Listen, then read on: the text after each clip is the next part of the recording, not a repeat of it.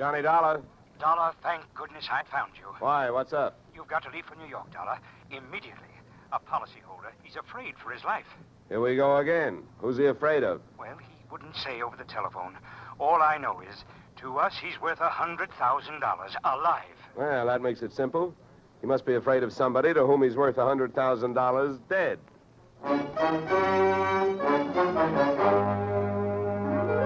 Edmund O'Brien in a transcribed adventure of the man with the action-packed expense account. America's fabulous freelance insurance investigator. Yours truly, Johnny Dollar.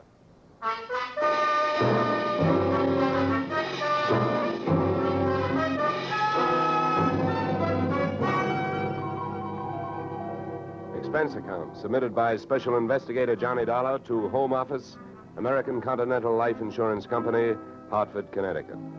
The following is an accounting of my expenditures fulfilling your assignment as a bodyguard. The body being that of your late policyholder, Robert W. Perry.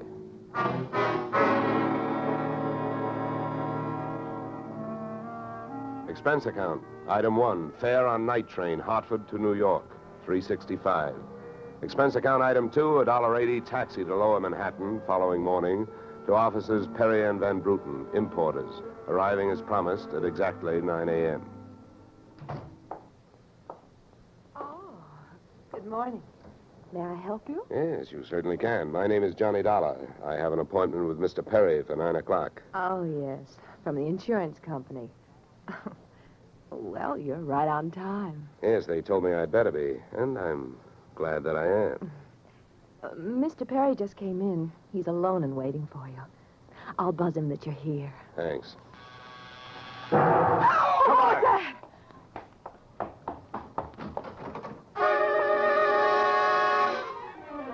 What was left of your policyholder, Mr. Perry, was just sliding out of a swivel chair as I hit the room. The top of his desk had erupted, and splinters of mahogany pointed their sharp fingers upward through lazy circles of smoke, swirling toward the ceiling. The buzzer from his secretary's desk had been rigged to a booby trap. Oh, no. Mr. Perry. Stay away from him. Come on, there's nothing you can do. He's dead. Oh. What happened? What happened? Whatever happened? Let's go. Let's get back out of here. Here you are. Sit down. I'll get you a drink of water.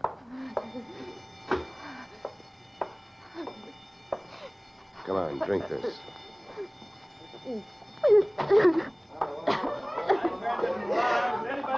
There's a doctor on the 3rd floor. Shall I call him? Never mind the doctor. Go call the police. Nobody gets in here till they arrive. Now, the rest of you, go on, run along, beat it, will you? And have the building superintendent turn off that alarm. Okay, miss. Now, take it easy.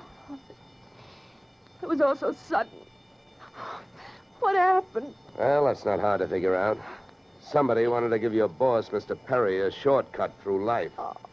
So whoever it was figured out that a secretary would never buzz a boss unless he was at his desk. They rigged up a bomb somewhere in his desk that would go off when you buzzed him. Oh, then I killed him. Now, wait a minute, will you? Wait a minute. Don't go hysterical on me. There's excitement enough, and there'll be more when the police get here, so you keep cool. But I did it. You saw me do it. Look, honey, the way you put it, I killed him by coming in here and giving you my name so you would buzz him. And I was here to protect him. So drop it, will you? I'm sorry. Now tell me, what about yesterday? Was Perry here? Yes, all day. What time was it when you last used the buzzer? Why, right up to the last minute, about 5:30. Who left the office first? Oh, Mr. Perry, he always leaves first. I lock up. From the looks of things, you should have used more locks last night. Somebody got in here to do some wiring. Oh, I forgot that fire alarm. Look, before the police arrived, do you know why I was sent here? Oh, yes. Mr. Perry felt that his life was in danger. He thought that, well, with a $100,000 policy, the insurance company would do everything they could to help keep him alive. Oh, we didn't have much of a chance, did we? What was he afraid of? I don't know. Okay. Tell me, what were his other appointments for today? Well, he only had 2. His partner, Mr. Van Bruten, at 11, and later he No, had one at a time, please. Van Bruten. Anything special about their meeting? Oh, yes, Mr. Van Bruten arrived just yesterday from Holland. Oh, you mean there was a branch of this firm in Holland? Oh, huh? yes. Mr. Perry was buying out Van Bruten's interest. They had a final meeting at Van Bruten's hotel last night. I see. Van Bruten was coming by this morning to pick up his money. Cash? No, a cashier's check. The bank is to deliver it here at 10:30. Well, Perry's other appointment, who is that? Christine, his wife. Now she tells me. Christine, the beneficiary. Yes, she wouldn't have been the beneficiary in about another 2 weeks. They were getting a divorce. Thanks for the motive. You don't like her. Well, I didn't mean it that way. Well, how about Perry? Did you like him? Okay, here's an easy one. What's your name? Susan Gates. Now, isn't that about enough? Okay, Susan, you better save your voice. During the next few hours, you're going to have to do a lot of talking. I've been everywhere else. Is the fire in here? Well, you'll have to stick around. When the cops get here, somebody will get burned.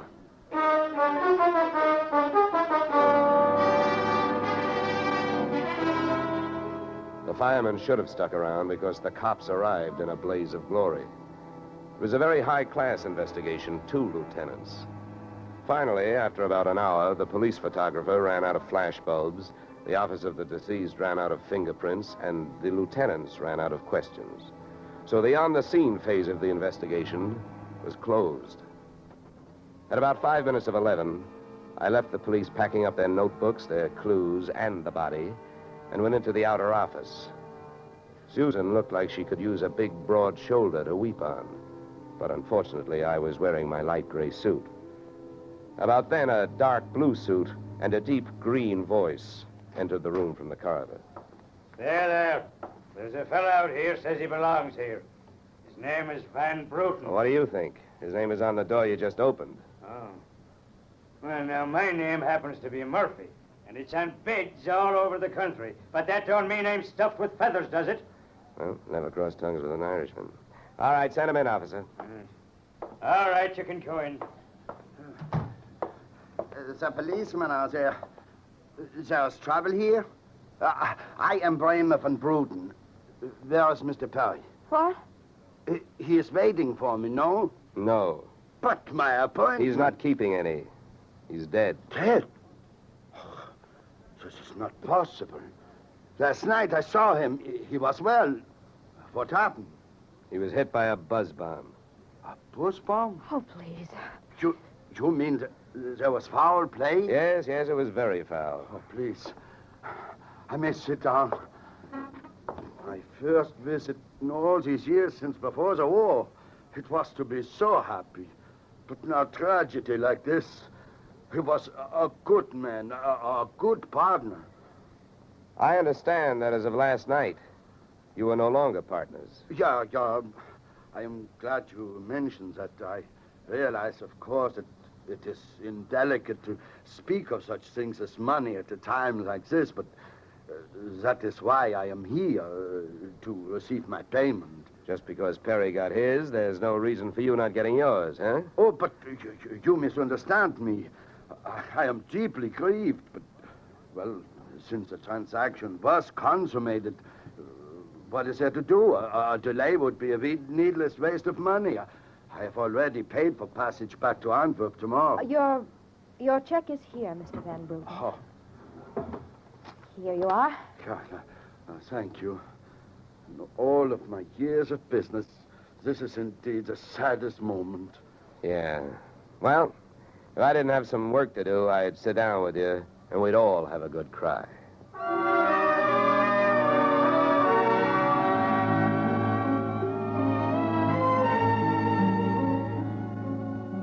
Expense account item 3, 90 cents. Phone call to the home office. Mr. Gordon's office. Look, honey, this is Johnny Dollar. I want to speak to Mr. Gordon. While I'm telling him what I've got to tell him, maybe you'd better sit there in his lap with some smelling salts. I'm not that type of a secretary. Besides, he doesn't have a lap. Hello, Dollar. How are you making out? Out about $100,000. What's that? Yeah. You know, you should have sent me earlier. Somebody turned Mr. Perry into a firecracker just after I got here. He's dead. Oh, that's bad news. Big policy. Yeah, what I want to know is, shall I stay on the case? Well, certainly, Dollar, by all means. Is there a chance of proving suicide? There's a non-payment clause. Yeah, to make this one a suicide, there'd have to be a Santa Claus. Nobody could hate himself enough to do it this way. What are the fraud possibilities? Fair, there's an estranged wife. She's the beneficiary, but she wouldn't have been in a couple of weeks. Divorce coming up. I'll start with her. All right, Dollar. Good luck. But watch those expenses. Why, Gordon, I'm surprised. I think an insurance man would be the first to want to see a fellow live a little.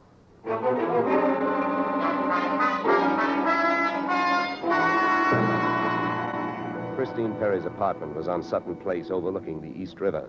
I took the elevator up to the 24th floor, and there I discovered that our garden-fresh widow was living high in more ways than one. Everything about the place was French. The maid who led me into the living room through a long foyer, the decor, and the perfume which reminded you that breathing can be fun. I looked up from enjoying my nose to see Mrs. Perry looking down hers. Mr. Dollar? Mrs. Perry. I believe we can dispense with the social amenities. You're an insurance investigator, interested in the death of my husband. So naturally, you're here because you've jumped to the conclusion that I killed him. You're the one that's jumping to conclusions, lady. And careful you don't break your leg. What do you want? The policy's in order? Premiums are fully paid. You know, I'm not quite sure what I want. I know that you've got a great motive. So far, the only motive I've found.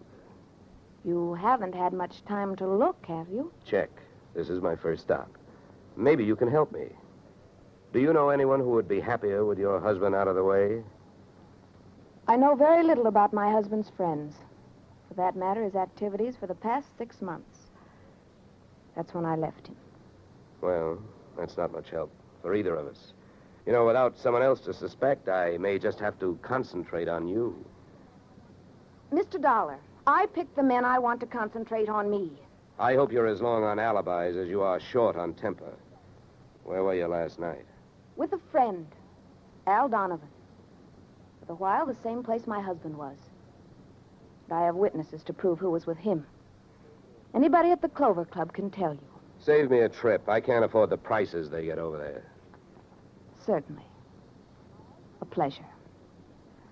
My husband was with his beautiful little secretary, Susan Gates. Well, I wouldn't be more surprised if your late husband walked through that door and said... All right, mister, that's enough. Al! Yeah. How much did you hear? I'm a big guy, baby, 6'4". I've got big ears to match. Al, please. Would this be Mr. Donovan, your companion of last evening? I'm getting you out of here, Christine. Al, you don't know what you're saying. You lie to me. How can I help you if you lie to me? You call me stupid. The way you're playing this, you'll alibi yourself right into a cell. Now, I'm getting you out of here. What are you doing to me, Al? You're crazy. Come on. She's right. You are stupid, Donovan. She was doing just fine till you dropped in. Mister, you've been asking a lot of questions. Now I'm going to give you one answer. All right, Christine. So much for the wise guy. Now, about you and your alibi. You wasn't with me at the Clover Club last night.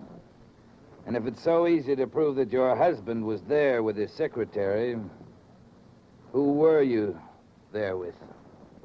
Remember, baby, you told me you were going to be with your husband. When Al measured me for that swing, I measured my chances with him. To me, he looked like one of those corporate assets of Murder Incorporated. So I rolled with the punch and kept my eyes closed and ears open.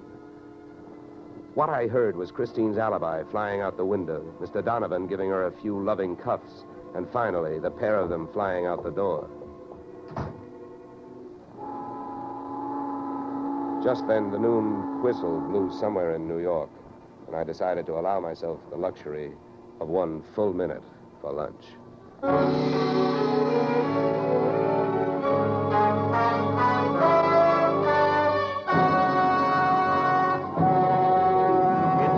We'll return to the second act of Johnny Dollar. But first... And now we return to the second act of yours truly, Johnny Dollar, starring Edmund O'Brien.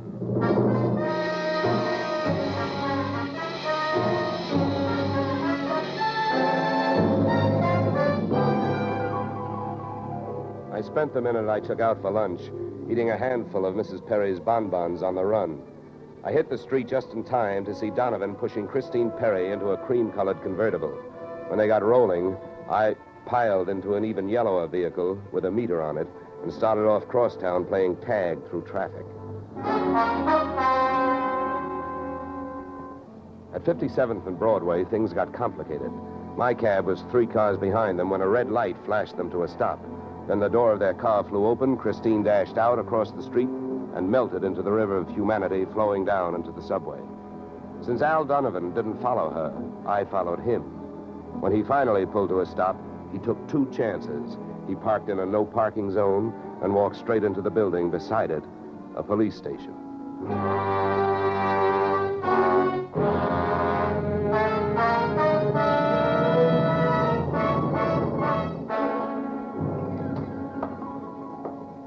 This is Mr. Dollar, Lieutenant. He's been waiting for you. Well? My name is Johnny Dollar, Lieutenant. Here are my credentials. Insurance, huh? Yeah, the Perry murder in particular. You've come to the right place, Dollar. A man named Donovan just walked in here and made a full confession. He what? That's right. My clerk's just typing it up. In the meantime, the gentleman is down in the tank having a bite of lunch on the city. He confessed. Well, does his story add up? As far as I know, I haven't heard too much about the case myself. It's not in my precinct. Yeah, but what did he use for a motive? Jealousy. Says he's in love, wanted to marry Perry's wife. Did he say how he managed it? Yeah, he stole a key to the office from the wife's apartment, entered the building last night, and wired the bomb to the buzzer system. Well, I guess guys do a lot of strange things in the name of love. It looks like Donovan did. Yeah, he either killed the man or he's trying to cover up for someone who did. Say, Lieutenant, don't execute him for a couple of days, will you? I spent the rest of the afternoon downtown in the offices of Perry and Van Bruten, importers. The partners' correspondents told me 2 things. They had been extremely friendly, and Van Bruten was extremely bald. Perry had been sending him toupees from a famous Hollywood makeup firm. At 4:30, I got to the employment files, which rocked me with 2 minor explosions of their own. First, I learned that Al Donovan had been employed over a period of years as Perry's bodyguard, and that he had been canned the day before the murder. That confession of his, which had been a little hard to swallow, was suddenly more digestible. On top of this came blast number 2. The employment application of Perry's secretary, Miss Susan Gates, informed me that during the war, she had worked in a munitions plant, her specialty, wiring bomb fuses. When Miss Susan Gates reached home at 8:30, she found a visitor, me. Oh. How did you get in here? Professional secret. Oh, you scared me. What do you want? Why did you come here this way? I wanted to bring you the good news. I heard on the radio that Al Donovan confessed to Perry's murder. Al? I can't believe it. Why not?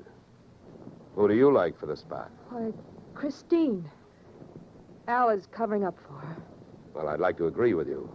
If it turns out that Christine wound up her husband's life with a bang, the company that hired me saves $100,000. But I don't know.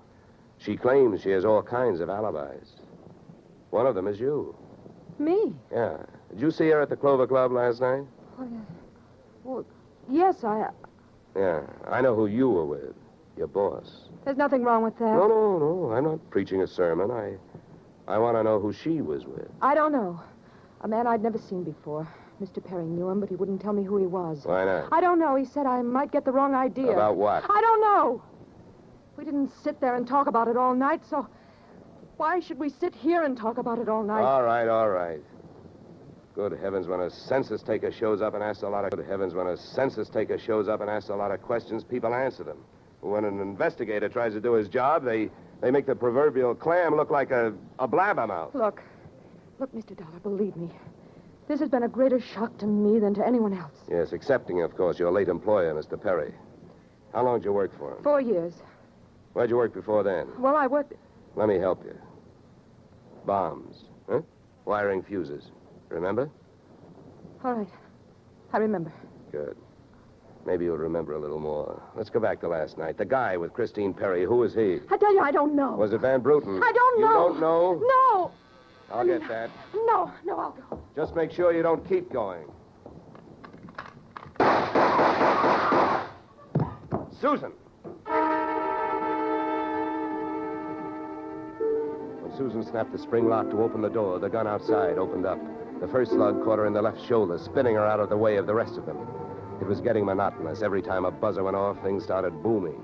Susan was sprawled out on the floor in front of the door, and to open it, I had to move her. By the time I did, the hallway outside was empty. Okay, now, take it easy. Come on. Won't start hurting for a couple of minutes. We'll have a doctor here by then. He'll give you something. Please, try to keep calm. Yeah, what? I'll throw my coat over here. Now, try not to move. You're going to ruin this rug. Never mind the rug. What we want to worry about is who tried to ruin you. What'll they do to me? What'll who do to you? They'll arrest me. They don't arrest people for getting shot.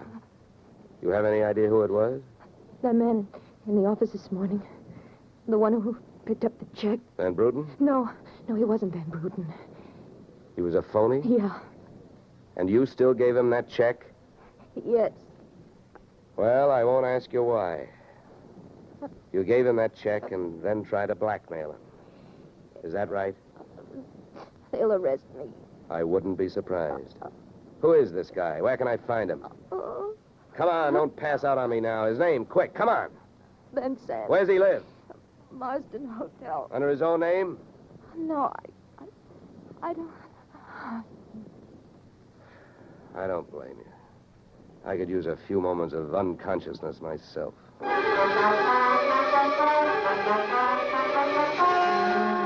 Marsden Hotel didn't have a Dutch name on the register.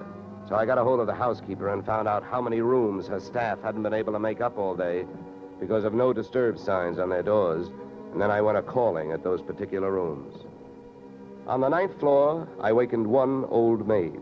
On the 7th, I startled a bunch of poker players who thought they were being raided.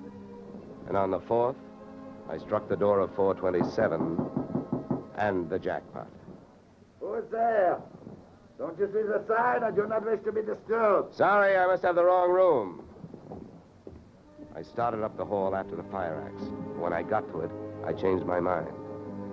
Out of the few things I learned about this guy, Van Sant, was that he loved to shoot people through doors. So I decided against trying to chop his down. Then I remembered the way those people came pouring out of those offices earlier in the day when they heard that fire alarm. So I picked up the little red hammer next to the big red fire axe, broke the little glass window, pulled the little brass hook, and set off a big brassy noise. And then I rushed back to 427. Fire! Fire! Hey, fire! Fire! There's the fire. Right here in my eyes, sweetheart. Why you come here? You wish you don't? Never mind the dresser. You're through shooting guns. What do you think, Van Sant? You want to try some more? You cannot make me stay here. So fire, we will all die. You'll look good barbecued, but I'll make a deal with you. You talk, and if I like what I hear, I'll show you how to get out of here alive. How I know this? You don't think I'm going to stay here and fry, do you? And if you don't start flapping that tongue in a hurry, I'll probably just tie you to a chair and run. So first, where is the real Van Bruten? You will find him in the bedroom. Yeah? He'd better be alive. He's out cold. What's the matter with him? He will be all right. He's under sedatives. Where did this identity switch start? Come on, hurry up, talk. I smell smoke. I knew Van Bruten from Antwerp. I know about the sale of his interests. I know the girl in the office here had never seen Van Bruten. Look, we go now. Don't get up. Come on, keep talking. I can feel it getting warm in here. Ah, the firefighters. We will be safe. Don't be too sure. They always start at the top floor and work their way down. Come on, I can hear those flames crackling. You know the rest. Last night, when the transaction was all finished with Perry, I gave to Van Bruten some sedative in his cocoa. So you set up that bomb so Perry'd get it before you showed up to pick up the check, huh? Yeah, I told you that. How the girl knows I am an imposter, I don't know. Well, let me tell you. She's been sending old Van Bruten toupees for the last 4 years. Gray ones, my red-headed friend. Oh, I can stand up now. We go out from here, no? We go out from here, no? Yes, out cold.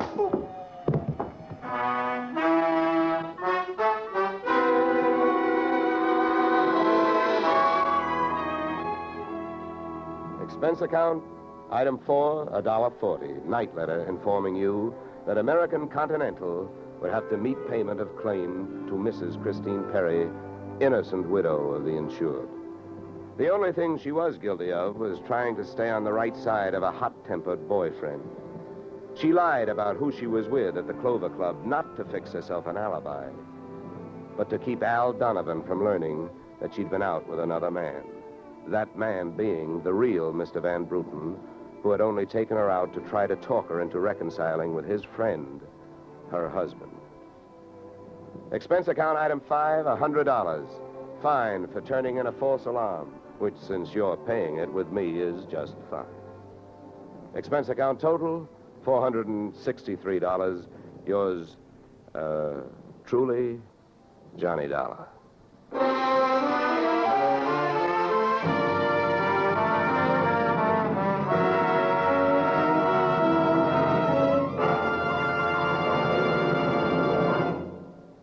Yours truly, Johnny Dollar, stars Edmund O'Brien in the title role and is written by Paul Dudley and Gil Dowd, with music composed and conducted by Leith Stevens. Featured in our cast were Walter Burke, Gene Bates, Joe Duvall, Ted DeCorsia, Joyce McCluskey, and Raymond Burr. Yours truly, Johnny Dollar, is produced and directed by Jaime Del Valle. Beginning next week, we are moving to a new time and day, and we hope you'll join us on Tuesday evenings when Edmund O'Brien returns in another transcribed adventure of Yours truly, Johnny Dollar.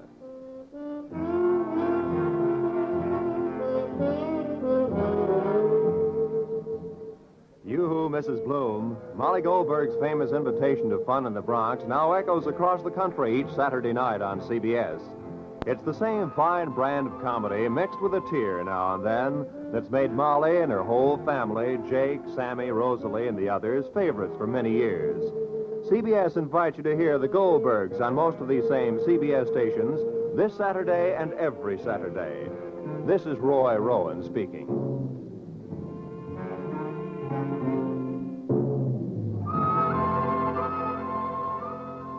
Disaster is no respecter of persons, and it can strike any time. But your Red Cross never sleeps.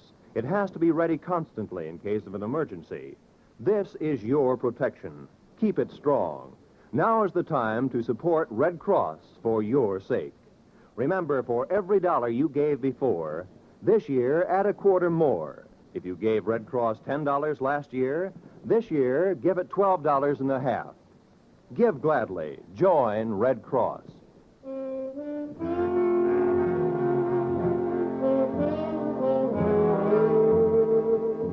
This is CBS, where yours truly, Johnny Dollar, meets adventure next Tuesday night, the Columbia Broadcasting System.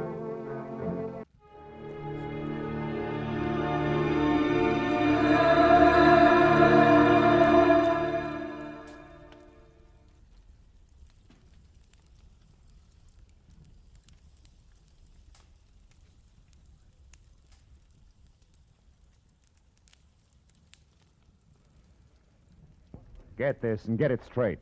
Crime is a sucker's road, and those who travel it wind up in the gut of the prison of the grave. There's no other end, but they never learn. From the pen of Raymond Chandler, outstanding author of crime fiction, comes his most famous character in The Adventures of Philip Marlowe.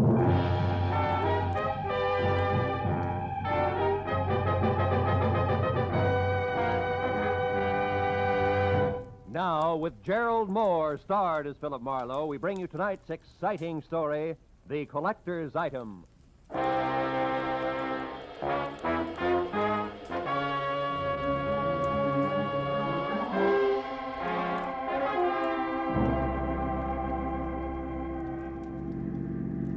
turn the corner, cabbie. Don't lose him. Don't worry, mister.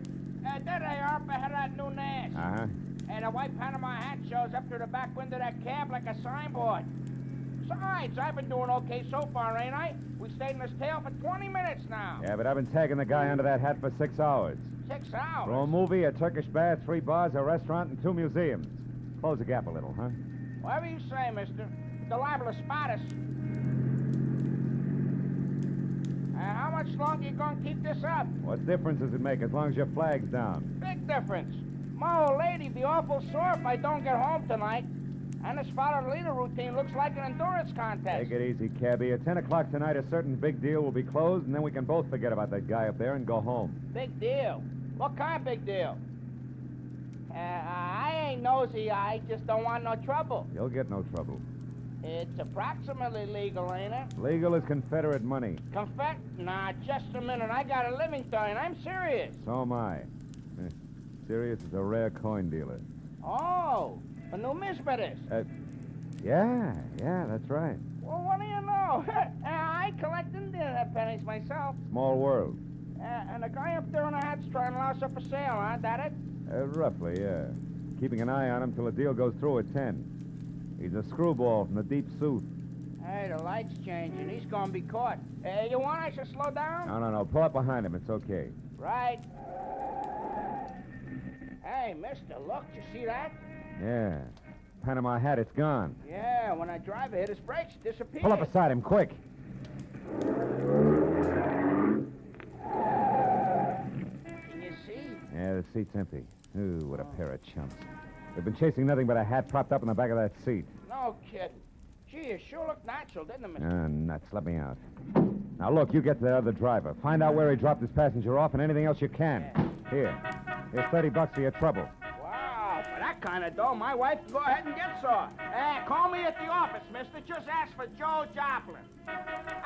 Keep your shirts on, you get there!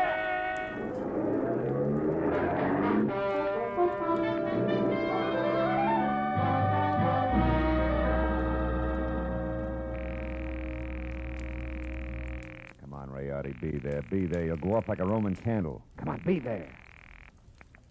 Hello. Hello, Leon Rayardi speaking here. Marlowe, Rayardi, I got bad news for you. Huh? Our boy, Seth Appleboro, pulled a backwoods gag on me, and I fell for it, flat on my face. He shook me. I don't know how long it happened, but... But I do. I know exactly how long ago. Appleboro was here. He was? He was in my shop.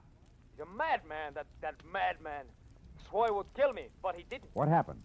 It was after the coin, of course. He got tough. But I got more tough. I'm not born the day before yesterday. I was forced to ruin a beautiful Renaissance vase on his stupid skull, but at least I got rid of him. So I say phooey on Seth Appleboro. Oh. I beat him up myself, you hear? And I throw him out. It's finished. So at 10, I shall sell the coin to Pierre Bowman as arranged, and that will be that. Well, glad to hear it, Rayardi. To send the check to... Just a minute, Mr. Marlowe. Huh? Who's there? Who's back there? Who is it? Rayardi. Hey, Rayardi, what's the matter? No, wait. No, listen, don't! Rayardi! Marlowe, you... Rayardi! Rayardi! Rayardi! I ran out of the phone booth, hailed the first cab that came along, and headed for 113 Marion Avenue. Leon Rayardi's shop was a narrow cell with tattered green shades drawn over dingy windows. The front door was locked, so I went around to the alley where I'd left my car earlier. The back door to Rayardi's was half open. Rayardi sat on the floor, his legs spraddled out, his head slumped against the bottom drawer of his desk like a drunk too tired to look for the way home. Beside him on the floor was all that was left of the reason for it. A small open box lined with blue velvet and labeled Unique. Confederate States of America, $50. One of 4 struck at New Orleans Mint, 1861. Only piece of this series now in existence. Source, Colonel J.J. Appleboro Collection, 1880. But the box was empty. The 4 bits worth of Confederate money was gone. I picked the phone up in my handkerchief and called the cab company office. 2 minutes later, I had Joe Joplin. Yeah, I got that other driver okay, mister, but I couldn't pry much out of him. Even the hard way, I tried. He left that southern drawl off at the Wilshire Gardens, Villa 9. And he got orders to take the Panama hat on a $10 drive around town. That's all? That's all he knows. He thought it was some kind of joke. Wilshire Gardens, number 9. Okay, Joe, Yeah. thanks.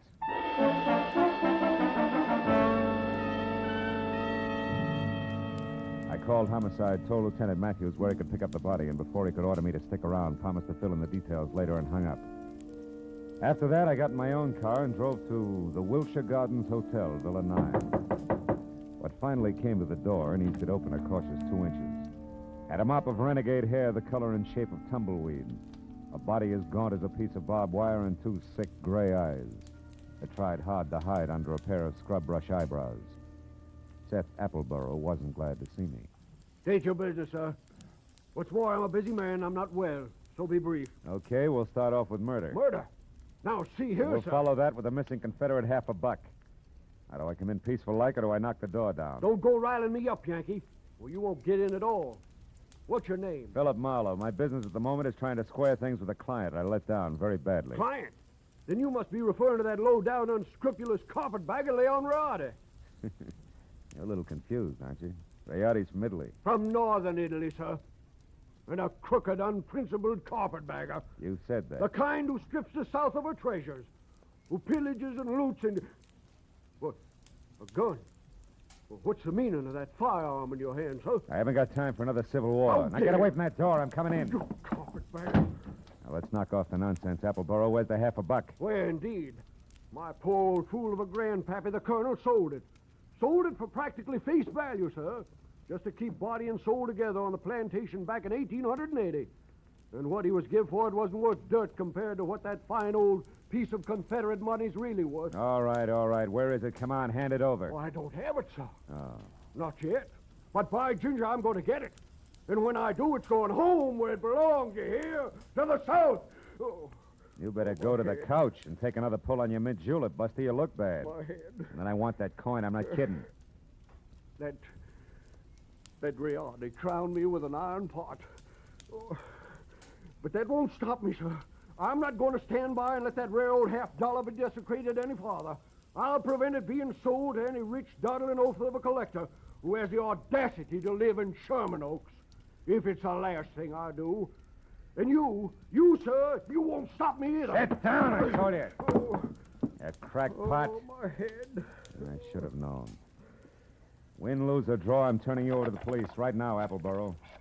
Charge is murder and larceny, and it's too bad, but you're a cinch to beat both raps on a goofball plea. You, big boy, put down the phone, drop your gun. Oh, rebel reinforcements. Drop it, I said. Oh, friend indeed. Providence is still smiling, sir. Yeah, sure. She's hilarious, Mr. Appleborough. Right, big boy? Or don't you see the humor of the situation? Oh!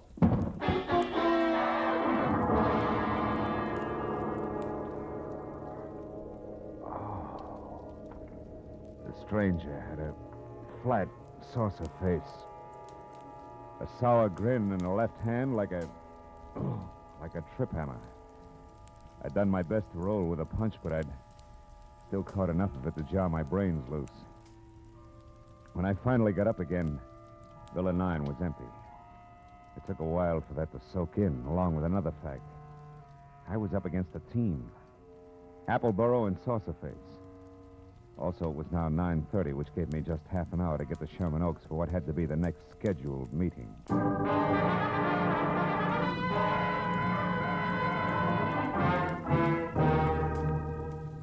The Boneman Mansion on Clooney Drive, from giant iron gate out front through overgrown grounds and up to the entrance, looked a lot more like the prop room at the Metropolitan Opera than anybody's residence. When I lifted the brass ring in the brass lion's mouth and let it fall, I got another surprise. She had deep hazel eyes with long lashes, close-cropped copper-colored hair, and packed full green suede dress that put no strain on the imagination. Her bare shoulders made you think of toasted marshmallows. Hello. Hello. You wouldn't be Pierpont Bowman, huh? And you must have had some reason for knocking, other than window shopping. Yeah. My name's Marlowe. I used to work for Leon Rayotty before he was murdered tonight. Murder? Mm-hmm. Is this supposed to concern my Uncle Pierpont? Yeah, I think it does. From the fuss that's being kicked up about 4 bits worth of Confederate money, you'd think that it was a chest of Easterling sterling silver. Only 4 bits, huh? Uh-huh. Yes. Yes, I'm afraid he is vitally interested. Come in, Marlowe. Wait here. All right. Uncle Pierpont, come here. Huh? What's the matter, Christine? There's a man here to see you, a Mr. Marlowe. You'd better talk to him. Oh, what do you want? Huh? Oh, you. What is it, Marlowe? Now, it's about the $50, the one you intend to buy from Leon Rayardi, Mr. Bowman. Oh, yes. Well, what about it, man? Rayardi was murdered tonight. That murdered, you say? Mm-hmm. If that's true, he hasn't had time to hit the ground yet. What's your game, Sonny? You must have some kind of a game. What is it? No games. I'm telling you, Rayardi was shot and the coin stolen. Are you sure about that? Are you positive? No mistake? Are you certain, Marlowe? I couldn't be more certain if it was tattooed on my forehead. I heard it happen and saw his body over an hour ago. What do you think of that, Uncle Pierpont? Marlowe looks at dead bodies, too. I think it's poppycock. Yep. What do you think, Chris? Wait a minute. Let me tell you what I think. It's more to the point. I came here because I'm also certain that the man who killed Rayardi is the man who took the coin. And that he'll show up here in the next few minutes posing as Rayardi and try to sell you that $50 as planned. I want you two to help me get him. You know, Marlowe, I think you're bombing. Now, look, baby, I've had quite enough... Hold on now. There's just one teensy thing wrong with your little scheme, Marlowe. You see, 10 minutes ago, Leon Rayardi, or someone who said he was Leon Rayardi, was here. I gave him $37,000 cash as agreed, and he gave me this, the only one of its kind in the world, the 1861 Confederate $50.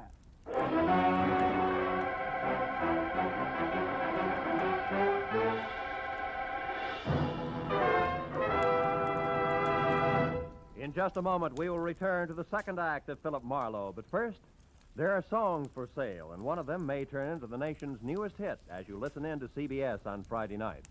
This hour-long program of melody is called Songs for Sale, and during the hour, you hear 4 songwriters with unpublished music as they present their tunes to a panel of veteran, top-flight songwriters.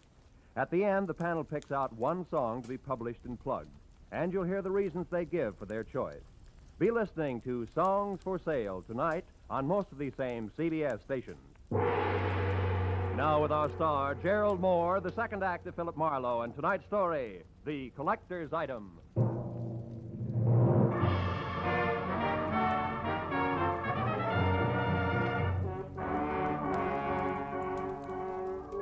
When the wobbly screwball collector clinked the $37,000 50-cent piece on the tabletop in front of me, his eyes flashed on like a pair of unfrosted light bulbs. And something close to frost started to collect in the upturned corners of his mouth that smiled like the cat that had just eaten the canary, cage, birdseed, and all. There was little doubt about it. Septuagenarian Pierpont Bowman was what an eccentric would call eccentric. And he was very unconcerned with the murder of Leon Rayardi, and very fuzzy about what Rayardi's impersonator had looked and sounded like. I'm afraid I can help little on that score, Mr. Marlowe. Only had eyes for the coin. And what a coin she is. Why, son, Mr. Bowman, you've got to remember something. Height, build, color of eyes, hair, voice. Yeah, voice. Was it a southern accent? Think, Mr. Bowman. Southern accent? Yeah. No, Mr. Marlowe can't say if it was or not. My hearing isn't all it used to be, you know. But Christine here, now maybe she could... No.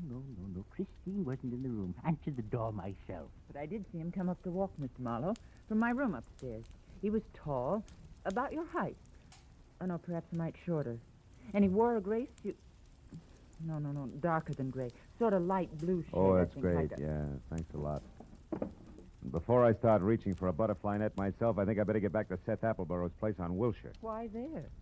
Surely if he's the guilty one, Mr. Marlowe, he won't wait to be apprehended. Not on purpose, no. But when I last ran into him and his buddy saucer face, he was fighting an acute case of vertigo. Might have collapsed since, and besides, I don't know where else to go. Oh, but, sir, why must you go any place? The police will attend to that Mr. Appleborough. Now, look, Mr. Marlowe, here on the rim of the Mr. Bowman, this may mean nothing in the Numismatic League. But I went to work for Leon Rayardi to protect him, a job I didn't do. Also, losing clients this way is bad for my business and conscience. Good night.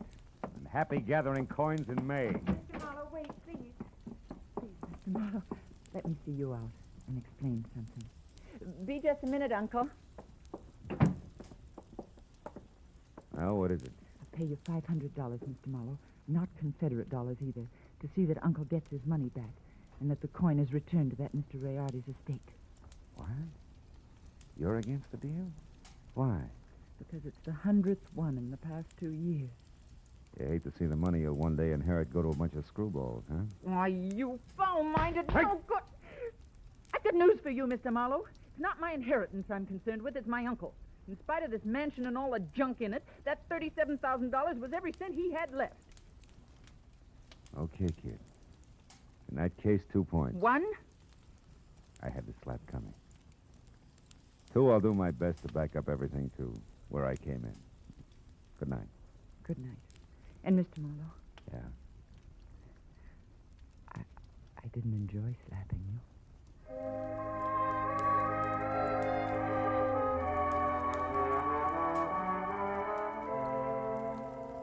She said it like she meant it.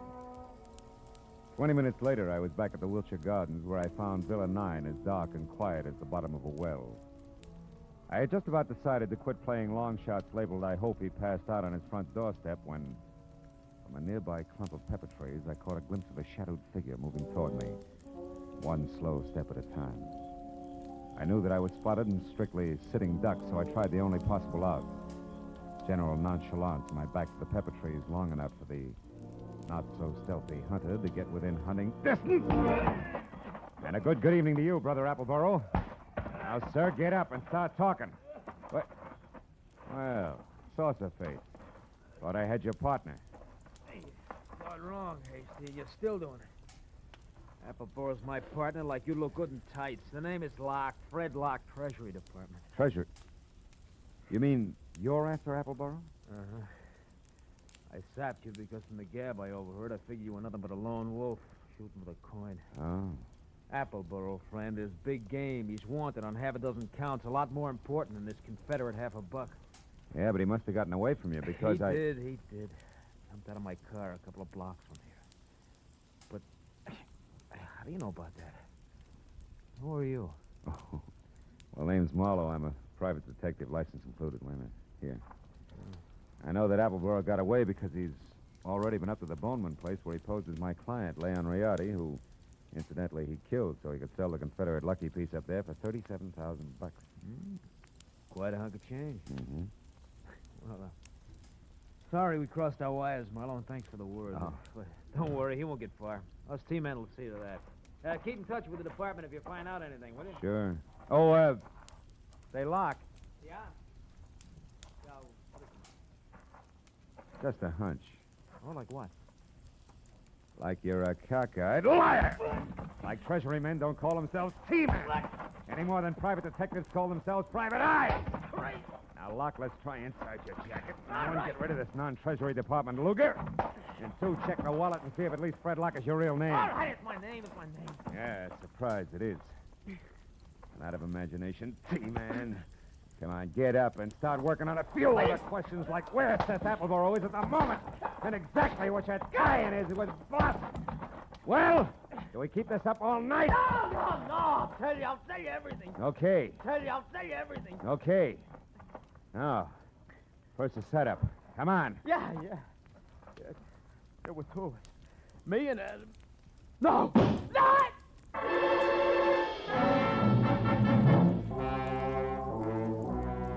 Come from the street that was just beyond the pepper trees and slammed into Locke front and center, folded him up like it was built on hinges.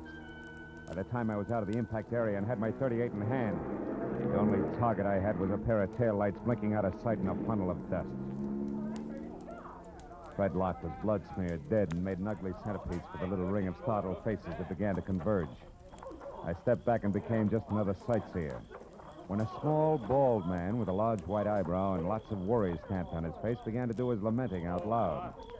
He was the Wilshire Gardens hotel manager and didn't care much for public spectacles on the home grounds. Oh, my goodness.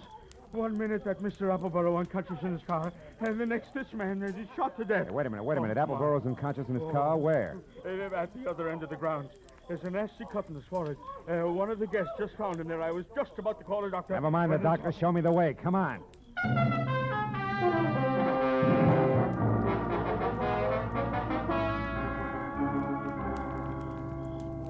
Come on, Dixie boy. Breathe deep. Who?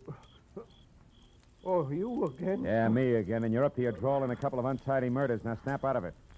Oh, my. It's no use. He doesn't even hear you. That's all right. While it's this peaceful, I think I'll check on this drooping flower of the Old South. His wallet should do it. Do what? Prove whether or not he gave me a straight pitch. Yeah. What do you know? Membership card, Sons of the Confederacy, New Orleans chapter. Here, let me see. Uh-huh. Oh, that's his picture, all right. Sure is. Well, when the police get here, they, Hey, look. Yeah, what is it? His wristwatch was smashed against the dashboard. So it is. He must have held his hand up to protect his head when he fell forward. Yeah, now look, friend, the name's Marlowe. When the law gets here, tell them they can find me at Sherman Oaks, the Pierpont Bowman residence. Oh, now, wait a minute. You can't leave me here with all this on my hands. The police are going to want to know what this is all about. I'll try and have an answer for them. But first, I got to ask a crazy collector a not-so-crazy question.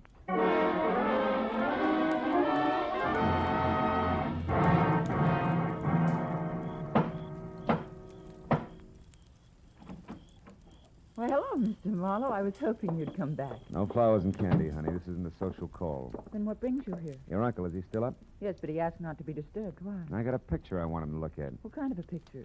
A man. Possibly the man who sold him the coin tonight. Now, where is he? In the gun room. Oh, but he'll scream bloody murder if we bother him. That's the subject on hand. You mean you found out who killed Leon Riardi? No. I found out someone else has been killed. Come on, huh? Over that coin? Who was it, Marlowe? Guy named Locke. We'll get to the fine print later. Is this the room? Yes, but It's just the man I want to see. Oh, Mr. Bowman, I hear you. Well, it's quite a blunderbuss. Look, point that somewhere else. So it is. But don't let it worry you, Mr. Marlowe. This harquebus hasn't been fired in 300 years. That's great. Let's not spoil its record tonight, shall we? Here, have a look. Fine workmanship. Later on. Right now, Mr. Bowman, I want you to have a look. This picture, it's Seth Appleborough. Huh? Is this the man who sold you the coin, the one you couldn't remember? No, not the party. Now, on this gun, Mr. Marlowe... Uncle, we've had another murder. Huh? Oh, my, that's too bad. But what's all that got to do with me? I'm not sure. But, Mr. Bowman, if Appleborough wasn't the one who sold you that hot $1/2, it must have been an item named Locke. Huh? The saucer-faced buddy I told you about before. Oh. The one who sapped me at Wilshire Gardens. Oh, very interesting. And perhaps tomorrow, Uncle, please. Go on, Mr. Marlowe. Well, there isn't much more. When I left here and I went back for Appleborough, I ran into Locke. We mixed it up, and I was just about to get him to talk when he was shot out from under me. What? Appleborough did it? He shot Locke? No, he couldn't have. Oh, why not? Because Appleborough was out cold in his car at the time. Then all you really know is that Appleborough didn't kill this Locke. Oh, I know a little more. I also know now that there's a third interested party mixed in. Who? You, maybe. Uncle? What? Me? Sure. You could have killed Riardi via a hired flunky like Locke. Sold yourself the coin. After all, you're broke. It's been done before. You're mad. It's insane, Marlowe. The idea. To think that Uncle would hire the likes of Fred Locke. Why, it... Slips, Christine? You shouldn't have known Locke's front name was Fred, should you?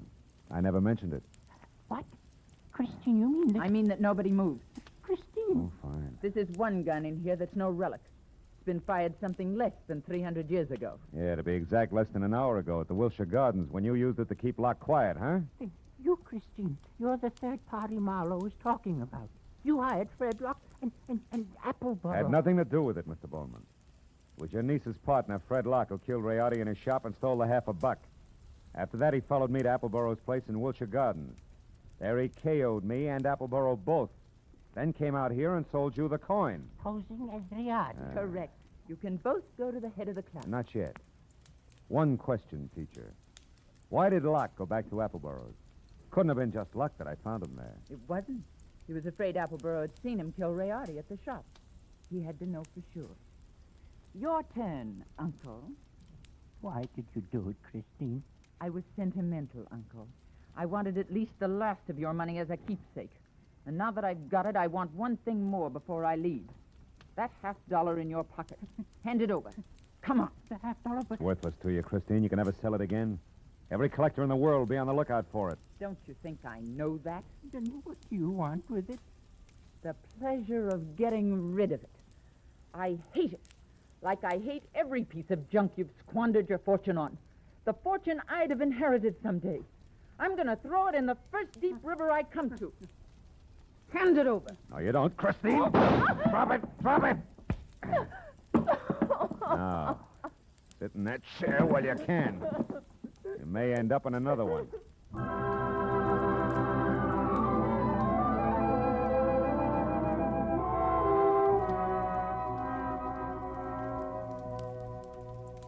The police arrived. They always do. And after a long hour of questions and answers, there were only two of us left. Pierpont Bowman, standing close to a window, tears crowding his eyes.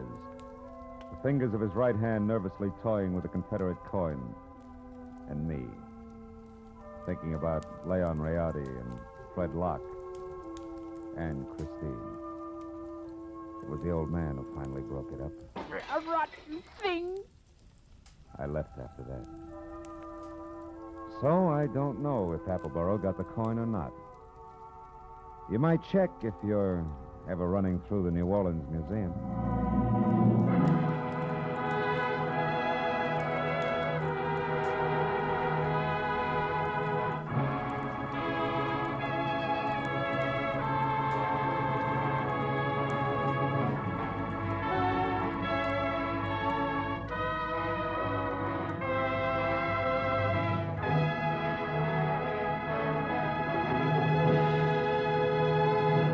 The Adventures of Philip Marlowe, bringing you Raymond Chandler's most famous character, star Gerald Moore, are produced and directed by Richard Sanville and written for radio by Robert Mitchell and Gene Levitt. Featured in the cast were D.J. Thompson, Anthony Barrett, Shepard Menken, Tom Tully, and Jack Crucian. The special music is composed and conducted by Richard Arant. Be sure and be with us again next week when Philip Marlowe says... This time an old man dead in a flophouse, a sot who carved wood, a fallen lady with an eye for gold lockets, and a snake with big ears. All led me to a soft spot in a killer's hard heart.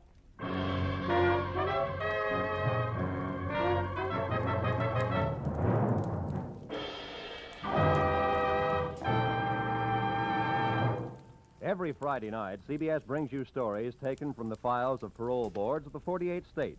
With only the names changed, these stories give and detail the events of a criminal's life up to the time he is up for parole. Then, before you hear the board's decision, you can make up your mind. Is this man ready to be set free?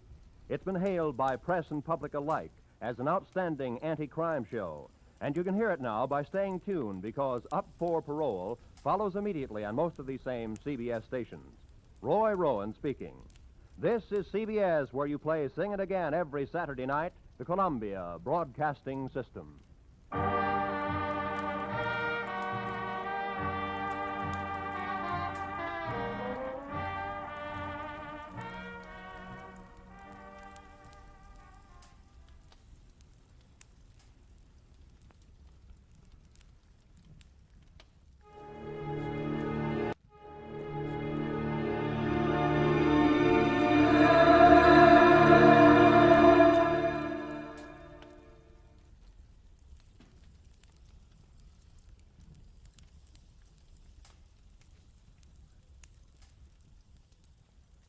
Get this and get it straight. Crime is a sucker's road, and those who travel it wind up in the gut of the prison or the grave. This time, everything that happened, from the orange-haired man with a map past the oaf with a pitchfork to the body at the covered bridge, was wrong. Dead wrong. From the pen of Raymond Chandler, outstanding author of crime fiction, comes his most famous character in The Adventures of Philip Marlowe.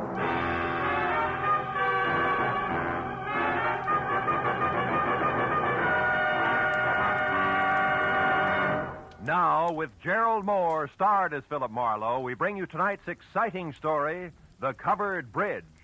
You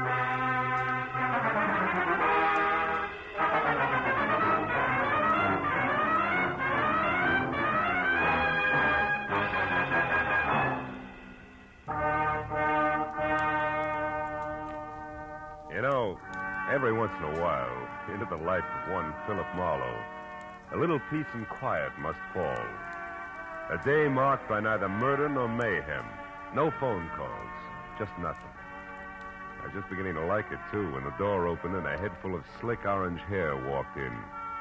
It was on a man wearing a new flannel suit, a hand-painted tie, and a reckless grin. He shoved the telephone out of his way, sat down on the corner of my desk, and sized me up with a pair of careful gray eyes. Got a proposition for you, laddie. Tell me about it. Let you know if I'm interested. You should be. There's good money in it. It's not always the answer. Go ahead. You got a good car? Good enough. I don't keep it in the office. You like Mexico? Look, is this a social call or a quiz program? Well, this is business. I asked you a question. Yeah, I like Mexico. I don't like you. Oh, that's good, because you're going to drive a couple of friends of me down there. Name your price. Not interested. $1,000? Not interested. That's too bad. Would have been nicer to work this out without a gun. Listen, you two-bit Talk jerk. easy, laddie. This gun is bigger than both of us. Now, you're going to drive across the Mexican border tonight with 3 passengers. And there won't be any difficult questions, because you are the well-known Senor Philip Marlowe, a respectable private detective. Somewhere below the border, your fellow travelers will catch a boat. But this you don't have to worry about. Now, look, just a minute. Look, laddie, I came to you for several reasons, one of which is that you're smart enough to know when to quit fighting the problem. You got to make a stop first, so let's go. And leave your artillery in the drawer. Come on. Yeah, sure. Since I'm now an old pal of yours, what do I call you? You pick it. Believe me, you won't like it. How about George? You like George? Not particularly. Good. Just call me George. Let's go, Marlowe.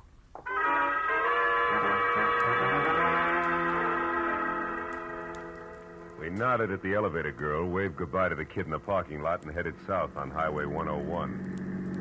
All with the front of that Mauser nudging my kidney. It was screwy, but I was on my way to Mexico. Don't get ambitious, Marlowe. Not too fast, not too slow. Just keep it rolling, nice and steady. I did what I was told and watched for a break. For every foot of 100 miles down the coast. At Oceanside, we cut inland past Escondido and up into the citrus country. Once he dug a little map from his pocket and studied it while we headed into the hills where farms were farther apart. George was busy looking for a turnoff when my chance came, and it came fast. My foot slammed down hard on the brake. George's head smacked the windshield, and the gun slipped out of his hand. I dropped 2 wheels in the ditch, but I got the gun. He took one look, then jumped out and ran in a low crouch for the back of the car. Before I could follow him, I heard the truck coming. It was a big 2-section job rolling fast. It topped the rise just as George pivoted toward the road. The truck driver must have seen him just as it hit, because the air brakes locked on all 26 wheels at the same time. I ran to where George lay like a discarded doll at the side of the road. The truck driver was out of his cab before it stopped rolling. I didn't see him. I come over the rise there. I didn't see him. Take it easy. Honest, I didn't see him. Is he all right? He ain't dead, is he? No, he isn't. He won't be walking much anymore. It wasn't my fault, Mr. Honest. I know it wasn't. Get hold of yourself. Gosh, what should we do? I want you to drive to the nearest phone and get the police and then come back. Here's my card. Give it to the troopers. Tell them they can reach me at my office. Yeah, what are you going to do? If I can figure out how to read this map of his, I'm going to pay a call on a couple of people who are expecting this guy. Maybe it's just a stubborn streak, but when I'm being used as a patsy, I like to meet the people involved.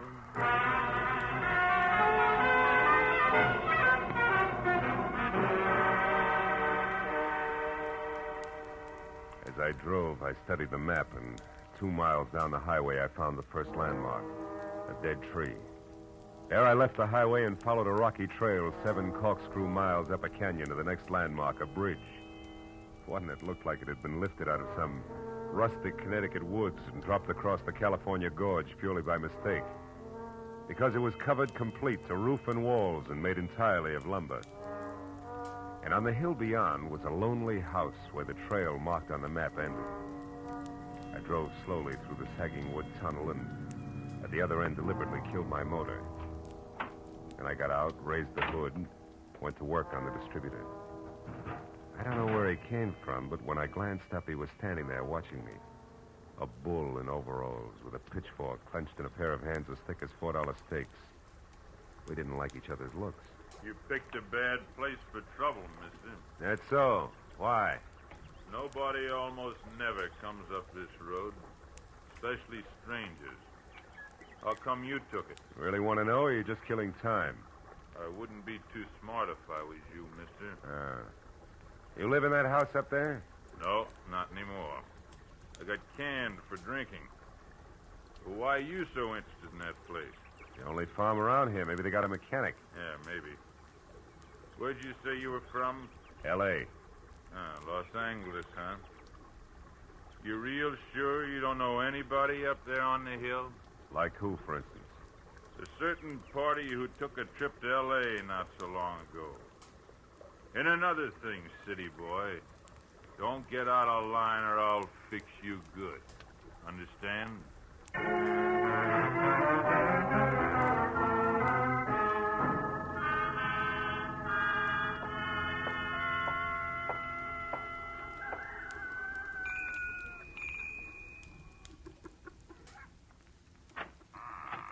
Yes?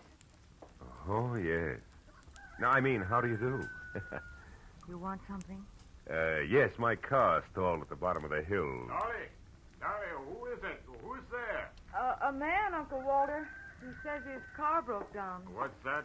Your car broke down, you say? Yeah, I don't know what went wrong, Mr. My name is Brule, Walter Brule. Oh, I'm glad to know you. I'm Philip Marlowe. What are you doing on this road, Mr. Marlowe? I thought it was a shortcut.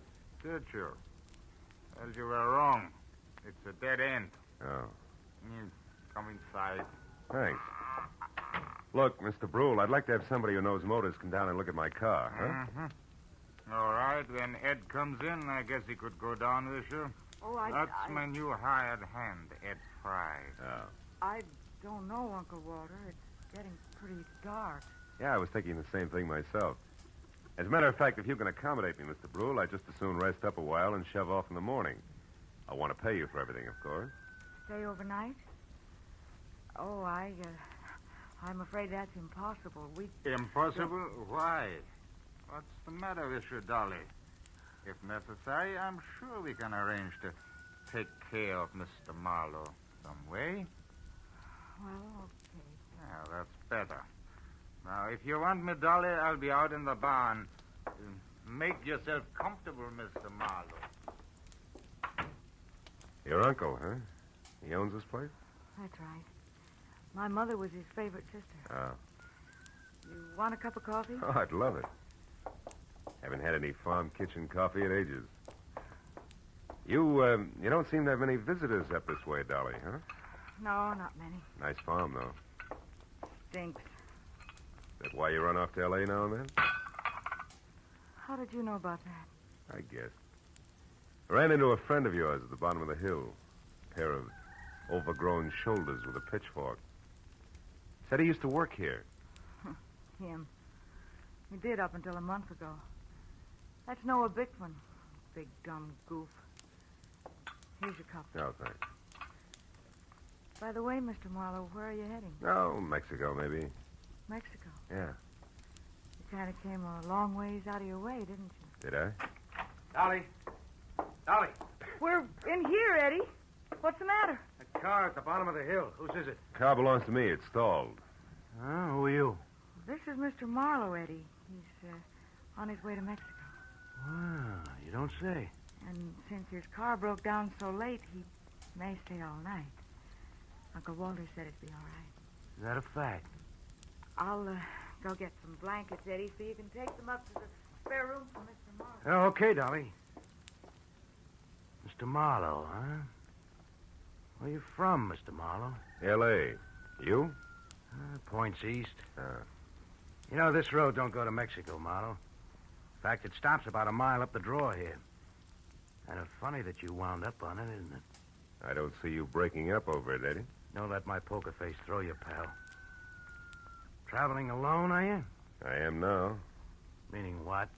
That there's nobody with me. That's simple, isn't it? Not in my book, pal. I might even want you to draw me a picture of that one. Here's the blankets, Eddie. Sheet. Oh, okay, it's fine. Come on upstairs, Marlowe. I'll show you the room. You want me to go with you and make the bed? No, you stay here and put up some more coffee, Dolly. All right. Got a hunch I may want lots of it tonight. Let's go, Marlowe. Right behind you, Eddie. How's the weather been in L.A.? Some might call it hot. Uh-huh. Get the door, will you? Sure.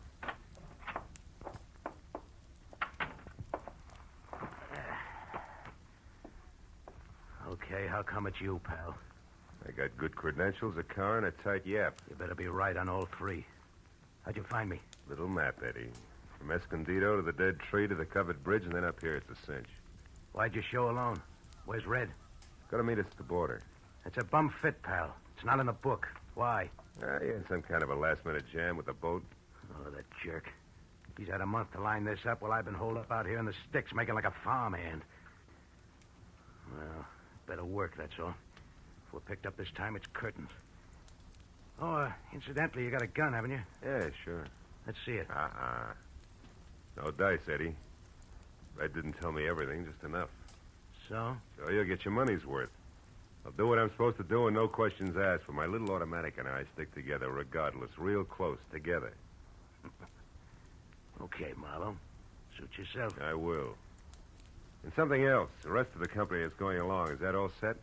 Well, we'll see about that when the time comes. You're not leaving any loose ends around, are you? It's not your worry, pal. We'll get out of here around 11. Oh, and that routine about your car being stalled, it is a gag, I hope. Oh, sure, it won't start. If anybody tries, but in 10 seconds with a screwdriver, I can fix it. You're okay, Marlowe. Just keep playing your game. Yeah, I will. Maybe then I'll find out what the score is after all, huh? You might at that. Come on, let's eat.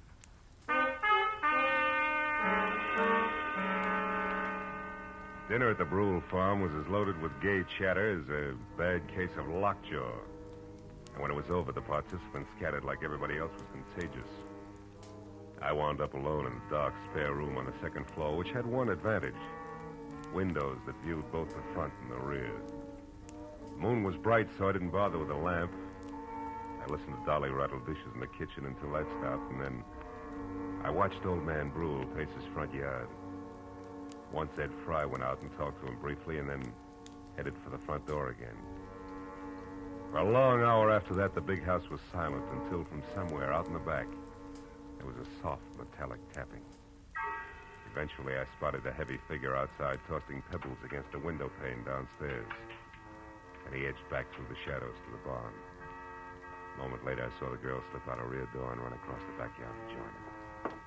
I went down the back stairs and out along the house to a hedge, and I followed that until I was close enough to hear. True, I tell you. He's an escaped convict, a killer. He's been hiding out here on your place. Can't believe it, no. I just can't. Are you sure? Of course I am. I read it by accident just tonight in an old newspaper from Denver. The whole story with pictures. There's no doubt about it. Ed Fry is really Eddie Fillmore. He's a murderer plenty of times over. What do we do? Should we call the police? No. Not on your life. Listen, you want to get off this farm, don't you? More than anything in the world. Okay. Then we'll do it. Together, Dolly. I didn't tell another soul about this. You know why? Because they put out a reward. A big one for him. $2,500. And we're gonna get it. Just us, you and me. But how, Noah? How can we possibly... What's that? Did you hear that, Noah? That's nothing. It's one of the cats, maybe. Look. You've been taking walks with him lately, Dolly. Well, yes, I have, Noah, but... Well, never mind that now. Just get him to take another one right away. Get him to walk you down to Pritchard's house. I'll be waiting there, and as soon as you get inside, I'll jump him. You'll never know what hit him. Will you do it? Pritchard's house? Yeah. Well, I'll try. You give me some time to persuade him. Sure. Oh, I knew you'd see things my way, honey. No. Oh, boy, with that reward money, there'll be no stopping us. You better go in now before they miss you. Okay. I'll get him there just as soon as I can. Hey, Bickman. What? Who's there? Marlowe, listen, I gotta You talk to were you. here listening all the time, weren't you? Yeah, and believe me, you're making a mistake. You're playing with dynamite, Dick, when you two are nuts to tackle that guy alone. He's too tough for you. So you want to help so you can cut yourself in on the reward, that's all. Well, it ain't gonna work. Don't be a sap. He's covered himself. There's somebody else in with him. Somebody around here. He's got an ally. You two try to grab him, and you're gonna be in trouble. You're lying. He's been hiding out all alone, and we're gonna get him, Dolly and me, by ourselves. And if you try to horn in, mister, so help me, I'll beat your brains. Cut it out. Reward or no reward, you gotta listen to me. I got to nothing. No! Maybe that'll teach you not to stick your nose in, city boy.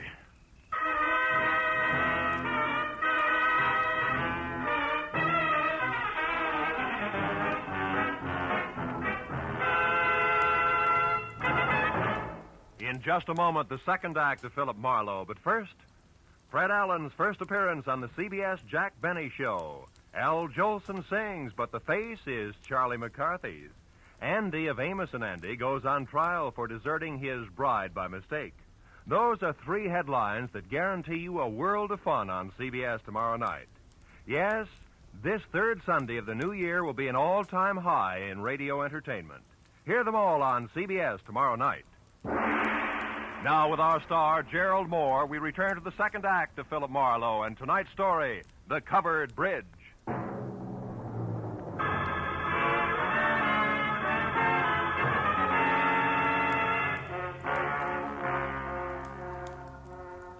I didn't pass out. But my jaw hurt and my legs moved like they were rubber. Now I had to find the roving Walter Brule because he should know where Pritchard's house was, where the ambitious team of Dolly and Noir might be biting off a lot more than they could chew, healthy 4-H teeth notwithstanding. Mr. Brule! Mr. Brule! Yeah? Hello? Who is it? Marlowe! Come here a minute, will you? It's important. Yeah, it's important. What is it, Mr. Marlowe? Sure. Face. What's this? It's your friend Noah. We had a few words. Noah Bickman? He was no friend of mine. Yeah, he's no friend of mine either. Look, Brule, I'm going to have to trust you. I've got no choice. Bickman found out Ed Fry is really an undesirable named Eddie Fillmore who's wanted for the police by murder. Murder? And he wants to trap him for a $2,500 reward that's been posted and didn't want me in the way. No. Now, look. I'm not a passing tourist with motor trouble, but a private detective. Tell me, who is Pritchard and where does he live? Pritchard? Where does he live? Mr. Marlowe, somebody has been making a joke on you.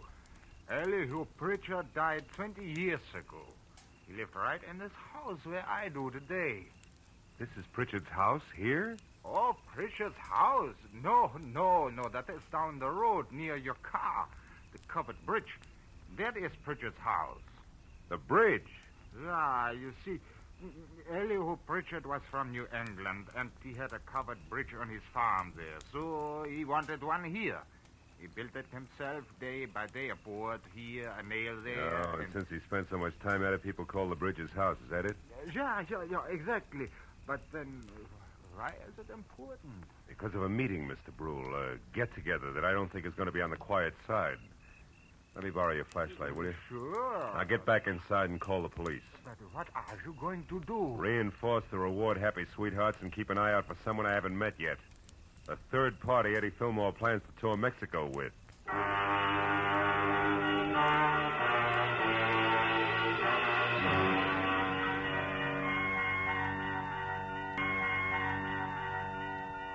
It was a quarter of a mile romp, country style, back down to the covered bridge.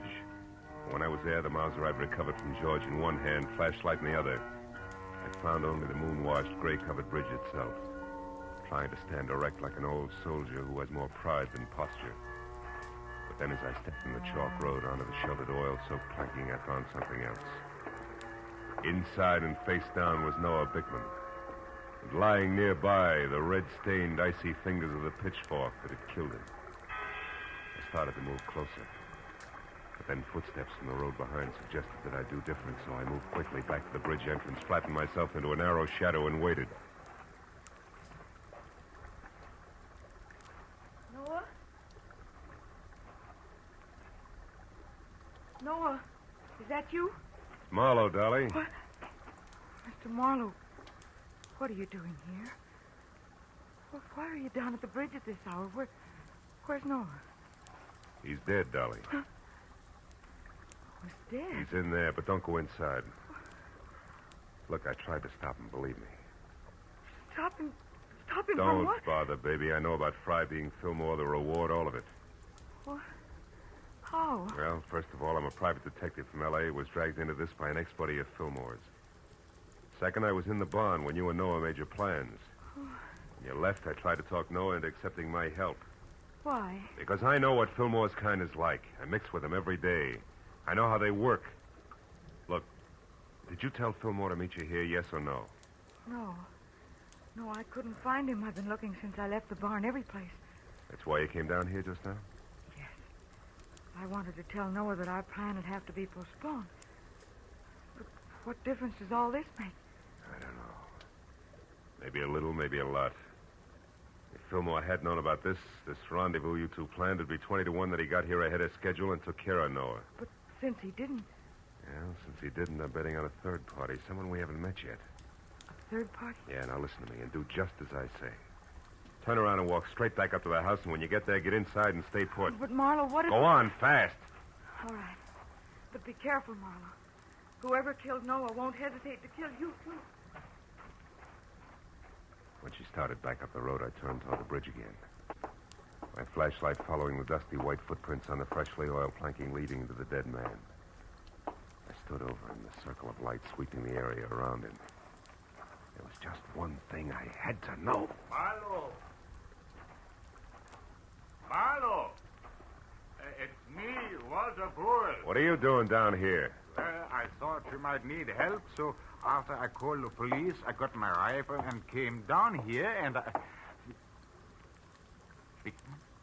Yeah, he's dead. The prongs on that fork went right through him. How terrible. Yeah. Look, Brule, was this planking freshly oiled today? Yeah? Why? I just wanted to make sure those chalk footprints were made today. But what do Brule, footprints... you stay here and see that no one enters the bridge. But where are you going? Up to your house in a hurry, because I think I know who the killer and the third party is.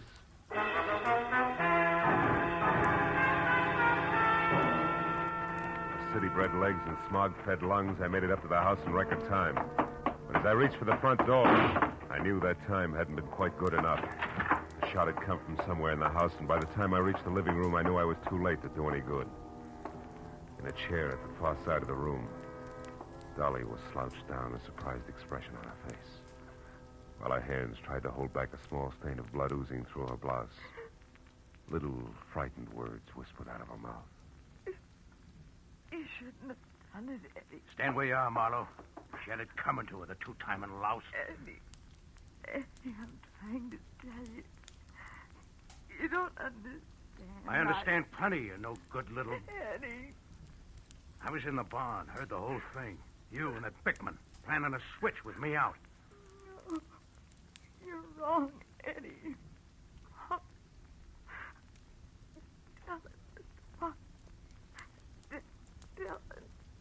Dolly didn't try to double-cross you, Eddie.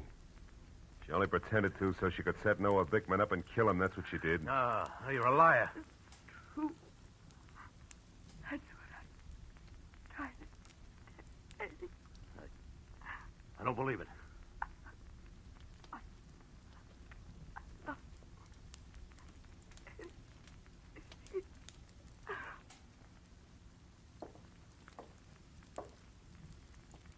Dolly. Is that true, Marlowe? She didn't cross me. She was trying to help me. That's right, Fillmore. Bickman found out who you were, wanted the $2,500 you were worth, dead or alive. Dolly had to play him along for your sake. I should have listened to her. I should have listened. How'd you know all this, Marlowe? Found Dolly's footprints inside the covered bridge. Proof she'd been there before I found Bickman's body. Yeah.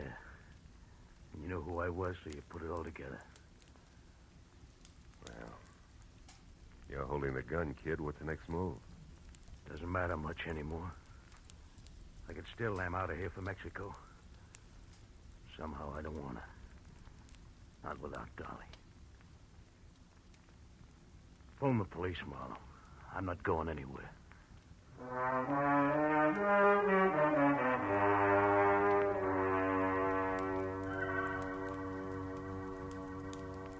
It was several hours before the county police and Eddie Fillmore had gone. Walter Brule and I sat at the long wooden table watching the light from the fire dance across the hanging skillets and pans by the grate. And nobody said anything for a long time.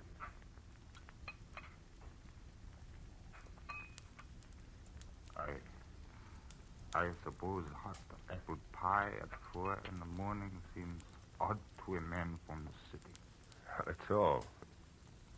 4 in the morning, sometimes the middle of the day in the city. Yeah. More coffee, Mr. Marlowe? Yeah, please. Thanks. You know, Dolly wasn't really a bad girl. It was just that sometimes she didn't think, and... A woman who loves like that doesn't think, Mr. Brule. She just feels. Maybe in some way it is my fault, the whole thing. No. It's nobody's fault, Mr. Brule. She was trying to do the right thing for the guy she loved. Yeah. Well, your bed is still ready if you care to stay. Oh, thanks. Sure, I'd like to. If you can find your own way up, I think I'll sit here just a minute longer. Sure. Night. Good night, Mr. Marlowe.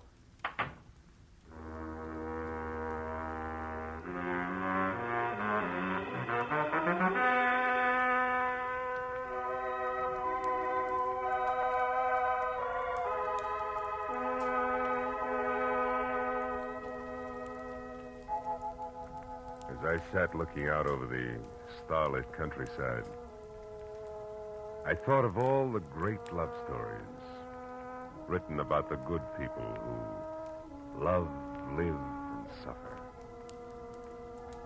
And then the pathetic face of Dolly and the pain-racked face of Eddie said, "What about us?" And I had no answer. Yeah, chalk up another one, Marlowe. Another one of those things for which there is no answer.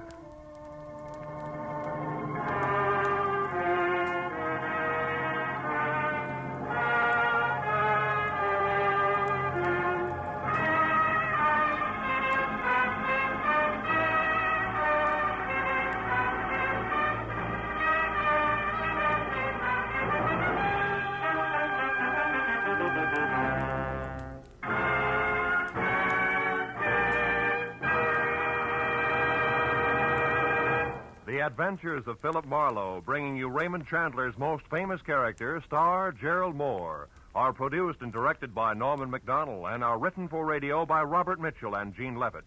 Featured in the cast were Vivi Janis, Ben Wright, Jack Moyles, Wilms Herbert, Jack Crucian, and Barney Phillips.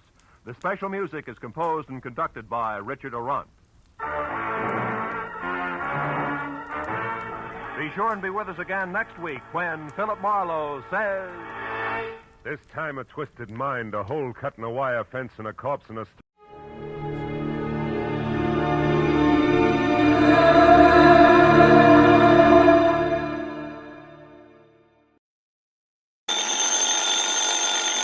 Johnny Dollar. Ed Barringer, Continental Insurance and Trust. Well, nice to hear from you, Ed. It's been a long time since Johnny, you called listen. me. Yeah? I've already telephoned the airport, made a reservation. Well, good for you. Have a happy trip. No, Johnny. No, that reservation's for you. It's on the next flight down to New York. For me? What for? So hop into your car and get on out to the airport just as fast as you can. You've only got a few minutes to make that plane. Whoa, hold on. Wait a minute. I'll meet you there at Bradley Field, give you the address of the man in New York and all the details. Yeah, what man? His name is Lucian Look, Johnny, there isn't time. Get on out there to the airport. Yeah, you look. Unless I know why you want me to get down and see this Lucian, whatever his name is. Well? Sure, I'll tell you why. Well? Johnny, it's to prevent a murder. Oh?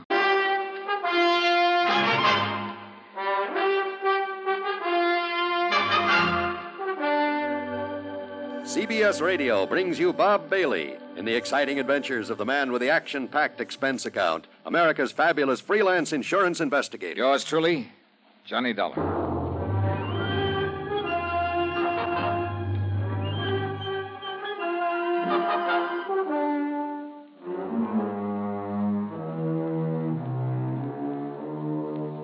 Expense account submitted by Special Investigator Johnny Dollar to the Continental Insurance and Trust Company, Home Office, Hartford, Connecticut.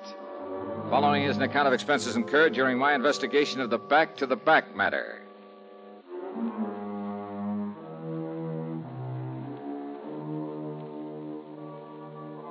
The gas tank of my car was dry as a bone, so expense account item 1 is $5.30 to fill it up. Then I tore on out to Bradley Field, and sure enough, Ed Behringer was waiting for me. Over here, Johnny. Oh, yeah. It's this plane over here. Hi, Ed. How are you? Here now. Here's your ticket. Okay. And here's Mr. Fletcher's address down in New York. Fletcher? Lucian R. Fletcher, head of the Fletcher Advertising Agency. Oh, wants to buy some commercial time on my radio show? No. Well, he better talk to the folks at CBS. No, Johnny, listen. Oh, yeah, that's right. You mentioned that nasty word, murder. He phoned me just before I called you. That agency of his is a small one, but prosperous. Up until a couple of years ago, when he took on a partner, it was practically a one-man operation. So? This partner's name is William Spade, Bill Spade. And what Fletcher called about was to tell me that Spade is out to murder him. Why? To get his hands on the advertising agency. What else? So jump onto that plane. No, wait, Ed. If Fletcher knows this, if he's sure of it... He's sure of it, all right. So, Johnny? Well, look, then why doesn't he call in the police? Have this guy, Spade, locked up? Spade is out of town on some business down in Philadelphia. But he's due back sometime today. There in New York. Now, Ed, look, Johnny, old man Fletcher isn't the kind to go off half-cocked, to come up with a false alarm. So go on down there, find out exactly what's up, do whatever's necessary to nail down his partner, and... Well, go on, Johnny. Your plane's about ready for takeoff. Okay. As long as you're paying the freight. But now listen. Johnny, you haven't any time. Oh, I'll make it all right. Relax. Listen, as soon as we take off, you telephone Lieutenant Randy Singer. Sure. New York Police Anything Department, 18th Precinct, Homicide Division. Yeah, okay. Tell him what you just told me, and then I'm on my way. Sure. Now get aboard before you're too late. Sure. Item 2 on the expense account is, well, no, the ticket for the flight was already paid for, and of course I'd hate to be accused of padding the old expense account, or should I say getting caught. So, item 2 is a dime for a phone call as soon as I landed there in New York, and not to Mr. Fletcher's address at 614 East 52nd Street. 18th Precinct. Conroy. Yeah, Conroy, this is Johnny Dollar. Let me talk to Lieutenant Singer. Oh, hiya, Dollar. How's the private eye business these days? Special investigator to you, copper. Don't like being called a private eye, huh? What's your guess? And listen, us cops don't like being called cops anymore. Yeah, so I've heard. But haven't you heard, Conroy, that a rose by any other name? Now, what's that mean? Well, you figure that one out. Now, will you switch me over to Randy Singer? Afraid I can't do that. What? The lieutenant pulled out here about 20 minutes ago in one of the squad cars. Oh. Big emergency or something, like aren't they all? But he'll be back. Well, look, do you know if he got a call from up in Hartford, Connecticut a while ago? No, not that I know of. But I only come on duty about half an hour ago. Okay. But I know he made a lot of frantic phone calls before he took off, if that means anything. Well, does it? Also, he took the medico along with him. Well, listen, Conroy, when he comes in, tell him I'll be over at 614 East 52nd Street. 614? At the apartment of a Mr. Lucian R. Fletcher. Now, Dollar, you... Tell him if he can make it, I want to see him over there. 614 East 52nd. Yeah, that's right. Now, listen. Gotta go now. Item 3 is 640 for a taxi into 614. For some silly reason or other, the doorman at that snooty address hesitated about steering me up to Mr. Fletcher's apartment. That is, until I flashed my credentials at him and mumbled the magic word emergency. Then I took the elevator up to the 9th floor.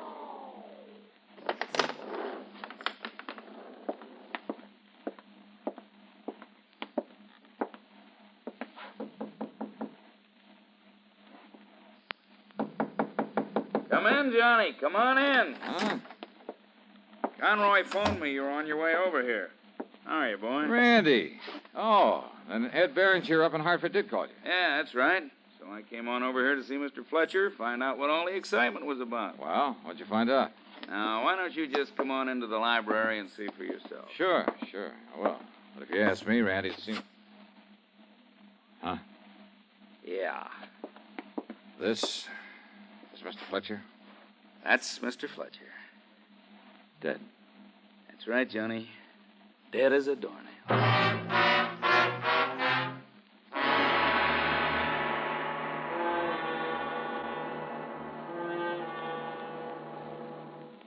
Who'd you vote for in the last general election?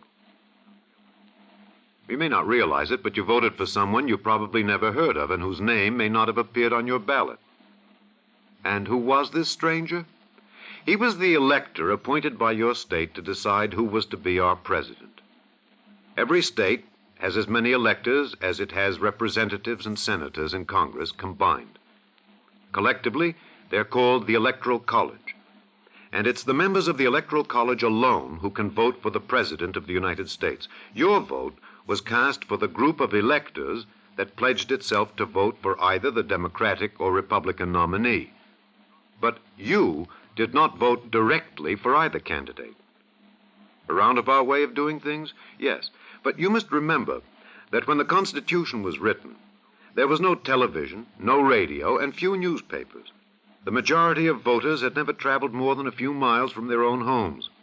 In these circumstances, it was impossible for a voter in Maine to know about the great public figures of New York or Pennsylvania, Virginia, or South Carolina. There were not even any political parties to guide him. And so the voter in Maine didn't try to do the impossible. He voted for someone who did know the great men of the times and who could render an intelligent decision as to which one of them should make the best president. The system has its faults. 3 times in our history, the man who got the most votes from the people was not elected president because he did not get the most votes in the Electoral College. Yet no one today seriously proposes to abolish the Electoral College, because by and large, the people believe that in spite of its drawbacks, the present system of electing our president ensures that your country and mine shall be our country, under God. And now, Act 2 of yours truly, Johnny Dollar.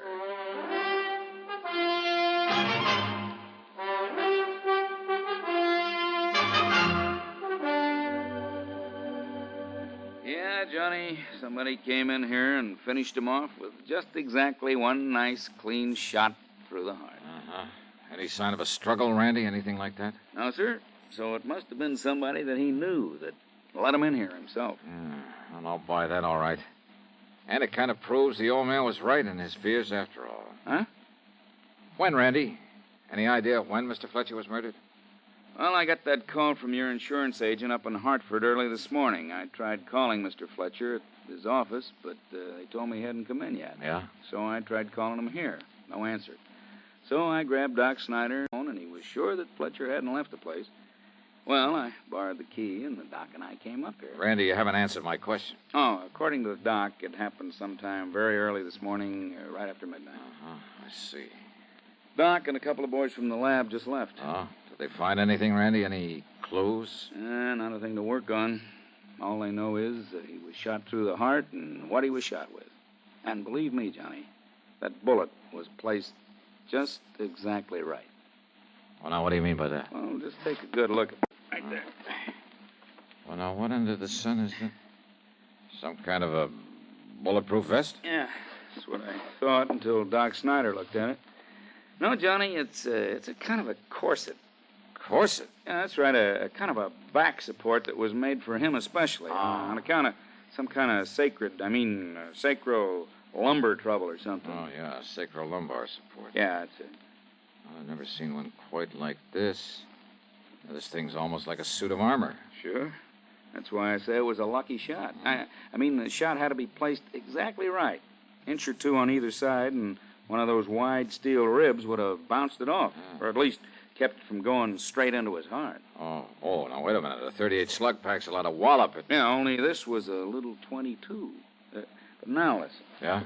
That insurance man, the one who called and said you were coming on down here? Ed Beringer. Yeah. Well, he told me that Fletcher'd been expecting something like this. That's right, Yeah, he said that Fletcher made no bones about who might try. That's right. The one man who might stand to benefit from his insurance And somehow we have to find it. Yeah, well, who's that? Randy, in his advertising business, he had a partner. Oh? And it seems this partner, a man named William Spade. Oh, wait a minute. That's probably the boys with the meat wagon. And come on to pick them up. Okay, I'll let him in. Okay, boys, you can come. I beg your pardon? Who are you? Why, my name's Spade, Bill Spade. I'm Mr. Fletcher's partner. What's that? So you're Bill Spade, huh? Yes. Well, my name is Dollar, Johnny Dollar. The insurance investigator? That's right. And is that a policeman I see in there in the library? Mr. Dollar, is something wrong here? Where have you been, Mr. Spade? Why, I just got in from Philadelphia. I was down there on some important agency business. Just But got now, back, what- huh? When? Well, my plane got in about half an hour ago, maybe 45 minutes. Well, here. Here's my ticket. You can check on it. Yeah, maybe I will. Where did you stay in Philadelphia? At the Bellevue Stratford. But why? What's wrong around here? Where is Mr. Fletcher? Just take it easy, Mr. Spade. But I've got to see him on a business matter. You do, huh? Yes, it's very important, about a new client of ours. It has to be acted on at once. Well, I'm afraid it's going to have to wait. I called the office from the airport, and they said he wasn't in yet, so I came on over here. Now, where is he, and what's this all about, Mr. Dollar? So you claim you were down in Philadelphia when your business partner was shot? That's right, I was. Shot? Mr. Fletcher was shot? Real surprised. Where is he? Let me see him. I said take it easy. But good heavens, Mr. Take Dollar. it easy. And if this business matter is so all-fired important, well, hadn't you better be down at the office taking care of it? Now, Johnny. Well, Mr. Spade? Oh, yes, of course. Of course I should. Sure you should. So why don't you just run along? No, huh? wait. After all, Mr. Fletcher's in no condition to run your ad agency. That's the understatement But of all time. I can't believe it. Mr. Fletcher dead. Oh, you can't, huh? This is terrible.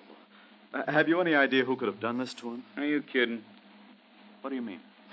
All right, now, Spade. Yeah, Mr. Spade, you'd better get on down to that office of yours. Huh? And as soon as we can tell you anything, we will get in touch. Believe me, if there's anything I can do, please call Oh, on now, me. just don't you worry about that. But get on down to the office and take over. Now, wait, that's right ahead, right. Mr. Now, wait. Spade. I'll be in touch with you. Very well, Mr. Dollar. Now, what are you...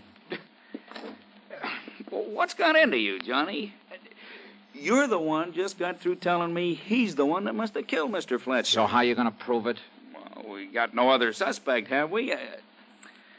And you let him go. Look here, this plane ticket. Yeah, I saw it. I saw him shove it into your hand. I knew that Spade was supposed to be in Philly, that he was due to come back here today, so when I pulled into the airport, I carefully checked the incoming flight schedule. So what? Oh, this flight was due in all right, and from Philadelphia. Just when he said, half or three-quarters of an hour ago. Yeah, all right. So what? That doesn't prove he was actually on that flight. Randy, I think he was. That ticket could have been used by somebody else. Well, it's easy enough to check on, but I doubt it very much. All right. But if you're right about that, if he was down there in Philly, then your first theory about him is all wrong. How could he have murdered Mr. Fletcher? Sounds impossible, doesn't it? Of course. It is. Want to bet?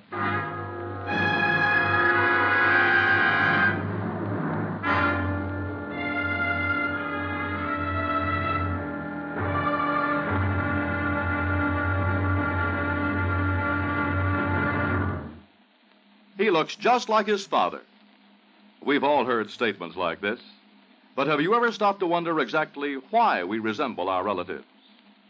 One man did, Thomas Hunt Morgan. Born in Lexington, Kentucky in 1866, Morgan's interest in science took him to the University of Kentucky and Johns Hopkins. While his colleagues were choosing fields in physics and chemistry, Morgan's interest turned to something more personal, man himself. Why do we inherit physical characteristics from our parents? To find the answer, Morgan spent years studying the common fruit fly. He bred generation after generation, constantly observing the traits produced. He then computed mathematical tables and analyzed the whole question of heredity in terms of the nucleus. The nucleus, he observed, was the center of activity in every cell. As a result, he developed his theory of the gene. This theory, simplified, holds that each human cell contains hundreds of units called genes, and each gene carries a physical characteristic from its parents. For this outstanding work, Morgan was awarded the Nobel Prize for Physiology and Medicine in 1933. Thomas Hunt Morgan, an American scientist with the philosophy that somewhere there must be an answer. Let's find it. Now, Act 3 of yours truly, Johnny Dollar, and the Back to the...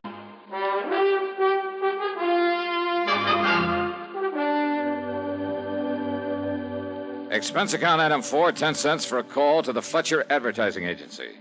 No, sir. Mr. Spade isn't in yet. All right, then, miss. He telephoned that he would stop off and see Mr. Fletcher before coming in at Mr. Fletcher's apartment. And he called you from the airport, didn't he? Yes, sir. And probably left the door of the phone booth open so you could hear the background noise of the planes and so on. What? Sure. So you know he actually was calling from the airport.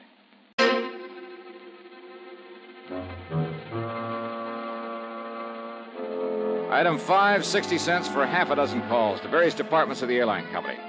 And finally, I managed to get hold of the gal who'd been stewardess on the flight in from Philadelphia. Yes, kind of light sandy hair and blue eyes. Uh-huh. And he wore a dark brown tweed suit. Oh, and his briefcase had the initials WS on it. Yeah, then it must have been Bill Spade, all right. But how come you remembered him so well out of your whole list of passengers? Oh, how could I forget him? What do you mean by that? Oh, Mr. Dollar, from takeoff to landing, that whole flight was perfect. But Mr. William Spade insisted he was airsick, or on the verge of it. Oh? He must have pushed the call button a dozen times. Mary and I were busier with him than with all the other passengers put together. I see. Mary swore he was perfectly all right. That didn't keep him from pushing that button. Yeah, almost as though he was deliberately calling attention to himself. Yes, certainly looked that way. But why? I think I have a pretty good idea. Thanks a lot.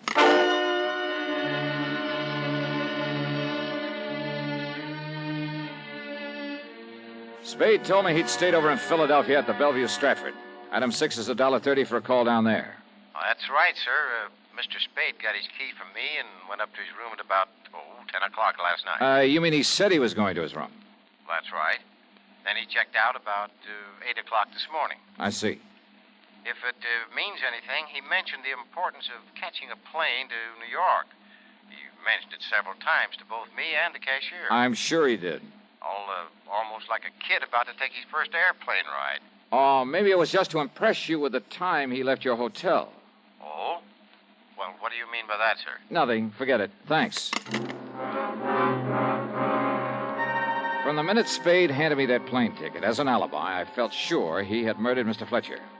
As for all his trouble to establish he'd been in Philadelphia that morning, then aboard the plane, then at the airport, well, all very clever. But where was he? What was he doing before he checked out of the Bellevue? And don't forget, it's only a short hop from Philly to New York. Oh, I knew what Spade's answer would be, that he was in his hotel room asleep. And I'm sure that no one could prove otherwise. No one, that is, except Spade himself, could prove he left that hotel during the night, gone to New York under another name, killed his partner, then got back in plenty of time to check out of the Bellevue at 8 a.m. So unless I could somehow trick him. Item 7, 85 cents for a cab to his office. Yes, come in, Mr. Dollar, and sit down. Ah, all right. Thanks. I'm sorry for the appearance of my desk, but with all that's happened and with the affairs of my new client to take care of... Your new client? Well, after all, with Mr. Fletcher gone... Hey, it looks to me like you have every newspaper in town piled up here. But they wouldn't write about Mr. Fletcher unless he were dead or murdered. What? Tell me, how did you and Fletcher get along? I suppose I might have expected you to ask something like that, just as a matter of routine questioning. Your questioning of anyone who knew him. Maybe. But what did you mean by saying the papers would only print a story if he were dead? By saying the papers would only print a story if he were dead? Just let me ask the questions, huh? Well, of course. Well? Mr. Fletcher and I ran this business together. Personally, how'd you get along? He was a very difficult person, Mr. Dollar. Created many embarrassing situations here in the office. Embarrassing for you? Yes. But I blame it all on the constant pain from his back. You see, he had a very serious condition, sacrolumbar. Yes, trouble. I know that. But I had to admire and respect him. He was a genius. Now, just look at the way he built up this agency. Yeah. Be nice to have, wouldn't it? Especially by you. In other words, you had plenty of motive for killing him. Yes, of course. But if you think for 1 minute... And I'm sure you had no trouble getting hold of a key to his apartment. Mr. Dollar... Who knows? Maybe Mr. Fletcher gave you one. After all, his own partner. Dollar, if this is an attempt to be facetious... Look here, it's bad enough that Mr. Fletcher is dead. Now, that's the second time you said that. Said what? That Fletcher is dead. Well, of course I... What? Did I say that he was? Or the lieutenant there at the apartment? You said he was shot. He must be dead. You mentioned his back trouble. Look here now. I myself saw that corset he was wearing, those wide, heavy stays made of steel. Oh, you... Why, it would bounce off it like hail off a roof. Now, a big gun, a .38. But you forgot all about that regular suit of armor he had around him. But he fell. I saw him. I saw him fall. Sure you did. And I thought the bullet... But if I didn't kill him, I was sure I had. I'd aimed for his heart, and when he fell...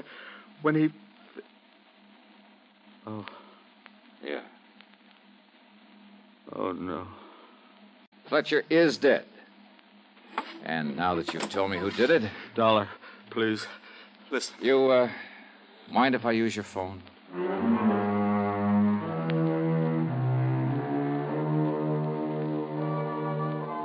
Ah, it's funny how a man like that can plan a thing so carefully, carry it out so carefully, and then when he's caught, lose his head and blab all over the place.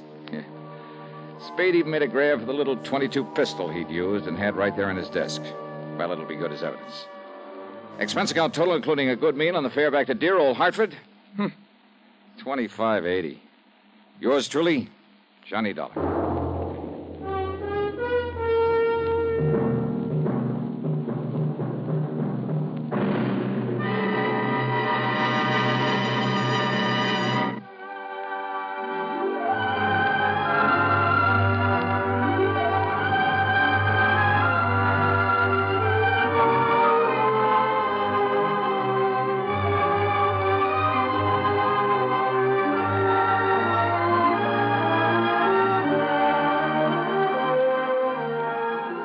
Yours truly, Johnny Dollar, starring Bob Bailey. Originates in Hollywood and is written, produced, and directed by Jack Johnstone. Heard in our cast were Virginia Gregg, Gene Tatum, Frank Gerstle, James McCallion, Herb Vigran, Jack Edwards, and Forrest Lewis.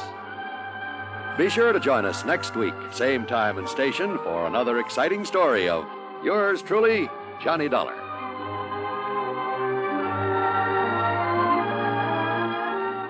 This is John Wall speaking. Johnny Dollar has come to you through the worldwide facilities of the United States Armed Forces Radio and Television Service.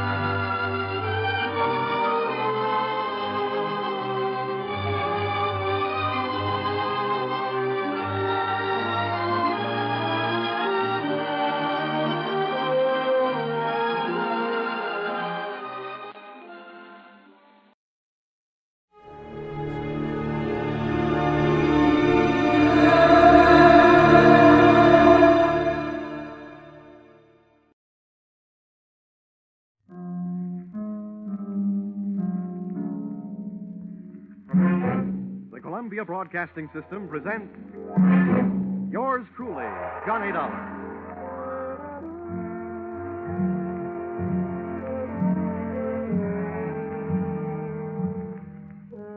The next half hour has its baggage packed to take a trip with America's fabulous freelance insurance investigator, Johnny Dollar.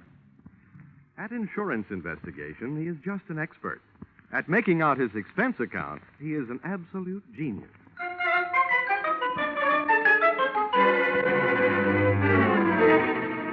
Expense account submitted by Special Investigator Johnny Dollar to Home Office, Nutmeg State Casualty and Bonding Company, Hartford, Connecticut. The following is an accounting of my expenditures during investigation of series of accidents affecting your policyholder, the Funfair and Weatherly Carnival shows, or how I went for a spin on a case we might refer to as murder is a merry-go-round. Expense account item 1, 25 cents. Purchase of Billboard, theatrical magazine, to check the route of Funfair and Weatherly Carnival shows. Expense account item 2, $68. Air and train fares to Talladega, Alabama. Item 3, $1.10. Cab fare and what was only a fair imitation of a cab from Talladega Depot to the dusty vacant lot which had overnight found itself wearing theatrical makeup.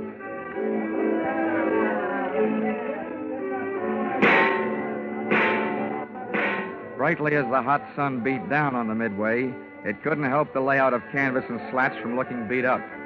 A perspiring mechanic shot sparks of profanity back at an obstinate motor as he tried to get it to roll the giant hoop of a Ferris wheel. I asked him what he knew about the accident of a week before when a car dropped off the same Ferris wheel, badly injuring 3. He was charming. Listen, pretty boy. Don't go getting nosy around here. The Joe in charge of the electric scooter concession was just as sweet. On the subject of how come one of his scooters blew up a few nights back, sending a citizen to the hospital, he just didn't feel like talking. If you ain't a cop, start moving. If you are, where's your warrant? I was just asking the pilot of the giant airplane spin who he thought might have cut the cables the night one of his wallboard gliders took off across the carnival crowd, crashing and busting up a few more customers, when I got a canvassman's version of a sharp answer. A tent stake right behind my ear.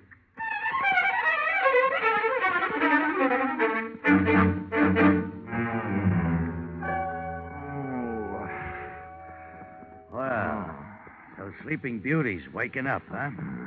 Who are you? I thought maybe you'd be sick of asking questions. First, maybe you better answer a few. Before you get up. Number 1, who are you? A pilgrim from Hartford. Never mind the double talk, wise guy. What's your name? My name is Johnny Dollar, but right now I feel like 2 cents. What's your big interest in those accidents you were asking questions about? Strictly academic. I'm only representing the insurance company that's paying off on those accidents. Now maybe you'll tell me who you are and where I am. Ah, thought you guys were smarter. Dollar, I'll let you in on a little secret. Next time you want to find something out on a traveling show, get to the boss first. Asking a lot of questions around a circus or carnival lot is unhealthy. Where is the boss, Miss Pepper? Louise is in the other end of this trailer. She'll be right out. Okay, you can get up on your feet. Oh, thanks. I hope you don't mind if I don't stay up on him. I feel more like sitting down. Go ahead. You still haven't told me who you are. My name's Brennan. Oh, yeah, Shanty Brennan. Yeah, you're the general manager of the show. They told me all about you. Louisa Pepper's right arm and strong arm. How long will she be? Yeah, she's getting dressed. Just finished taking a nap. We drove all night to get here. How about having a blast with me while you're waiting? No, thanks. I haven't enjoyed a noon bottle since I was 2. But don't let me stop you. Thanks. Oh. You sure you won't have one? I'm sure.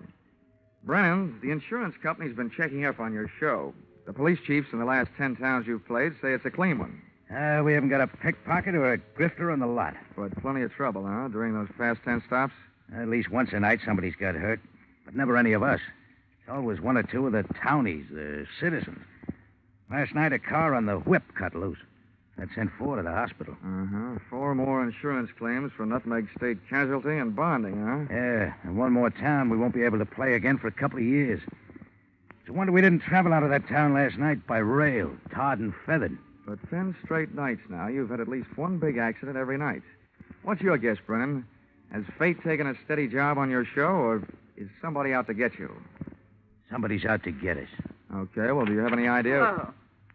Oh. Why didn't you tell me we were entertaining a gentleman, Shanty? I'd have put on some more clothes. It would have taken a lot more clothes to cover all there was of Louisa Pepper. She looked like an aging Cupid doll, but even in a carnival, she was no prize. I didn't like the look in her eye. It looked much too friendly. So right away, I decided to change the unspoken subject. Miss Pepper, I'm here on business, insurance. Sorry, we're not buying any. And I'm not selling any. The way things have been going, the insurance company I represent would probably like to buy some of yours back. Oh? Yeah. I'm from the Nutmeg State Casualty, investigating the accidents. Huh. Hope you find out more than we've been able to, and fast, before we go broke. The word's traveling one town ahead of us. They got us pegged for a dangerous midway. Have you been using police protection? 20 extra cops a night at $10 a cop. So, night before last, a guy winds up with a hammer to try and ring the bell and win a cigar. The top of the hammer flies off and almost brains a cop.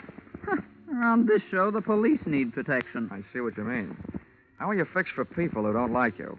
We got many to choose from? Dollar, we treat our help fair and square. We know them all and trust them all. Fire anybody lately? Nobody. The only ones who left were floaters. But none of them had a beef. Okay, Miss Pepper.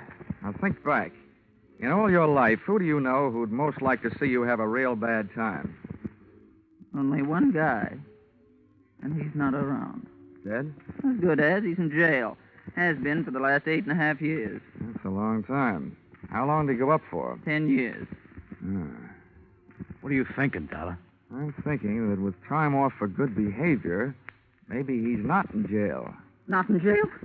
Shanty, he's got to be in jail. He's got to be, I tell you. You told me you were... All right, break it up, Louisa. If Carter Lacey had a voice as sharp as yours, he could saw his way out of jail. Okay, Dollar, you made a guess. How about seeing how good it is? Sure. I'll find out if your bogeyman is still in jail, but I didn't catch that name. Lacey. Carter Lacey. And where's he been in the pokey? Massachusetts State Prison, at Charleston. Well, what did he go up for? What's that to you? Cut it, Louisa. Dollar, we sent Carter Lacey to jail for attempted murder. He tried to kill Louisa's niece, Myrtle. Is she around? He's running the snake show on the Midway. Dollar, how soon can you check whether Carter got out? As soon as I can make a telephone call. But, Shanny, before I do, I'd like to elaborate on that guess I made. Now, I'd not only guess that Carter Lacey is out of jail, but I'd also guess that he's been out a little over 10 days.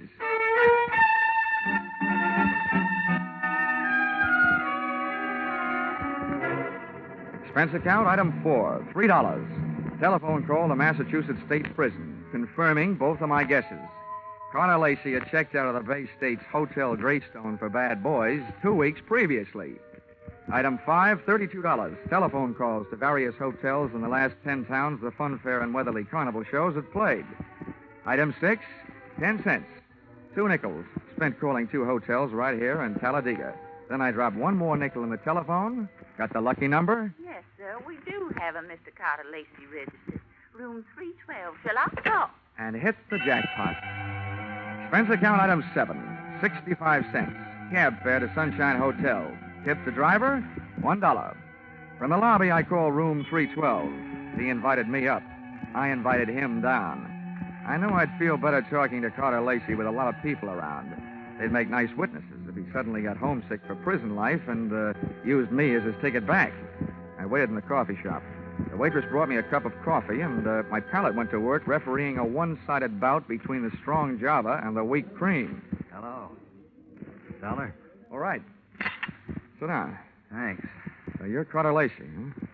Have some coffee? No, thanks. It keeps me awake nights. How about your conscience? Having the same trouble with that? My conscience deserves an 8.5-year rest. But it can't start its vacation until I even up a few scores. Busting up carnivals. Child's play. Look, Dollar, over the phone, you told me you're an insurance investigator. You can save your company a lot of money. How?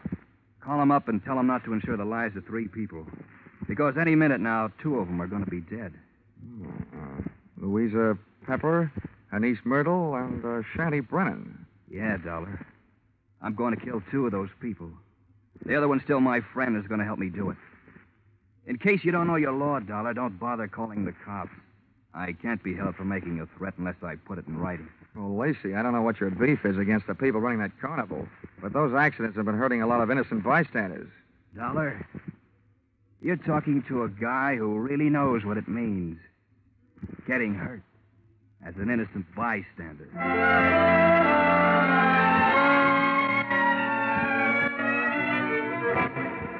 Expense account, item 8, $25. Retainer to local detective agency hiring shadow for Mr. Carter Lacey.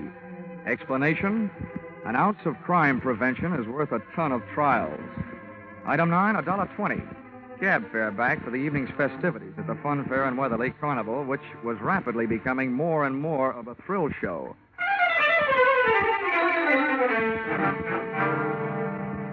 Expense account, item 10, 30 cents. Down payment on ulcer, eating supper at what the Carney people call a grease joint. I made my way among the trailers that were lined up behind the midway, and as I looked for the one housing Louisa Pepper's snake-charming niece, Myrtle, the burning sensation around my heart wasn't all caused by the hot dogs I'd just eaten.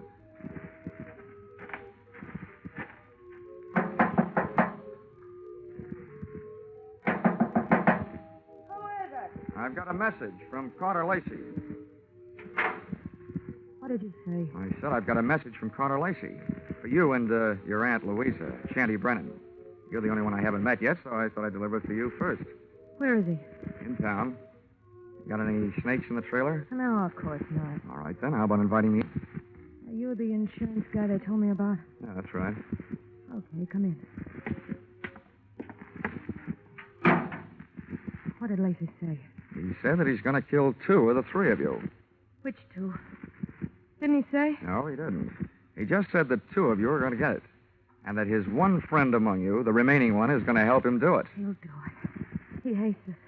I know he'll kill it. You say Louisa and Shanty don't know yet? No, they don't. You're the first to know. Well, then wait here. I'll run tell him.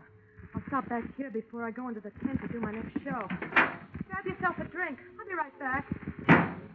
But she wasn't right back, and it's just as well she wasn't. She might have interrupted me while taking a sightseeing trip through the drawers in the trailer's built-in bureau. The piles of silky nothings that give gals that certain something didn't tell me anything I hadn't known about women before. But a little black book stashed among them did. I needn't have rushed my search, though, because Myrtle Pepper was still gone after 10 minutes. That's about the time I headed back to her Aunt Louisa's trailer, pulled open the door, and walked in. You scared me, Della, barging in like that. Mr. Dollar, I told you I'd be right back. Did Myrtle here deliver Mr. Lacey's little love letters? Yes, the fool.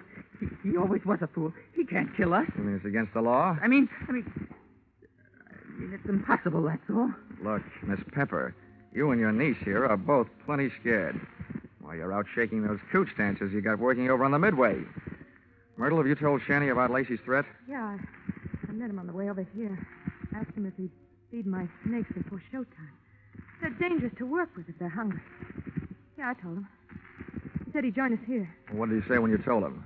He said if Lacey had one of us helping him, then the 3 of us had better stick together so we could at least watch each other. Smart man. He had a good idea. I see the 3 of you had better stick close to each other, beginning right now. Come on. Where are we going? Over to the snake tent. And when we get there, Myrtle, you'll be the only one of us who'll be among friends. The 3 of us left Louisa's trailer. We walked past the back of the shooting gallery concession right in the front of it. And along the back of the line of canvas shanties. We stopped at one. Myrtle pulled back the canvas flap, and I stepped in ready for anything. With the ladies not far behind me, I edged slowly over to the square red board fence set up in the center of the tent. There were danger signs splashed in white paint along the outside walls of the pit. I clenched my teeth and looked down through the wire mesh top at a slithering tangle of writhing, angry reptiles. And there, lying among them with a vicious red welt splashing his forehead, was Shanty Brennan. He was feeding his snakes, all right.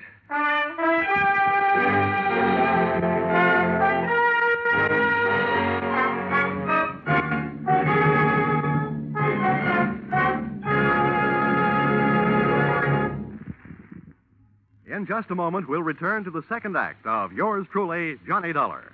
But first, here is some news. 30 minutes of new thrills will be added to CBS 10 Great Sunday Night Entertainments this coming Sunday.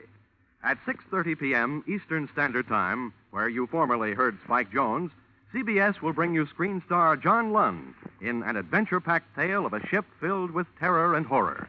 This story, A Shipment of Mute Fate, starring John Lund, is the first of 3 special broadcasts from CBS' famous Escape series. It will be heard over most of these stations immediately preceding a familiar show which brings you a different kind of escape, The Jack Benny Show. And now, back to Yours Truly, Johnny Dollar.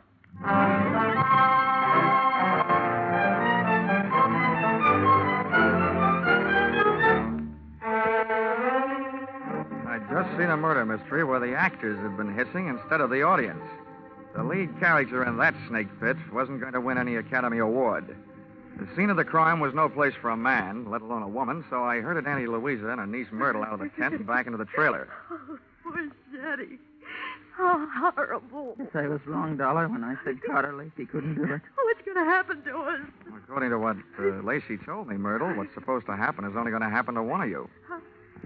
What do you mean? Well, he claims that one of you is in this with him, and that one knows she's safe. This may turn out to be an acting contest between you two. What's that crack supposed to mean? Well, the one who's safe wouldn't want anybody to know she feels safe, huh? Oh. I wish I had learned to cry. Louisa, you don't think it's me? Well, I know it ain't me. Oh, ladies, how about observing a moment of silence in memory of the deceased? While I give you a few instructions. Okay. Have you got a gun in here, Louisa? Yes, and a license to carry it. Good. Where is it? The gun, not license. I won't give it to you. Well, if you don't, people might get to thinking that you're Carter Lacey's girlfriend and accomplice. Anyway, I don't want the gun to take with me. I want to leave it here. Where is it? In that drawer right over there. Which end of the drawer? What's the matter with you, blind? You'll see it. I'm not turning my back on you. Which end? You'd make a lousy trapeze artist, Dollar. You don't take any chances. This end, toward me. Thanks.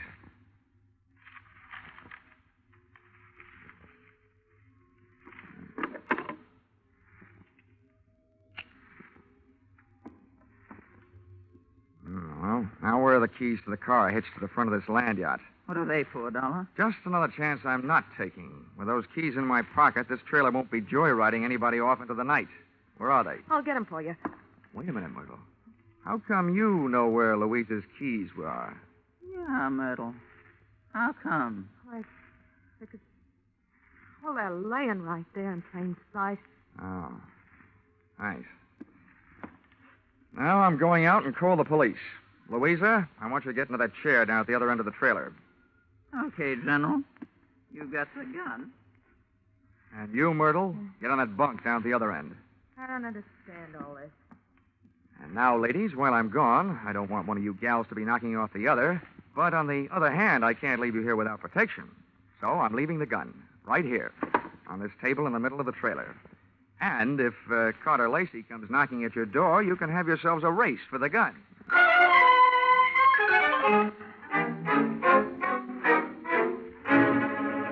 Expense account item 11, 5 cents. Telephone call to the local police, plus another nickel spent calling a taxi. The cops arrived in 4 minutes, the cab in 15. Its driver had no siren to take him through the traffic lights. Item 12, $1.10. Cab fare on an exceedingly slow and torturous trip to the Sunshine Hotel. Tip to his kind of a driver, a nickel. I went up to the 3rd floor and headed down the hall to Carter Lacey's room, 312. I rapped for an entrance, but all that came back was an echo. The lock on the door was the soft touch type known to the trade as the burglar's friend, so I went in.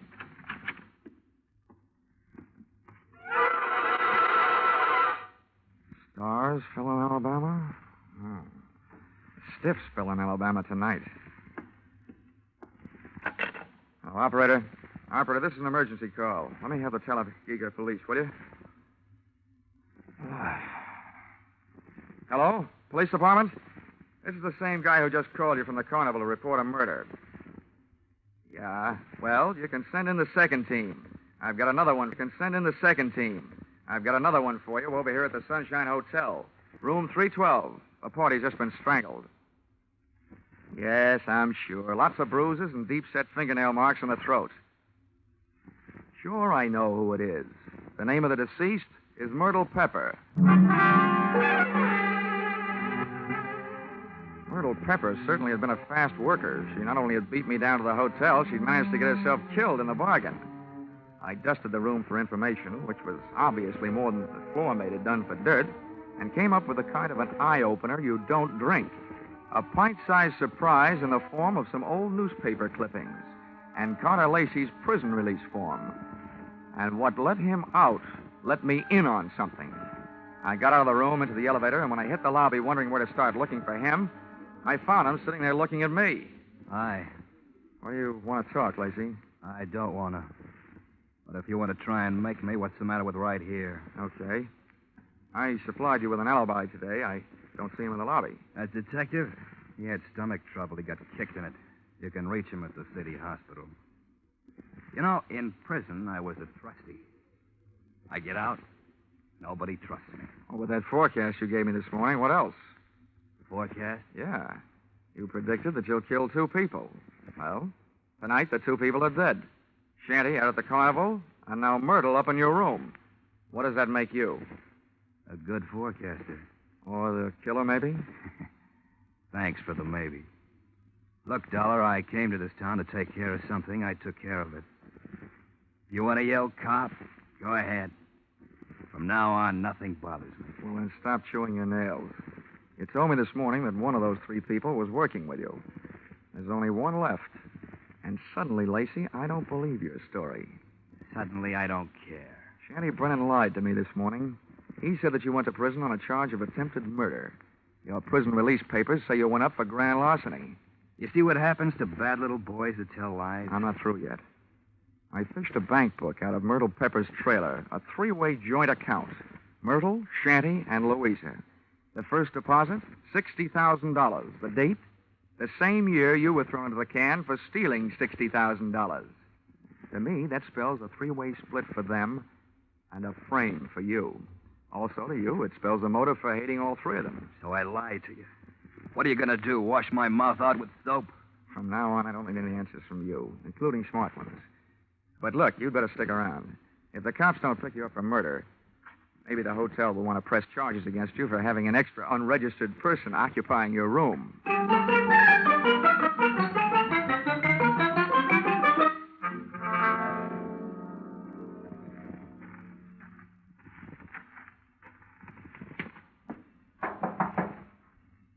Who is it?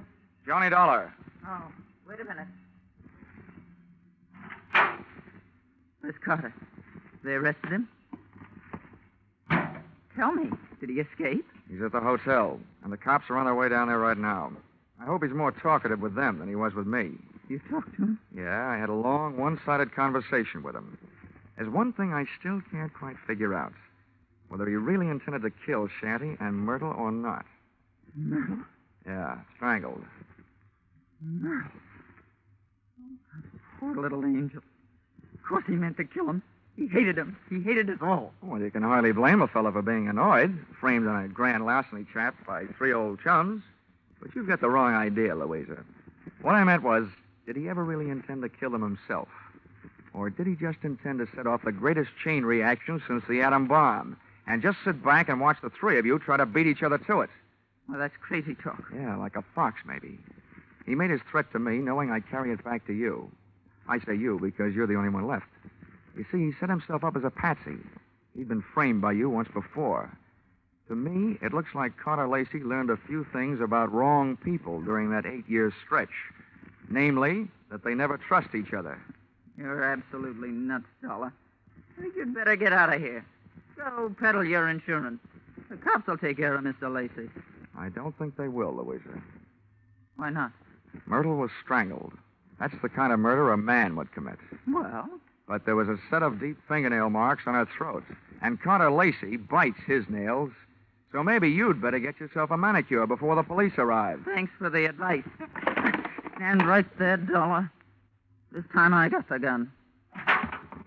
Hold everything, Louisa. Carter! This is a standoff, Louisa. Point that thing someplace else before I point mine up your snoot. Okay, Dollar, get out. What's the matter with you, Lacey? Are you cracking up? Well, your plan was going along fine. First, Myrtle tossed Shanty to her snakes. Then Louisa took care of Myrtle. There's only one left, and the state will take care of her for you. That's not enough. There's one satisfaction I haven't enjoyed so far. That's hearing one of these pigs squeal. Carter, we can still split the money in the show and get out of here? The only one that's going to get out of here is Dollar. Beat it. I beat it, all right. I was the only one in the trailer without a gun. I plunged into the darkness looking for something and came up with a tent rope, dashed back to the trailer door, and lashed the knob to the guide rail. I didn't want those gun-happy birds flying the coop. Just then, the season opened. I didn't know who was going to come out the worst in there, the hunter or the hunted. The only key I had to the situation was the key to the car, the one I'd picked up earlier in the day. The car churned the trailer through the carnival back lot and out into the highway. When I hit the cement, I started spinning the rubber.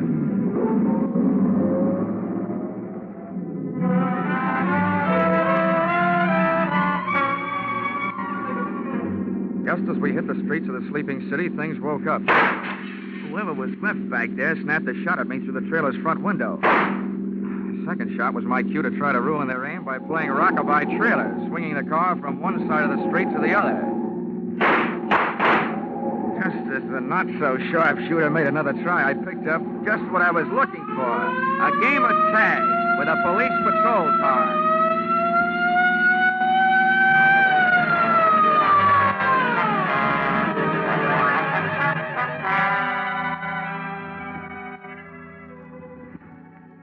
Expense account, item 13, 15 cents, bicarbonate of soda. Those Midway hot dogs I'd had for supper were no thoroughbreds. Item 14, $35, cigars for night shift. Talladega police, for whom I had started things smoking. Item 15, $3, hotel bill. Oh, but never let it be said that I ever turned in a measly $3 hotel bill for myself. This was to check out of the Sunshine Hotel, the man who had checked out in the trailer at the hands of Louisa Pepper. Louisa Pepper, the only one who was a good bet to catch up with Brennan, who had been murdered by Myrtle. And Myrtle, who had been loused up by Louisa. And Carter, whom she had also carted out of this world, proving that when you start any kind of chain reaction, you should be careful, because you're never going to be sure where it's going to stop. Expense account total? What? Only $692.18. I must be slipping. Yours truly, Johnny Dollar.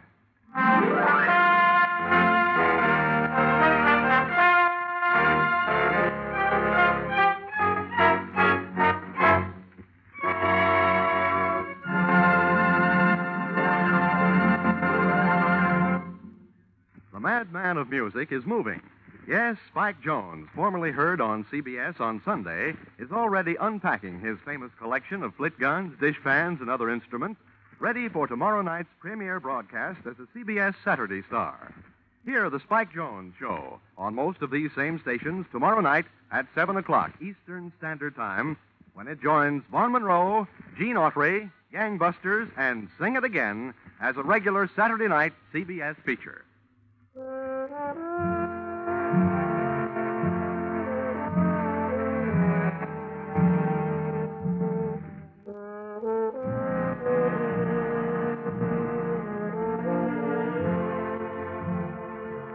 Listen in again next week when CBS brings you Yours Truly, Johnny Dollar, with Charles Russell as Johnny.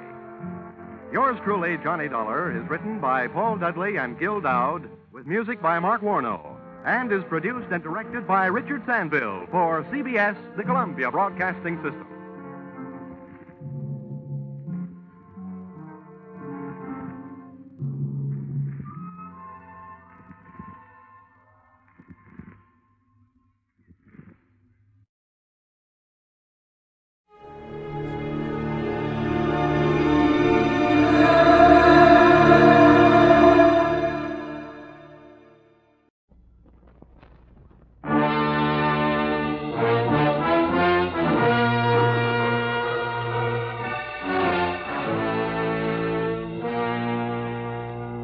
Columbia Broadcasting System presents a thrilling new adventure series starring Dick Powell.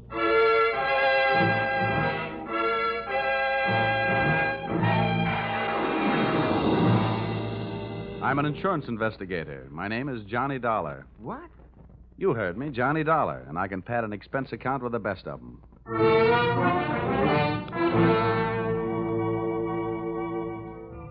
Yep, I'm a freelance insurance investigator, and I live in Hartford, Connecticut. At least that's where I pay rent. My work sees to it that I really live anywhere, except at home. I'm free, white, and 34, and so forth. If you're interested in buying me Christmas presents, I take a size 42 suit. Shirt's 15 and a half collar, sleeve length 33. My hat size is 7 1/8, except when I wind up a successful case. Then it runs about 7 3/8. At insurance investigation, I'm just an expert. At making out my expense account, I'm an absolute genius.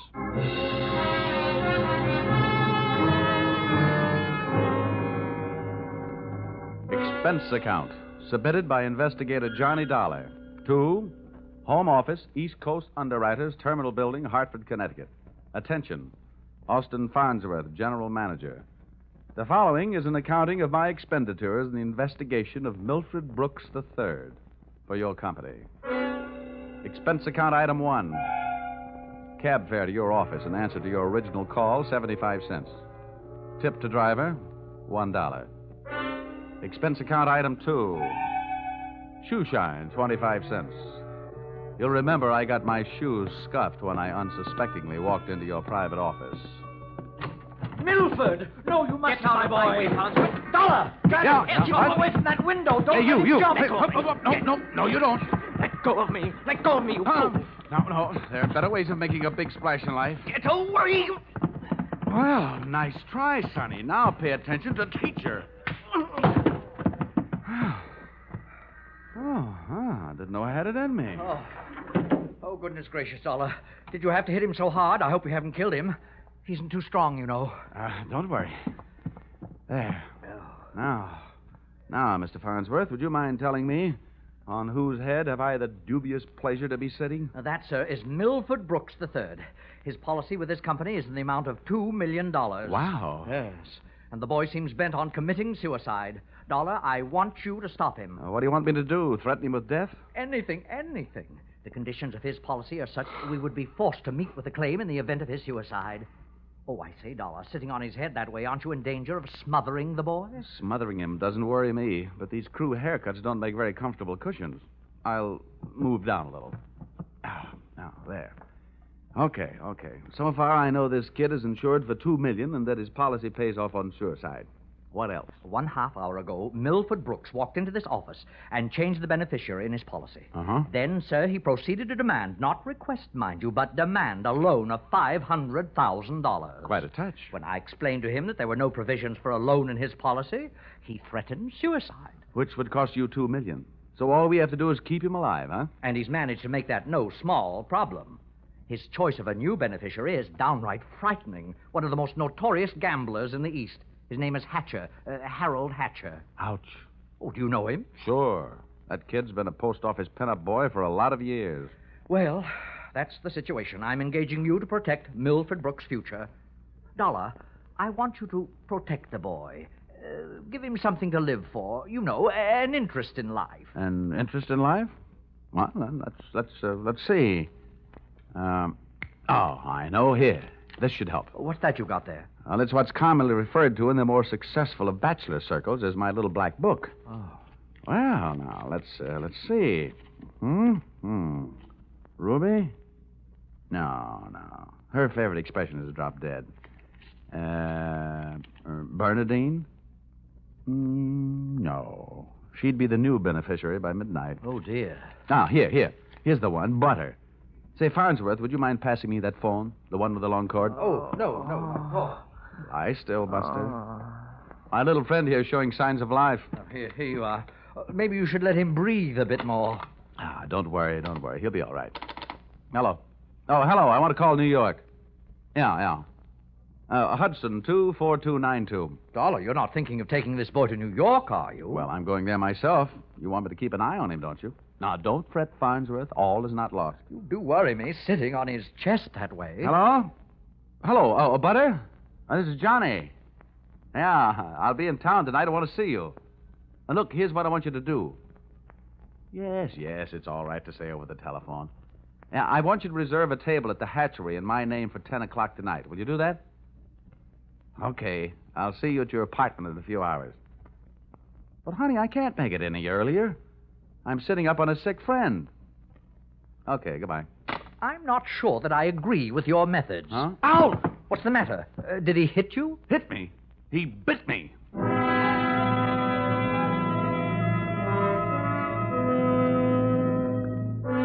Expense account, item 3.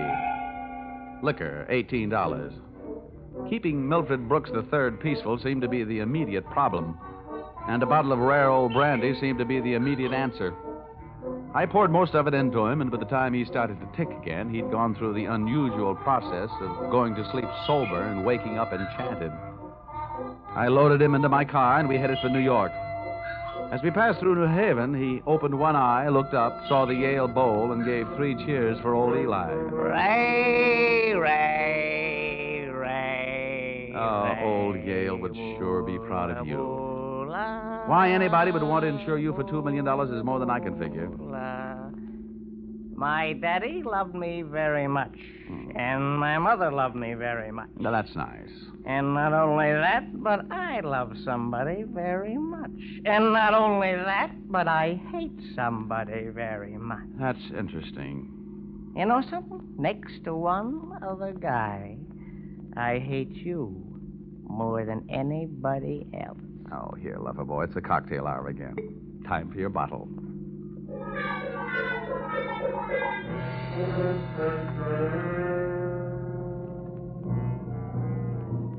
Rolling along the Merritt Parkway, I felt very much alone with my thoughts. And believe me, they weren't very pleasant company.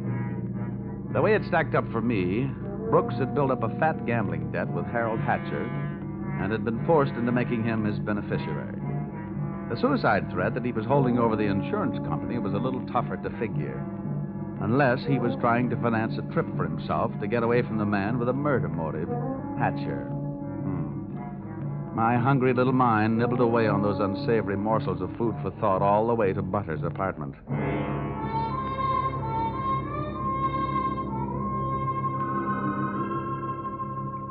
Hey, where are you taking me? I want to go to New York. If you don't behave, Buster, I'll punch your ticket. Johnny, darling, welcome to New York. Well, that's the fastest trip I ever had. Quiet. Well, where did you find this? In a box of Cracker Jack. Let us in, dear. I don't know about you. Some men bring me flowers, some bring me candy. What do you bring me? A boiled owl and a Brooks Brothers suit. Pleased to meet you. Yeah, let's trot him into the bedroom, honey. You'd look more at home in the bathtub. I'll need to pull down the cover. All right. Now, come on, Buster. Lie down. Charm. That kid's liquor sure can hold him. How long have you been playing nursemaid to this bottle baby? Get behind that bar, sweet, and I'll tell you all about it. Sure. Horrible examples don't seem to bother you, do they? If you knew how that guy has been bothering me. What did he do to you? Well, let's just say he put the bite on me. Oh, gosh, the river sure does look pretty tonight. Bourbon and soda? Now, please, anything but brandy. I've been sniffing that second hand all the way from Hartford. Butter, see that big boat out there? Mm-hmm. Oh, I sure would like to be on it. With you, sailing off to faraway romantic places. Get with it, darling. That's the 125th Street Ferry. Oh. Here's your drink. Come on now. Tell Butter all about it. So, friend Bourbon and I proceeded to tell her all about it. It wasn't easy. Everything about her kept flagging down my train of thought. The longer she looked at me, the less I wanted of Milford Brooks III, and the more I wanted of beautiful Butter the first, and only. She was a sympathetic listener to my story until I gave her the answer to her first and only question. And where do I fit into all this? Well, baby, I thought you understood. My job is to give this poor misguided boy something to live for. That's you. Well... Now, honey, hold everything. Don't go getting your corn all popped. You'll misunderstand. I really mean it. I thought if he'd just got to look at you and realize that things like you exist, why, you'd make any man glad to be alive. Oh, come on now, Butter. Melt a little. I wouldn't let anything happen to you. You know that. Did I hurt you? Oh, no, I'm getting used to it. People have been taking pokes at me all day. I'm sorry. Ah, that's better. You want some more bourbon? I want some more you. Well, help yourself.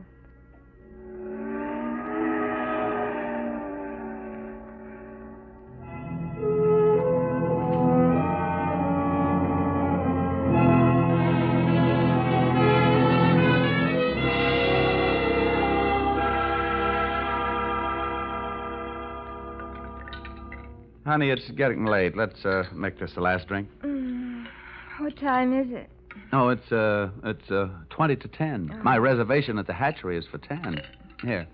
Thanks. Cigarette? Oh, empty. Some more out in the other room. I'll get 'em. I'd love to get you on a slow boat to China. Johnny! Oh, coming. He's gone. What? Well, he can't be. But he is. The window's wide open. Oh, the fire escape. What a smart guy I am. Trading 3 drinks of bourbon for $2 million on the hoof. Oh, that's the biggest bar check I ever picked up.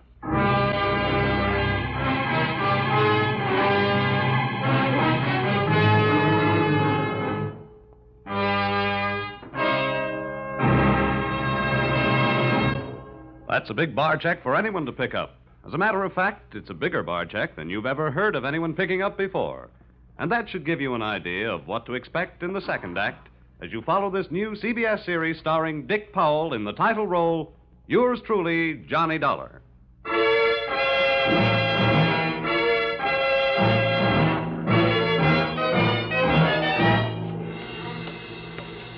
Well, nobody could say I wasn't working fast. I'd only been in town for an hour, and I'd already succeeded in losing Milford Brooks III. I spent another hour of his all-too-short life expectancy unsuccessfully shaking down the neighborhood for him. And then, feeling very much like a bloodhound that had flunked his sniffing exam, I went back to Butter's apartment.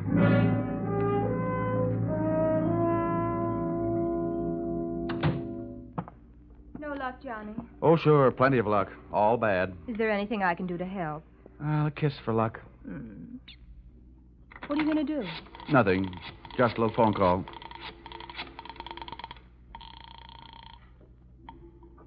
Police headquarters. This is Johnny Dollar. Give me missing persons. Any particular one? Don't be a wise guy. Lieutenant Fisher. Yes, sir. Lieutenant Fisher. Fisher, this is Johnny Dollar. Hello, Dollar. Who'd you lose? One man, my mind, and if I'm not careful, my professional reputation. The guy's name is Brooks, Milford III. Got anything on him? Hold on. All right. Oh, don't look at me like that. It wasn't all my fault. Dollar? Yeah? We haven't found him yet, but we think we know where he is. Huh? The Hudson River. At 11:15 tonight, his top coat, complete with identification, was found taking a ride on the 125th Street ferry. Oh. Anything else? Nothing much. A package of matches was found under the coat, monogram. You don't happen to know anybody whose initials are HH, do you? H.H.? Yeah. There's always Horace Height. Wise. Thanks, Fisher. I'll check back with you later. I'll be. H.H. Harold Hatcher. What are you mumbling about? Bad news? Looks like about $2 million worth. They found Milford's coat on the 125th Street ferry. You and your faraway romantic places. Very funny. I'll see you later, honey, and maybe about 11.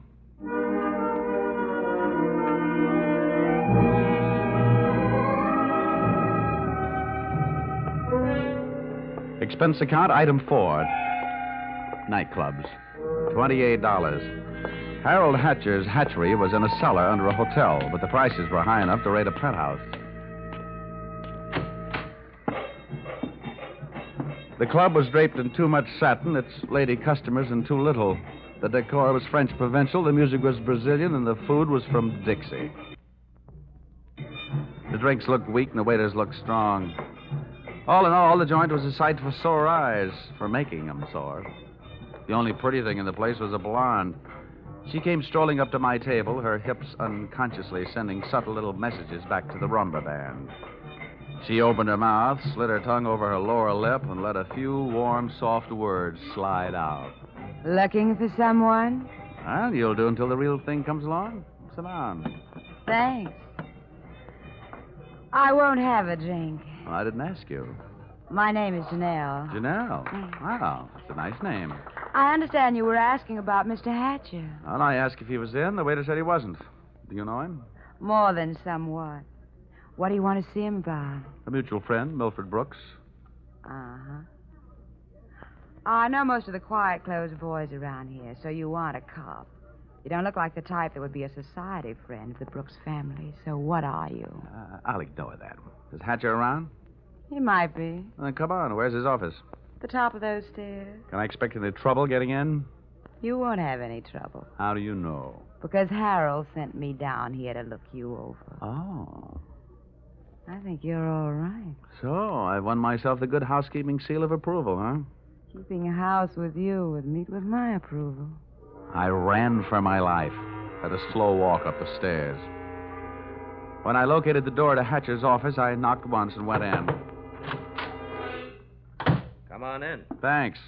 Oh, I'm Johnny Dollar. I was hired by East Coast underwriters to protect the interest of a kid named Milford Brooks III. Now, what's that supposed to mean to me? You know him, don't you? Well, he isn't exactly one of my boozing buddies. How much money does he owe you? Yeah, we've got him on the books for a few bob. Why? They picked up his topcoat tonight on the 125th Street ferry. He wasn't in it. It might have been suicide, or it might have been a knockover made to look like a suicide. What's your choice? What do you get off asking me about my choice? Where were you between 11 and 11:30 tonight? What's it to you? I thought you might like to rehearse some answers. The law will be asking some questions real soon now. I don't know why I should tell you, but I was driving around in my car getting some air. Oh, now, you'll have to do better than that. They found one of your match folders under Brooks' coat. You're out of your mind. Let me ask you. The kid owed me a couple of $100,000. You think I'm going around knocking off my own assets? Hatcher, I don't know whether you're stupid or bright. Don't worry about it. I know. What about that insurance policy? What insurance policy? Now, look, Hatcher, we're big boys. We both know that changing a beneficiary in an insurance policy is a legal transaction. That means witnesses. That means it isn't secret. What are you talking about? That you and East Coast underwriters and I know all know that Brooks made you the beneficiary in his policy and that you stand to come into $2 million when they fish out his body. I don't know anything about it. Motives don't come much bigger. I'm telling you, this is all news to me, and you and nobody else is going to make me move off that story. I feel the same about mine. It doesn't take a genius to know that Brooks didn't love you $2 million worth.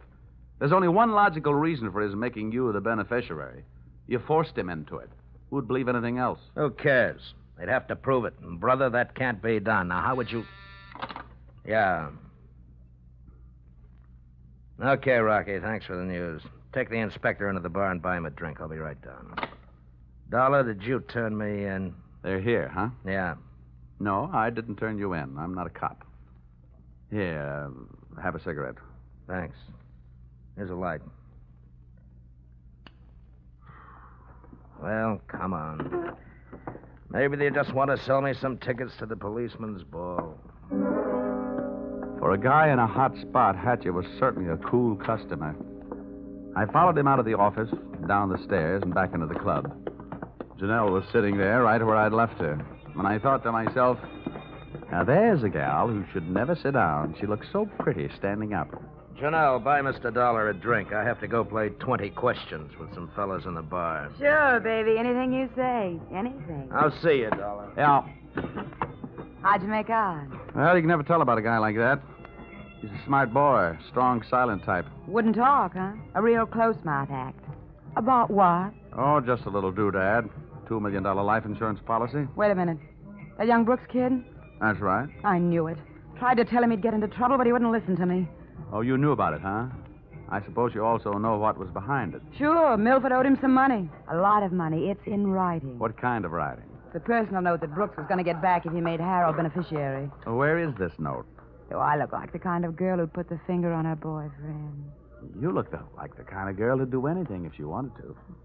Thanks. I'll give you a slight hint. It's in his office. You'll find it in the inside pocket of one of his suits in the wardrobe. What are you waiting for? I'll watch. What are you waiting for? I'll watch the bar. Nothing, sweetheart. Nothing at all.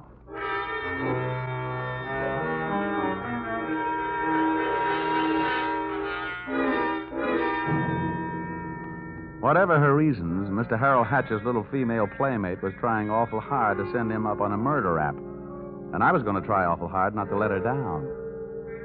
Back in Hatcher's office, I found myself alone in a room with a telephone. And being a guy who can never resist a free call, I unleashed the magic wonders of the AT&T. This better be you, Johnny Dollar. Quiet, Butter. I've only got a few seconds. It seems that's all you ever have for me. Now, if you Look, think that Angel, just another hour. I'll get you a nice present. I don't care if you're another century. And as for presents, the last one you brought me was a drunk, and you even let him get away from me. Good night. Life presents a gloomy picture ever downward toward the tomb. Having wasted those few precious moments of an already misspent youth, I decided I'd better get on my pony before Mr. Hatcher showed up. I found Milford Brooks' personal note in one of Hatcher's suits, all right. As a matter of fact, I found something in all his suits. A great big glimmer of light. Expense account, item 5. Taxi fare, $10. I left the office in a hurry, Janelle at her table and Hatcher at his bar. I got out of the club and into a taxi parked a half block down the street. There, I waited until my favorite suspect left the hatchery and piled into another cab, and off we went. On a chase that would have made Ben-Hur look like a plowing bee.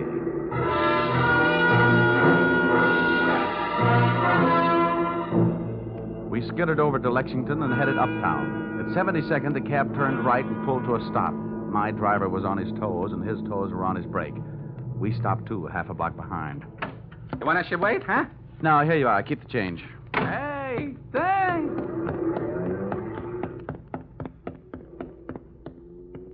It was a garage that belonged to a residence on the parallel street a block away. The living quarters upstairs were dark enough to look interesting. I indulged in a bit of genteel breaking and entering. Entering that old barn didn't take much breaking. I crept up the stairs. It sounded like they were left over from an old ghost story. And so did the first voice I heard when I stopped halfway up. We've got to be careful, especially about that Johnny Dollar. Are you sure he didn't follow you? That voice sounded awfully dry to be coming from a guy who supposedly had spent most of the night snoozing in the bottom of the Hudson River. It was Milford Brooks III. Get up on your feet, Brooks. Well, now, wait a minute. I started this thing slugging you, and I might as well finish it the same way. Leave him alone, you. Now, pull in the claws, Angel. And sit on his lap. You hard-footed. I'll kill you. Get off of me. Huh? I should have known better than to get mixed up with a low-class female like you. Why, you punk. Now, hold it.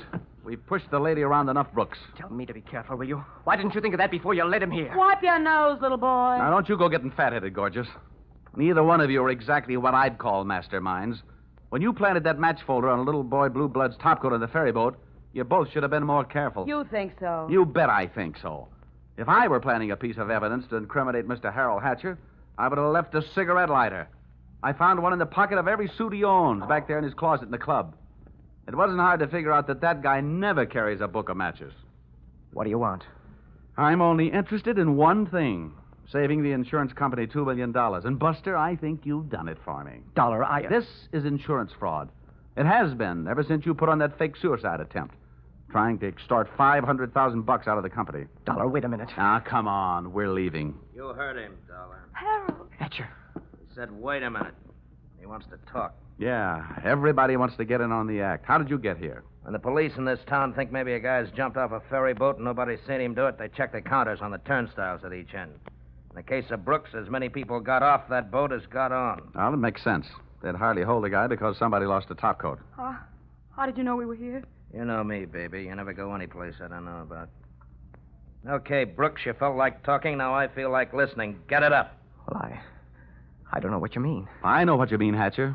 One, he gave you a big, fat $2 million motive for murder. And two, he did his best to make it look like you did murder him with that broken-down match cover plant on the ferry boat. It's just that simple. And you, baby? Harold, please. You put him up to it, didn't you, you cheap little muscler? Trying to get rid of me, will you? No, Harold. Now, calm down, Hatcher. You don't need any gun around here. They're tame. Well, maybe I'm not. Since so many people have gone to so much trouble to hand me a nice, easy way to make $2 million, maybe I'll just go ahead and make it. I'll show these amateurs how these things are really done. Come on, Brooks. How'd you like to go for a nice, cool, half a ferry boat ride? No, Hatcher. No. Look, it's her fault. I'll give you anything you want. You're wrong, sonny boy. You're going to give me everything. No, you can't. Let me out of here! Brooks bolted for the door. Hatcher snapped a shot at him. And I hit Hatcher with a do-or-die tackle from behind. The gun flew out of his hand. No, you don't. I beat him to it and swung it straight into his skull.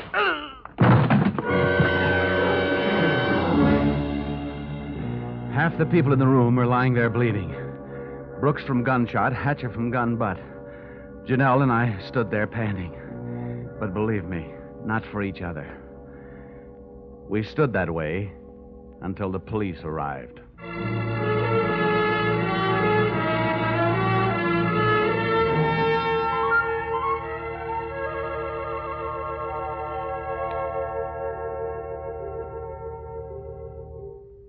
Dollar, it's beyond me.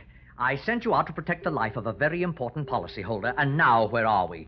Standing in a hospital corridor worrying about whether he's going to live or die. As far as I'm concerned, Mr. Farnsworth, you're only half right. I'm just standing in a hospital corridor. Oh, Dollar, you're heartless. Well, if you'd been bitten where he bit me, you wouldn't care if he lived or died either. I'm getting out of here. Well, where are you going? It'll be explained in my expense account under miscellaneous expense. Oh, don't fall over when you come to an item for $318. $318? For what? Not for what, Farnsworth? For whom?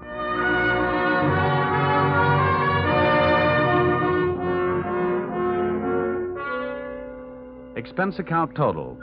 And it all adds up to a little matter of $1,182.23. Which you may say, Mr. Farnsworth, is a lot of money for one man to spend in 2 days. But you must bear in mind that the amount at stake was $2 million. And you know the price of steak these days. It might comfort you to know that I just returned from the hospital. Brooks was strong enough to make a full statement, which you will find enclosed. This in itself should prove sufficient to establish evidence of attempted fraud against your company, allowing you to immediately avoid his policy. It boils down to one sentence, to wit. Brooks and Janelle wanted to get rid of Hatcher so that they could live happily ever after. Knowing those two, they never had a chance. And oh, yes, that that miscellaneous item, the one for $318, it was a bracelet for a certain party who made this special investigation for me very special. Oh, if you want a receipt for this item, I'll send you a lock of her hair. Yours, truly, Johnny Dollar.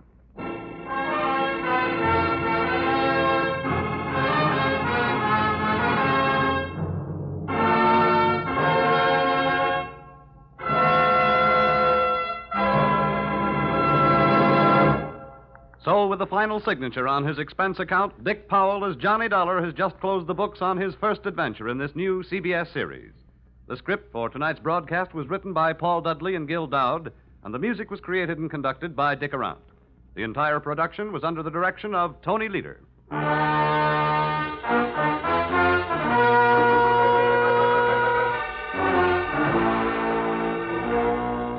Be sure to tune in again next week when the expense account covers Special Investigation Singapore, another unusual adventure starring Dick Powell in... Yours, truly, Johnny Dollar.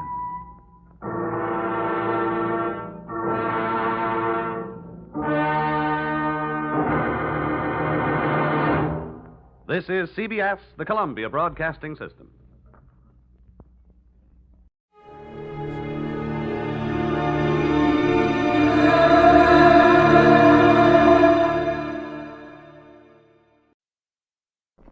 The encyclopedia says that the island of Haiti can be called San Domingo, Santo Domingo, or Hispaniola. Well, after my visit there, I could suggest a few more things they can call it, but they probably wouldn't get past the censors.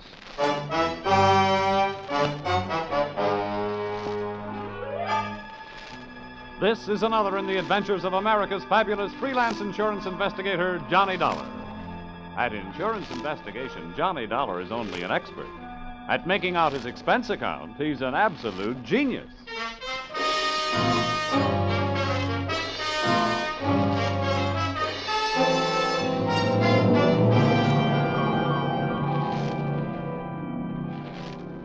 Expense account submitted by Special Investigator Johnny Dollar. To Home Office, American Federated Life Insurance Company, Hartford, Connecticut. Attention, Harvard Huntington, General Manager. The following is an accounting of my expenditures during my assignment in Port-au-Prince, Haiti. Or, the nights may be black down there, but the magic is blacker. Expense account, item 1, $15 for a pair of tickets to see the show Detective Story at the Hudson Theater, New York, which I never got a chance to use since I was sitting in the living room of your Hartford home promptly at curtain time. I want to thank you for coming out here. Why, that's all right, sir. Sorry to break into your evening like this, but since I have, I'll get right to the point. Fine. Perhaps you've heard of the Gordon family here in Hartford. Well, what I see of the society page is while I'm flipping back to the sports section, but I've noticed the name. Diamond-studded, aren't they? Immensely wealthy. Pillars of society, and surprisingly, quite a proper family. It is all but one of the sons, Ralph. He's a heavy drinker, complete waster, ne'er-do-well. A blot on the old escutcheon, eh? Yes. Continually getting into one scrape or another. Now he's done it again. I take it that you're not worried about Ralph the man, but about Ralph the policyholder. Well, to put it bluntly, yes. I don't think it's unethical for a company to protect its interests. In this case, the policy is in the amount of $150,000. Payable to his death to charity or to his wife if he's married. Oh, that's quite a piece of paper. Yes, to be quite candid, I rue the day it was issued. But the point is this. Ralph Gordon, at last report, is dying aboard his yacht at Port-au-Prince, Haiti. Oh, you don't need me, Mr. Huntington. You need the Mayo Clinic. Dollar? Yeah? I hesitate to even mention this in the presence of a sane man, but from everything we can learn, young Gordon is not dying from any known malady. He's dying as a result of a... Well, it's pure nonsense. He's supposed to be dying as the result of a voodoo curse. Now, anyone with any sense... Now, wait a minute. Where'd you get your information? From his older brother, Thomas. He's a doctor. He's down there in Haiti with Ralph. I want you to go down and debunk this thing, Dollar, and find out what's wrong. Why, any sane man knows there's no such... voodoo. You don't believe in it, do you? No. Not unless I see it working.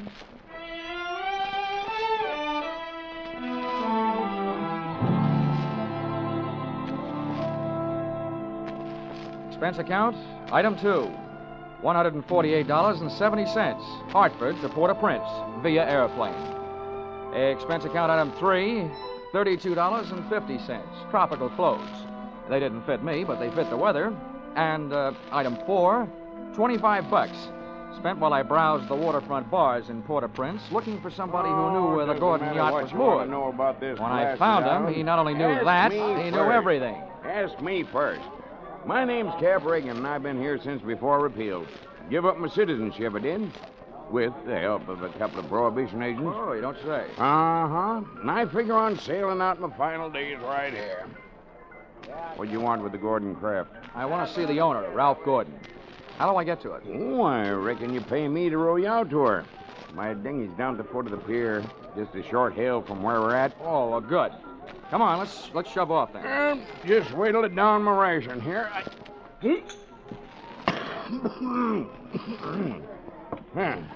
That'll put me shipshape. What'd you say you wanted with that schooner? You figuring on buying her? Thanks for the compliment, pal. Listen, if I bought a boat today, it would have to be a surplus life raft. Now, I told you I want to talk to Gordon. Friendly visit or other kind? I'm beginning to see how you know so much about this island. Well, never question, never learn. Remember that, Sonny? Yeah. Yeah, this way. Veer off to starboard.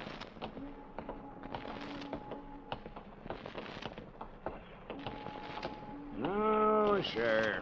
Never question, never learn. Yeah. Well, I'm an insurance investigator, and a company sent me down here to look things over, including Gordon. Something wrong? I don't know yet. What do you know about him? A jug full, Sonny, a jug full. Stood into the harbor about 2 months back. No sooner dropped his hook than his crew started taking the pierhead lead. Everybody jumped but the bosun, for reasons of his own. Why did they leave him? 'Cause he was half seas over all the time. You navigate with sextant, a compass, and parallel rulers, Sonny. Not with a double shot and a water chaser. You get the drift? Yeah, they were afraid to sail with him, huh? Aye, that's the line of it. And if you had ever piled into a reef, you'd feel the same. Yeah, here we are. Oh. That's my dinghy down at the bottom of that ladder. There's Gordon's yacht out there. You see her? Oh, yeah. That tug's passing the stern of her now. Yeah, say. That's a lot of boat. Yeah. She carries a suit of sail like a grain clipper. Wait till you see her close up. She's as dirty as a garbage scow.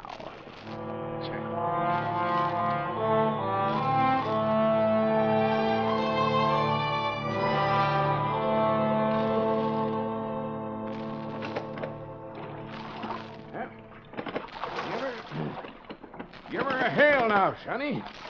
They're close enough. Hey! Anybody aboard?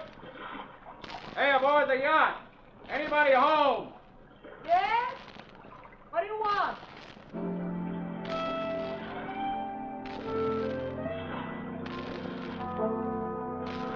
If the ship was dirty, I didn't notice. It may have had good lines, too, but it couldn't have touched what stood at the rail wearing clam diggers, an off-the-shoulder T-shirt, and a Caribbean tan. Uh-huh. There's a trim hull for you. Yeah. That'll be his wife. His wife? Oh. Can I come aboard? Who are you? What do you want? I'm Johnny Dollar from Hartford. I want to talk to Ralph. Oh. Why, yes, then I guess you'll have to come aboard. Here. I'll swing the stern into the ladder. Okay. There you be. Oh. Steady now. Steady. Okay, Cap. You wait for me, huh? Yeah.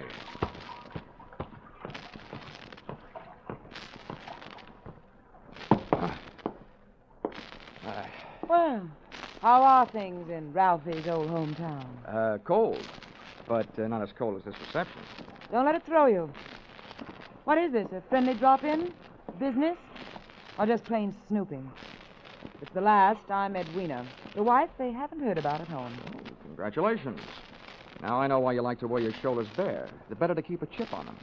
If you're through being sharp, I'll let you hear what's left of my husband. Come on, through here. Okay.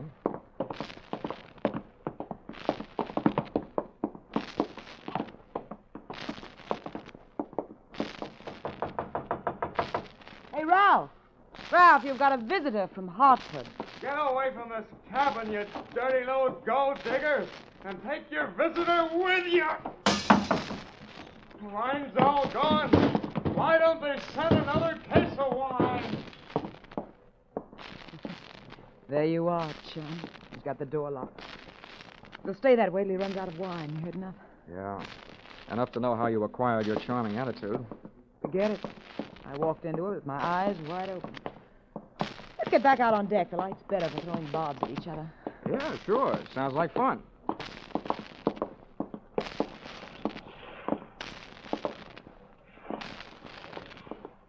Well, do I have to help you off the boat? Not until you help me by answering some questions. I'm an insurance investigator, and I was sent down here by the company that holds a policy on your husband's life. Oh, what should I do, Frank?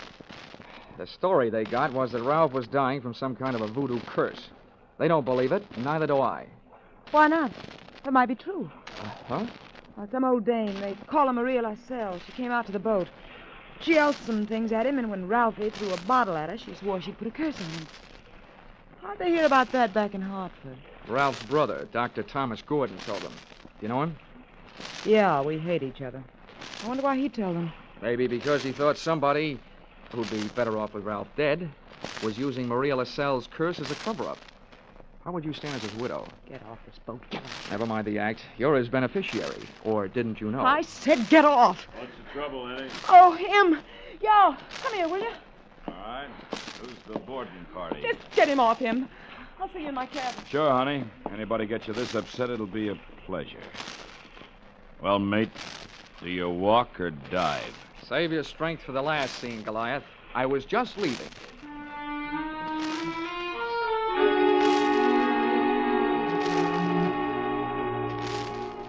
Expense account, item 5, $3. Paid to Cap Reagan as water taxi fare. Item 6, 80 cents. Land taxi fare to Hotel Francois. An up-at-the-heels hangout for not only the best in tourists, but also Brother Thomas Gordon, M.D.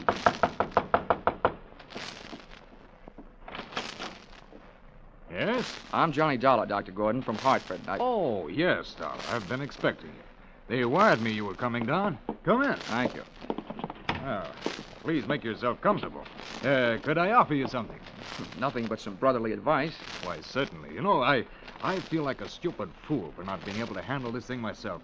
So now that you're here, you call on me for anything. Have you seen Ralph? I tried to, but he locked himself in his cabin. Tell me, as a medical man, how do you digest this voodoo curse story? Why, it's ridiculous. Good heavens, this is the 20th century. I do think that science doesn't know everything it would like to know about voodoo and black magic.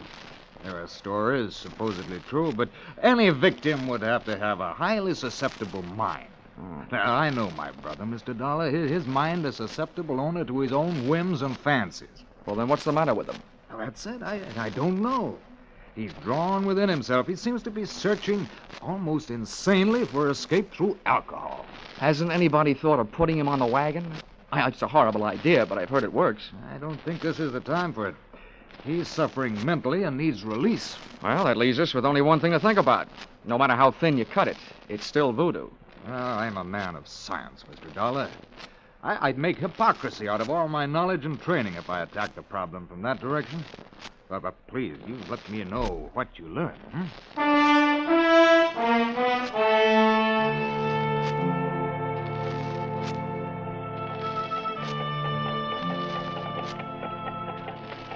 Expense account, item 7. $4. Rental of horse and cart in which my walking tourist guide, Cap Riggin, and I jolted out of town in search of Maria LaSalle. Something made me feel like I was riding my last mile in a tumbril en route to the guillotine. The moonlight was fighting a losing battle against an army of storm clouds that were sweeping in. And then to make it worse, I heard a drum. You there, Sonny? Yeah, sort of a tired Gene Krupa. Means we're getting close to Maria's headquarters. Is she the only one around here? Yep. None of the good Hougans performs in her territory. She's too mean. Oh, great. What's the matter?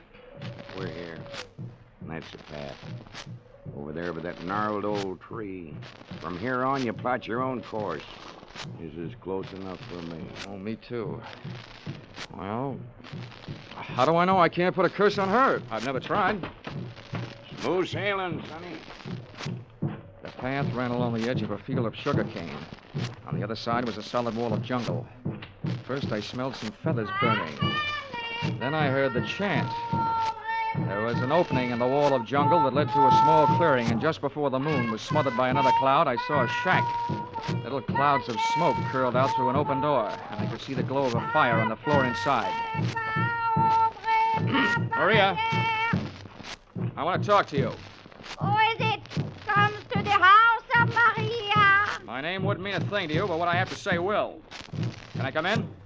Andre, what is this word of so great importance to stop Maria? All I know about voodoo is I don't believe it. Papa Legba. I've come to you because I haven't gotten any answers from anybody else. I want to know what's behind this so-called curse you put on Ralph Good. You don't believe? You let me make you believe, eh? Ralph Gordon, he died tonight in the wind and rain. And for you, I have magic now. Look, regard my fire. You will see, you will believe this smoke. Voila! Billy!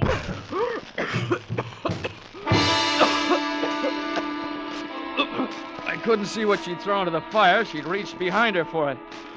But when the smoke from it whirled around me, it seemed to grab my throat and squeeze. I stumbled back to the door. I hadn't believed in voodoo when I'd come in, but going out, I wasn't so sure.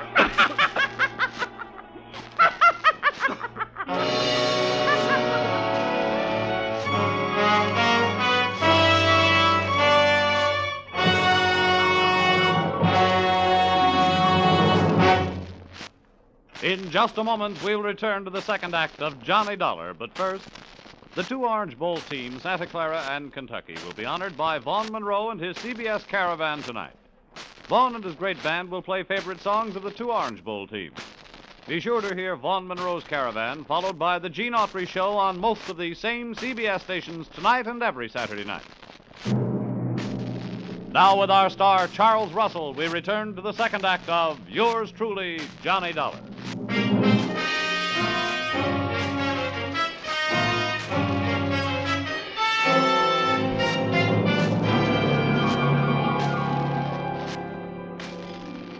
My throat burned. My eyes were looking at each other. My lungs felt like a pair of deflated footballs. And the blood in my head was pounding a better and louder rhythm than that drum. I staggered around the heavy jungle air, and when I could breathe again, I gulped in enough to lift the Graf Zeppelin. By that time, I was cool enough to get hot, in anger.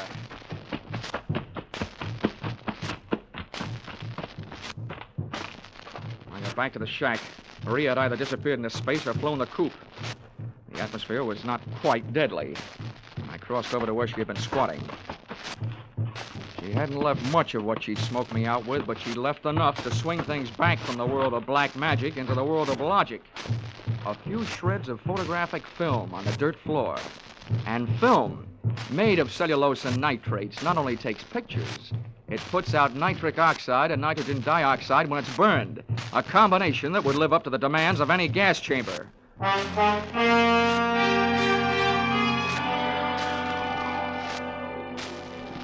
captain rowed me out to the Gordon yacht.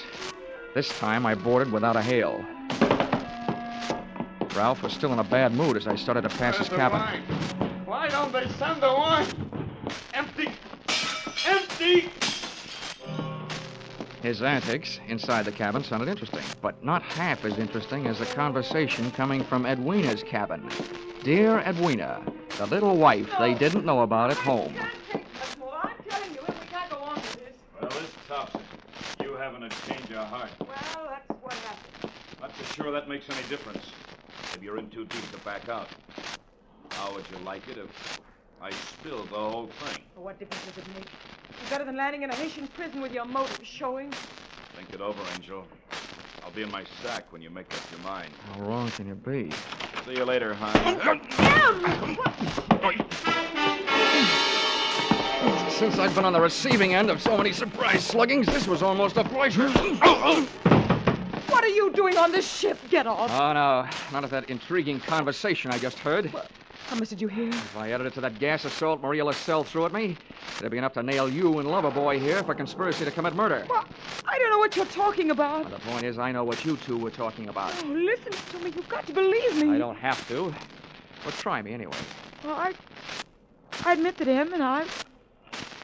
Well, it was because Ralph turned into a wino after we were married. Well, this probably marks the first time in history that an icicle melted in Port-au-Prince. Please let me finish. When my marriage went to pieces, I had to do something or go crazy. See, Ralph drinking up all the champagne on the island was just more than I could take. I was going to divorce him and leave with him, but we weren't going to murder him. Chapter 1 has so many holes in it, it would have been printed by a punch press. You don't worry about landing in prison with your motives showing when all you're planning is divorce. Oh, yes, you do when people are waiting for your husband to die under mysterious circumstances. That's why I was trying to make them go away. If Ralph died, who'd look any farther than the erring wife? Can you lock this cabin from the outside? Yeah. What are you going to do? You're not going to lock me in? No, just your playmate. You're coming with me. Where? To Maria LaSalle's. I want to catch your reaction when she sees you. You don't believe me. No. With $150,000 at stake, I don't even believe myself.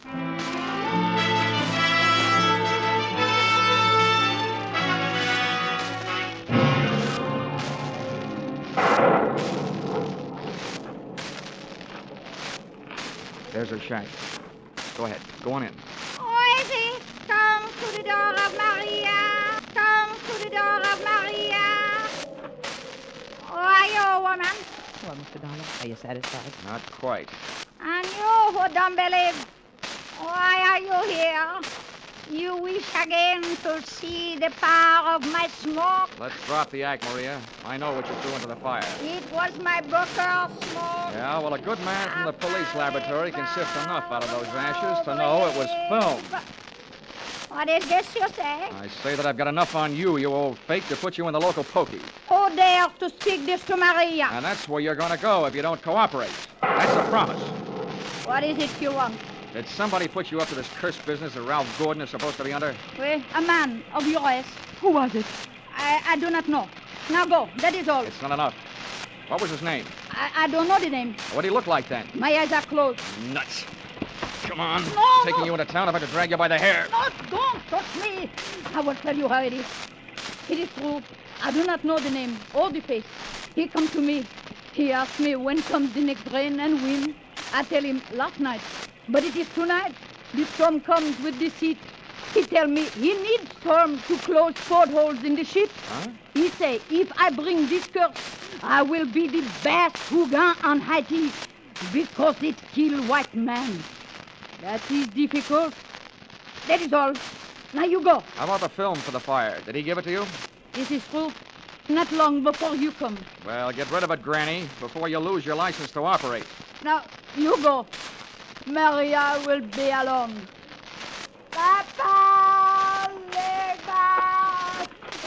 Okay, Mrs. Gordon. Let's not stay for the music. Did you make head or tail out of what she said? Hey, look. What goes into your husband's cabin? Nothing but food and wine. Mostly wine. Well, who fixes his meals? I do. Our cook left us. Well, what about the wine? Huh? Where does it come from? You said it was champagne, didn't you? Yeah, it always comes from the same place. Liquor shop in town, a case at a time. Oh, nothing makes any sense. What are you going to do? All I can do. Try every angle. But that's not all I'm going to try in that liquor shop.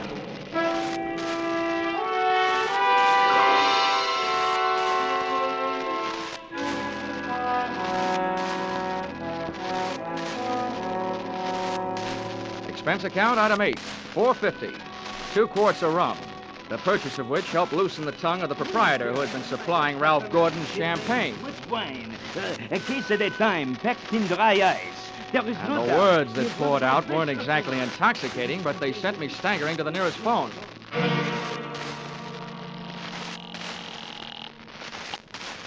Yes? Hello? Hello, Dr. Gordon. This is Dollar. Good. Dollar, I've been wondering about you. What have you learned? First, tell me this. What would happen to a man if he was in a ship's cabin on a stormy night with all the portholes closed and there was a lot of dry ice in there with him? What was that? A small room, no ventilation, a lot of dry ice. A lush may be passed out. What would happen? Good Lord. Dry ice is solidified carbon dioxide. If enough of it evaporated into the room... The lush would not be bothered by a hangover the next morning because he wouldn't wake up, right? Exactly. The gas, although not toxic, would force the oxygen from the atmosphere, and the result would be asphyxiated. What are you getting at, Colin? That curse your brother is suffering from is very scientific. The champagne he's been getting has been chilled by dry ice, about 5 pounds per case. And 1 case went out to the yacht just before the storm broke. Lord. Well, it may be just coincidence, but Ralph's wife and that bosun. Yeah, I know. For a bosun, he'd make a very good chemist. Well, send for a pull motor, will you? If it's too late for your brother, maybe I can use it.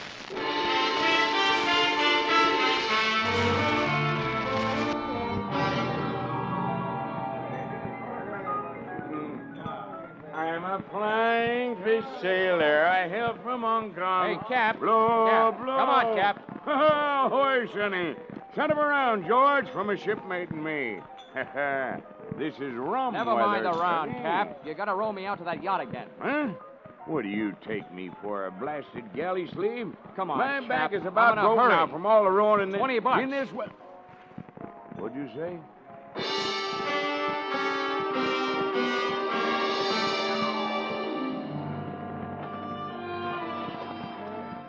I didn't think it could rain any harder than it had, but it did. We would have been drier swimming. And the visibility was so bad, I would have had to have a seeing eye sealed to find the ship.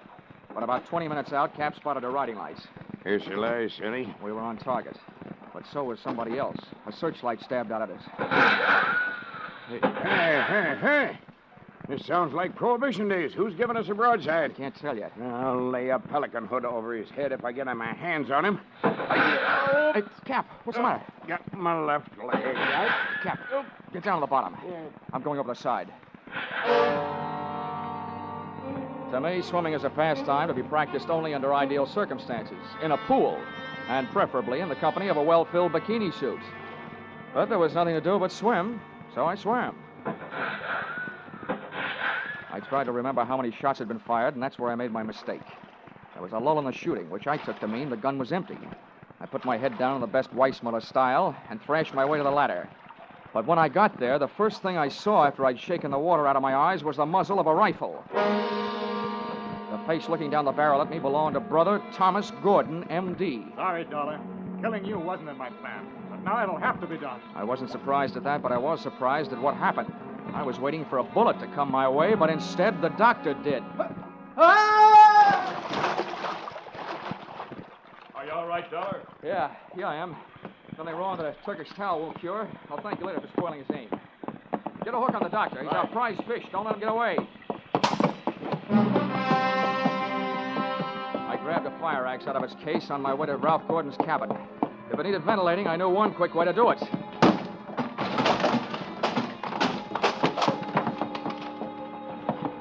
I didn't check for oxygen. I took a deep breath, held it, and went in. The cabin was littered with wine bottles, and in one corner, in an open case, was the dry ice that was in the process of cooling Gordon off for good. He was stretched out on his bunk. I hefted him to my shoulder, used the last of my breath getting him out of there.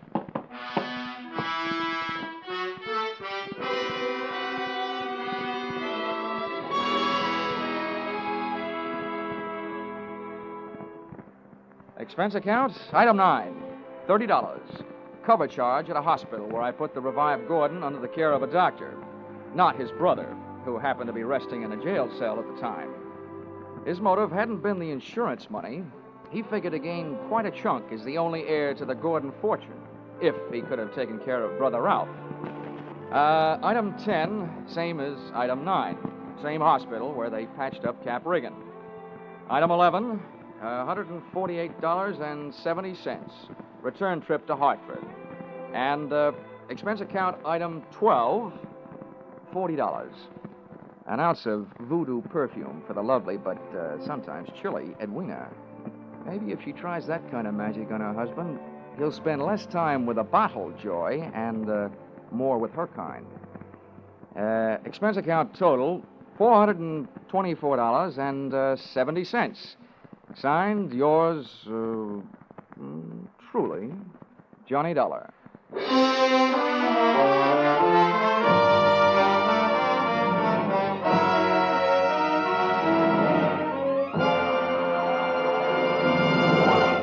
Yours truly, Johnny Dollar, stars Charles Russell. Tonight's script by Paul Dudley and Gil Dowd was produced and directed by Ralph Rose. Featured in the cast were Betty Lou Gerson, Sylvia Sims, Ben Wright, Ken Christie, Howard Culver, Dawes Butler, and Tim Graham. The special music is written and conducted by Leith Stevens.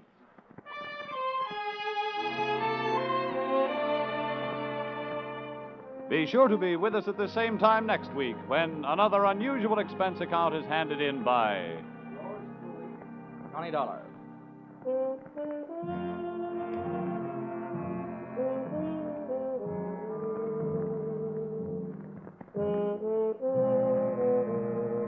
Were you right? Were you wrong? Did you know it was Buster Keaton playing Sing It Again's Phantom voice these last few weeks? Well, now there's a new Phantom riding the airways on Sing It Again. And for identifying him tonight, some CBS listener can win $50,000 in cash and prizes, radio's largest jackpot. Phone calls go out from coast to coast, so be ready for the new Phantom when Sing It Again comes your way over most of these same CBS stations later tonight. Now stay tuned for Vaughn Monroe's Caravan, which follows over most of these same CBS stations.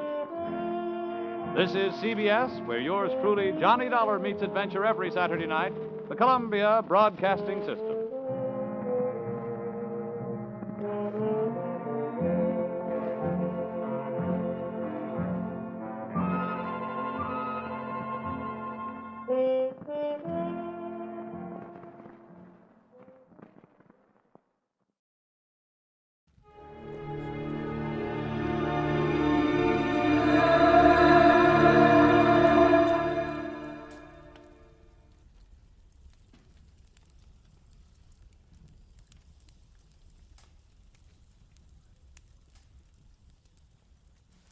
Get this and get it straight.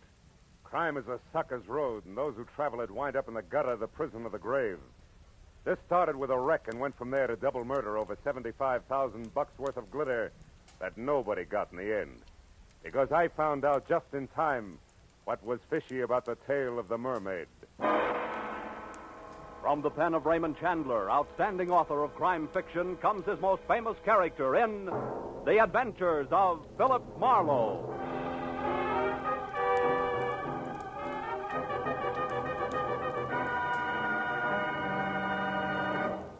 Now, with Gerald Moore, starred as Philip Marlowe, we bring you tonight's exciting story, The Tale of the Mermaid.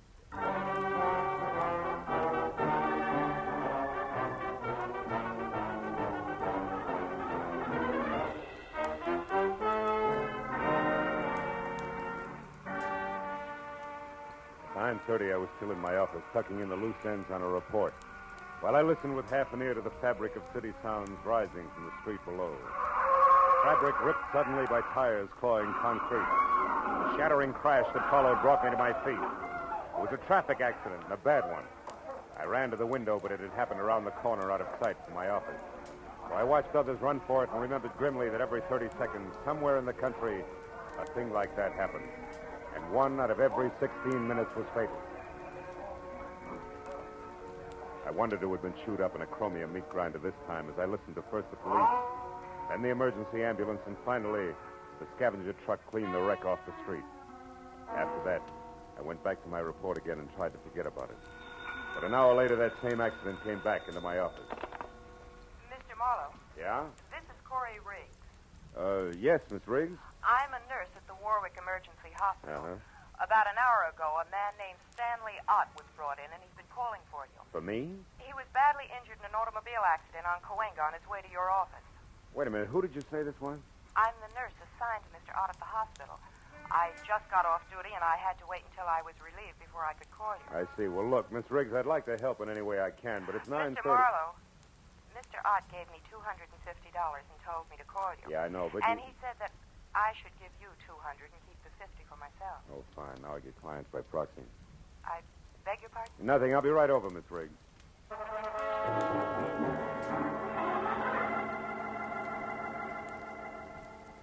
I didn't know anyone named Stanley Ott, and I felt a little like an ambulance chaser, but I was only 15 minutes from getting to the emergency hospital. As I walked up the ambulance ramp, a smart-looking brunette came toward me. Mr. Marlowe? I'm Corey Riggs, the nurse who called. Oh, hello. Can I see him now? It wouldn't do any good. You see, he went into a coma a few minutes after I called you. Oh, too late, is that it? Let's move away from the door, shall we? Sure. You see, Mr. Marlowe, before he went into the coma, Ott wasn't rational. He was raving. About what sort of thing? About you and a girl. Oh? As near as I could make out, she's supposed to meet someone tonight at 2 o'clock and collect $75,000. It's quite an assignment. Who's the girl? I don't know. All Ott said was something about a plaid coat as identification. Plaid coat, huh? Any idea what he wanted me to do? Chaperone, maybe? No, he kept pleading, stop her, she can't do it. So I'm sure that he wanted you to prevent this girl from keeping that appointment. For some reason, it seems absolutely imperative to him. Where was this 2 o'clock meeting supposed to take place? I have no idea. Oh, fine. So it boils down to this. A girl we don't know in a plaid coat is meeting someone we don't know at a place we don't know at 2 a.m. The man who wants me to prevent it is in a coma and can't talk. Didn't he say anything else, Miss Riggs? He just kept saying, you've got to help me, Marlowe. It's life and death. You know, we can stir up an awful hornet's nest poking our noses into $75,000 worth of business we know nothing about. I doubt that we can do any good anyway, because we don't have enough to go on. If he said anything else to even point in the right... Marlowe. What? Oh, wait a minute. He mumbled something once about a Constantine. Constantine? Yes, it's some pier. What is it, a boat? I don't know. But at least it's a lead, isn't it? Anything else? No. Okay, where can I reach you? I'll be at my quarters, Crestview 5781. 5781. And keep track of Stanley Ott's condition, will you? If he comes out of it, talk to him. We've only got 3 short hours. I'll call you, Corey.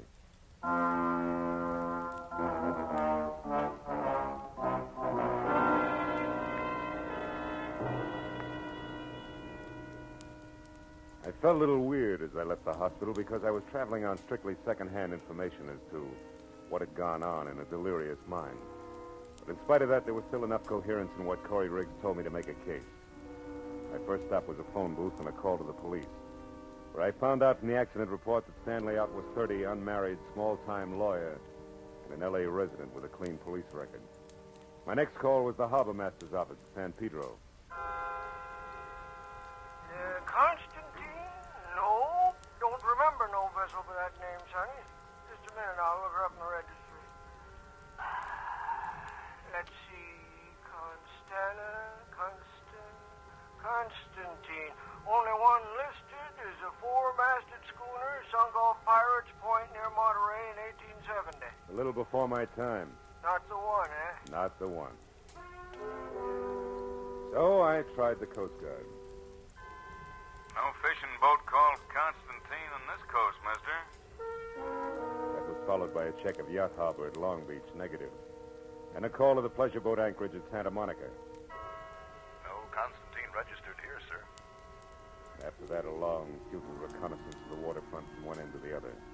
But Left me 1 solid hour later out at the end of a tottering, almost abandoned concessions pier in Venice, swearing in blind frustration at the black, seething ocean below. I was licked. Ain't thinking of jumping in, are you, pal? Hey, you look like you lost your best friend. I did, Buster. Me. I was sunk with a Constantine in 1870. Constantine? You know him, too, huh? Him? Yeah. You mean Constantine's a guy? Sure, pal. There's a shack there. Wait till the beacon light comes around again. You see? See that? Well, I'll be. Prince Constantine Chevnov. Occultist, palmist, and medium. Personal consultant by appointment only. Yeah, but that's a fake. No fool. All them guys. He owes everybody around, even at the Ziggy. Me. For $1, and that's something. But he's a genuine Russian prince. Hey, where you going? Have a look. Prince Constantine Chevnov could be my boy. He wouldn't want you nosing around here, pal. That's too bad. Does he live here? Yeah, in the back. He runs his pitch in the front where all them green curtains are. Uh-huh. Yeah. I suppose he always leaves his door unlocked, huh? Whoa. Hey, that's kind of funny. Yeah, I'll bet. There'll be a light switch here someplace. Oh, yeah. Now let's see what... Oh. Holy catch. Goodbye, mister. Goodbye.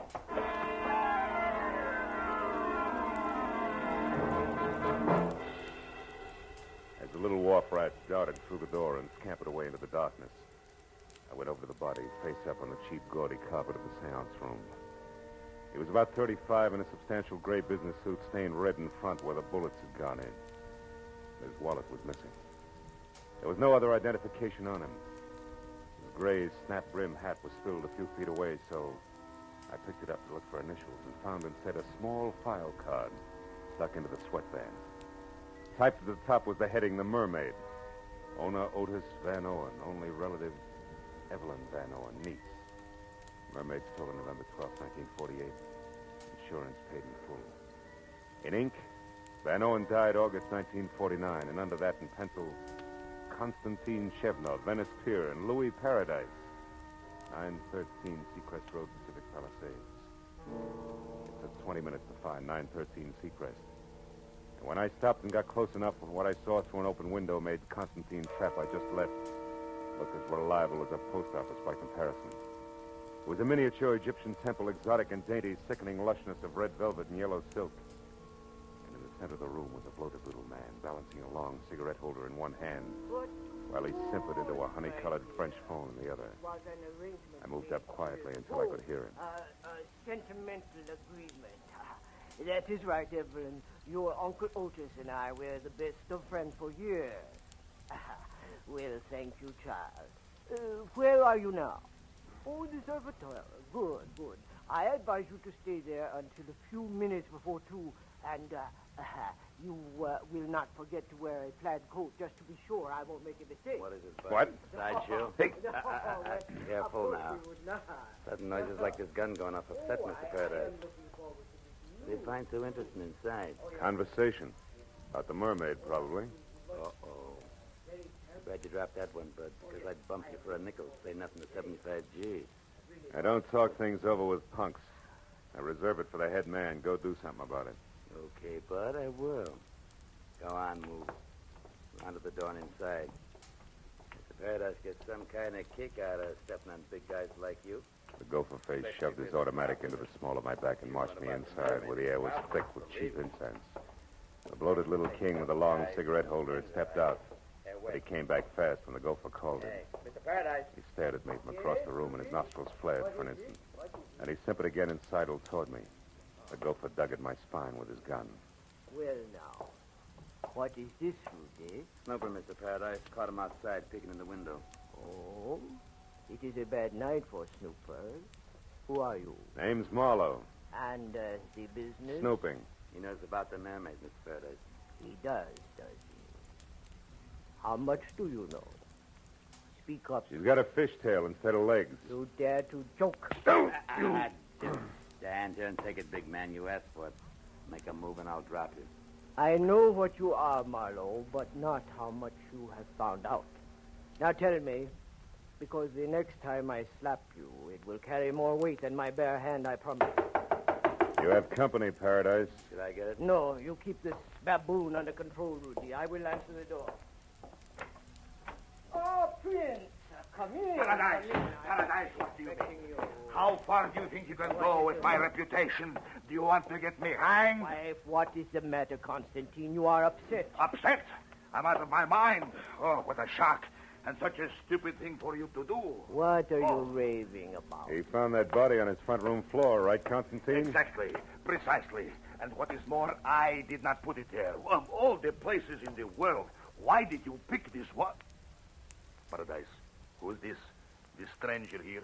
If you would close your mouth and open your eyes more often, Prince Constantine, you would not be the nervous wreck you are. This is Mr. Marlowe, another snooper. Oh, another one. Paradise. Paradise, listen to me. It's better if we quit. It's better if we don't try it tonight. It's out of hand. I don't like it now. We should get away and come back next year and do it. You jellyfish, there is nothing to worry about now. Insurance investigators often work in pairs. Is that not so, Marlowe? Your pitch, round man. You don't need any help from me. You are so right. Rudy and I caught the first at your place, Constantine.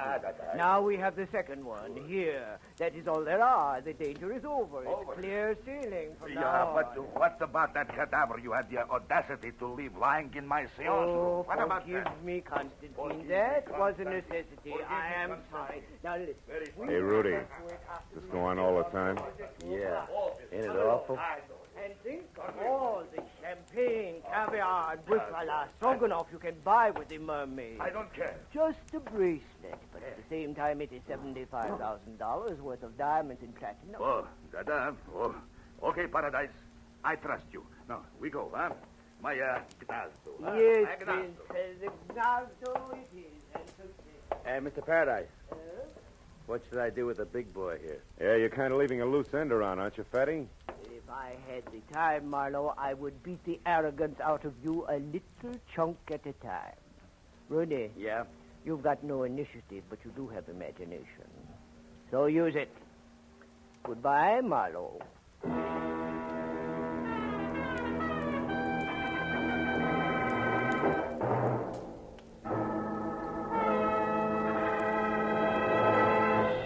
In just a moment, the second act of Philip Marlowe. But first, it's a big break in entertainment for you and a big break in a career for some talented youngsters when Horace Height's original Youth Opportunity Program opens the door to fame and fortune every Sunday evening on CBS.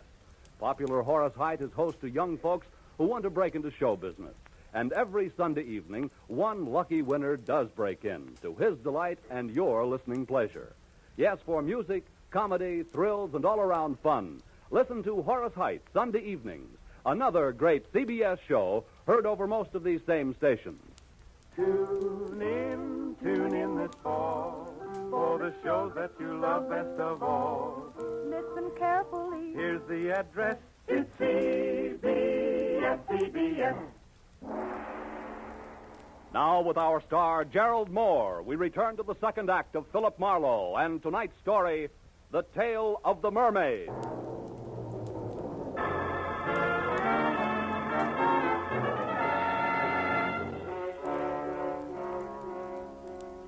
When Louis Paradise hesitated at the door, snarled the suggestion that this henchman used his imagination in disposing of me, and left in lockstep with the white Russian screwball, I got the point. But even if I'd missed it entirely, one look into Brother Rudy's eyes would have done the trick. There were no pupils, just slits of lethal viciousness. Windows to his warped little mind where I could practically see the montage going on. It ran from ancient thumbscrews by candlelight up to a generous beating by street lamp with brass knucks. I felt a cold knot grow in the pit of my stomach as Rudy, with a cannon in his hand, pointed at my head, started toward me. And from someplace outside, I got a break. Two romantic cats. Rudy spun toward the sound. One chance to a customer, Rudy, and you missed. Kill you, Marlowe. I'll blow your head off. Not tonight, gentle soul. Give it to me. I don't want you to hurt yourself until we've had a chance to talk. That's it. Now, lie down. I knew there was some reason why I like cats, their voices. Okay, Rudy, you've had enough rest. Now, let's get back to business. Now, wait a minute. Come on, get up. We're going to talk. Wait, hold it, please. No reason for any more rough stuff. I'll cooperate. That's better. Where did Paradise and His Highness head for? The Gnazdo, where is it? I don't know. Come on, you said there was no reason for rough stuff, remember? Ow! Yeah, I remember. That Gnazdo, that's something I never heard of. An unhappy coincidence, Rudy. It's one thing I'm interested in. Hey, wait. Must be something else you want to know. Something else I could tell you that... Hey, what are you going to do? You mean you Stay can't away. tell, Rudy? That's Keep funny. away. All it takes is a little imagination.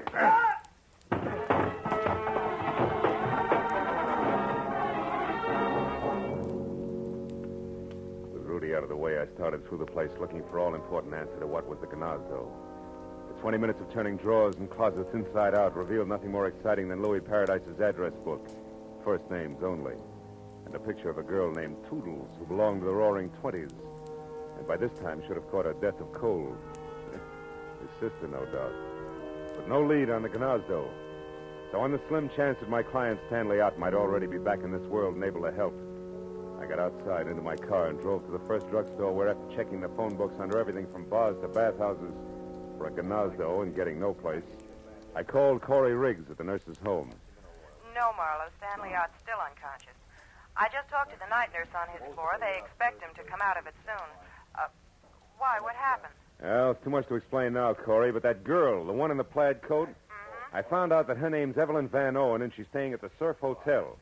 Now, see if that much checks with Ott when he comes to, will you? All right. Oh, also, there's a diamond-studded item called the Mermaid, which accounts for that $75,000 he mentioned.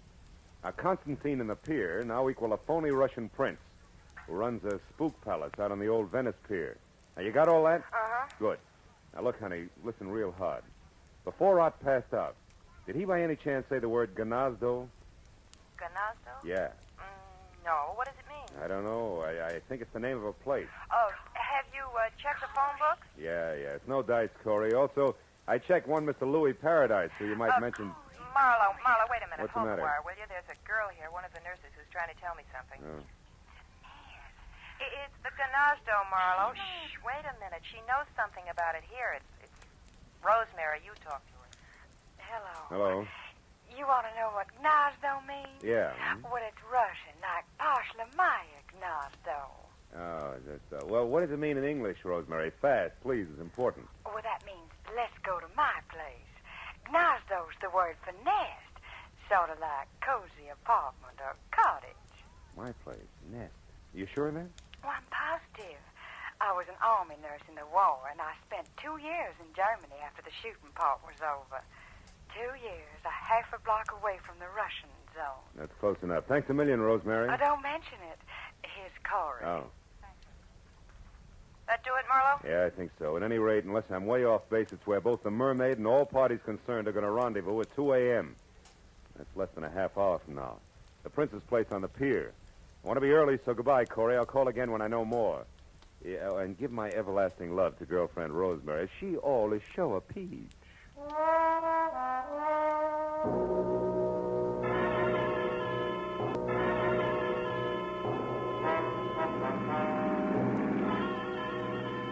was still a few parts missing, the way there always are. As I drove fast for the old Venice pier and added as I went along, it came out something like the theme of Paradise and Prince Whatchamacallit ready, willing, and able to pay $75,000 for a piece of jewelry that one Evelyn Van Owen now owned. A mermaid, which, according to the data I'd found on the insurance man's body, had once been stolen from Evelyn's late uncle. But I left it there when my rearview mirror said a long gray sedan that had been tagging me discreetly for the last 3 blocks was now being indelicate about it and closing fast. The driver was old pal Rudy, and as he came abreast, he headed for me.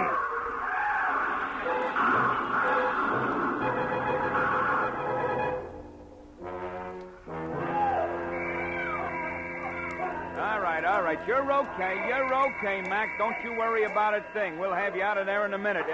Hey, can't you knock up that horn? He knocked out the horn and said, what do you think we're trying to do? It ain't so easy getting my hand past the printed hood. You know. Oh. Well, that's better. Hey, cabby, what'd I hit? Well, in order of their appearance, Ooh. Mac, your car into a telephone pole and then you into your dashboard. Yeah, you're sure lucky you bounced off the curb first, mister. Okay. Slowed you down plenty. Oh, hey, here comes the ambulance. Yeah. Look at the roll. Not for me. I'm all right. Hey, come on, Cabby. Help me out of this, will you? Sure, that's what we're trying to do. But don't you worry, the ambulance ain't for you. It's for the guy that sideswiped you and then tried to get away. I seen what happened, and I went after him in my cab. He turned into a dead end, no less, trying to shake me. Ooh, is he a mess? But I guess he'll live all right. Hey, what you got against you anyhow, Mac? Just my life. Listen, your cab's still all right? Sure, there's someplace you gotta go. There is. The old Venice Concessions Pier, my friend, and the sooner the better. Come on.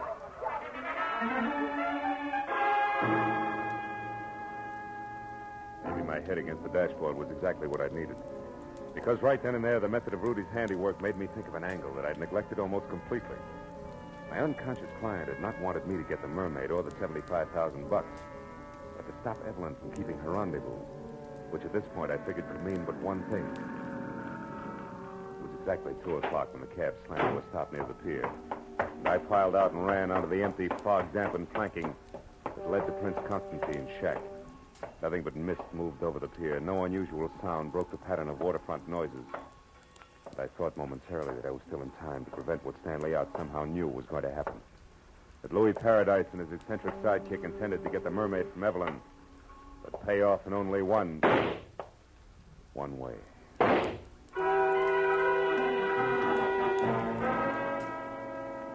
I ran to the rear of the shack on stilts and got close to the half-open door where I could see and hear and found out just what I'd expected. In the storeroom, spread out and very still on the oil-soaked planks that were a makeshift floor, was a lifeless form. A girl, who, according to the plaid coat she wore, was the late Evelyn Van Owen. And kneeling close to a gun in one hand, the sparkling Mermaid in the other, was her executioner, Louis Paradise.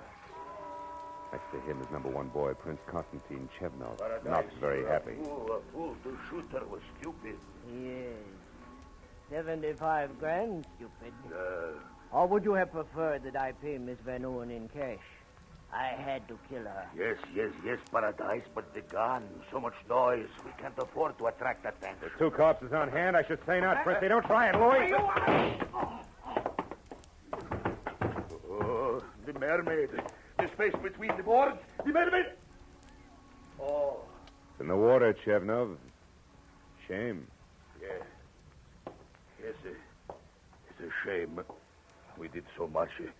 Worked so hard. Yeah. Killed so often.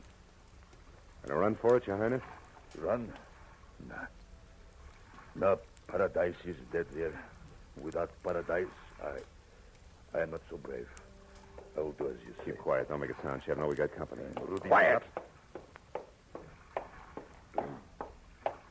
Pardon me. Can you please tell me where Louis Paradise can be found? It's Louis Paradise there. Who are you?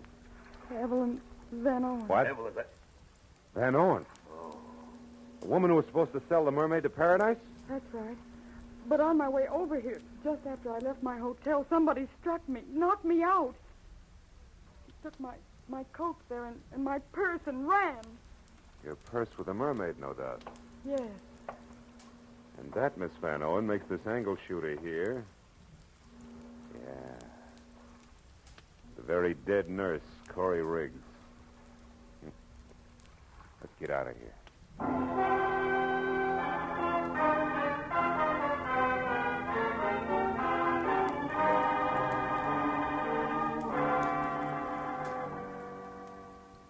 Nothing to worry about, Miss Van Owen. Stanley's going to be all right. Oh, I'm so happy. Why is it women always cry when they're so happy? I don't know, but it's effective. Well, I'll run along now. Goodbye. Bye, Doctor. Bye. You know, Mr. Marlowe, when I was in Stanley's room with the doctor, Stan said he didn't lose control of his car at all when he had that accident in front of your place. He was run off the road by a gray sedan, I know. Because I had the same treatment. One of Louis Paradise's henchmen, Rudy. Where's your car, honey? I'll walk you out. Just outside the front door. Mm-hmm. Tell me, did I tell you why Rudy roughed him up? Yes, in a way. You see, I told Stanley about the deal with the Mermaid, and he thought it all sounded a little phony. Can't understand why. He's a lawyer, you know. Ah, legal type mind. Yeah. He said meeting anyone at 2 in the morning was ridiculous, so he investigated as much as he could. Because he was worried about me. We're engaged, you know. I never would have guessed. And he found out that Mr. Paradise was a fence. And Stan said that probably he never intended to give me the $75,000 for the Mermaid at all. That they intended to kill me. Here we are. Tell me, why did you get in touch with Paradise in the first place? I was just following Uncle Otis's instructions. He gave me the Mermaid when he was dying. And he told me if I wanted money to sell it only to a Mr. Paradise, but not to mention it to anyone. Your uncle faked the robbery, collected the insurance money, and then let you sell the Mermaid to a fence, huh? It's lucky for you that Nurse Corey Riggs was clever. She put together just enough of Otis's gibberish to know that there was something good to be had, and then got me to unravel it for her. She got killed taking my place. When she tried to collect your $75,000. Yeah. Oh, here's my car. Well, Evelyn, for a little while, you were a rich woman. Now it's all gone. How do you feel? Well, I'm alive.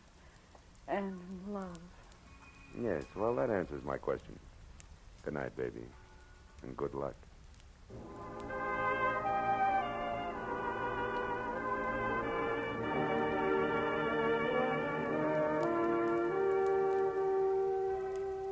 When I left the hospital, I wandered back to the old Venice Pier in Prince Constantine's Finazdo. It was 5 in the morning, and the police had finished cleaning the place up. But the word had gotten out. A crowd had gathered. They always do. Curious, restless, sordid crowd, equipped with everything from grappling hooks to homemade diving helmets. All climbing over each other for a chance to fish for the Mermaid. She who had brought death to 3 people, injury to 2 others in the course of one night. And suppose they found her. What then? A lot of glittering pieces of white coal set in a metal frame we call precious. Look at the sucker's grab. That's all, Marlowe. Home and to bed.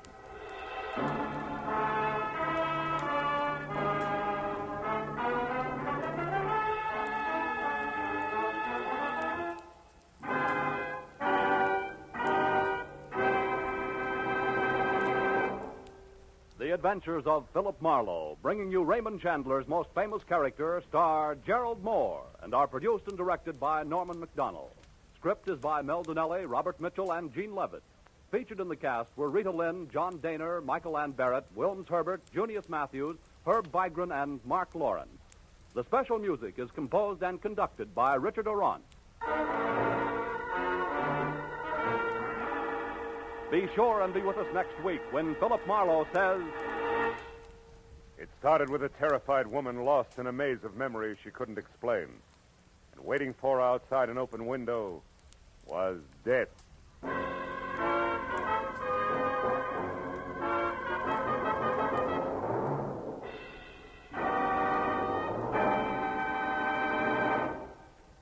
Another show has joined the CBS Sunday Night Parade. It's The Contented Hour, starring Buddy Clark and featuring the finest in popular and semi-classical music.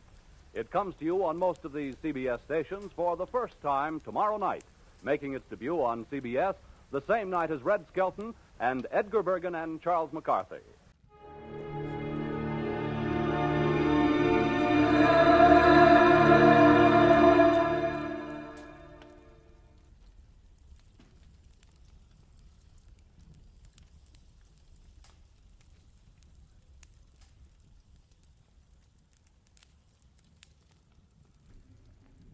Get this and get it straight. Crime is a sucker's road, and those who travel it wind up in the gut of the prison of the grave. This time I was in the country where the night should have been nothing but peace and quiet. But a pair of angry eagles changed all that. One was solid gold and too close to a battered corpse. The other weighed 160 pounds and was too quick with his fists. It happened like this. From the pen of Raymond Chandler, outstanding author of crime fiction, comes his most famous character in The Adventures of Philip Marlowe.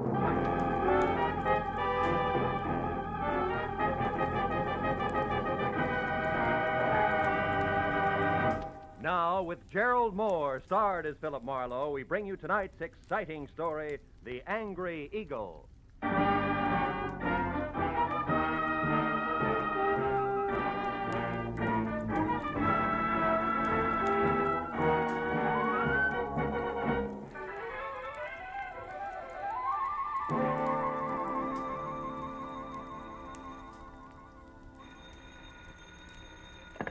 Hello. Mr. Philip Marlowe, please.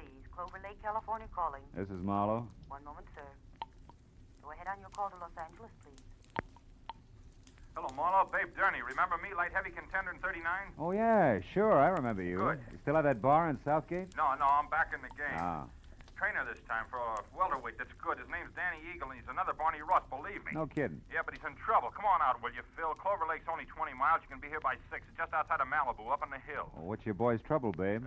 Plenty. And it could end up being his life. Now step on it, Phil. Oh, and listen, you're a sports writer from Detroit, not a private detective. You got it? Got it. Leaving now, babe. It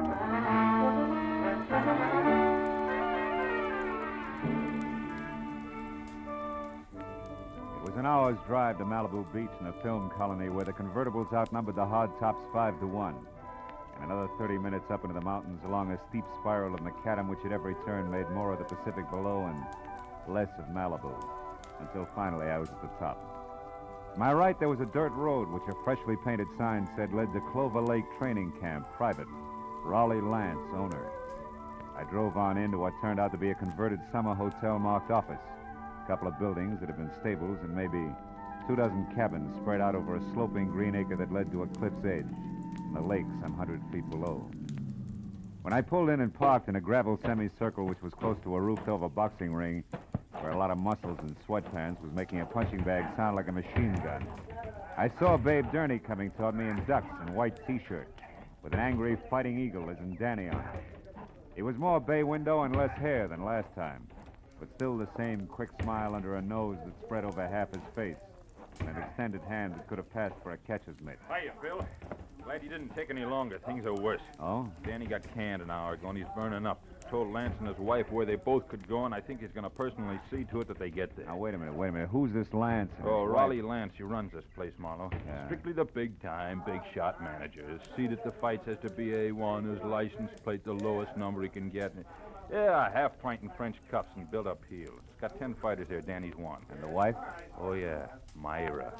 A lot of curves, a lot of war paint, and never enough clothes on. Know what you mean. Yeah, well, also not much to keep her busy, and Lance hasn't got time to run around down in Malibu. Which means sheep's eyes at the boys, huh? Yeah, Danny Eagle included. Not that the kid ever did anything about it, mind you. Figured she was just being friendly. Come on, let's move on down by the lake like I was just showing you around. Hey, Jersey. Yeah? You can quit now. Do a mile in the shower. Okay, Big. See you later. Anyhow, Phil, this morning, Lance and the missus had a beef when the big shot got mad, read Myra off, and called Danny and tried the same thing on him. Didn't take, huh? No. So the boss canned him. The kid went back to his cabin and started kicking the fixtures around. That's when I called you. He's got a lot of temper, Phil. Yeah, but what do you want me to do? Help me get him out of here before he tangles with Lance.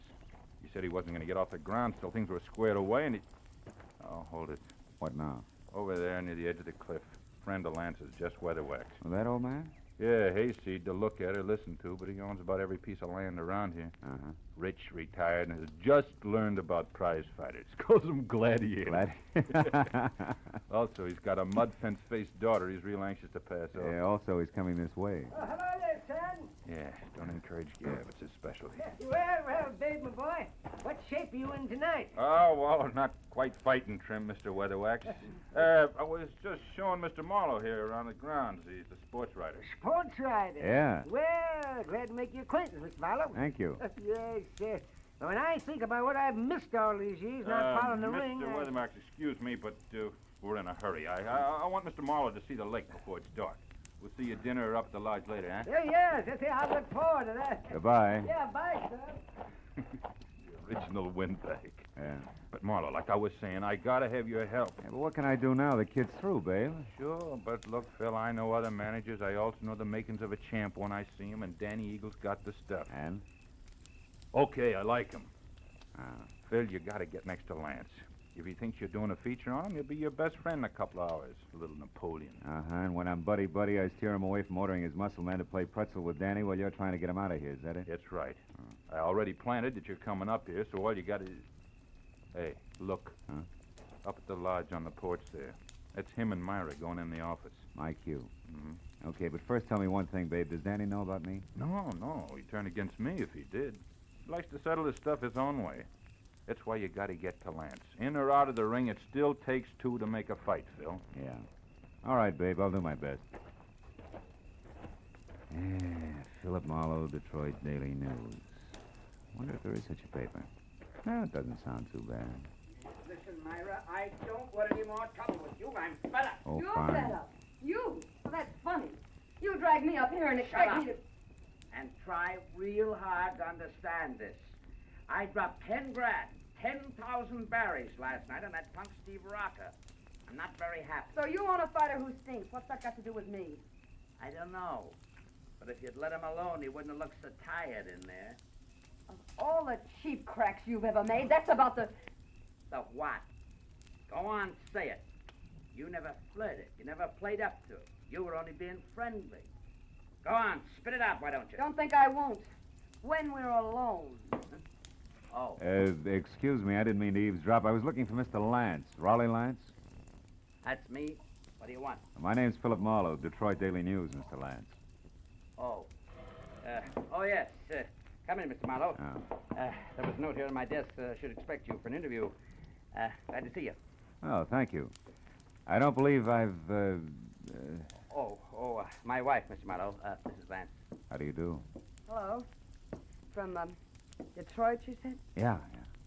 How are things at the Beaver Club? That's quite a spot, I hear. Oh, yeah, quite. I used to go with a reporter there. He told me about some wild parties at their press club.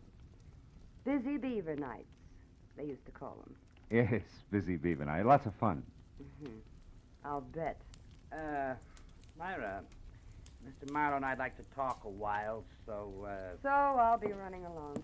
It was a pleasure, Mr. Marlowe. Thank you. Goodbye, Raleigh. I'll see you later. Yeah. Well, Mr. Marlowe, have a chair. Have a drink? Yeah, I will, thanks. It's quite a spot you have here, Mr. Lance. Make it Raleigh, fella. All right. Yeah, it's okay. But you're not up here to write about a training camp, are you? Of course, I know background counts, but, well, like this drink, the soda helps, too. But the scotch is the thing, huh? Health? Same. Yeah, you're right about that scotch. Mr. Lance? What is it, Kelly? I'm busy now. What's about Danny Eagle? Did you give him his walking papers? No, Big Turney stopped me, Mr. Lance. Said he'd give Danny the word himself that he could handle him. That fat tug! Who does he think he is? Well, he said he just didn't want trouble, Mr. Lance. Besides, he said Danny was taking a walk. Yeah? Well, I'm going to give him the air, too. I've got enough enemies without some lousy trainer who's on my own payroll. Pardon me, Mr. Marlowe. I'll only be a couple of minutes. Sure. Help yourself to another drink.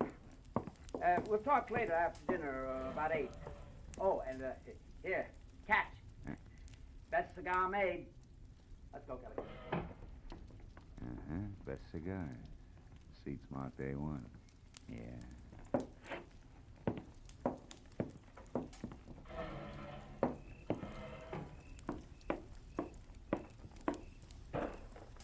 Hey. Huh? Don't go away mad. My hubby always runs out on people, even private detectives. Slips, huh? Busy Beaver Night, indeed. I made it up. I never even heard of Detroit. Why'd you bait the trap? Lance, the jealous jerk, has threatened to hire a detective a half a dozen times. Oh. After all this fuss over Danny Eagle, you were about due. Well, shall we walk? It's a nice night. Let's leave it that way, huh? What do you mean? Isn't Danny enough for one day? Listen, mister, you're starting off with 2 left feet. I was friendly with Danny Eagle, period. And Steve Rocker? The same. Only Steve was a little dull. A mind dedicated to comic books. All fighter. Not according to his last bout. Yeah. Rocco moved like he was drugged and collapsed in the 3rd, so it's my fault. Oh, the big shot is quite a loser. And don't bother with your next question. I can feel it coming. Why have I stuck? Yeah, well, it belongs here someplace. Well, I've stuck because... Well, because I thought that each battle was going to be our last. That sooner or later he'd have time for me. He's a busy guy, Myra. So was King Solomon, but he always had room for his wives. True. I thought this place was going to be our answer. Just the 2 of us, plus the peace and quiet of the country. With Malibu on hand for a change of pace. So what happens? Still busy, huh? Yeah. So busy that he spends 8 hours a day with Jess Weatherwax, a guy he never heard of until he started this camp, but a guy who thrills to hear the lives and loves of Raleigh Lance. And that leaves me with his daughter, Clementine. if I don't talk to the fighters. Clementine, whose shoes are number 9, with an IQ to match. Good night. Wait a minute, Myra. Where you going? Going as far as my cabin on an old-fashioned cry. Or maybe just an old-fashioned. I don't know which. Good night.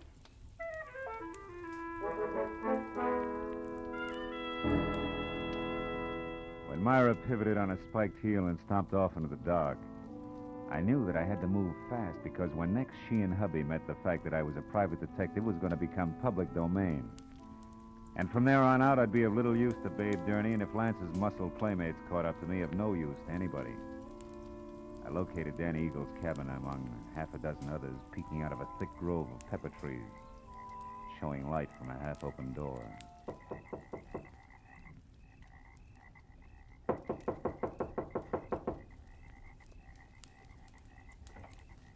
Hey, anybody home?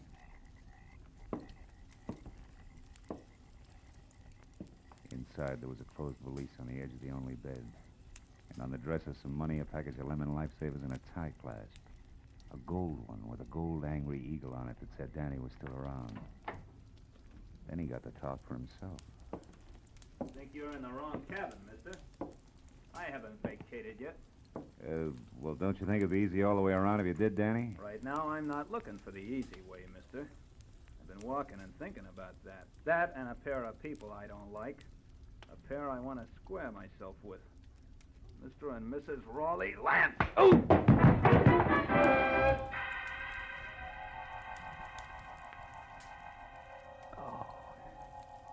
It was purely a case of mistaken identity. But it served as a reminder that it still took two to make a fight. And that the only chance I had left was to get next to Raleigh Lance and keep him away from Danny Eagle. I spent a half hour going from the lodge to Lance's empty cabin to the dining room and every other place where I thought he might be.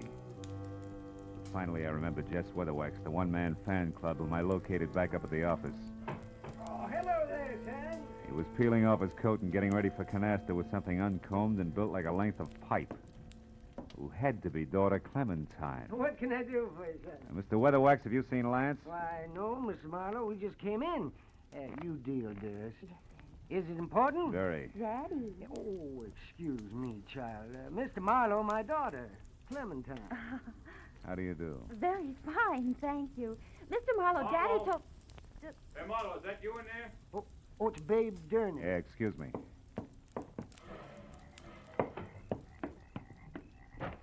Phil, come with me, quick. What's wrong? Lance is dead, Marlowe. What? At the edge of the lake on the rocks. Accident? I don't know. Come on, Phil.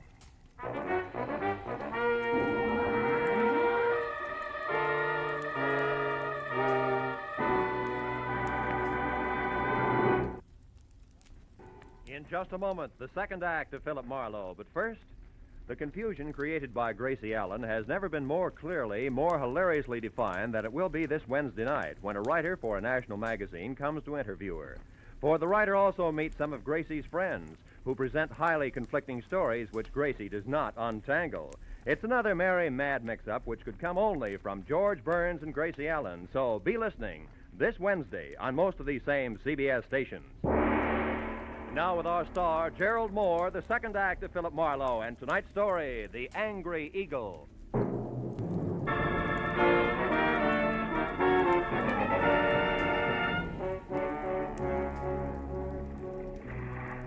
Sharp lakeshore stones, like countless fighters' fists, had hammered all the life out of Raleigh Lance.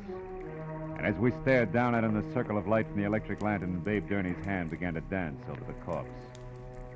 I took the lantern, turned him away from the twisted body at his feet, and sent him back up the path to camp. Find a phone and quietly call the police. After that, I took another quick look at all that was left of the little big shot. I went up the path myself and got as far as the jagged hole in the rail where Lance had gone through. I had just enough time to see a few things before I was met by Myra. Just like she'd been before, except for a handful of nervous fingers that just couldn't leave her neckline alone. I saw Babe. He told me about Raleigh. Is it true? Yeah, it's true, all right. Your husband's dead. Babe just left, so you must have been on your way here when you ran into him. How come? I had a date to meet my husband. For a chat. Why here? He didn't strike me as being the romantic type. He wasn't. Neither was he the type to talk where he could be overheard. especially when he was cornered. What do you mean? I put Raleigh's back against the wall tonight. I finally got hold of a way to make that inflated ego turn loose, his favorite trinket. Meaning you? Yes. Marlowe, about an hour ago, I found out that Raleigh was crooked. Fixed fights? Yeah. When I left you, I went to our cabin for a drink. But the liquor was all gone. Lance kept spare bottles in the back of his closet, so I went to look. Found what? A briefcase. It wasn't Raleigh's, so I opened it. There was $35,000 in it. And a note congratulating him on his coaching of Steve Rocca. Rocca was drugged in that last fight, Marlowe. Raleigh sold him out, and I can prove it. Oh. That's what you two were going to hash out over here, huh? The price of your silence, which was divorce. And no strings. He told me he wanted to think, then he was going to give me his answer, but now... It's all unnecessary. You're so right. Myra, come here. I want to show you something. See? Here on the ground. What do you... No, I don't see anything. Somebody put up quite an argument right here before Lance went through the railing. Oh, yeah. Yes. And here's something else. What's that, Marlowe? The gold tie clasp, baby, with an eagle on it. Danny? Yeah, Danny Eagle. This changes things plenty, huh? Danny? I can't believe Danny would murder Raleigh. Well, you better start believing it and get back to your cabin and stay there with the doors and windows locked. You think he might go for me You next? were half the beef. Now that he's gone this far, chances are good he's got something nice thought up for you, too. Unless I'm making the king-size mistake and you and Danny turn out to be a team. Are you crazy? It could figure both ways, baby. So I'll keep it in mind until I get something more to do with it. Meanwhile, like I said, take care of yourself. I dropped the tie clasp into my pocket and then started looking for its owner, who could be #1 candidate for a noose. I decided to try Danny's cabin first, but when I got there, it was dark, with everything just as I'd left it. Until I turned to go. Someone was framed in the doorway. It was the gentleman farmer and novice fight fan, Jess Weatherwax. You're looking for something special, are you, Mr. Marlowe? As a matter of fact, I am. I figured you would be, what with being a reporter, because I know there's been some kind of a ruckus here tonight. How did you know there was trouble here? Well, I happened to be passing by a certain phone a few minutes ago, and I heard that trainer, Babe Durney, calling the police. Oh. Okay, as long as you know that much, you may as well know the rest. Somebody shoved the boss of this place out through a railing into 100 feet of thin air. He's dead. Well, Lance murdered? By one of his own men? Oh, no, I don't believe it. He's a good manager. His boys loved him, every one of them. You should be so loved, especially by a guy like Danny. Danny Eagle? None other. And that's only half of it. Your good manager, Mr. Lance, was a fight fixer. One who'd even drug his own stable to be sure to lose. He was as crooked as a hyena's back leg. He prearranged boxing fights? That's putting it mildly. His own wife, Myra, pinned that on him just tonight. She didn't go into detail. She didn't have to. She had enough proof to make it stick because she was getting a divorce on the strength of it. Oh, I find it mighty hard to believe all this, Mr. Marlowe. And here's something else. I'm not a reporter. I'm a private detective. You're a private detective? Yeah, called in by Babe Durney because he was worried. Now I am. Anyway, here's what I'm getting at. If you're really sincere about liking your violence according to Marquis of Queensberry rules, you can do me a big favor. What can I do? Keep an eye on Myra Lance for me. Yes. I left her in the cottage. Dan Eagle may be only half finished with what he started. I'll do my best. You can count on that, sir. Okay, I'm going up to the office at the lodge now and find out if anyone saw Danny leave the grounds. I'll see you.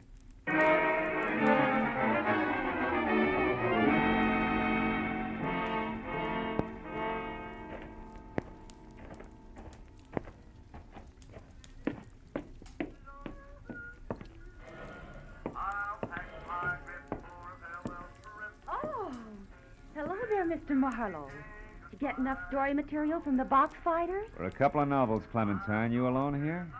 I am now. My daddy and I were playing canasta, but he left a while back. Went off without his coat, too, see? I know. You've been here in the office ever since, huh? Why, yes. Why? Well, maybe you can help me. Did you... Gladly. But you've just got to help me first, Mr. Marlowe. Have you got a cigarette paper? A cigarette paper? You know, the makers. I'm Oh. trying to roll me a cigarette, ran out of mine. I found my daddy's tobacco, and then I absolutely emptied his coat pockets here looking for a paper, but there wasn't any. You wouldn't happen to No, have it. no, I'm afraid not, Clementine. Here, have one of mine. In fact, have two. Oh. Now, my question, did you happen to see Danny Eagle go out the... Go on. Out the what, Mr. Marlowe? Huh? Oh, never mind. Listen, Clementine, did this thing come out of your daddy's coat pocket, too? That old ticket stub? Yeah. Out of that little pocket in the big one on the right side, it was... Well, Mr. Marlowe, what's wrong? I don't know. But I better find out right now. As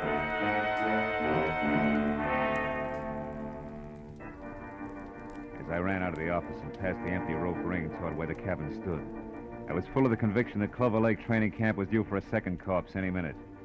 Only this time I knew that some fast adjectives I myself had tossed off and not a hot-headed fighter were playing cause and effect.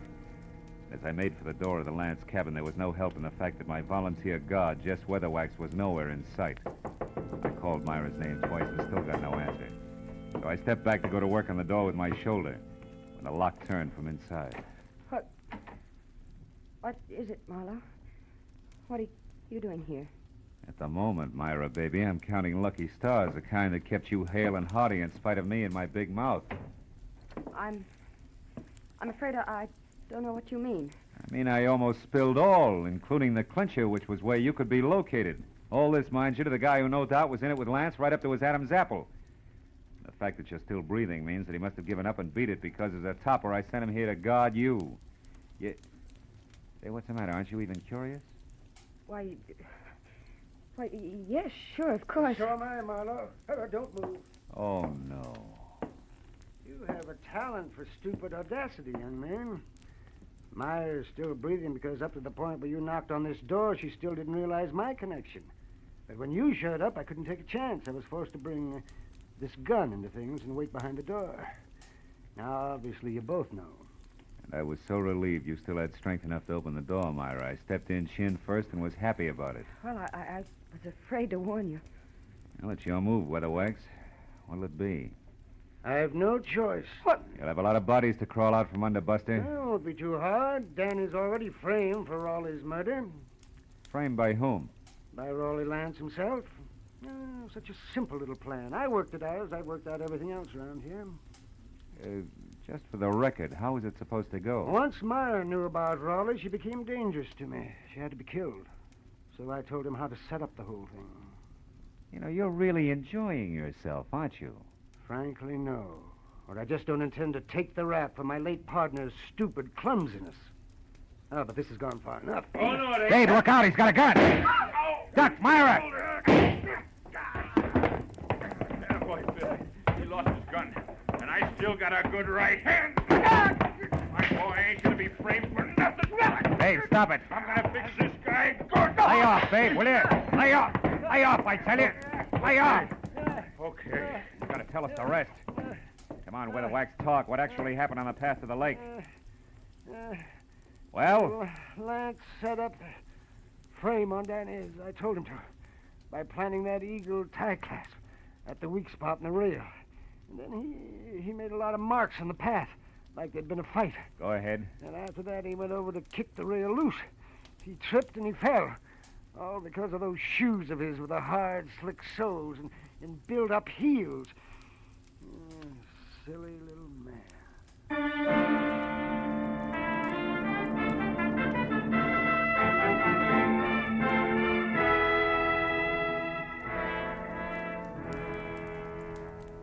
Well, it wasn't long until the boys from the sheriff's office arrived with a good doctor, a lot of open notebooks, and an endless supply of questions. But finally, all the pieces were fitted together. A very surprised Danny Eagle, who had done a lot of thinking, was back from a second long walk.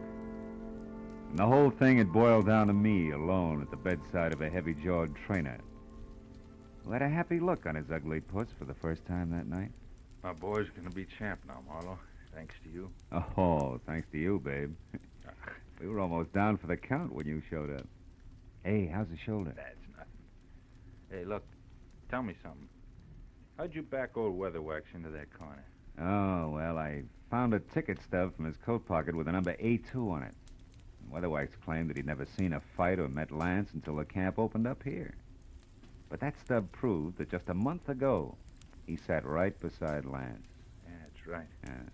Lance always had seat A1 at the arena. Check. In short, Weatherwax was a liar who dropped his guard. And in this racket, you do that just once and you're out. Yeah. Hey, see that the Eagle keeps his guard up, will you, babe? I'm going to be betting on him from now on. Don't give it another thought. Good night, Phil. And I didn't give it another thought. Neither did I think about an arrogant little guy whose phony heels and twisted mind had dumped him into his own trap. Or about a fat gambler who traded in perverted victories and rotten, hopeless defeats. Instead, I thought about the sun coming up over the hills.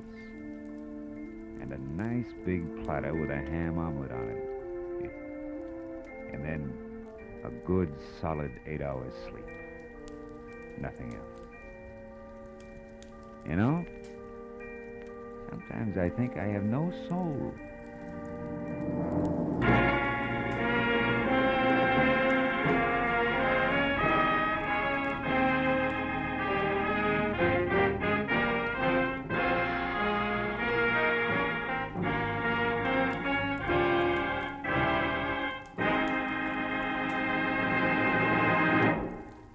Adventures of Philip Marlowe, bringing you Raymond Chandler's most famous characters, star Gerald Moore, are produced and directed by Norman MacDonald and are written for radio by Robert Mitchell and Gene Levitt. Gerald Moore can currently be seen starring in Republic's The Blonde Bandit. Featured in our cast tonight were Joan Banks, Barney Phillips, Wilms Herbert, Howard McNear, Elliott Reed, Frank Gerstle, and Ann Morrison. The special music is composed and conducted by Richard Arant. Be sure and be with us again next week when Philip Marlowe says... This time a nervous breakdown in a driving rain. A cape with a high collar and a tiny sliver of glass led me from the ballet and a beautiful dancer to the edge of a cliff and death.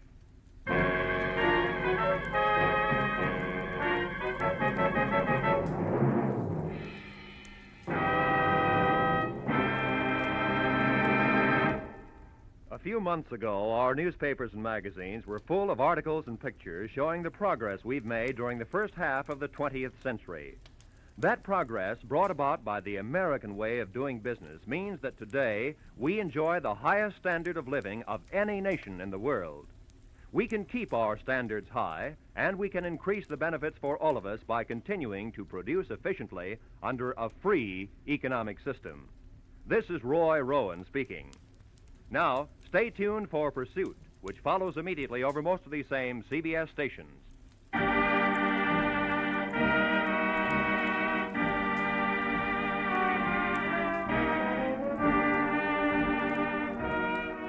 This is CBS, where Burns and Allen are heard every Wednesday night, the Columbia Broadcasting System.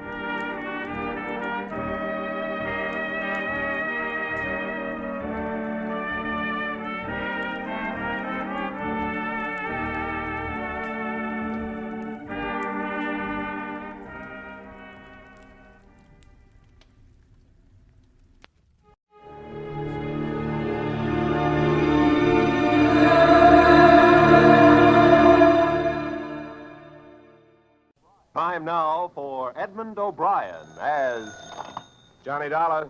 Dollar, thank goodness I found you. Why, what's up? You've got to leave for New York, Dollar, immediately. A policyholder, he's afraid for his life. Here we go again. Who's he afraid of? Well, he wouldn't say over the telephone. All I know is, to us, he's worth $100,000 alive. Well, that makes it simple. He must be afraid of somebody to whom he's worth $100,000 dead.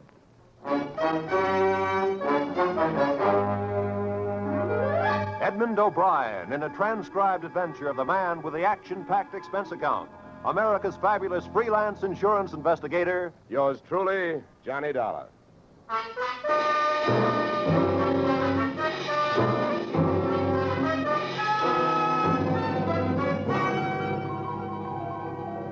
Expense account submitted by Special Investigator Johnny Dollar to Home Office, American Continental Life Insurance Company, Hartford, Connecticut. The following is an accounting of my expenditures fulfilling your assignment as a bodyguard. The body being that of your late policyholder, Robert W. Perry.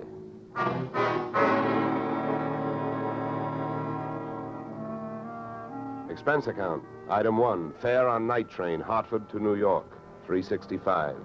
Expense account item 2, $1.80 taxi to Lower Manhattan following morning to offices Perry and Van Bruten, importers, arriving as promised at exactly 9 a.m.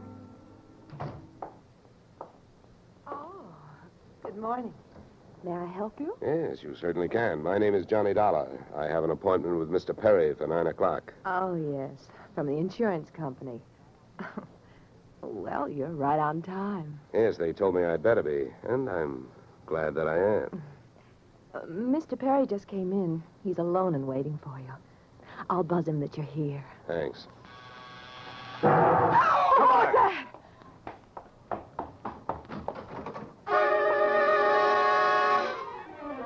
What was left of your policyholder, Mr. Perry, was just sliding out of a swivel chair as I hit the room. The top of his desk had erupted, and splinters of mahogany pointed their sharp fingers upward through lazy circles of smoke, swirling toward the ceiling. The buzzer from his secretary's desk had been rigged to a booby trap. Oh, no. Mr. Perry. Stay away from him. Come on, there's nothing you can do. He's dead. Oh. What happened? What happened? Whatever happened? Let's go. Let's get back out of here. Here you are. Sit down. I'll get you a drink of water.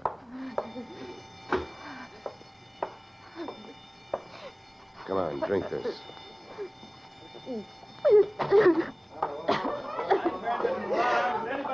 There's a doctor on the 3rd floor. Shall I call him? Never mind the doctor. Go call the police. Nobody gets in here till they arrive. Now, the rest of you, go on, run along, beat it, will you? And have the building superintendent turn off that alarm. Okay, miss. Now, take it easy. It was all so sudden. What happened? Well, that's not hard to figure out. Somebody wanted to give your boss, Mr. Perry, a shortcut through life. So whoever it was figured out that a secretary would never buzz a boss unless he was at his desk.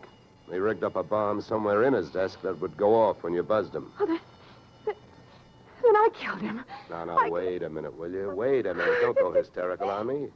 There's excitement enough, and there'll be more when the police get here, so you keep cool. But I did it.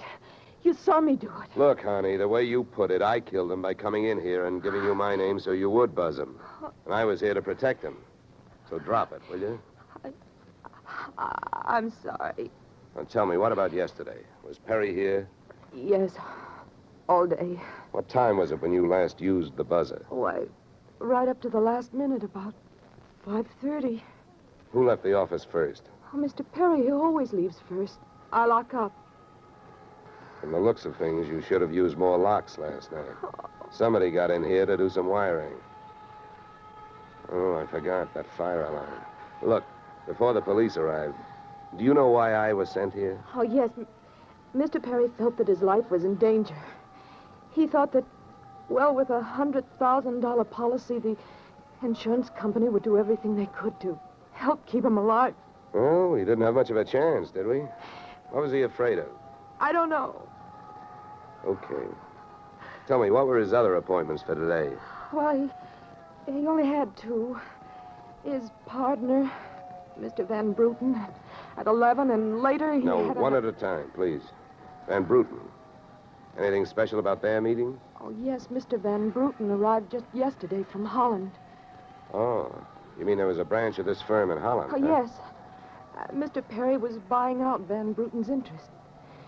They had a final meeting at Van Bruten's hotel last night. I see. Van Bruten was coming by this morning to pick up his money. Cash? No, a cashier's check. The bank is to deliver it here at 10:30. Well, Perry's other appointment, who is that? Christine, his wife. Now she tells me. Christine, the beneficiary. Yes, she wouldn't have been the beneficiary in about another 2 weeks. They were getting a divorce. Thanks for the motive. You don't like her. Well, I didn't mean it that way. Well, how about Perry? Did you like him? Okay, here's an easy one. What's your name? Susan Gates. Now, isn't that about enough? Okay, Susan, you better save your voice. During the next few hours, you're going to have to do a lot of talking. I've been everywhere else. Is the fire in here? Well, you'll have to stick around. When the cops get here, somebody will get burned.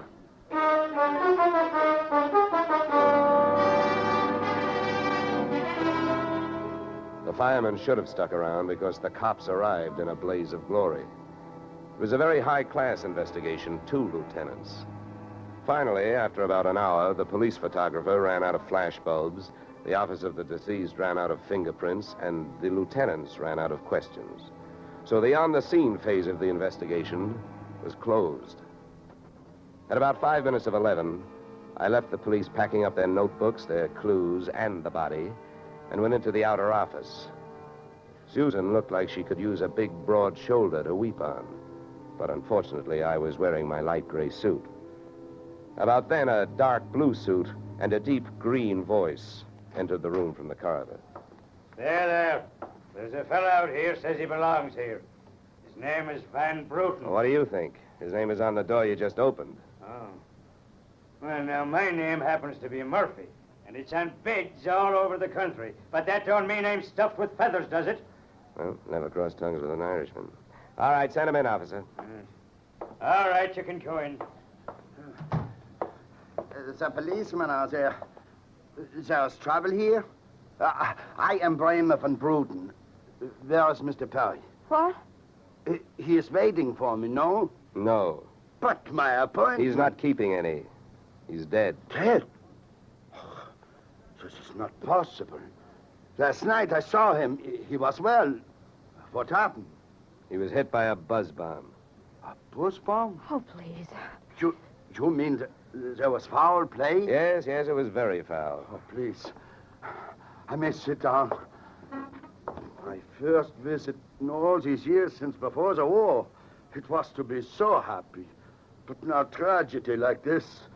He was a good man, a good partner. I understand that as of last night, you were no longer partners. Yeah. I am glad you mentioned that. I realize, of course, that it is indelicate to speak of such things as money at a time like this, but that is why I am here, to receive my payment. Just because Perry got his, there's no reason for you not getting yours, huh? Oh, but you misunderstand me. I am deeply grieved, but, well, since the transaction was consummated, what is there to do? A delay would be a needless waste of money. I have already paid for passage back to Antwerp tomorrow. Your check is here, Mr. Van Bruten. Oh. Here you are. Thank you. In all of my years of business, this is indeed the saddest moment. Yeah.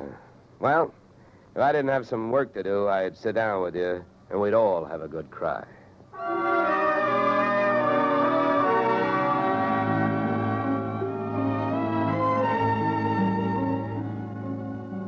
Expense account item 3, 90 cents, phone call to the home office.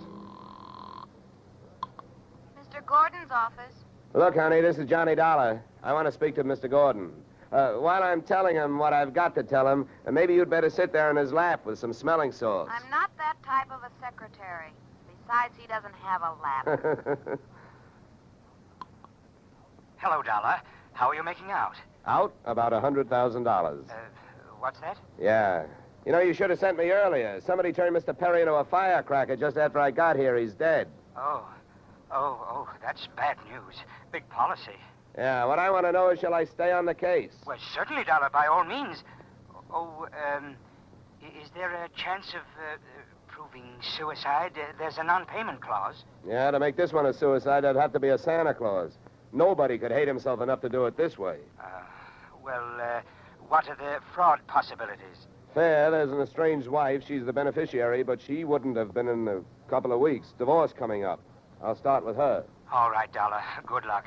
But watch those expenses. Why, Gordon, I'm surprised. I think an insurance man would be the first to want to see a fellow live a little.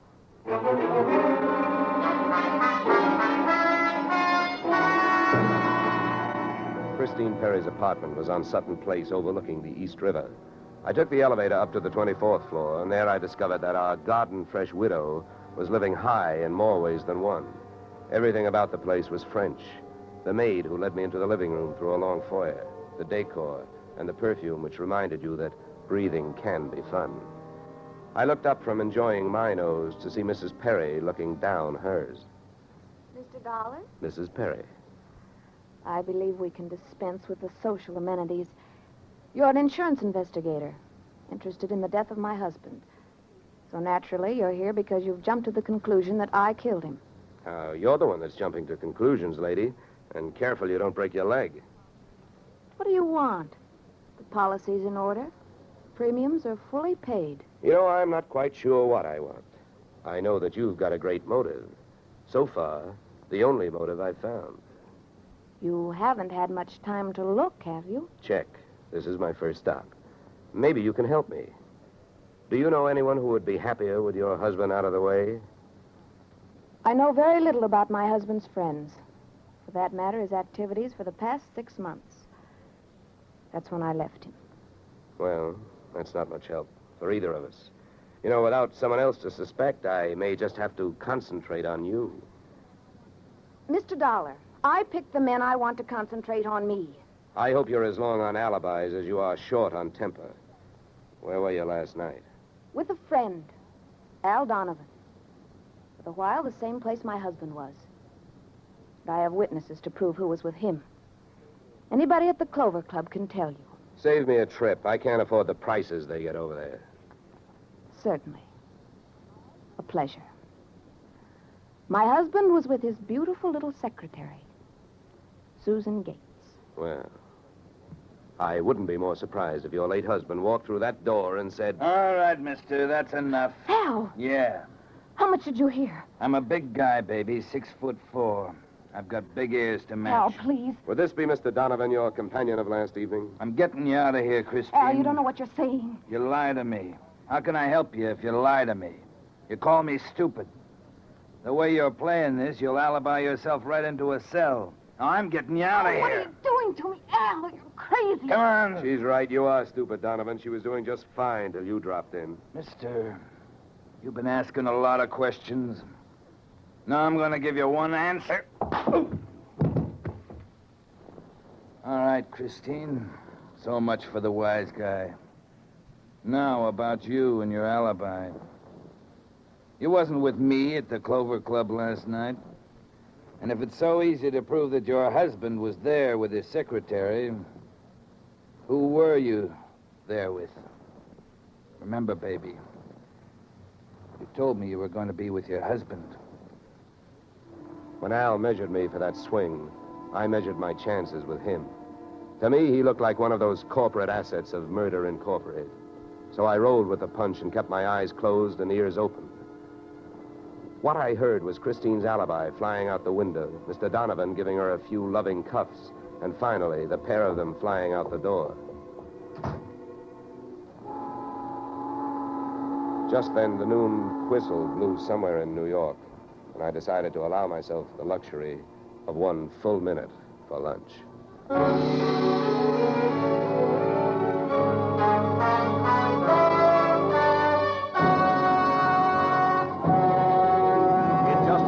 Return to the second act of Johnny Dollar. But first... And now we return to the second act of yours truly, Johnny Dollar, starring Edmund O'Brien.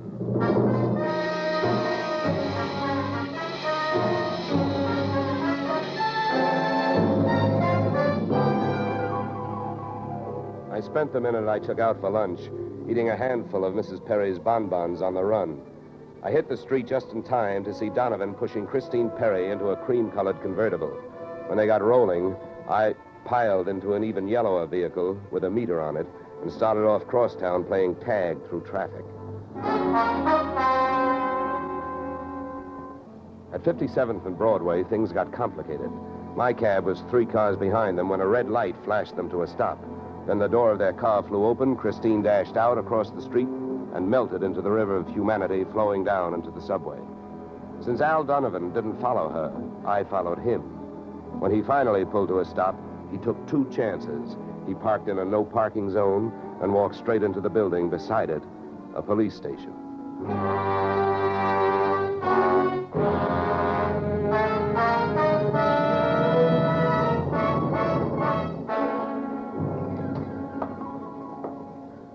is Mr. Dollar, Lieutenant. He's been waiting for you. Well? My name is Johnny Dollar, Lieutenant. Here are my credentials. Insurance, huh? Yeah, the Perry murder in particular. You've come to the right place, Dollar. A man named Donovan just walked in here and made a full confession. He what? That's right. My clerk's just typing it up. In the meantime, the gentleman is down in the tank having a bite of lunch on the city. He confessed. Well, does his story add up? As far as I know, I haven't heard too much about the case myself. It's not in my precinct.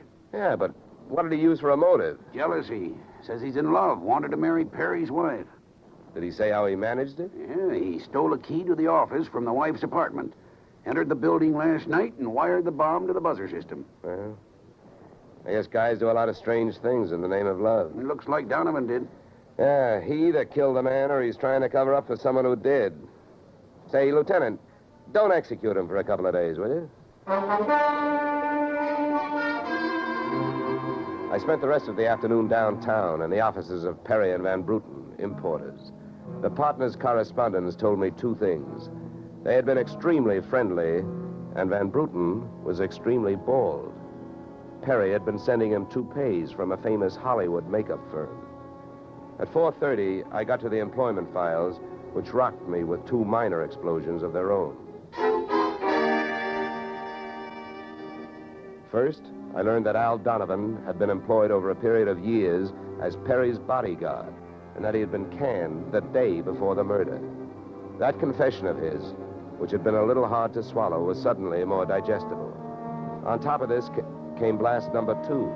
The employment application of Perry's secretary, Miss Susan Gates, informed me that during the war, she had worked in a munitions plant, her specialty, wiring bomb fuses. When Miss Susan Gates reached home at 8:30, she found a visitor, me. Oh. How did you get in here? Professional secret. Oh, you scared me. What do you want? Why did you come here this way? I wanted to bring you the good news. I heard on the radio that Al Donovan confessed to Perry's murder. Al? I can't believe it. Why not? Who do you like for the spot? Why, Christine. Al is covering up for her. Well, I'd like to agree with you. If it turns out that Christine wound up her husband's life with a bang, the company that hired me saves $100,000. But I don't know. She claims she has all kinds of alibis. One of them is you. Me? Yeah. Did you see her at the Clover Club last night? Well, yes, Yeah, I know who you were with. Your boss. There's nothing wrong with that. No. I'm not preaching a sermon. I want to know who she was with. I don't know. A man I'd never seen before. Mr. Perry knew him, but he wouldn't tell me who he was. Why not? I don't know. He said I might get the wrong idea. About what? I don't know.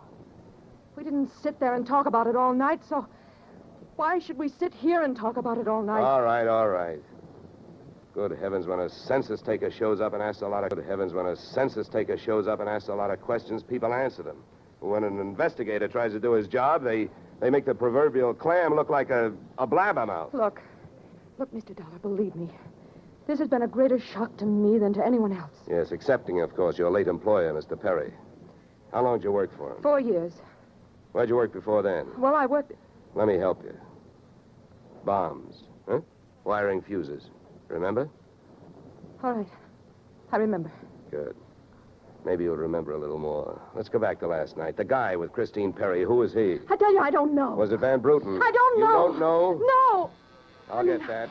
No, I'll go. Just make sure you don't keep going. Susan! When Susan snapped the spring lock to open the door, the gun outside opened up. The first slug caught her in the left shoulder, spinning her out of the way of the rest of them. It was getting monotonous. Every time a buzzer went off, things started booming.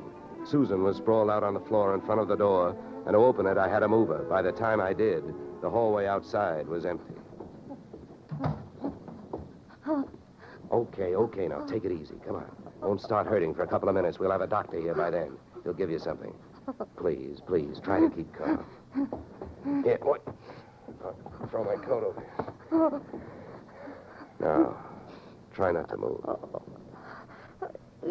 You're going to ruin this rug. Never mind the rug. What we want to worry about is who tried to ruin you. What'll they do to me? What'll who do to you? They'll arrest me. They don't arrest people for getting shot. You have any idea who it was? That man in the office this morning. The one who picked up the check. Van Bruten? No, he wasn't Van Bruten. He was a phony? Yeah. And you still gave him that check? Yes. Well, I won't ask you why. You gave him that check and then tried to blackmail him. Is that right? They'll arrest me. I wouldn't be surprised. Who is this guy? Where can I find him? Come on, don't pass out on me now. His name, quick, come on. Then Sam. Where's he live? Marsden Hotel. Under his own name? No, I don't... I don't blame you. I could use a few moments of unconsciousness myself. The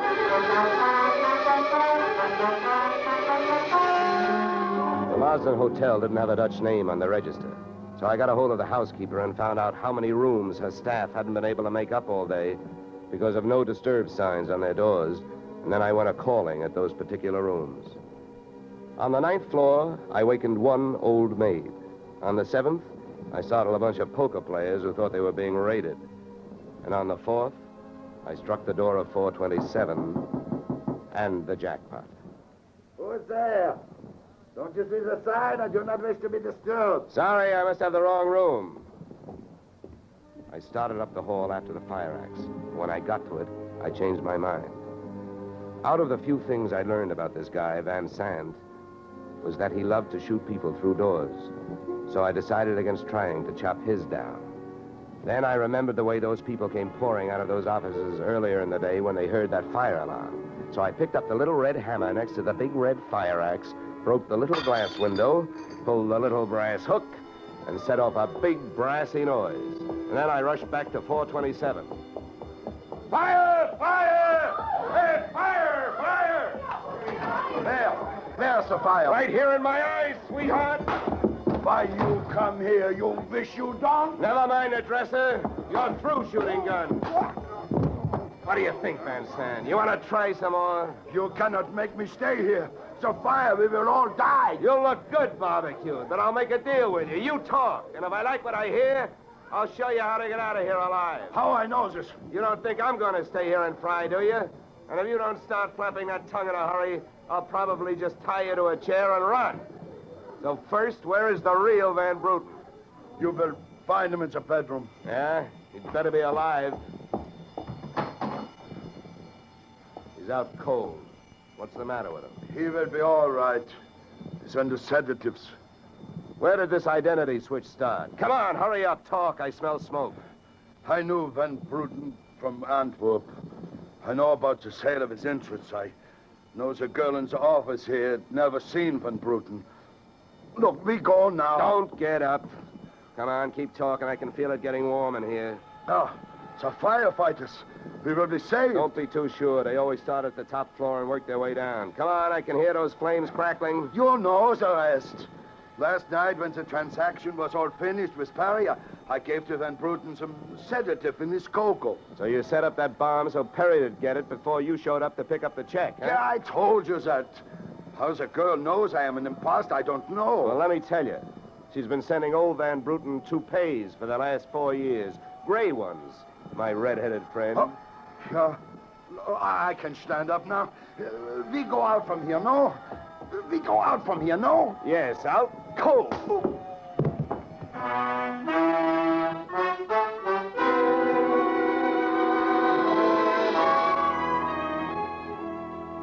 Expense account, item 4, $1.40. Night letter informing you that American Continental would have to meet payment of claim to Mrs. Christine Perry, innocent widow of the insured.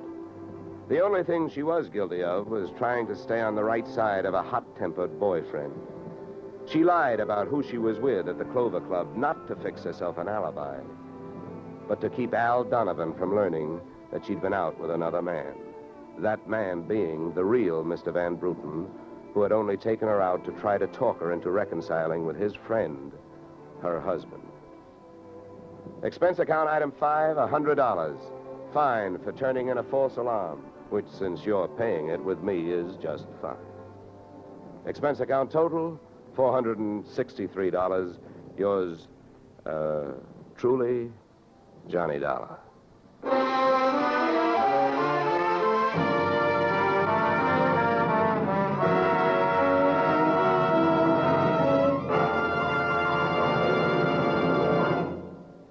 Yours truly, Johnny Dollar, stars Edmund O'Brien in the title role and is written by Paul Dudley and Gil Dowd, with music composed and conducted by Leith Stevens.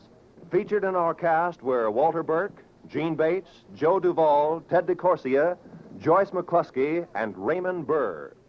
Yours truly, Johnny Dollar, is produced and directed by Jaime Del Valle.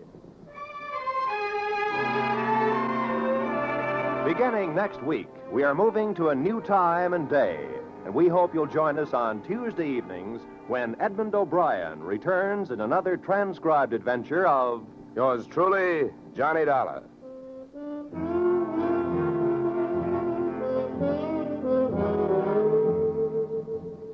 You, Mrs. Bloom, Molly Goldberg's famous invitation to fun in the Bronx now echoes across the country each Saturday night on CBS.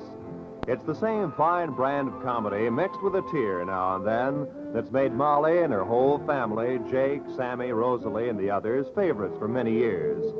CBS invites you to hear the Goldbergs on most of these same CBS stations this Saturday and every Saturday.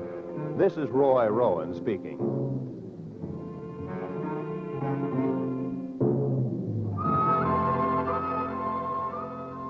Disaster is no respecter of persons, and it can strike any time. But your Red Cross never sleeps.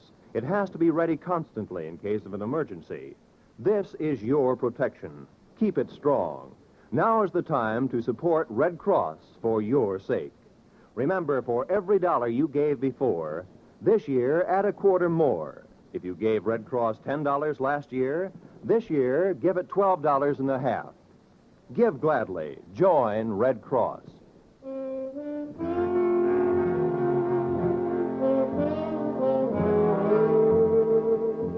This is CBS, where yours truly, Johnny Dollar, meets adventure next Tuesday night, the Columbia Broadcasting System.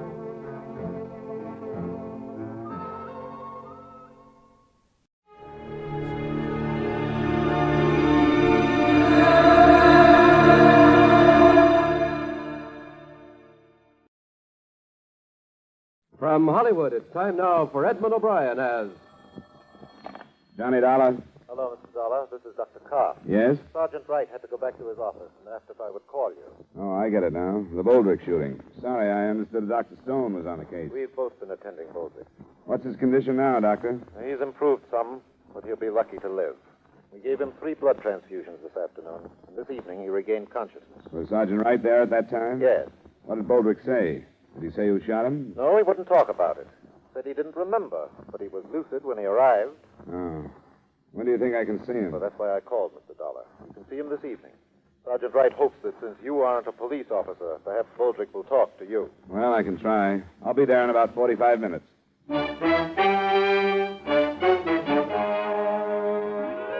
Edmund O'Brien in a transcribed adventure of the man with the action-packed expense account, America's fabulous freelance insurance investigator. Yours truly, Johnny Dollar.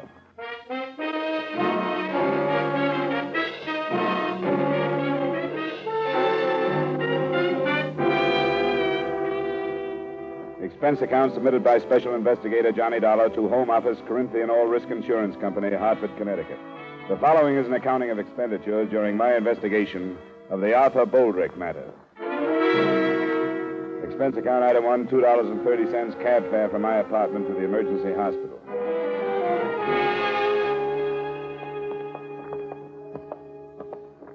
I wouldn't stay with him too long, Dollar. All right, Just Doctor. a few minutes. You'll be able to tell when he tires. This is the room. Well, Boldrick, how are you feeling now? I don't know. You're coming along fine. This is Mr. Dollar. He represents your insurance company. Hello, Boldrick. Sorry about what happened. Yeah. Mr. Dollar wants to ask you a few questions. I've told him not to stay too long, but if you feel tired, you can tell him to leave. I'll drop by and see you later.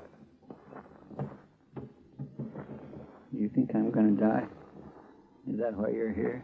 Oh, of course not. Doctor told me you were out of danger. I just got some routine questions to ask you. You say it was a man that shot you? Yeah. Somebody I never saw before, that I can remember. But I don't know what happened. You remember where you were when you were shot? It was in the backyard near the garage. I was right by the garage door, and this guy come around from the alley, and... What did he say to you? He was after the car keys. I had them in my hand. He made a grab for me. He said, give me those keys or something like that. And I give him a push, and that's when he shot me. After then, I didn't even know he had a gun. You didn't see it when he asked for the keys? No, if I'd have saw it, he could have had the keys. I don't fight no man with a gun. What did he look like? Oh, that's one of the things I don't remember too good. It happened so fast. He was wearing like overalls or something. What color? Well, blue. It seems like only faded. Could have been shirt and pants, too. It was awful fast. There he was, and then it happened. What else about him? That's about all. I think he was sort of dark, but I don't think I'd even know him for sure if I saw him again. Maybe I would. Maybe you'll remember more if you try. I will. I figure this guy, whoever he was in trouble or something, and he just needed a car in a hurry. But he didn't take the keys. Well, I figured he lost his nerve. Wilma come running out when she heard the noise. Will Wheeler from next door. This guy was gone when they got to me. Well, I won't bother you any longer, Boldrick. You will help find this man if you'll think about it as much as you can and try to remember what he looked like. Oh, don't worry, I will. Hey, mister, do you think they'll let my wife come to see me tonight? I'd sure like to see her. I don't know. But I'll ask Dr. Karff on the way out. I'll see you later, Boulder.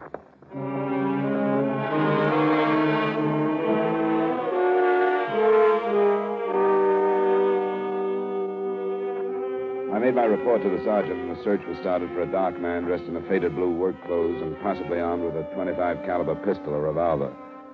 It was only 7 o'clock, barely dusk, so I cabbed out to the Boldrick address. It was a single-story, run-down house in the neighborhood we Hartfordians choose to call an older part of town rather than a slum. His wife was a work-worn woman who looked older than her 34 years. She led me into the backyard and showed me the garage that faced down an alley and the spot still stained where her husband had lain.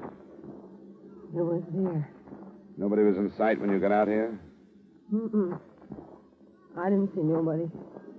Neither did Will Wheeler. Your husband mentioned him. He lives next door? Yeah, that house. And this man must have run down the alley. Does it open onto a street at both ends of the block? Yeah. It runs clear down to Lawrence and up to about Cedar the other way. I should think that most of the people in the neighborhood would be home at that time. The time he was shot. Wouldn't you? I should think so, yeah. And the police will probably find somebody who saw this man running down the alley. I think somebody saw him. But most people... Wilma, everything all right? Yeah, Will. It's all right. Somebody's bothering you and you don't feel like it, just tell me. It's all right, Will. He's from the insurance. My name is Dollar. You must be Mr. Wheeler. That's right. I don't think nobody ought to be bothering Velma in the middle of all this trouble. I wanted to meet her and ask a few questions, that's all. I'm through. All right, then go on in the house, Velma. Try and get some rest. If it's all right, then. Sure, Mrs. Boldrick. Thanks very much. All right. I guess I couldn't help very much. This has got her in pretty bad shape, finding art like that. And then they won't let her go and see him. How is he, do you know? Pretty bad. I saw him a little while ago. Was he making sense? Seemed to be. Before the ambulance picked him up, he was kind of off.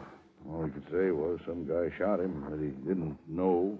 Something about the car keys. But he told me, too. Yeah, this is a rotten neighborhood. It's full of rotten people. He isn't going to die, is he? They don't know. You didn't tell Velma that, did you? No, but I think somebody should before she reads it in the papers. One of the dangers is a wound he got in the last war. Yeah, in the lung. 2 slugs he took this afternoon may take care of the other one. Oh. I didn't think it was as bad as that. I guess I'd better tell her. I've been a friend of Art's for a long time. Well, I'll see you later, Mr. Dollar. As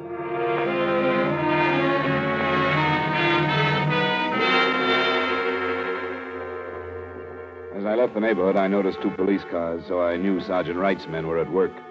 I was in his office a little later when 2 of the men brought a witness in. This is Mr. Dollar, Mrs. Cole. How do you do? Mrs. Cole? It was nice of you to come in. I thought it was my duty. The other policeman wanted to know if I was in my backyard near the alley when there was that shooting, and I was. How far from the Boldrick house do you live, Mrs. Cole? Well, there's 2 houses between theirs and where I live. Those policemen told me they were looking for somebody who saw a man running down the alley. I've got a garden out back, and that's where I was when I heard the shots. I didn't see no man running, but I saw a car come from that way.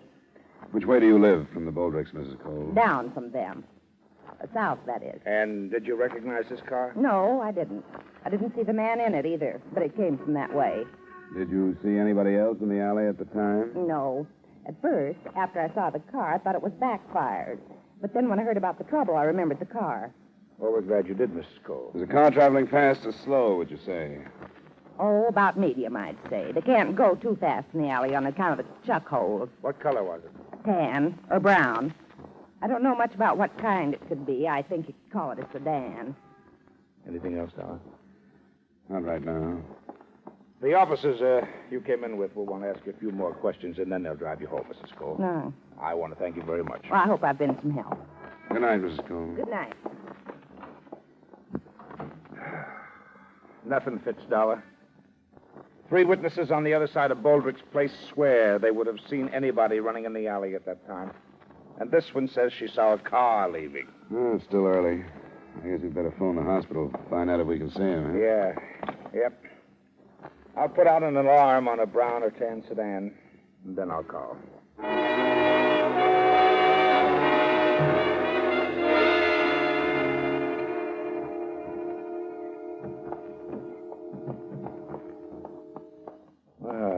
Hello, Boldrick. How you feeling now? Not so good. How come they tell me I'm not strong enough to see my wife, and then they let you guys come in? I want to see her. It'll only be a few minutes. We thought you'd like to know what they found out about the shooting. Sure I would. What? Well, enough to make us wonder if you're telling the truth about what happened. I don't get you. 3 witnesses who live in your block say that a man didn't run down the alley after the shooting. Well, I can't help what they said, can I? But another witness said she saw a car drive away. The more people we question, Boldrick, the less possible it seems that this man you talk about could have shot you. They'd have no reason to lie, so we've come back to you. You haven't been telling the truth, have you? Why should I do anything else? What about this car that drove away? I didn't see any car. I don't know anything about it. Now, look, you've been evasive about this from the beginning. You told me you couldn't remember, but you had time to think before Dollar got here. And you gave him the story about this man. We think you're protecting whoever shot you, Boldrick. That's crazy. We want you to tell us who it was. I can't tell you. I don't know. You won't tell us who was in the car? Leave me alone. All right, Boldrick. If you want to protect whoever tried to kill you, I guess it's your business. But we'll learn who it was. Wait a minute. I deserve to get it. That don't make any difference to you, but it does to me. I don't want to hurt anybody anymore. That's why I won't tell you. Now, take it easy, Boldrick. There was only one way to stop me from hurting people. What were you doing? My ex-wife. You were still seeing her? I guess there was only one way to stop me. I was hurting her husband, my wife, and my friend. Was her husband in the car, Boldrick? I think we better call the doctor. Was her husband in the car? Yes, but I don't want to hurt him anymore. Maybe we shouldn't have questioned him, huh? I'll call Dr. Karp.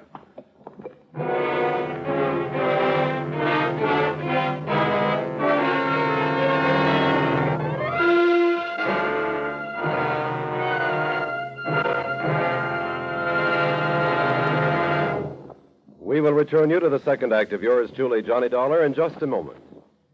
Johnny Dollar's listening fans will want to make a special note of Johnny's time change, beginning this coming Wednesday, June 20th, over most of these same CBS stations.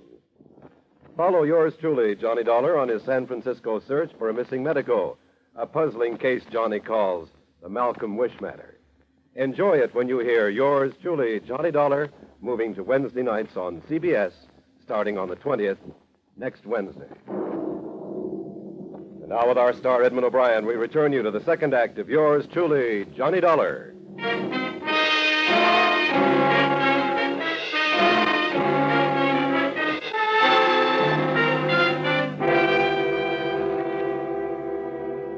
With Arthur Boldrick nearing the point of death, the next move was obvious. To bring in the man he had accused and arrange a formal identification and an accusation. Sergeant Wright called 2 other officers to stand by the hospital and, in case we were too slow, get a deathbed statement. Then Wright and I left. The dying man's first wife, Anna, had married a man named Thomas Hood. We found their house in the slightly more desirable neighborhood, but not too far from where the Boldricks lived. Yes? Are you Mrs. Hood? Yes. Here you are. Here you are. Police. Is your husband at home? No, he's out of town. What's the matter? I think we'd better come in and talk to you then. What do you want with me? We want to talk to you about Arthur Boldrick. What did he do? He was shot this afternoon. Now, may we come in? All right. This is Mr. Dollar. He's a private investigator. Mrs. Hood? Art is dead. No, but he's not expected to live. Why did you come here? We just left Boldrick a short time ago. He told us your husband shot him. Oh, no. No, he didn't. You said your husband was out of the city, Mrs. Hood. When did he leave? This afternoon. Why did he leave? He went on business. He's a salesman. He's out of town. He couldn't have shot him. What time did he leave? It was this afternoon. I think about 4 or so. He left this house about 4? I think that's when it was. Boldrick was shot a little after 5:30, between then and 5:45. Is your husband's car a sedan or a coupe or what? Oh, sedan. What color? Tan. A sedan driven by a man and described as brown or tan was seen leaving the alley near where Boldrick was shot. Huh? It was seen a few seconds after the shots were heard. No. No, he didn't do it. Better sit down, Mrs. Hood. Come on, sit down. He didn't shoot him. I swear he didn't. I swear. You mean he approved of your saying Boldrick? He did. Who told you that? Boldrick. My husband didn't know. I know I was wrong. I shouldn't have seen him. That doesn't make any difference. Except my seeing him didn't have anything to do with whatever happened. Tom didn't shoot him because he didn't know about it. And he mustn't know. He mustn't find out. In spite of what you thought, it looks like he did know. Now, where is he, Mrs. Hood? We want to reach him tonight. I won't tell you. He didn't have anything to do with it. And I can't let him find out about Art and me. Mrs. Hood, according to the doctors, Boldrick won't live through the night. This is going to turn into a murder case. What we say to your husband about you isn't important in the least. Very few things are when it's murder. He didn't know. He didn't have anything to do with it. When do you expect to hear from him? I don't know.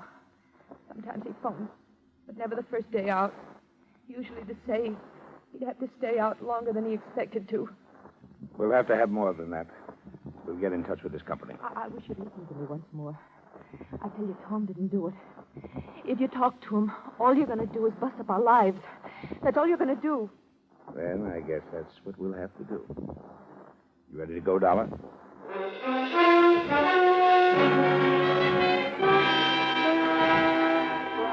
the time we got back to the hospital, Arthur Boldrick was dead. He had made a deathbed statement and again had named Thomas Hood as the man who had shot him. While Sergeant Wright went to work on locating him, I stopped by the Boldrick house. It was the next-door neighbor, Will Wheeler. I got a lot of drinks down there, and she finally went to sleep. I don't know what kind of shape she'd be in if you woke her up. I won't bother her then. Her husband died about an hour ago. Oh. Well, I sort of knew, I guess, after I talked to you this afternoon. Poor old Art. Sure going to miss him. He had a lot of faults. Everybody knew about those, I guess, but there were a lot of good things about him, too. Hardly anybody knew about them. Was there any more on the guy that killed him? He changed his story. He finally told us Tom Hood had shot him. Tom Hood? Anna's husband? Yeah. Well, I don't get it. What? Well, he's holding to one story and then changing it. The first one didn't hold up. The police could find plenty of people who would have seen a man running away, but nobody that did. But a woman saw a car that checked with the one Hood drives. I guess you knew about Boldrick and his ex-wife. Yeah, I still don't see why he told the first story and then changed it. I don't either. He said he deserved to get shot, that he'd hurt a lot of people, and there was no other way to stop him. Said he didn't want to hurt Hood anymore. And that's why he didn't say it was him. That's what I mean about the bad side of him and the good side. Did his wife know about Anna? I'm not sure. To cinch, I never talked to her.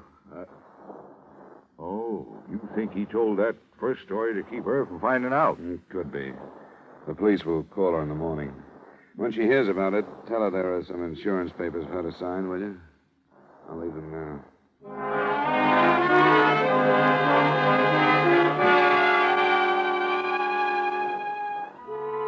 The next morning, when I phoned Sergeant Wright at 10, things stood pretty much the same. Thomas Hood hadn't been located. He supposedly had left for Boston, where he was expected to check into the Royce Hotel, but he never reached there. The Massachusetts police were alerted, and we were sure that part of it was covered. I got to Wright's office at 10:45, and at 11:30, we were thrown a curve. My name is Mantell. I read in the paper this morning about the shooting out north yesterday. Well? My friend said I was a fool for coming in to see you, but I work on radio repairs, and I delivered a set to some people in the next block that afternoon. What time did you deliver it, Mr. Mandel? About 5:30, a little after. I read how some woman saw a tan sedan going down that alley, and you were looking for it. Well, I'm pretty sure that was mine. You drove through the alley? Yeah, I did. You're sure of the time? You can ask the people who own the set. Their name is Olston in the next block. You followed the alley through the next block? Yes, I did. The same way that dame said. Did you hear the shots? No, but I think I know why. That alley is bumpy, and I got a few loose bolts in that car. It's pretty noisy. But the car that dame spotted was mine. I'm sure of that. Well, thanks, Mr. Mandel. That's very interesting information. It was interesting, especially in the face of Boldrick's deathbed statement. As far as we could see, Mr. Mandel had no reason to lie. Sergeant Wright and I went back over everything we had. When we'd finished, there were only a few points from which to start the investigation again.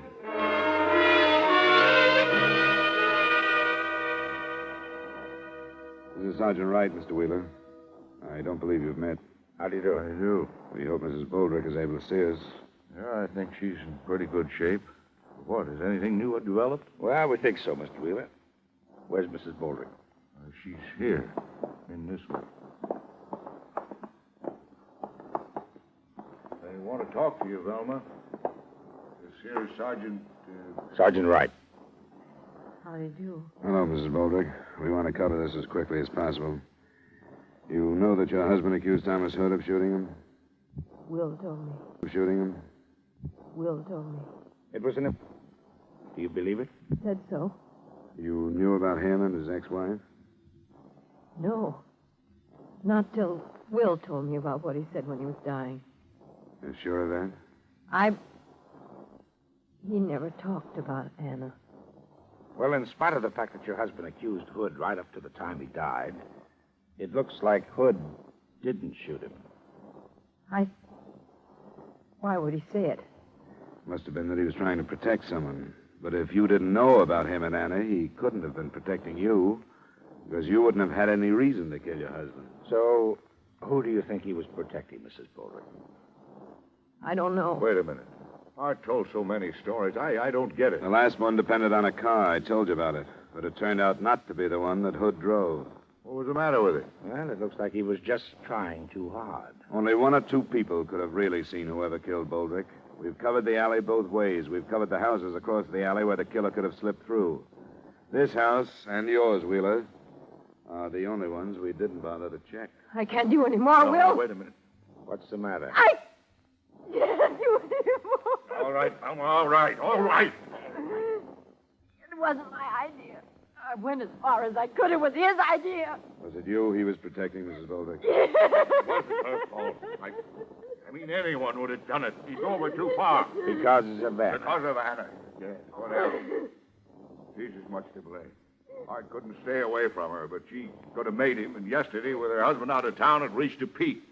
We all knew it would someday. You seem to know quite a bit about it, Wheeler. Yeah. I'm in it, too. I lied along with Art and Velma. It's not Will's fault. He did it because he was a friend. He didn't lie. He just... I killed Art. That's what's important, isn't it? Yes, it is, Mrs. Boldrick. He was going to see her. He even told me. And I couldn't help what I did. I followed him out and shot him. But I'm sorry. I'm sorry I killed him.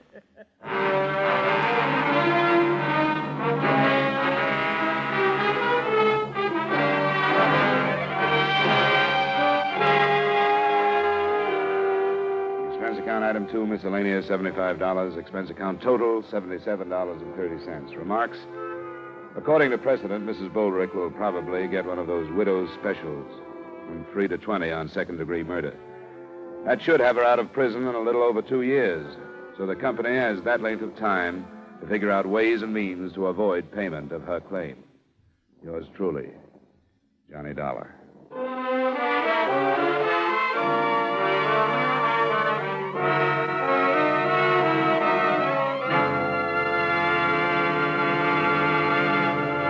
Beginning next week, yours truly, Johnny Dollar, will be heard on Wednesday at 9 o'clock Eastern Daylight Saving Time.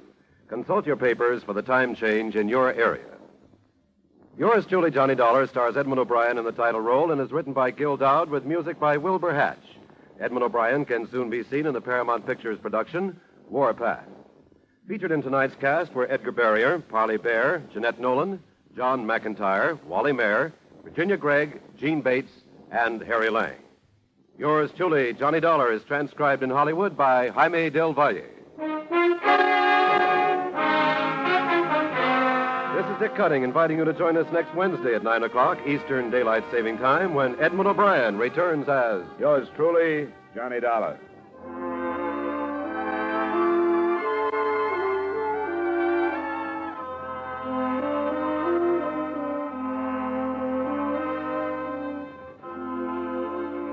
Here is a really novel crime-busting switch.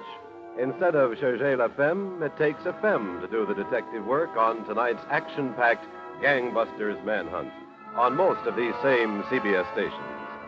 In this fast-paced gangbusters chase, it takes a lady detective to trap a shrewd safe-cracking trio when her male counterparts fail to get the evidence. And now, stay tuned for 5 minutes of the latest news.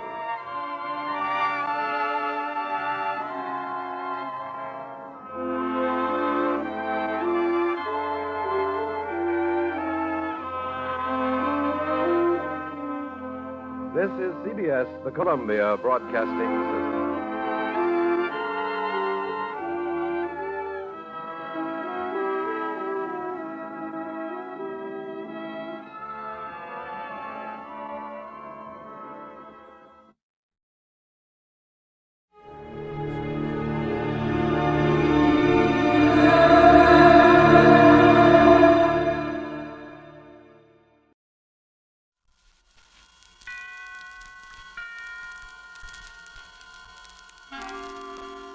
Suspense.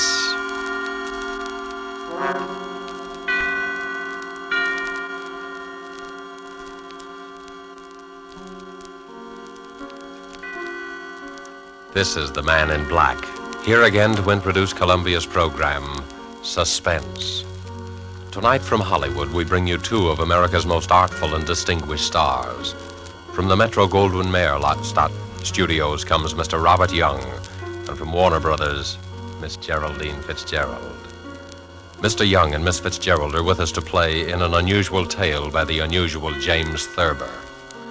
An excerpt from the book My World and Welcome to It, called A Friend to Alexander, adapted for radio by Freya Howard, is tonight's study in suspense. If you've been with us before, you will know that suspense is compounded of mystery and suspicion and dangerous adventure. In this series are tales calculated to intrigue you, to stir your nerves, to offer you a precarious situation, and then withhold the solution until the last possible moment. And so it is with Mr. Thurber's poignant and strange story, and the performances of Robert Young as the man who was a friend to Alexander, and of Geraldine Fitzgerald as his wife Bess, who relates these events to us. We again hope to keep you in suspense.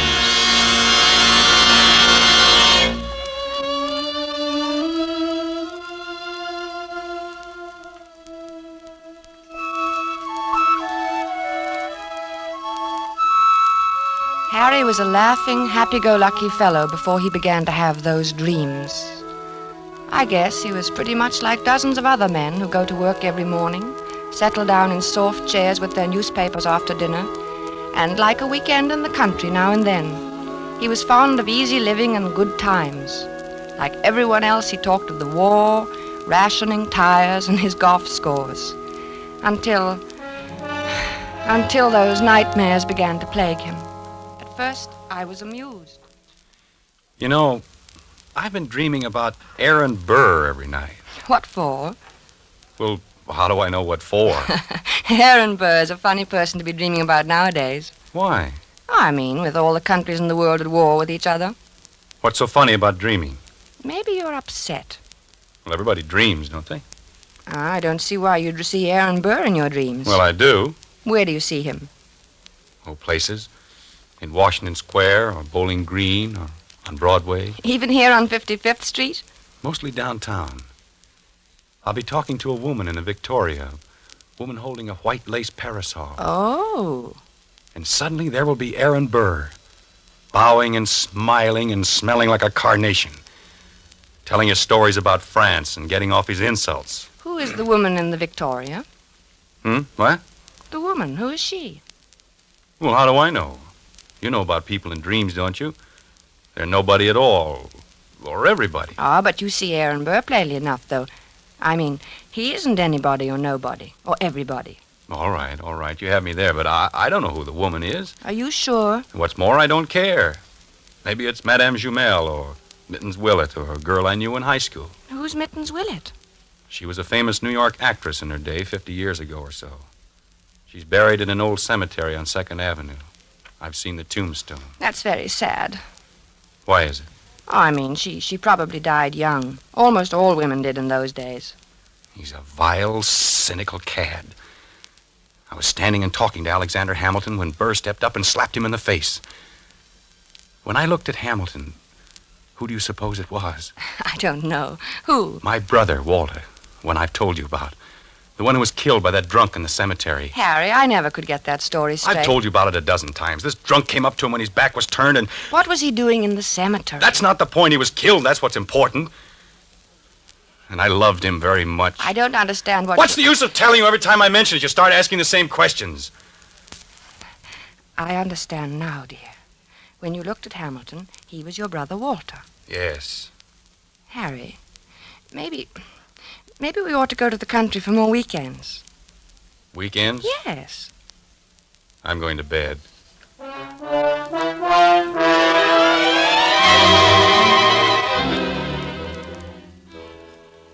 For a time that evening, I worried about Harry.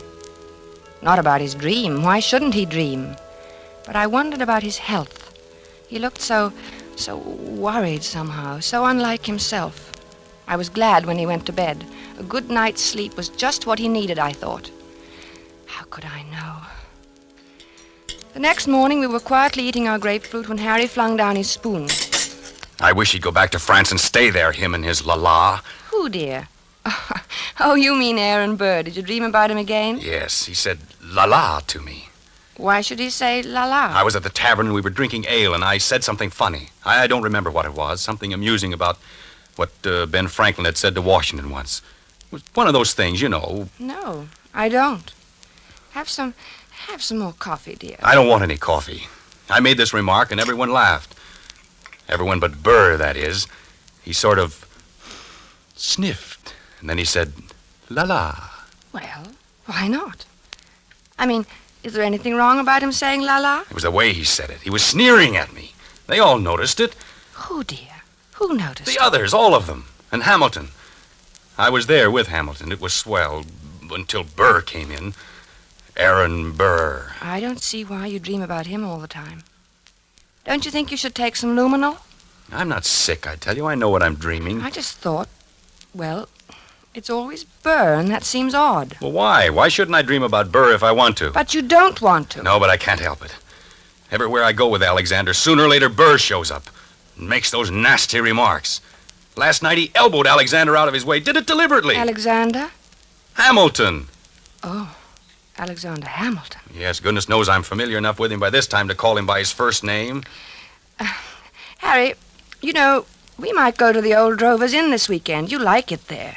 Hamilton has become not only my brother Walter, but practically every other guy I've ever liked. Don't you like the Old Drovers Inn anymore? Isn't it natural that Hamilton should represent my brother and guys I like? That's natural, isn't it? Yes, I suppose it is. Well, then why are you looking at me like that? You know, dear, I wish you'd go and see Dr. Fox. I don't want to see Dr. Fox. I want Aaron Burr to stop sneering at me in my clothes. He looks at me and his lips curl up and he says, "La, Mr. Andrews, what odd taste you have." I wish you'd go and see Dr. Fox. I'm going to the zoo and feed popcorn to the rhinoceros. That makes things seem right. For a little while, anyway.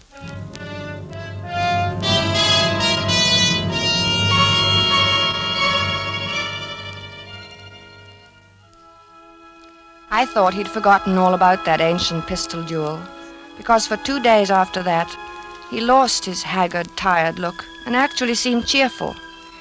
But one night, about 5 a.m, he came into my room in pajamas and bare feet, his hair disheveled and his eyes wild. He got him. He got him. The rotter got him. Alexander fired in the air and smiled at him, just like Walter must have smiled. Like Walter? Oh, yes, dear. Your brother Walter, who was killed in a cemetery. This was at Weehawken in New Jersey. What? Your brother? No, Hamilton and Burr. The duel. Hamilton had a white ruff around his neck. Burr was in black tights, French clothes. Alexander lifted his pistol and fired in the air and then smiled at Burr. And then that fiend from hell took deliberate aim. He took so long. He meant to take his time about it. I saw him grin. And then he pointed his pistol at Alexander and fired. He killed him in cold blood, the foul scum! Oh, darling. Don't, darling. Here, dear. Take some of these pills. I don't want any. Oh, take it. You'll feel better. I don't want any, I tell you. Here, darling. Swallow. Please, swallow. All right. There. That's better. The cad. The rotten, sneaking cad. He grinned just as he fired. And Alexander clutched himself at the stomach. Then shook his head and tried to walk forward. Then he fell. With his mouth open as though he wanted to say something. And Burr stood there, grinning.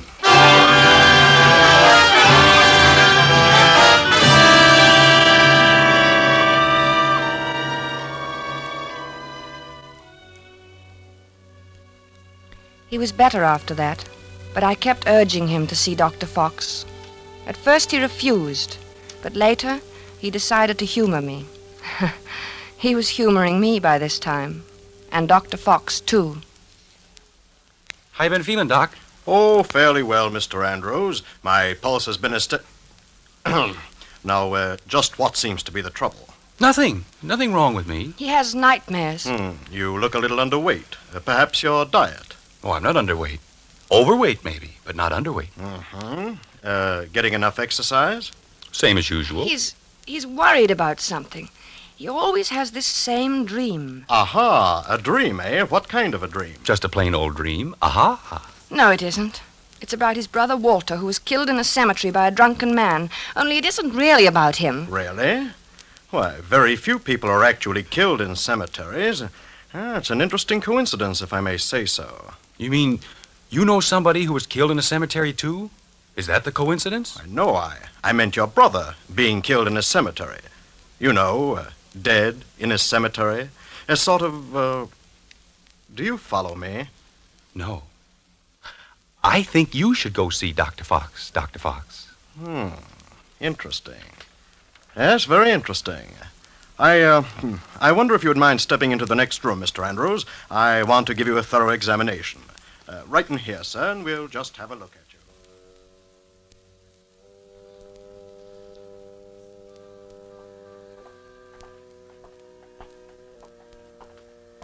Well, I hope you're satisfied. You heard what he said. There's nothing the matter with me at all. I'm glad your heart is so fine. He said so, you know. He said your heart is fine. Sure, it's fine. My heart's fine.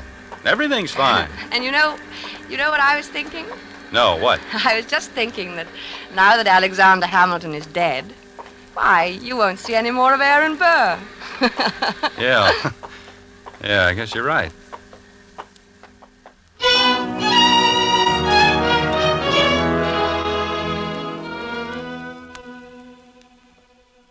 But I was wrong. Aaron Burr did not leave my husband to sweeter or more peaceful dreams. Harry said nothing about it for several mornings, but I could tell he was still being tortured by those ghosts. He brooded over his breakfast. He didn't answer me when I spoke to him. I dropped my butter knife, and he jumped. What was that? Only my knife. Oh. Harry, are you still dreaming about that man? Oh, I wish I hadn't told you about it. Forget it, will you? I can't forget it with you going on this way. Can't you forget I mentioned it? Maybe you should see a psychiatrist. Oh, bosh. What does he do now? What does who do? Aaron Burr. I don't see why he keeps coming into your dreams now. He goes around bragging that he did it with his eyes closed. Says he didn't even look. Didn't look when? When he killed Alexander in that duel. Well, what? He claims he can hit the ace of spades at 30 paces blindfolded. Furthermore, since you ask what he does, he jostles me at parties now. I think you should stay out of this, Harry. It wasn't any business of yours anyway. And it happened so long ago. I'm not getting into anything. It's getting into me. Can't you see that? I see that we've got to get you away from here. Oh, maybe if you slept someplace else for a few nights, you wouldn't dream about him anymore. I don't know. Let's go to the country tomorrow. We'll stay at the Lime Rock Lodge. Bess, why can't we visit the Crowleys? They live in the country. All right, fine. Bob has a pistol, and we could do a little target shooting. What do you want a pistol for? Plenty of open space. I'd think you'd want to get away from shooting. Yes. Sure, dear.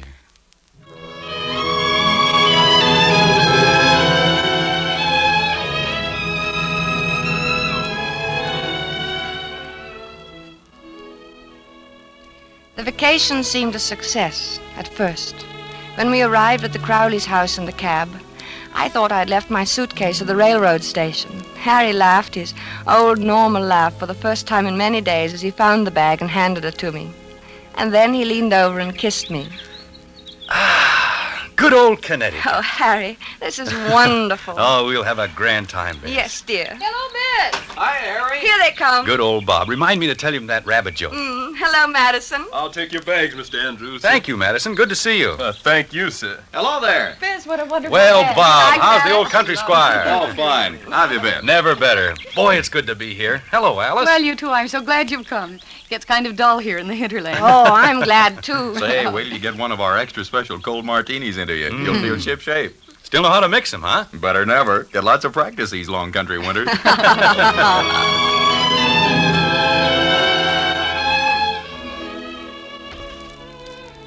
Oh, it was grand, seeing Harry's face relaxed and smiling over his cocktail glass. When I went to bed that night, I felt that at last that nasty old business of the dream was over, and I was happy. But when I woke the next morning, I saw my husband lying rigid on his back, staring at the ceiling. One Henry Andrews, an architect. What's the matter, dear? Nothing. Oh, why don't you go back to sleep, Harry? It's only 8 o'clock, and this is the country. One Henry Andrews, an architect. What are you talking That's about? what he calls me. Calls you who? One Henry Andrews, an architect, he keeps saying in his nasty little sneering voice. One Henry Andrews! Harry, please don't yell. You'll wake the whole house. It's early. People want to sleep. I'm beneath him. I'm just anybody. I'm a man in a gray suit. Be on your good behavior, my good man, he says to me. Or I shall have one of my lackeys give you a taste of the riding crop. Why should he say that to you? You ask me why. He wasn't such a great man, was he? I mean, didn't he try to sell Louisiana to the French or something behind Washington's back? He was a traitor. Then why worry what he says? He was a scoundrel, but a very brilliant mind. I was in hopes you weren't going to dream about him anymore. I thought if we came up here... It's him or me. I can't stand this forever. Neither can I.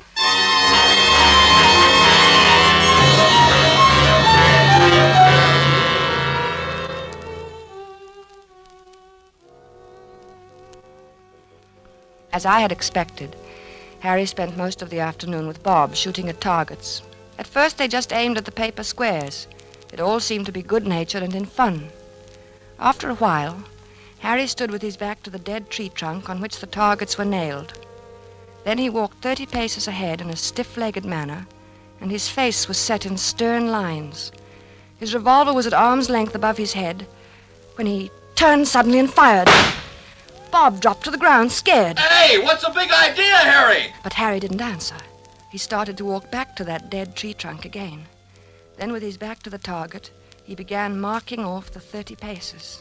Bob called to him. I think they kept their arms hanging straight down. I don't think they stuck them up in the air. But my husband continued to count off. At the 30th step, he lowered his arm, wheeled about suddenly, and fired from his hip. Hey there, watch out! 2 of the shots missed the tree, but the last one hit it.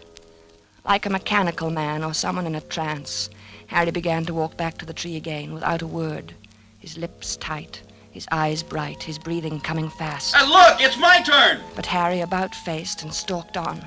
This time when he fired, his eyes were closed. Poor Bob didn't know what to make of this strange behavior. Hey, good heavens, man, give me that gun, will you? Without a protest, Harry let him have it. For the first time, he spoke. I need a lot more practice, I guess. Well, not with me standing around. Come on, let's get back to the house and shake up a drink. Gee, I've got the jumps. I need a lot more practice.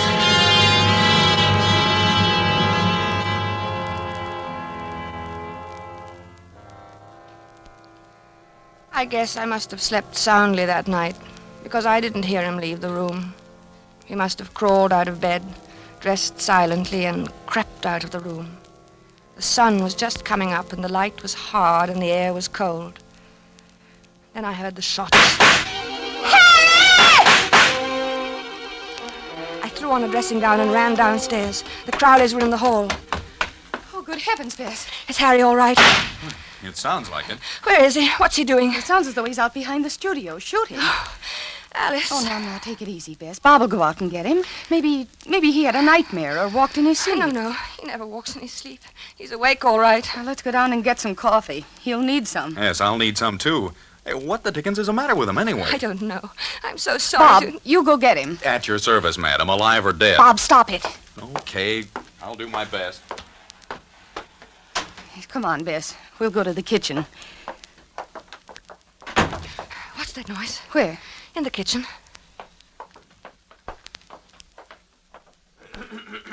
Oh, it's you, Madison. Yes, ma'am. Well, you're shaking. I was just wondering, ma'am. No, it's all right, Madison. You go on back to bed. Clothita was scared, ma'am, and I thought... Well, you tell Clothita that it's all right. Mr. Andrews is shooting a little. He couldn't sleep. Yes, ma'am. Yes.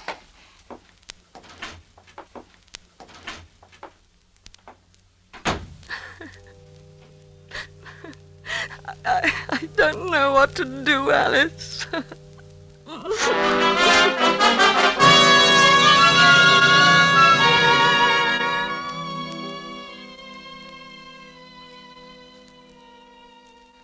I guess the Crowleys were relieved when the cab came to drive us to the station early that day. Their maid had threatened to leave. The neighbors were complaining about the early morning disturbance, and their own nerves were ragged. Boy, I'll need a drink after that. Yes, and make mine a stiff one. Gee, I'm sure glad he's gone. Well, it was either he or Clothita. You can't afford to lose a good cook these days. Say, what do you think's the matter with him? I don't know. It's what Clothita would call the shoots, I guess. You know, he said a funny thing when I went out and got him this morning. Well, let's have it. I could stand a funny thing. I asked him what the deuce he was doing out there in that freezing air with only his pants and shirt and shoes on, and you know what he said? What? I'll get him one of these nights. That's just what he said.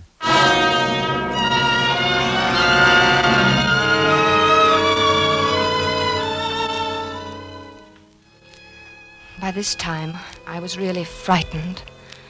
When we returned to the city, Harry was a picture of gloom.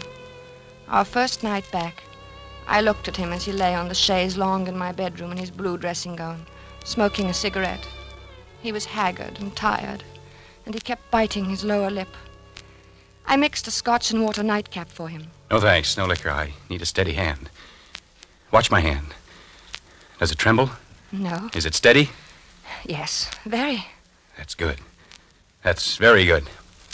You need a steady hand, you know. For what, dear? Oh, Things? Harry, will you sleep in my room tonight? No, you keep shaking me all night to keep me awake. You're afraid to let me meet him. Are you still on that? Why do you think everybody's better than I? I can outshoot him the best day he ever lived. Oh, of course, In the dear. waistcoat. Right next to the middle button. He has 3 big pearl buttons on his waistcoat. Came from France. Why don't you dream about somebody else? Anybody else, please. You'd like that, wouldn't you? You'd like to have me dream about somebody who wouldn't hurt a fly. Somebody like that. Because you'd know I'd never get in a duel with him. A duel? You're dreaming of a duel now? Ever since Hamilton died. Burr knows I hate him. It's nearly over now. Harry. It's him or me. I'll get him, the rotter. But, Harry... I know I'll get him. You see, I have a modern pistol. He has to use an old-fashioned single-shot muzzle loader. Is that quite fair? Fair? What do I care if it's fair or not? Was it fair the way he shot Alexander? Was it? Don't be mad with me, Harry. Oh, I'm sorry, darling. I'm very unhappy. I'm sorry, darling.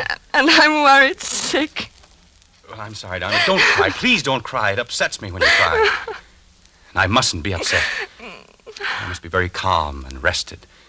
My hand must be steady tonight. Especially tonight. I'm so worried, Harry. Don't worry about me. I'll be all right. I'll be fine. My hand is like a rock.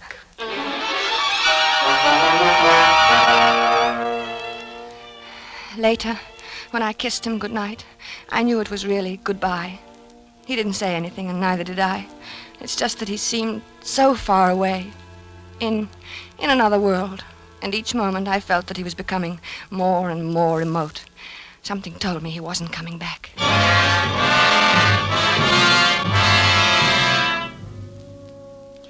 I couldn't sleep. After an hour of tossing and turning, I went to Harry's room.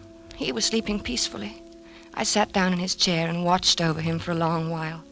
Then, finally, I must have fallen asleep. A beautiful morning. It was about 5 a.m. when I awoke. Harry was talking in his sleep. Ah, yes, the doctor. Good of you to come, Doctor. Yes, often misty at this hour. Harry. Are they loaded? Splendid. Harry, wake up. Yes, I'm perfectly ready. Is Mr. Burr? He is? Good. Shall we proceed? No, I do not care to make a statement. Very well. Yes, I understand perfectly. 10 paces. Turn and fire at the dropping of the handkerchief. Yes, 10 paces. Harry. Thank you for acting as my second, Mr. J. Of course, extremely good of you. Very well, then I'm quite ready. 1, 2, 3, Harry. 4, Harry, please.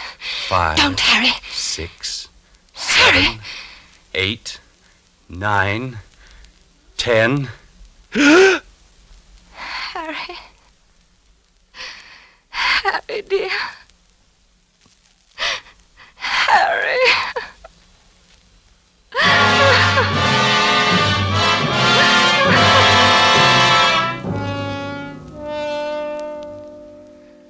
Dr. Fox was puzzled when he examined Harry the next morning.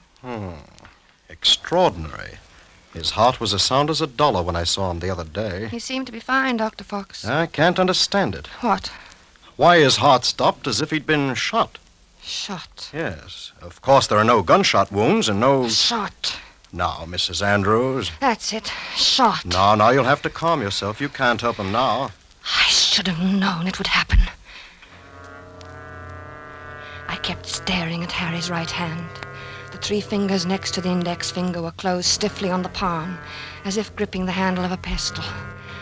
The taut thumb was doing its part to hold that invisible handle tightly and unwaveringly.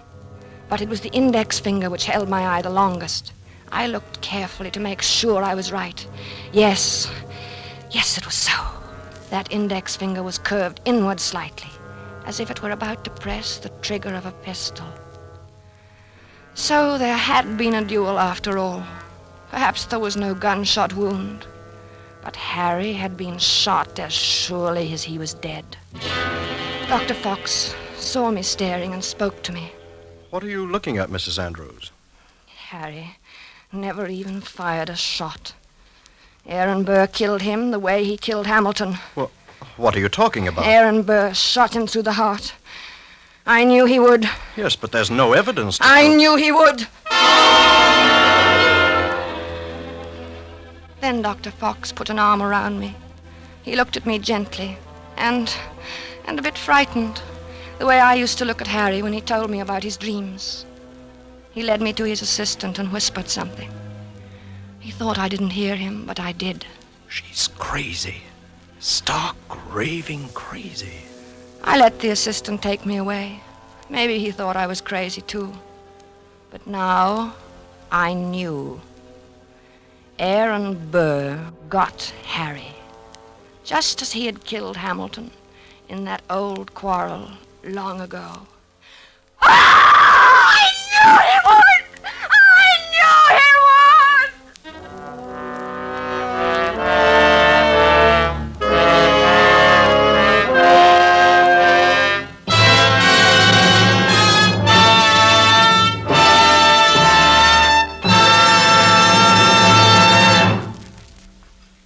And so closes A Friend to Alexander, starring Robert Young and Geraldine Fitzgerald. The James Thurber story, which was tonight's tale of Suspense. The producer of these broadcasts is William Spear, who with Robert Louis Cheon, guest director, Freya Howard, author, and Bernard Herrmann and Lucien Marlowe, conductor and composer, collaborated in presenting A Friend to Alexander. Now CBS is pleased to announce that beginning August 17th at 10 to 10:30 Eastern War Time, Mr. Robert Young, whom you've heard as star of tonight's Suspense, will begin a brand new CBS series entitled Passport for Hunter.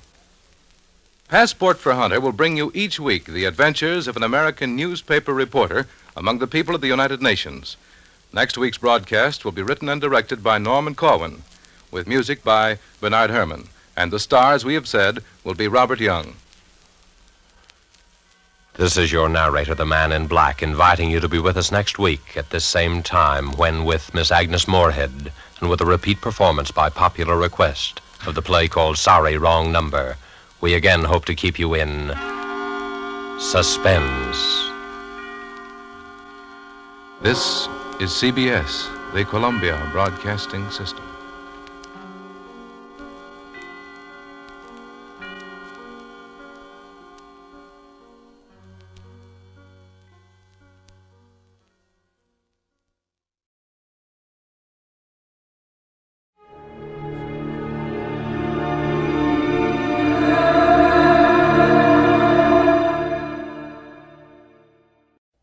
For your listening enjoyment, John Lund as Johnny Dollar. Johnny Maxwell, Johnny. Oh, hello, I got Mr. a Max. job for you. We insured that's Mr. swell. Frank Meadows, lives in Newport, California. He was killed last night. Oh, is Shot Max? to death. How long will it take you to catch a plane?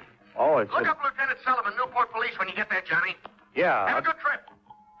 Yeah, I'll try, Mr. Maxwell.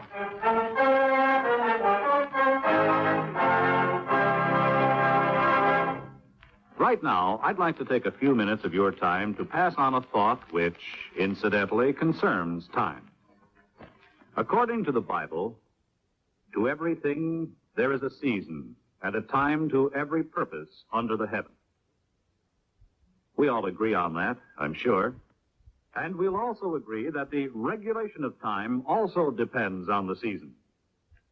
For example, did it ever occur to you who decided where our 4 time zones in America should be exactly? Well, back maybe 75 years ago, there were about 150 different time zones which were set up according to the whim of the local inhabitants. Most of the time was called sun time, and there could be 15 minutes difference between the clocks of 2 towns only 10 miles apart. So, to get rid of the confusion, the Interstate Commerce Commission was established. It divided the United States into 4 standard time zones so that railroads, planes, buses, and the mail could run on schedule. Of course, if a city wants to go on daylight saving time during the summer, that's a decision which is made locally. The standard time remains the same everywhere else. But setting the nation's clocks isn't the only job of the Interstate Commerce Commission, however. It also makes rules and regulations for the various means of transportation which go from one state to another. It sees that railroads, truck lines, barges, and boats operate safely, charge reasonable rates, and give good, dependable service. It also protects trucks and bus drivers from working such long hours that they might fall asleep while they're driving. The Commission also demands that trains, engines, and machines have safety and stop devices. It is, in itself, a safety device to assure every one of us freedom from danger as we travel about our country.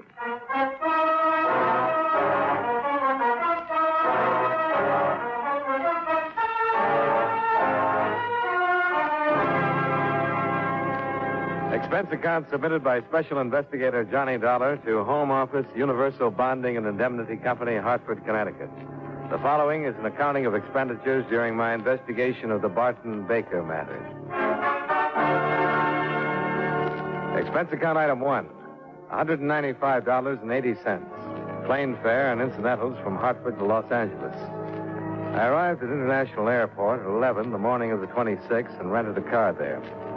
An hour later, I was pulling into Newport, a sea town not far down the coast.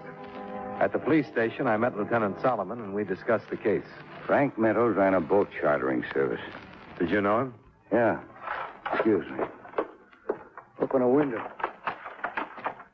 Sure has been hot the last couple of days. Like a cold drink or something? No, thanks. Well, we got a report on the shots, and when we got there, Frank was dead. Shot 3 times. He had a gun been fired twice. Obviously shot it out with somebody. Any suspects? His partner, Dave Geller, owned the boat with Charlie. What makes you think Geller did it? Well, don't know for sure, but he's missing. Disappeared. Nothing else? No. It's the only thing we've got to go on. Any reason why Geller would kill Meadows? None that we know of. I know Dave as well as I did Frank. They always seem to get along. Never heard of any argument. But you know how those things are. A couple of guys get along fine for years, and then some little thing comes up. Yeah. Might be a woman. Just a woman or some particular woman? Frank has a wife. And Geller? No, he's not married. What's Mrs. Meadows like? Well, you got to talk to her anyway, don't you? Yeah. Then you can see for yourself. I'd say she was the kind that might cause a lot of trouble under the right circumstances. But that's only a personal observation. You might not think so at all.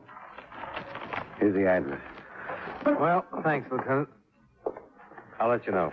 Do that.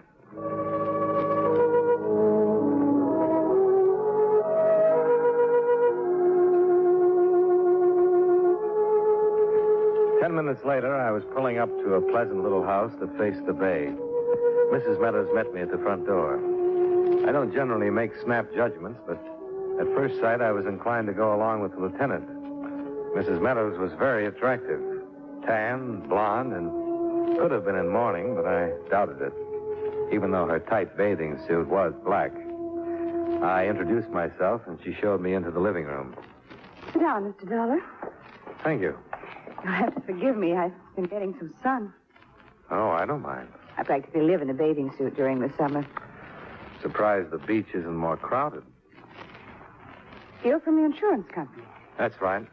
I was sent out to investigate your husband's death. I'll be glad to help any way I can. I'd appreciate it. How much was my husband insured for? Don't you know? I have no idea. I knew he had insurance, but I never knew how much. $25,000. That much? Should buy you a lot of sun. When will I get it? Well, in a case like this, a murder has to be a complete investigation. And it's generally considered proper to bury the deceased before issuing a check. By the way, when is the funeral? It was this morning at 8 o'clock. What did they do? Dump him off a surfboard? I don't think I like that, Mr. Dollar. Oh, I'm just being a little sadistic. I always get that way when I see someone so broken up. Would it be better if I stayed in the house for a week and wore a black veil? Oh, no. But a little emotion would seem more natural. Would it help if I cried? Help who? Mr. Dollar, my husband's dead. Anything I might do wouldn't bring him back. If you don't approve, I'm afraid that's just too bad. Who do you think killed your husband? I have no idea. The police suspect his partner. Guess it's possible. Dave's missing. Can you think of any reason why Dave would kill your husband? They didn't get along too well. Lieutenant Solomon says they got along just fine. And I say they didn't. I think I know more about it than Lieutenant Solomon. Okay. Suppose you tell me why they didn't get along. They just didn't. They disagreed a lot. Over anything specific? Not particularly. The boat, things in general. They'd known each other for years, been partners for nearly 10. Friendships wear thin sometimes. Before they left on the trip, they had an argument. About what? Frank didn't tell me. Just came home and said he'd had a fight with Dave. The next morning, they left. The following morning, when they returned, Lieutenant Solomon called me and said Frank had been killed. Where did they go? Down the coast after Yellowtail. Who chartered the boat? No one. They went alone. Well, thank you, Mrs. Meadows. If you happen to hear from Dave, get in touch with the police, will you?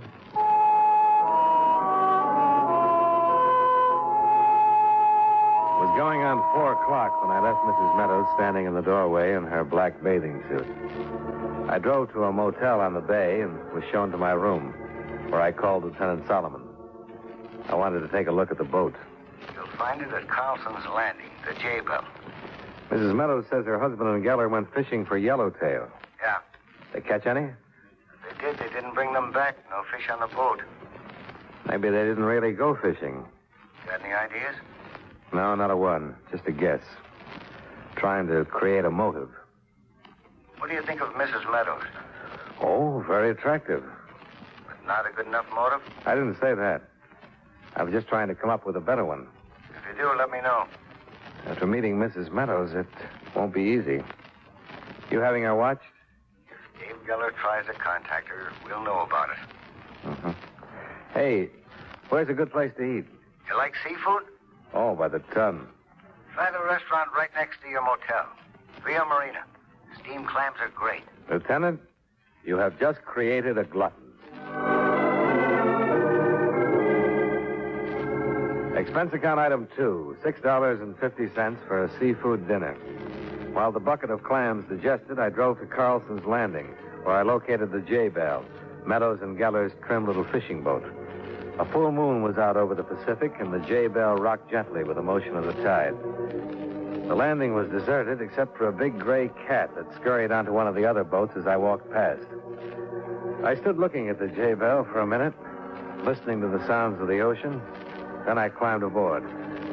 The hatch leading below to the cabin was unlocked, so I opened it and went down the short ladder. The moonlight sifted in through the starboard porthole, but the rest of the cabin was in pitch darkness. I felt around for some kind of light. Stay right where you are. Huh? Don't move. I got a gun. Okay. I can see you. If you move a finger, I'll kill you. Okay. I'm not moving.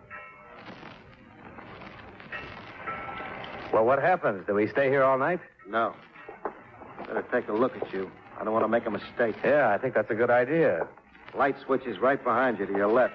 But keep facing me. Just reach back.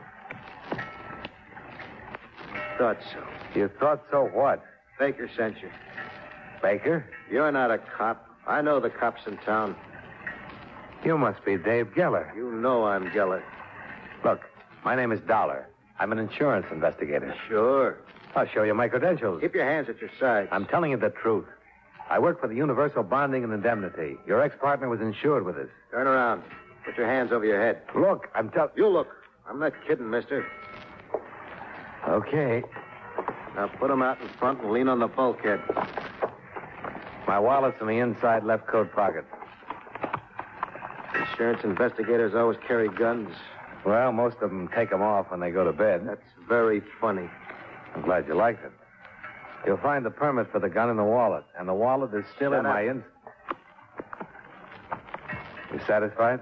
Turn around. But keep your hands up. Well, you saw the identification. Okay, sir, you're an insurance investigator. Still doesn't help me. Just what kind of help were you expecting? None. I mean, now I got to do something with you. Can't let you go back to the police and tell them you found me.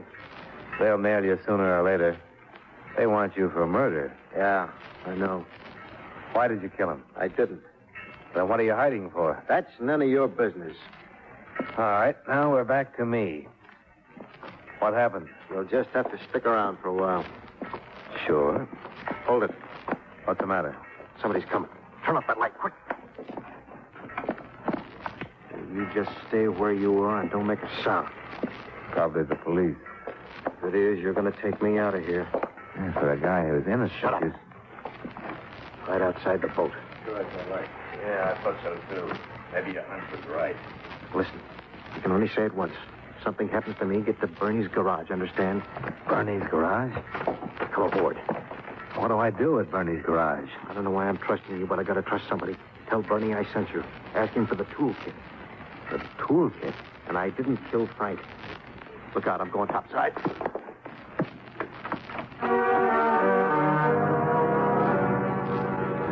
He went up the ladder and out on deck, holding his gun in front of him. I thought about trying to stop him, but he moved too fast. And besides, he had my gun stuck in his belt. I was going up the ladder when the shooting started, and being a practical man, I stopped halfway up and ducked. After a moment, I looked up through the hatch, and there, standing in the moonlight, was a tall, thin man dressed in a white suit. He was holding a gun, pointed right at my head. Well, good evening. Who got killed? Your friend, Mr. Geller. And now it looks like your turn, Mr. Dollar. Johnny Dollar. How do you do? My name's Baker. Barton W. Baker.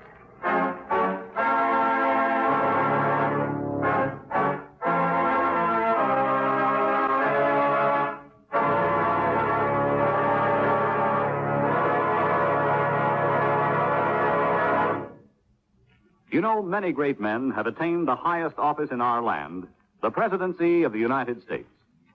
Can you guess the name of this man? He was descended from an English family which landed in Plymouth in 1624 and was a native of Ohio. In the late 1880s, he was a newspaper editor in that state, and as senator in 1900, he opposed federal control of food and fuel. As president, he supported prohibition and backed the 19th Amendment, which gave women the voting privilege. His administration also saw the establishment of the national budget system. If you don't have his name by now, here's another clue. During his presidency, the Lincoln Memorial was dedicated. Who was he? Warren G. Harding, 29th President of the United States. His life is part of your American heritage.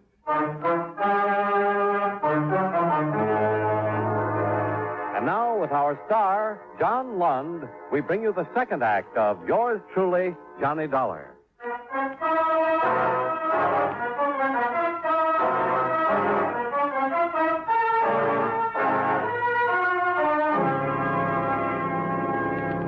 The tall, thin man in the white suit who called himself Baker came down the ladder into the cabin. He flipped on the lights again and stood facing me, a half smile twisted on his lips. We said nothing. And after a moment, another man appeared at the hatch and called down to the white suit. He's dead. What'll I do with him? Throw him in the ocean.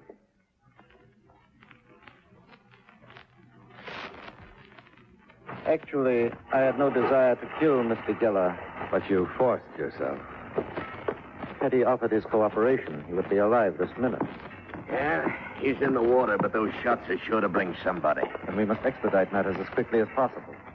Mr. Dollar, where is the toolkit? The toolkit? Oh, come, Mr. Dollar. The shooting has forced me to a tight schedule. I want to know what Geller did with the tools. Look, I don't know what you're talking about. Hank. Yes, sir. Now, wait a minute. As you can see, Mr. Dollar, I mean to have the information one way or another. Look, One moment, Hank. Mr. Dollar, I was prepared to offer the late Mr. Geller $5,000 for the toolkit. I'll make you the same offer. It's a good offer. But how can I give you something I don't know anything about? $10,000. I don't know anything about a toolkit. You've been with Mr. Geller? Sure. I can't believe you were discussing the weather. Oh, hardly. I'm an insurance investigator. I'm investigating Frank Meadows' murder. Can you prove it? Certainly. Oh. Something wrong? My wallet is in Geller's pocket. I'm not lying. I think Geller sent for you and told you where he hid the toolkit. Look, I found Geller hiding on the boat. He pulled a gun on me and I... Time is too short. Hank. Now, look, I'm telling you that... Oh! Where is it? I don't know. Oh. The toolkit, Mr. Dollar. I don't know anything about it. Baker's handyman beat me until I was asleep, trying to make me give up the information Geller had passed on a few minutes before he was killed.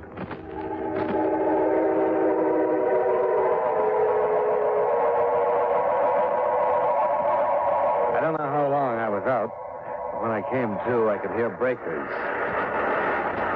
I was lying on the beach looking up at the big moon and feeling my head throb as though it was stuck on the end of a drumstick. Well, I managed to sit up and look around. I had no idea where I was, but a long groove in the sand that stretched away from me showed clearly that I'd been dragged from the street several hundred feet behind me. I stumbled to my feet, and that's when I saw her, walking along by the water, headed my way, her soft blonde hair blowing in the casual breeze. She was barefoot and wearing white shorts and a terry cloth shirt. I guess it was a little cool for the black bathing suit. She stopped when she saw me. Oh, good evening. Hello. Mr. Dollar, you're bleeding. Yeah, it happens sometimes. What are you doing out here? I'm waking up. What are you doing? I was just taking a walk. But your face, it's all bruised. How far is your house? Down the beach, about a mile. You think you could scare up some iodine? Yes. Come on. Oh. Still a little dizzy. Here, put your arm around me. Better? Much?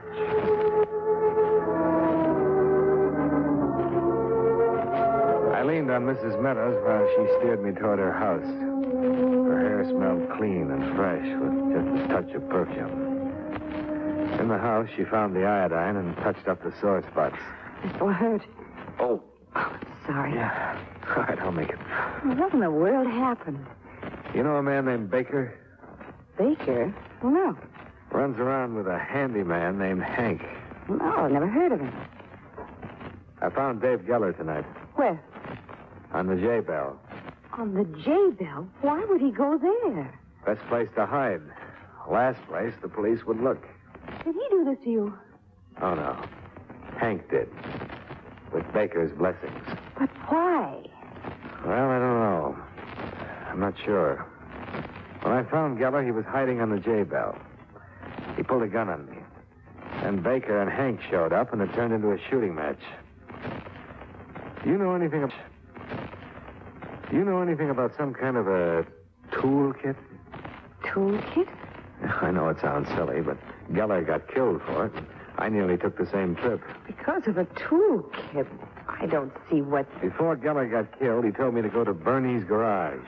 That's on Maple Street. He told me to tell Bernie that he sent me and to ask for the toolkit. I still don't understand what's so important about a toolkit. I don't know, but something is. Your husband was probably killed for the same reason. What are you going to do? Go over to Bernie's garage and take a look at this toolkit. Do me a favor. Certainly. Call Lieutenant Solomon and tell him where I've gone. Tell him to meet me there. All right. Oh, I haven't got a car. Still down at the landing. Use mine. I'll get you the keys. Thanks. I drove her car over to the garage on Maple Street, parked it, and got out. The garage was open, and the sign over the door read 24-hour service. I went in and found a mechanic stretched out on a bench, sound asleep. Hey. Hey. Come on. Wake up. Yeah. Okay, I'm up. No, I'm awake. Yes, I'm really knocking it off. Where can I find Bernie? You just woke him up. Dave Geller sent me over. That's all? Yeah. He said to pick up the toolkit. He did, eh? Yeah, he did. Now, where's the toolkit? How'd I know Dave sent you? Because I said he did.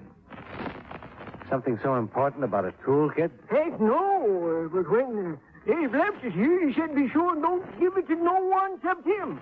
I can't just hand it over to you because you tell me Dave sent you. Here, you better have Dave call me. He'd have a hard time talking with his mouth full of water. What you mean? He was killed and dumped in the bay. Now, Lieutenant Solomon will be here in a few minutes, so wheel out that toolkit. Dave was killed? That's right. First Frank and then... The toolkit, huh? Well, what's the matter? You a cop?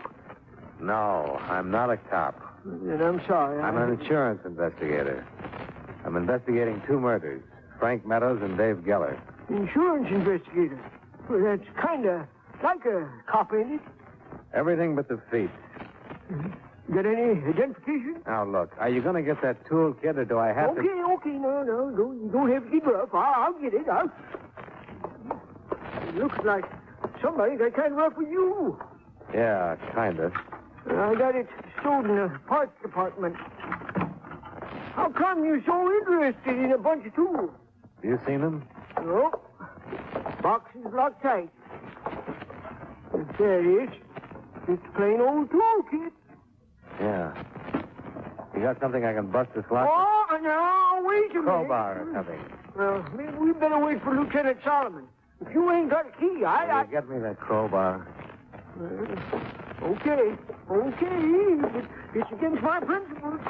If Dave wanted you to pick up the kid, he should have called. He's dead. Remember? Oh, yes. Do you know who killed him? Man named Baker. Here's the bar. Thanks. Baker? Never heard of him. Oh, hey, I got a customer. Might be Solomon. Yeah.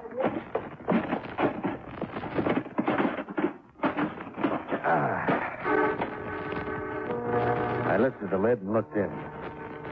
I couldn't have been more surprised, because there in the box was exactly what I didn't expect to find. Tools. About 50 of them. All sizes, brand new. All the tools were painted black. But on the handle of a large wrench, there was a small space that had been scraped down to the metal. I picked the wrench up and looked at it more closely. Took out a pocket knife and scraped some shavings from the metal. I stood up and held the shavings under the light. And then I understood a whole lot of things. The shavings were solid platinum. Hey, mister, you got visitors. We meet again, Mr. Dollar. It was Barton W. Baker, complete with white suit, gun, and bodyguard. He looked at the platinum wrench I held in my hand, smiled, and moved slowly across the room toward me. I couldn't help it, mister. They held a gun on me and made me take them back here. Get up. Take the old man out to the garage, Hank, and guard him until I'm finished with Mr. Dollar. Yes, sir. Honest, mister, I'm Go sorry. on, old man. Go on. Well, Mr. Dollar, you were lying to us. I thought so. That's why you let me live, so I'd lead you here. Precisely. The tools are platinum. Of course. But you knew that. Geller just told me where to find them. I had no idea what they were. Well, I'm afraid your curiosity will be short-lived. I kind of thought that was the way it was. You killed Frank Meadows because he discovered the secret of the tools. Yes. If he had simply picked me up and landed me, as he was paid to do... I take it you're an alien, Mr. Baker? Correct. Would I know your government, Mr. Baker? Unless you happen to be deaf, dumb, and blind. Now, if you'll just proceed with me back to the garage... One more question. Yes? How did Dave Geller get hold of the kit? He and Meadows were offered a large sum of money for picking me up on the other side of the border. Aboard the boat, Geller grew suspicious of the kit, and knowing that I could not possibly notify the authorities of its theft, he forced me at gunpoint to go ashore and leave the kit with him. Fortunately, I got to a phone and notified our operatives in Los Angeles. They met the boat when it docked. And killed Meadows, but Geller escaped. Correct. Now, Mr. Dollar, I'm in a great hurry, and Well, I missed another shooting, but so did Baker, for that matter. When Hank yelled, Baker turned just enough to give me a chance to swing the heavy platinum wrench. What's it all about, Dollar? I thought you'd never get here, Lieutenant. Mrs. Meadows called and said to get right over. You know something? I think you owe her an apology. Okay, so she'll get an apology after you tell me who the guy on the floor is and who the guy was I had to kill in the garage. Here. Have a platinum wrench. A what? Yeah. Mr. Baker is going to have one very expensive headache.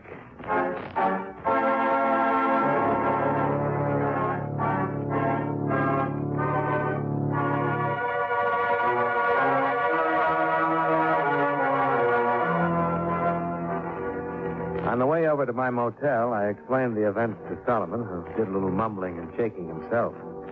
Then, after a fresh shower and a change of clothes, I went over to Mrs. Meadows and expressed my most heartfelt thanks. Expense account item 3, $176.85. Motel bill and expenses for the next 2 days while I hung around Newport resting up. I saw Mrs. Meadows a few times before I left, but for some reason I didn't get much of a tan. Expense account items 5 and 6, $225 car rental, plane fare, and incidentals back to Hartford. Expense account total, $604.15.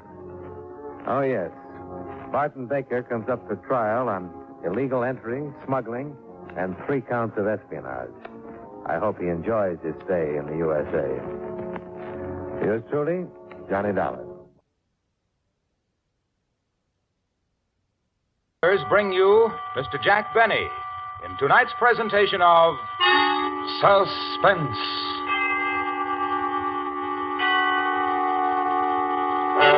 Tonight, Autolite presents a story about a man who worked for 30 years to prepare a most unique personal retirement plan.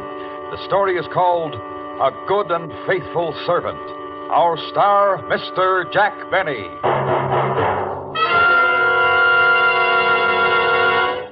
Hello there, Harlow. Well, the legislative luminary. How are you, Senator? My car is giving me trouble, Harlow. Your car? What's wrong with it, Senator? Well, it gets going slower than a loser leaving office. It rides rougher than a tax debate and uses more gas than a 3-day filibuster.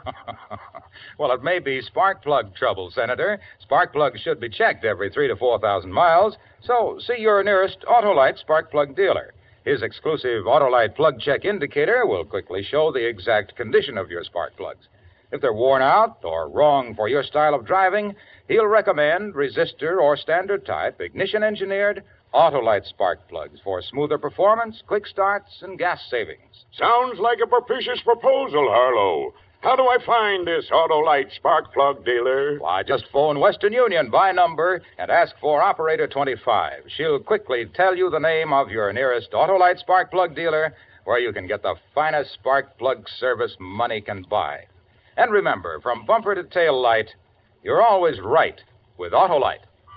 And now, with the performance of Mr. Jack Benny, Autolite presents transcribed A Good and Faithful Servant, hoping once again to keep you in suspense. I know you've been through a lot, Mr. Fenton, but if you could just try to recall anything else about the appearance of the two men. Lieutenant, couldn't this wait? Fenton has spent 14 horrible hours locked in a vault. And while I admire his spirit and pluck in bearing up as well as he has... I'm just trying to get something to go on, Mr. Waterman. Do you want your money back or don't you? The welfare of my employees comes first, Lieutenant. First, last, and always. And you're insured. Mr. Fenton. Don't answer if you don't feel up to it, Fenton. I don't mind, Mr. Waterman. I'm anxious to cooperate. Now, as near as I can remember... Be sure you get this, Florence. As near as I can remember... Of course, I had only a flash before they forced me into the vault. Yeah, we understand, Mr. Fenton. I had the impression of one being tall, but not too tall, and the other one was shorter. But not too short. Exactly. And they were wearing masks, rubber masks. One had a Lionel Barrymore mask, and I think the other was Dick Tracy. It was quite a shock to see him. Aha. The Brinks gang, Lieutenant. The Brinks gang to a T. Maybe. Mr. Cartwright, would you come over here, please? Mr. Cartwright, is it the practice to keep large sums of cash on hand overnight at the store? Well, yes, the store does a tremendous cash business, Lieutenant. Tremendous. And yesterday was dollar day. Thank you. Mr. Cartwright, how did it happen that Fenton was alone in the cash room when the bandits entered? Did he customarily close the vault for the night? Well, not customarily, no. When I'm unavoidably called away from the store... Does this happen often? Well, very seldom, Lieutenant. Very seldom. But it happened yesterday. And 2 men walked in, put you in the vault, and walked out with a big hunk of money. At precisely 5:56. Mr. Cartwright opened the vault this morning at 8:02. Correct, Lieutenant. We won't know how much they got until I can make an audit. And if there's any question, Lieutenant, of corroborating Fenton's story, I need only to say that he's been with Waterman's for 30 years, a good and faithful servant. More exactly, Mr. Waterman, 29 years, 11 months, and 29 days. I was due to retire tomorrow before this unfortunate circumstance arose, Nonsense, Fenton. You'll retire tomorrow. And if there's any question, Lieutenant, of Fenton's character, his honesty, his devotion... Yeah, sure. You can go home, Mr. Fenton. Better get some rest. If you want to duck the reporters, go out this back way. Well, what do you think, Mr. Waterman? Entirely up to you, my boy, entirely. But in these days of doubt, of confusion, and dishonesty in high places, I believe your simple story of courage and devotion to duty will be an inspiration everywhere. Mr. Waterman, I am ready to face the press.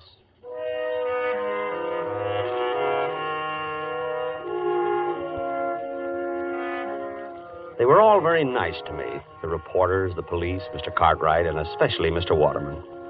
All that money missing. $50,000. Yet his only concern was for me. I thought that if I could afford it, I'd like to buy him some little token of gratitude. Then I thought again.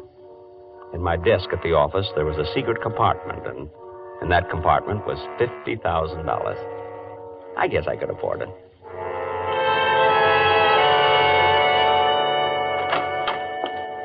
Yoo-hoo! Mother, I'm home. Good morning, Harold. I hope you haven't had breakfast. I've kept it hot for you. You're not going to ask me how it went, Mother? Oh, I heard over the radio. But I wish there'd been some way of doing it that it wouldn't have kept you out all night. Oh, I wasn't out all night, Mother. I was in a vault. I know you were, Harold. And if you keep on, you're going to end up with that same sinus strip your father used to have. Oh, Mother, it was a perfectly dry, warm... Oh, never mind. Eat your cereal, Harold. You'll feel better. Mr. Waterman told me to take the day off, Mother. I'm not going in until tomorrow. That was certainly big of him, after all you've done for them. How much did you get? $50,000. It's in my desk at the office, in the drawer with the false bottom. In your desk? Will it be safe there, Harold? Well, no one will be looking for it. Harold, you don't think you'll have any trouble getting the money out of your desk? I think things will work out all right. See, according to my plan, Harold, you see, I told you from the beginning you weren't strong enough for this type of thing.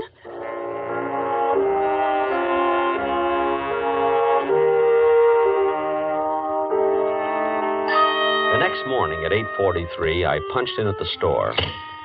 Figuring 308 working days a year, that made 9,240 punches. It was a little strange to think of this being my last. I walked through the store to the elevator, past lingerie, ladies' gloves, and perfume the way I always went. But this morning was different. People looked up when I passed. They spoke to me. They knew who I was. Even the brunette in perfume smiled at me. I almost stopped, but I couldn't think of anything to say.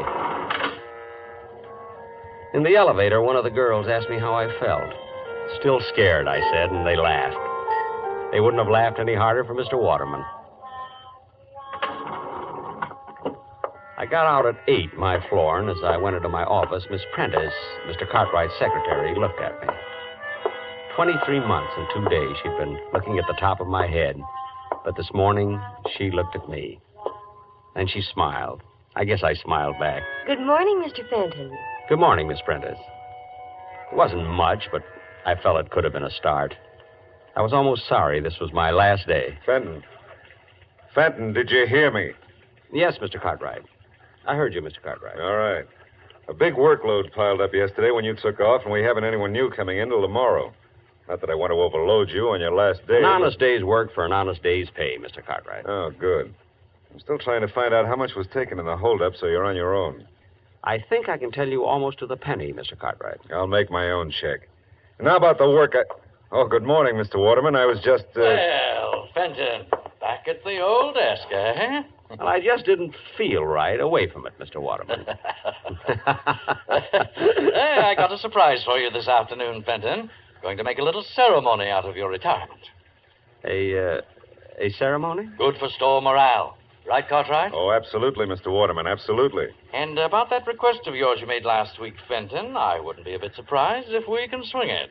Oh, you're too kind, Mr. Waterman. Oh, my boy, when you work for Waterman's 30 years, you've got something coming to you. No. Really?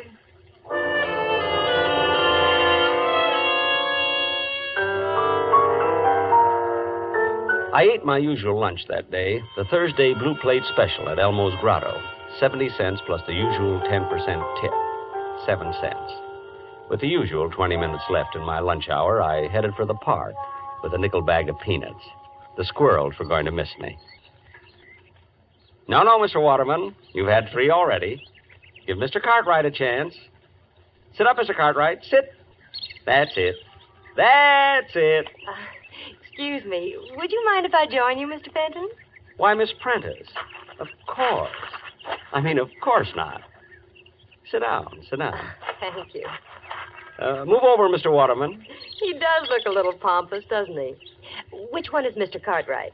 There, with the small mustache. He bites. And, is there a Miss Prentice? Well, there is, but I believe she is, well... Nesting? Well... How long have you been feeding them, Mr. Fenton? They seem so friendly. 30 years, Miss Prentice. My favorite animal. You give a squirrel a nut, and does he eat it? No. He runs away and stores it in a hole. We could all benefit from their example. And now that you've stored your little nest egg, you're retiring, Mr. Fenton. Well, you might say that, yes. You're quite a fascinating character, Mr. Fenton. Me? I'm sorry I didn't know you sooner. You know, the whole store is talking about your ordeal in that vault. Oh, it wasn't so bad. In fact, I've always rather liked the vault. What an odd thing to say. Well, chacun est son goût, Miss Prentice. That's French for each to his own taste. Oh, you've been abroad, Mr. Fenton. Me? Oh, my goodness, no. Oh, but you will now that you're retiring. No, I've got my eye on a little cottage by a lake and woods. Lots of squirrels there. And no time clocks. You and your wife? Mother. Oh, I hope you get it, Mr. Fenton. Thank you, Miss Prentice. I wonder what the robbers are going to do with all that money. I wonder. It's 5-1. Shall we go back and punch in, Miss Prentice?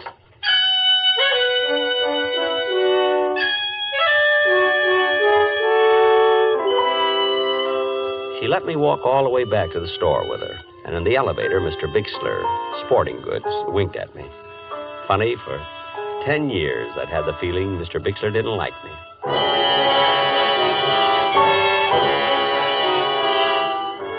There was quite a gathering in the cashier's office when we arrived.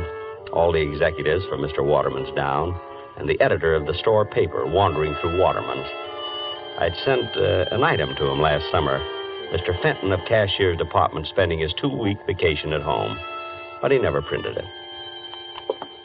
Well, come in, Fenton. We've been waiting for our, shall we say, guest of honor.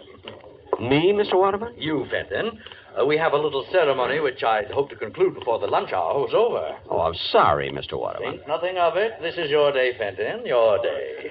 Oh, going to get a shot of the two of us, Wolf? Yes, sir, Mr. Waterman. Over by the door? Oh, if you don't mind, I'd like it sitting at my desk. I feel more, secure there. By your desk. How's this? Got it? Good. And now, Fenton, we all say farewell to a good and faithful servant, one who has given 30 years of his life as a contribution, however small, to making Waterman's the great institution it is today. Well done, Harold Fenton. Thank you. A modest man, but conscientious. His regular comings and goings passed almost unknown to many until his ordeal of 2 days ago. Locked all night in the vault by brutal and rapacious thieves. A night in which, in his own words, he relived each and every day of his 30-year service to Waterman's. Oh, greater devotion hath no man. Oh, it was nothing, really. And now, his labor's done, his burden borne, Fenton will live out the rest of his days in ease and comfort, because he has arrived at the retirement age of the Waterman pension plan, by which he will receive $31.68 a month. $31.68 a month for as long as he lives. Thank you. And now, a little surprise for Harold Fenton. A week ago, in a letter to me, our good and faithful servant asked that on his retirement he be given permission to purchase for his home his old desk. Well, actually, Mr. Waterman, I don't know what I'd do without it. Oh, frankly, I put in a lot of thought on this simple request. I weighed the factors in my mind. On the one hand was Fenton's 30-year service. On the other... Mr. Waterman. On the other, he was already receiving his pension of, his pension. However... Please, Mr. Waterman. However, Fenton, my boy, I decided to go you one better. One better? Not a new desk. Nothing so unsentimental. Fenton, instead of allowing you to purchase the desk, I'm giving it to you. Phew. All right, boys, right in here. Take the desk wherever Fenton here wants it. And now, back to work, everybody. Month-end clearance today. Whoops. Easy, men. Don't drop it. Easy. Fenton, my boy, in the years ahead, when you're seated at your old desk, think of us, won't you? I certainly will, Mr. Waterman. I certainly will.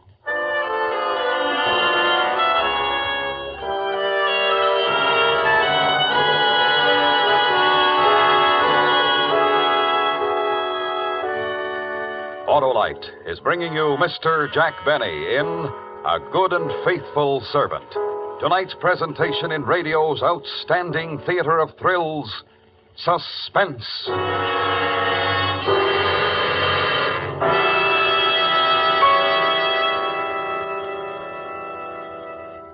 Well, Senator, did you take my advice? Why, yes, Harlow. My Autolite spark plug dealer turned my worn spark plugs out of office and elected a set of ignition-engineered Autolite spark plugs. A wise move, Senator. Those Autolite spark plugs are designed by the same Autolite engineers who designed the coil, distributor, generator, and all the other important parts of the complete ignition system used as original equipment on many leading makes of our finest cars, trucks, and tractors.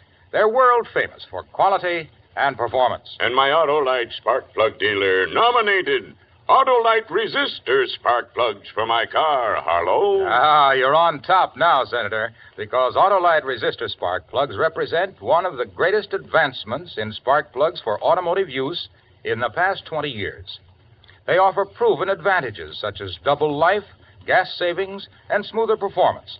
And they're specified as original equipment on many leading makes of our finest cars. What's more, the Autolite resistor spark plug is just one of a complete line of ignition-engineered Autolite spark plugs for every use. So, fellow citizens, be sure, vote for Autolite. Right, Senator. Friends, take a tip from me and see your nearest Autolite spark plug dealer this week. And remember, from bumper to tail light, you're always right with Autolite.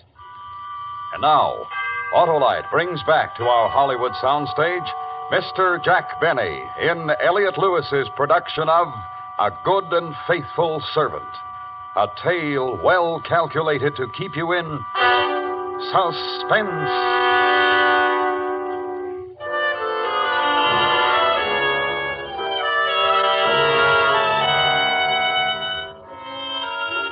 Retirement agreed with me. A walk to the park to see my friends when I felt like it. A leisurely lunch at Elmo's Grotto when I felt like it. And when the need arose, a little gardening. Mother and I were very happy. You've done enough for one morning, Harold. Your back will go out again. All through, Mother. Just cleaning off the spade. What were you planting this morning, Harold? Mother, if anything should happen to me, knock wood. Knock wood. Right in between the beets and the radishes, there's a very rich patch of dirt.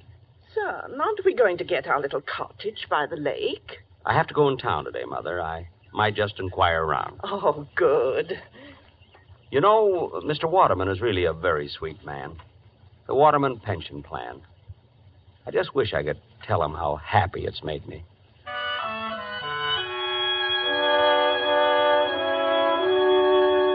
I hadn't told Mother, but Miss Prentice had called that morning.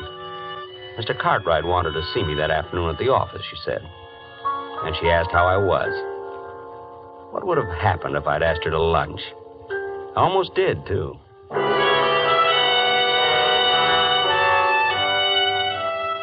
In the cashier's office at the store, Miss Prentice smiled when she saw me, and I smiled back. In fact, we struck up quite a conversation. Oh, Mr. Fenton, how are you? Fine. Just fine, Miss Prentice. Retirement agree with you? Yes, indeed. Fine. You notice we haven't filled your old job. No? Oh, yes, indeed. Haven't been able to find another man of your type.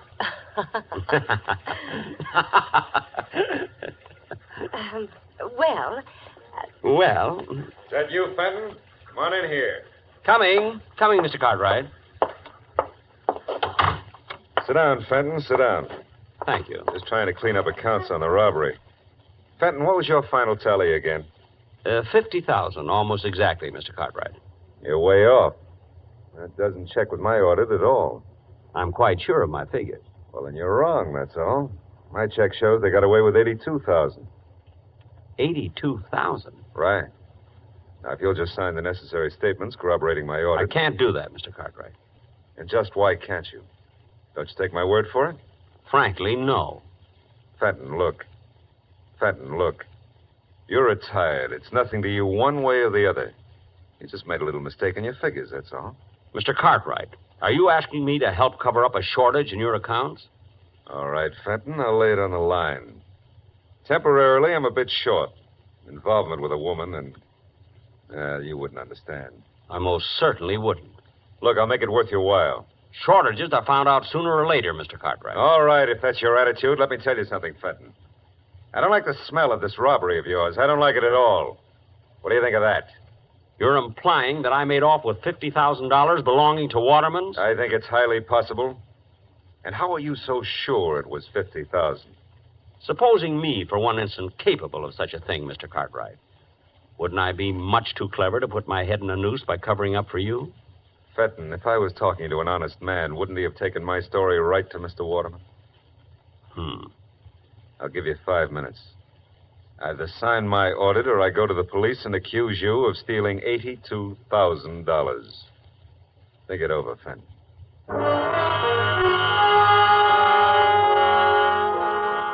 No question about it, Mr. Cartwright's dishonesty might be a bit awkward for me.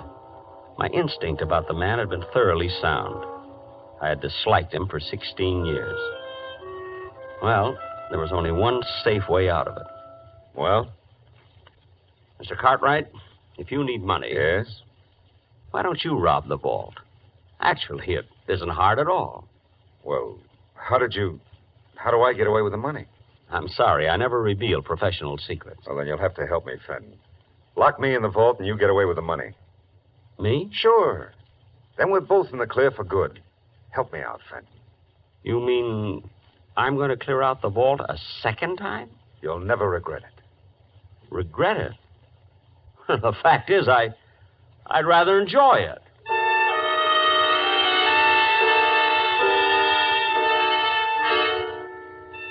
We settled on the following Friday. Friday nights, the store stayed open till 9, and they were having a big white sale that day. The money was already stacked on Mr. Cartwright's desk when I got there. It was a juicy haul. I didn't see Mr. Cartwright around, but... Hello, Mr. Fenton. Miss Prentice. But the money. I was listening when you and Mr. Cartwright made your plans, Mr. Fenton, and he caught me and forced me to help him. You understand, Harold. I mean, Mr. Fenton. Harold, times like these draw people together quickly, don't you think? Oh, I do. I really do. Miss Prentice. Helen. Thank you. Helen, Miss Prentice, Mr. Cartwright mentioned a woman in his life. You're not the one? Harold, of course not. Excuse me. I just thought...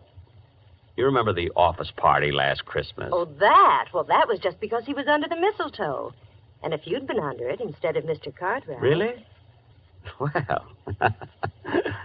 Oh, Fenton, you're here. Good. Anybody see you come up? It doesn't matter, really, Mr. Cartwright. Might even be better that way. Then you and Miss Prentice can say that I left minutes before the bandits arrived. You're right, of course, Harold. Thank you.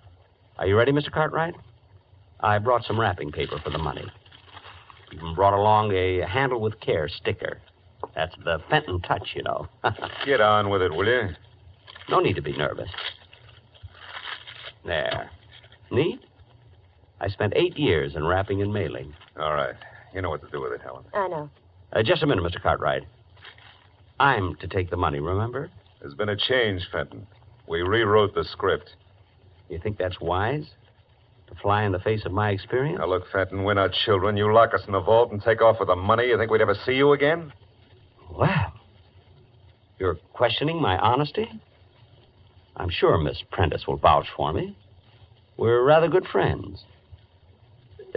Miss Prentice, Helen. Unfortunately for you, Fenton, Helen's on my side. Now, if you wouldn't mind getting into the vault, huh? Me? In the vault? But... This is a loaded gun, Fenton. Get in the vault. But... You came back for a second helping, that's all. The Confederate got away with the money, but I courageously slammed the vault door on you and went for help. But... Will they believe me? I imagine they'll find $50,000 somewhere around your house. They'll believe me. Helen. I see. I'm sorry, Harold. It's a nasty trick, but we're nasty people. You should have stuck to squirrels. Just one thing, Fenton. How did you ever get that $50,000 out of here the first time?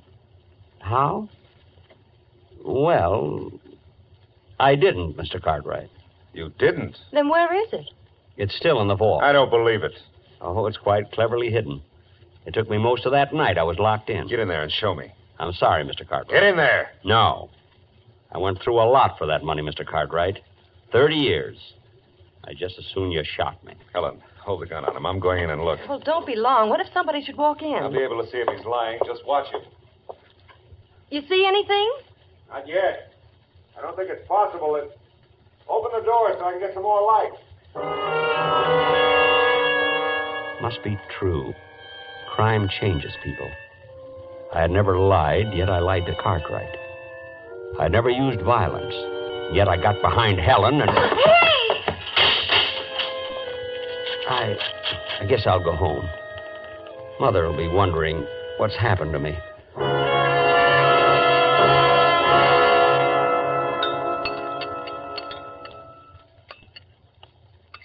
Some more cereal, Harold?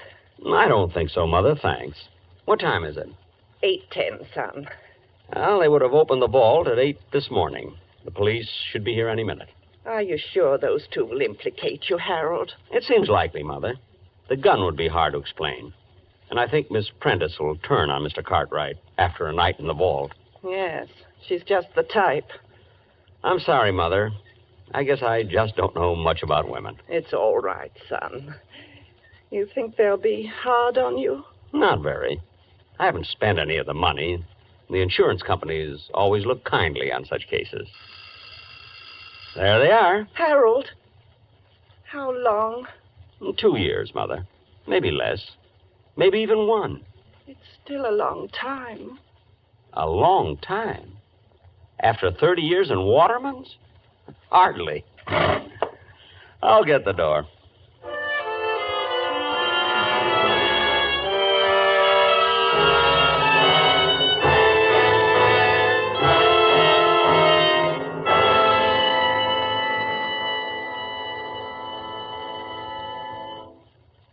Suspense, presented by Autolite. Tonight's star, Mr. Jack Benny.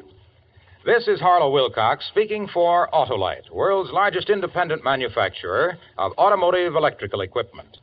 Autolite is proud to serve the greatest names in the industry. They are members of the Autolite family, as are the 98,000 Autolite distributors and dealers in the United States and thousands more in Canada and throughout the world.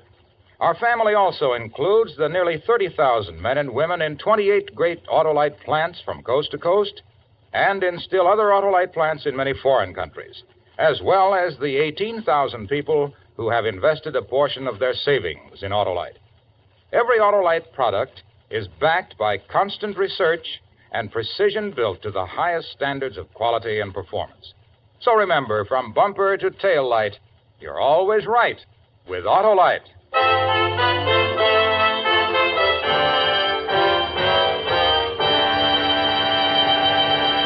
Next week, a story of revenge. The desperate effort of a murderer to destroy the man who had committed him to prison. The story is called Concerto for Killer and Eyewitnesses.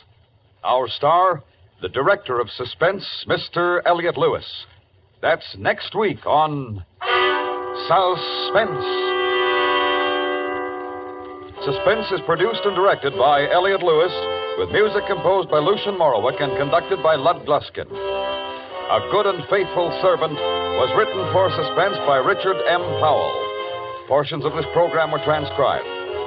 In tonight's cast, Norma Barton was heard as Mrs. Fenton, Doris Singleton as Helen, Gerald Moore as Mr. Cartwright, Joseph Kearns as Mr. Waterman, Hy Averback as Lieutenant Miller, and Charles Calvert as Mr. Wolfe. For the location of your nearest Autolite spark plug or Autolite battery dealer, or your nearest authorized Autolite service station, phone Western Union by number and ask for operator 25. Switch to Autolite. Good night. This is the CBS Radio Network.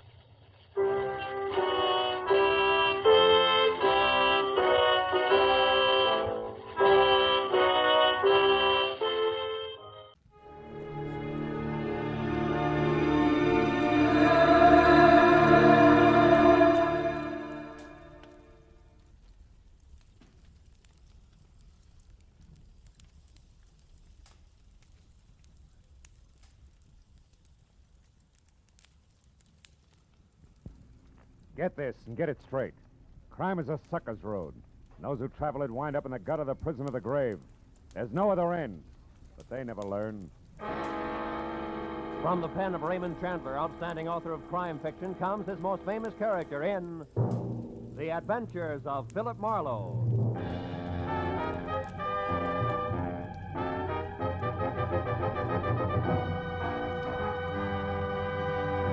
Now, with Gerald Moore starred as Philip Marlowe, we bring you tonight's exciting story, The Dark Tunnel.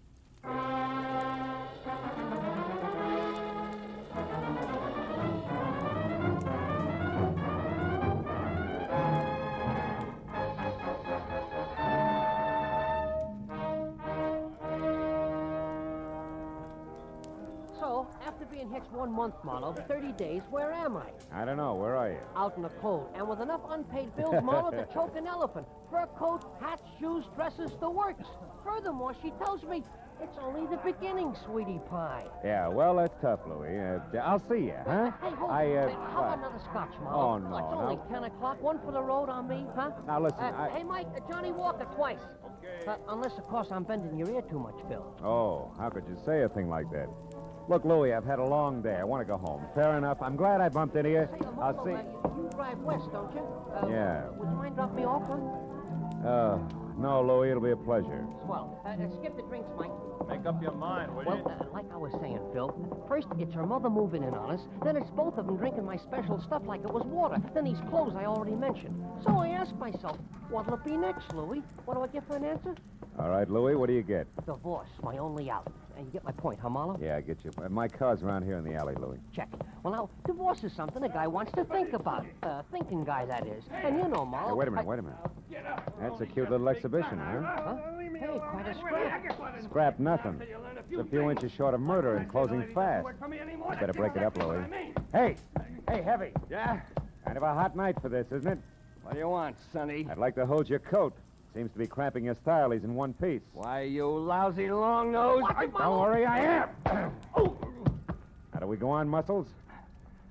All right, mister. Right now, he's all yours, if you can bring him to. So long, hero. Hey, Marlowe, this kid's pleated all right. Yeah, come on, give me a hand, Louie. We'll get him out of here. No. Okay, fella. Come on. Up we go. Up on your feet. Oh, thanks, mister. All right. Do you live near here? A couple of blocks away. The DeWitt Arms Hotel on Western near Sunset. All right, take it easy. Put your arm over my shoulder. We'll get you there. Thanks. Come on, Louie. Over to my car, huh? Yeah, sure, Marlowe. But maybe I better skip the lift, huh? I mean, my problem, the discussion we were having, we better postpone it for a while, huh? I know what you mean, Louie. Yeah, it'll keep. All right, kid, come on. Let's go.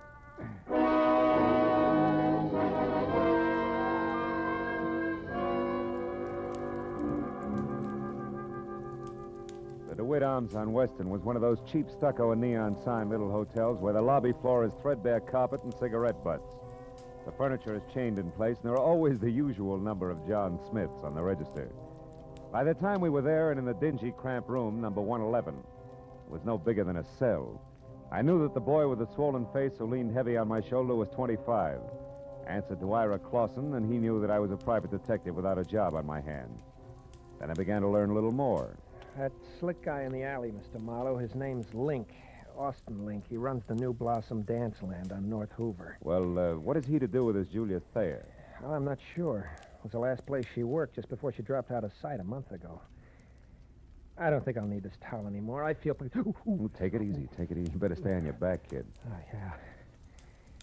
Anyhow, Mr. Marley, I went to the New Blossom Dance Land tonight to see if I could pick up any kind of a lead on Julia. Where she went, or why, anything at all. And you found out what?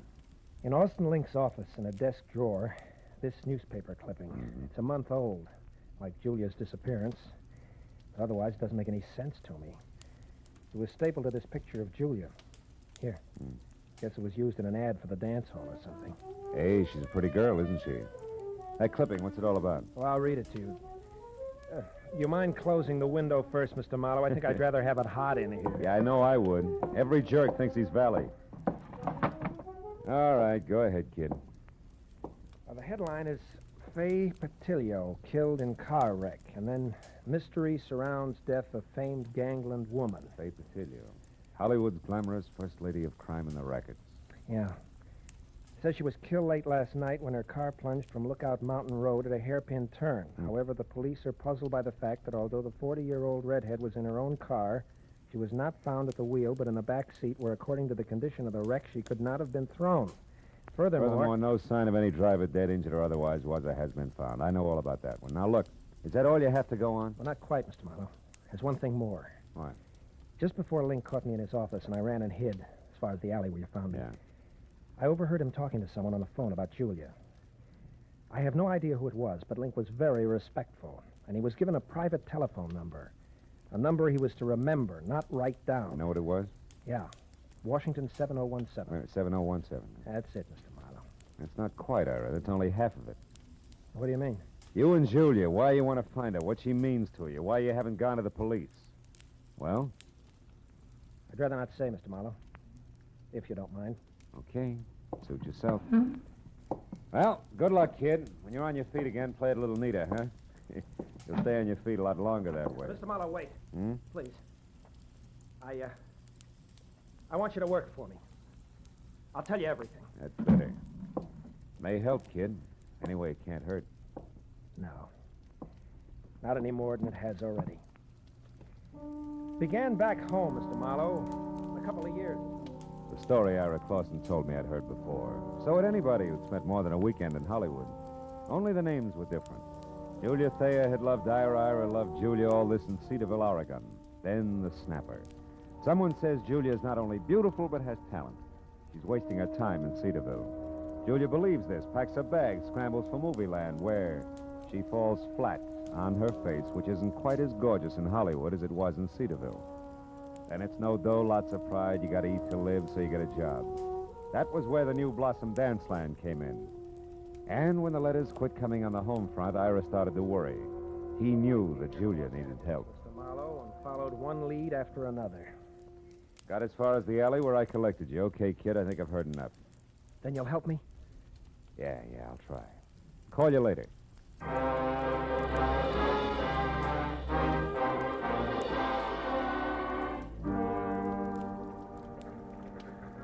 So, your problem's a phone number, huh, Marlowe?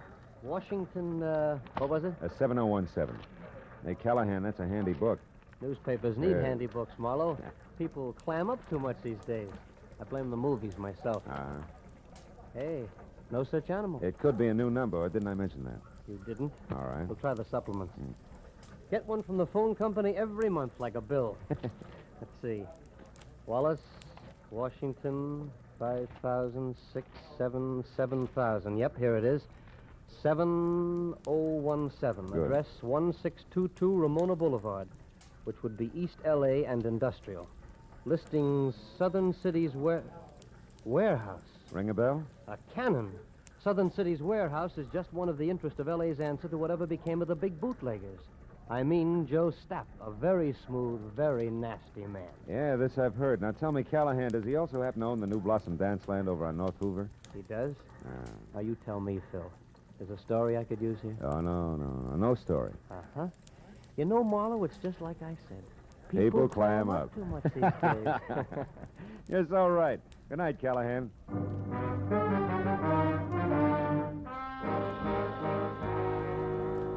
If the good gray reporter hadn't mentioned Stapp's Prohibition background, I would have chalked the warehouse off as the kind of 9-to-5 place that couldn't possibly help. But on the hunch that Stapp might live in a lush penthouse atop a stockpile a la Chicago 1929 style, I pointed my car for East L.A. and the Southern City's warehouse.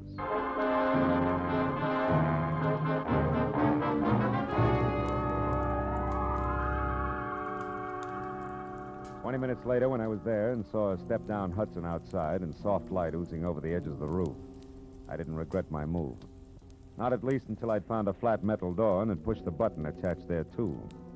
Then I began to wonder because Aladdin himself couldn't have gotten a quicker response. Nor could his genie have been any more of a mountain than the item I drew. Out of a nearby shadow, not the door. Okay, Charlie. Lay it out nice and neat. Who are you and what do you want? Joe Stapp. Name's Marlowe, occupation private detective, now you. The handle's Pork. I work for Stapp. Hey, now wait a minute. What's it to you who I am? Shamus is close enough to cop this stink. And I'll beat it before I start thumping on your boy wonder and turn you into something vest pocket size. Steady, Pork. Seems to be the trouble. Who are you, mister? His name's Marlowe, Mr. Stapp. He's a private... He'll answer for himself, Pork. Go ahead, Marlowe. What do you want with me? What's it about? Faye Patilio. Faye Patilio? Shut up, Pork. Faye Patilio is dead, Marlowe. So is conversation about her. Anything else? Yeah, something else. Girl who used to work over at the New Blossom Dance Land, Julia Thayer. Know where she is? Why she disappeared? No, and I don't care. Why should I? Because you used to go places with her. I've gone with 100 girls, Marlowe. Julia was no different, except for one thing. She gave me the brush. Well, good night, Marlowe. Sorry I couldn't have been more help. I won't be long, One Pork. more thing, Joe. Do you mind telling me who Julia dropped you for? Not at all. A pretty boy, Dean Coty. Julia thought he was better looking than a mink coat. Where can I find him? Can you throw that in? Surely. Forest Grove Cemetery, Marlowe. Oh? He was burned to death in an accident at some cottage, poor boy. Well, good night, Marlowe. Pork here will walk with you as far as your car. That's real friendly. Let's go, Charlie, and no funny business. Oh, I wouldn't think of it, Pork. You got height, weight, reach, and artillery on me. Yeah, and I'll gladly use them all. That's your buggy there? Yeah, that's it. Well, it's been a nice stroll, Porky. Charming. Just so it stays that way, Charlie, remember to keep away from here, huh? Here, the dance land, and the Silver Lake spot. The Silver Lake, huh? Yeah, Porky, I'll remember. Every word of it.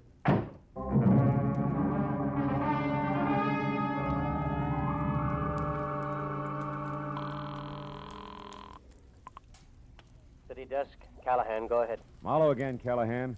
Now listen, on Joe Stapp, does the Silver Lake spot mean anything to you? It does. Yeah? It's on the north end of Silver Lake Road, Marlowe, overlooks the reservoir. Stapp built it as a nightclub, mountain lodge style, about, 10 years ago. Uh-huh. When it didn't go, he converted it into a private home. Or I should say, a cozy place to take the cuties for that one drink. I know what you mean. Good night, Callahan.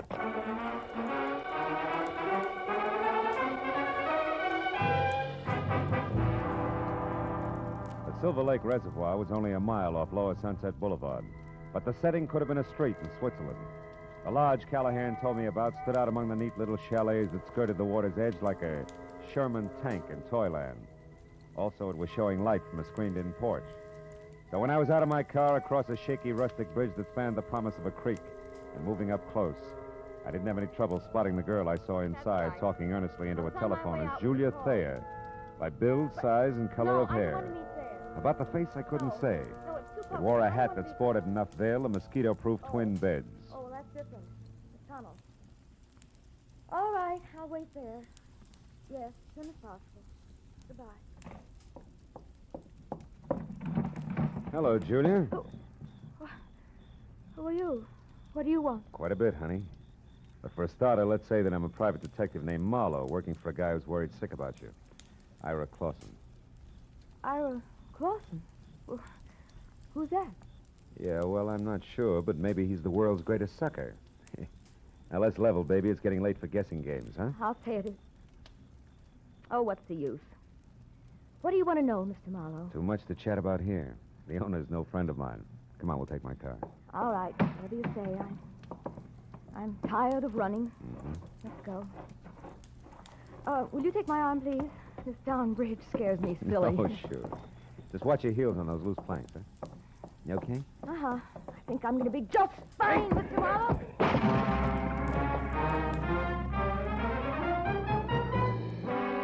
It was all the lead she needed because by the time I'd crawled out of the inch-deep, inch-wide river and was back up on the road, Julia Thayer was in her car away fast as far as Sunset Boulevard. So I went to the phone back in the lodge and got through to my client at the DeWitt Arms Hotel and brought him up to date in a hurry, including the latest question mark. The tunnel?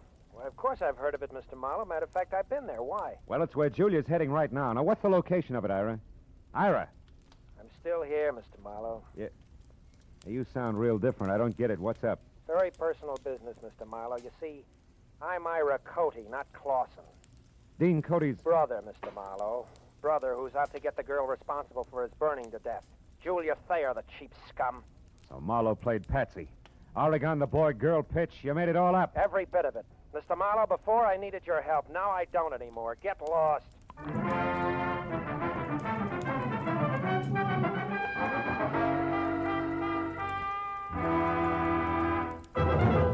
In just a moment, we will return to the second act of Philip Marlowe. But first, there will be 4 more amateur songwriters on hand, and one of them will sell his songs for nationwide plugging and distribution when Songs for Sale comes along tonight on most of these same CBS stations. Songs for Sale gives these new songwriters a great chance. Their songs are judged by a panel of experts. Their music is sung by Rosemary Clooney and Richard Hayes. They're made to feel at home under the guidance of the experienced showman Jan Murray. For an hour of fascinating fun behind the scenes of Tin Pan Alley, here's Songs for Sale tonight and every Friday on CBS. Now with our star, Gerald Moore, the second act of Philip Marlowe, and tonight's story, The Dark Tunnel.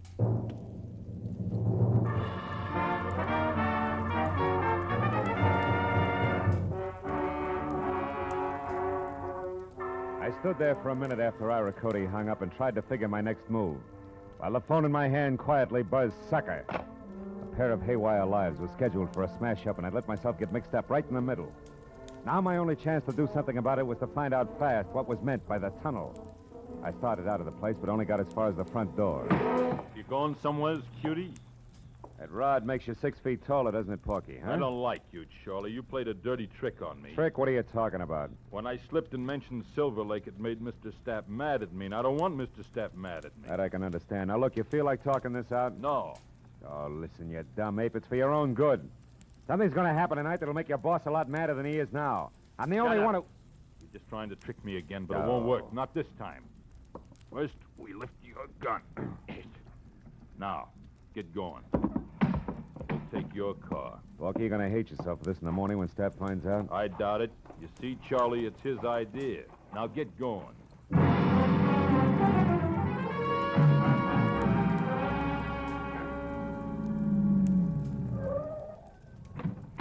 Over there, Marlowe, the big door.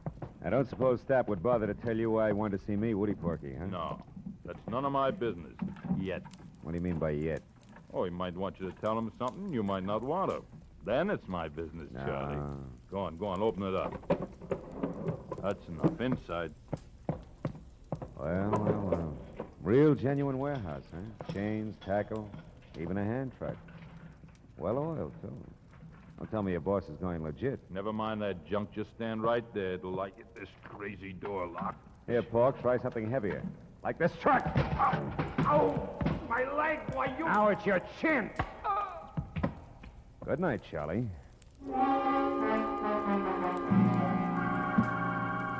I fished my own gun out of Pork's pocket, tossed his .45 off in a dark corner, and rolled the Hulk himself out of sight behind a stack of crates. Then I went over to an elevator in the corner. On the way into the warehouse, the light I'd seen earlier from the roof was still there, so I decided to try the penthouse. I walked quietly down a thick carpeted hall to the only door. When I knocked, it was with a barrel of my .38. Come in.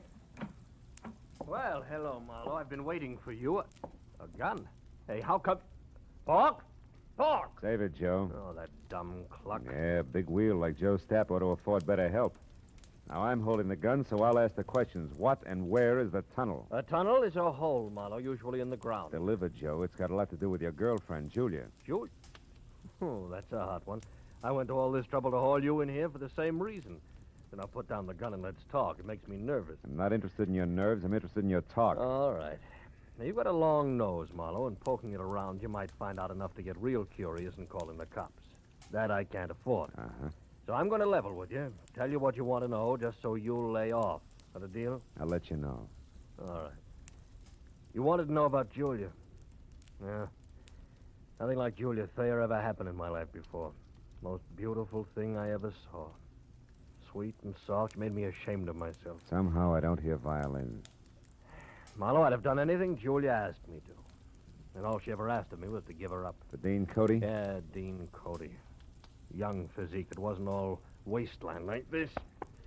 A handsome face that of a boiled lobster like mine is.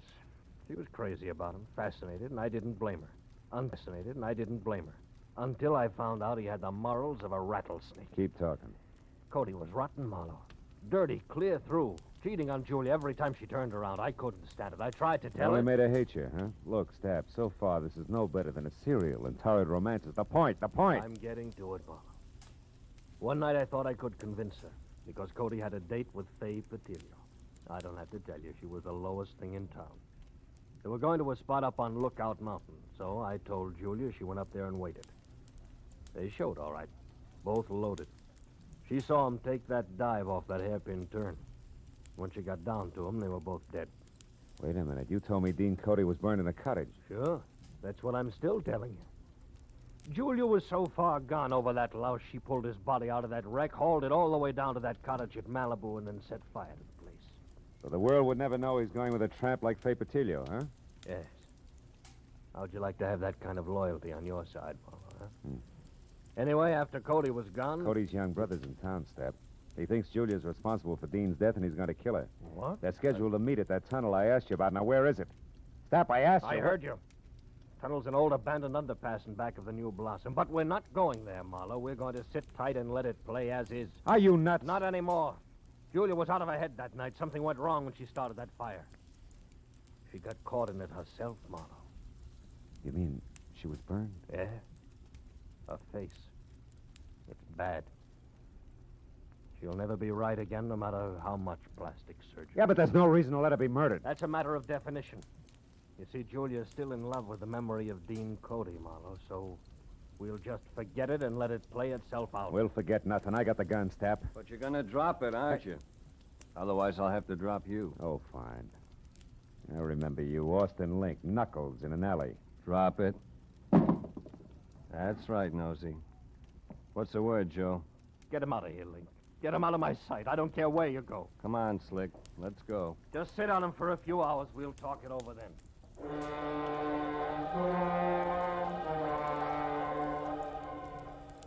Link was a professional.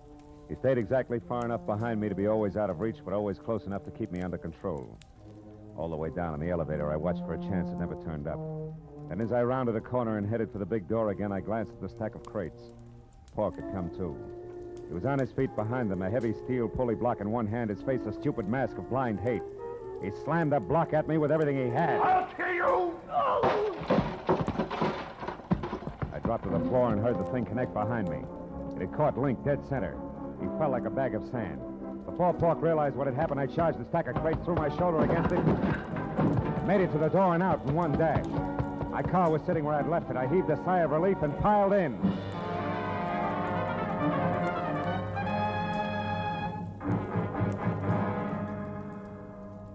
Ten minutes later, I pulled up at the New Blossom Dance Land. It was just closing. I ran along the side of the building to the back where a yellow light above the rear door cast an out-of-place halo over... Oh, no. Hey, you! What are you doing back here? This is for employees only. Yeah, well, I'm employed. Listen, do you know where the tunnel is? The which? I can see what you mean. The tunnel. It's an old underpass. There's an entrance to it back here someplace. Oh, that, sure. See the light over there? Yeah. And that little cement house? Yeah, yeah. Well, that's it. Steps lead down inside. But why? Nobody ever uses that anymore. Well, I tell you, I got a date in there with a couple of screwballs. Oh, well, you'll be right at home. Good night, dearie. A baker's dozen steps led down into the thick darkness littered with newspapers, weeds, and wine bottles, all long dead. As I eased down inside, I heard voices, low and tense, amplified by the rolling, hollow echo in the tunnel. At least I'd made it in time. When I got to the bottom, I could see the two of them silhouetted against the dim glow at the far end.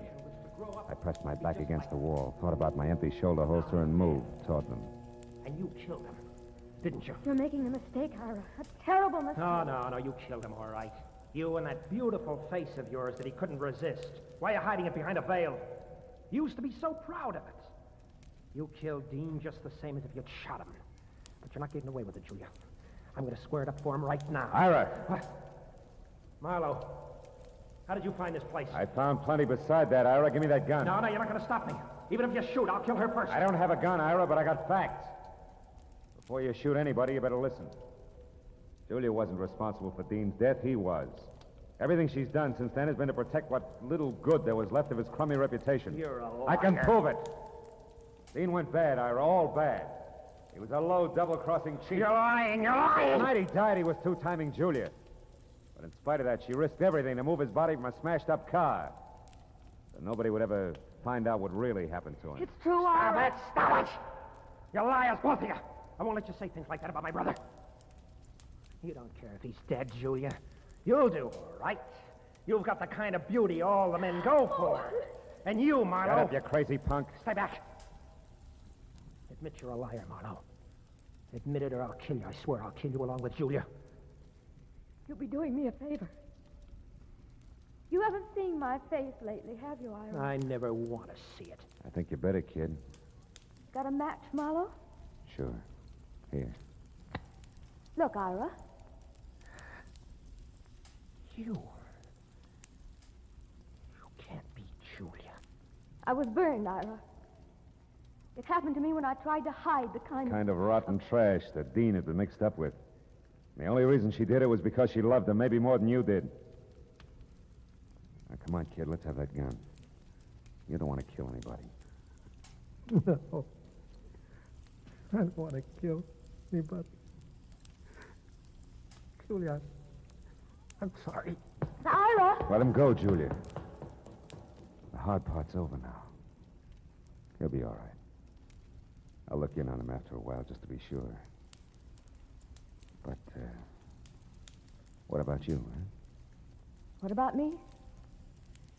I'll be okay, Marlowe. After I've done some thinking. This shock, I think it's what I needed. Goodbye. It's a dark tunnel, honey.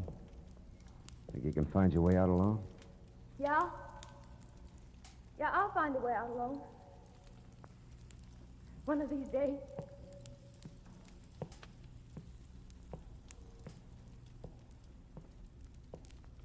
She was gone, and I went back and climbed the stairs. Out of the tunnel and into the night again. As I drove slowly home, I thought of Julia, alone in a dark, blind tunnel with no end to it. And then I thought of all the dark, blind tunnels that men stumble into. Tunnels of blind love and blind hate. Of blind submission that lets empty suits of armor conquer cities and men's minds. Tunnels of blind worry and blind greed, of blind ambition, of blind...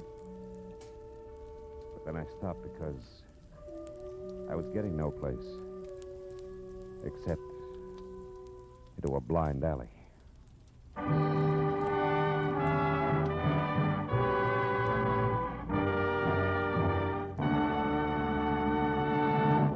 The Adventures of Philip Marlowe, bringing you Raymond Chandler's most famous character, star Gerald Moore, are produced and directed by Richard Sanville and written for radio by Robert Mitchell and Gene Levitt.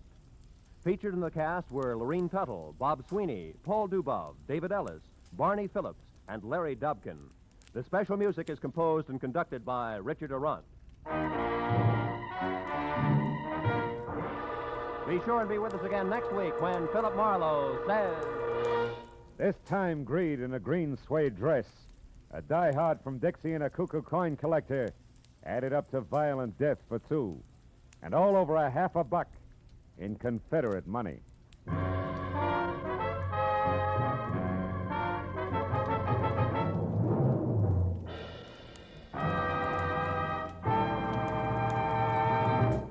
Every Friday night, CBS brings you stories taken from the files of parole boards of the 48 states. With only the names changed, these stories give in complete detail the events of a criminal's life up to the time he is up for parole. Then, before you hear the board's decision, you can make up your mind. Is this man ready to be set free?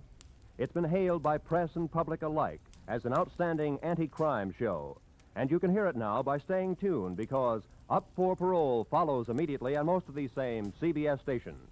Roy Rowan speaking. This is CBS, where you play Sing It Again every Saturday night, the Columbia Broadcasting System.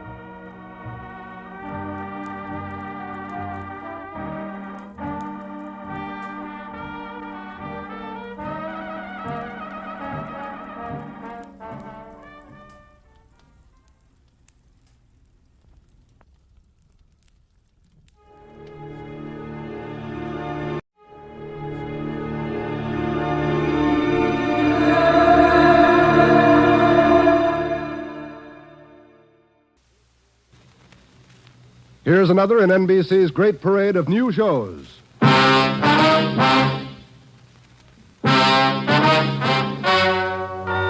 Ladies and gentlemen, the story you are about to hear is true. Only the names have been changed to protect the innocent. NBC brings you Dragnet.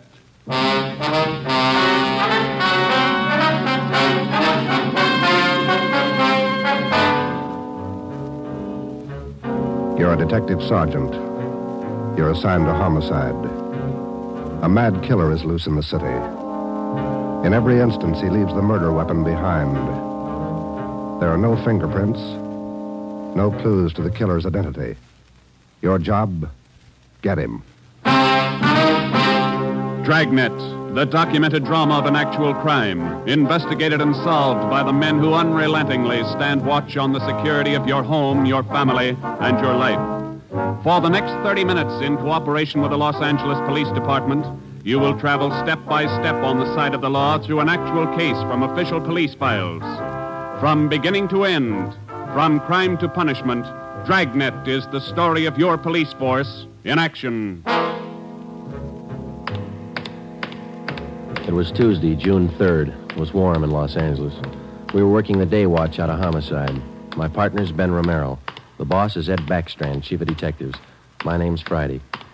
I was off duty reporting back in on an emergency call. It was 3:57 a.m. when I got to the basement of the city hall, the carpool.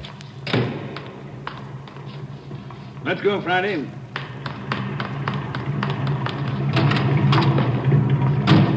Sorry to call you back in. Couldn't be helped.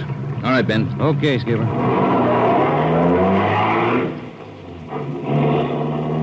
What's up, Ed? Double murder. When? I don't know. Found out about it 40 minutes ago. You got any ideas? Roughly same M.O. Was that 6413 Norwich, Skipper? No, 6430. What do you mean, the same M.O.? The same guy. Brickbat killer. How many does this make? Counting tonight, 4. We got anything at all? Smudged fingerprint we can't even classify. Sounds like a smart operator. We gotta get him. If we have to shake down the city from one end to the other. Big job, Skipper. Big killer.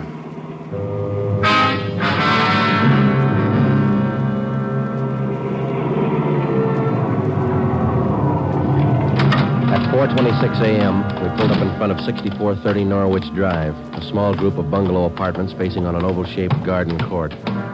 2 uniformed officers were stationed at the door to the apartment. Hi, Chief. Hiya, fellas. We went inside. Wellberg from Homicide was waiting for us. This way. In here. Well, there they are. Yeah. Mother, daughter. Joe, on the floor beside the bed. Yeah, a red brick.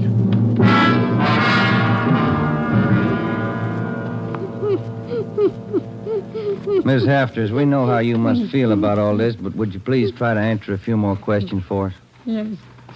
All right. Poor Margaret. Miss Hafters, how long had you known Mrs. Diaz and her daughter? 9 years this November they moved next door. I remember it so well. We got along right from the start. And as far as you know, the only close friends the mother and daughter had live right here in the apartment court? Yes. Margaret was a pretty girl, but she was no chaser, no boyfriends. Very close to her mother. The two of them very close. Did they keep any amount of valuables in the apartment? Money, jewelry, things like that? Oh, no. Mrs. Diaz and Margaret didn't have much, you know. Very modest income. They both worked. And you can think of no good reason. Oh, no.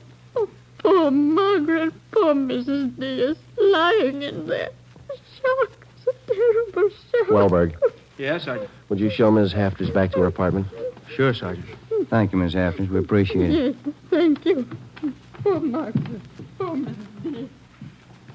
Well, Joe? Let's check with Ed. He's back in the bedroom.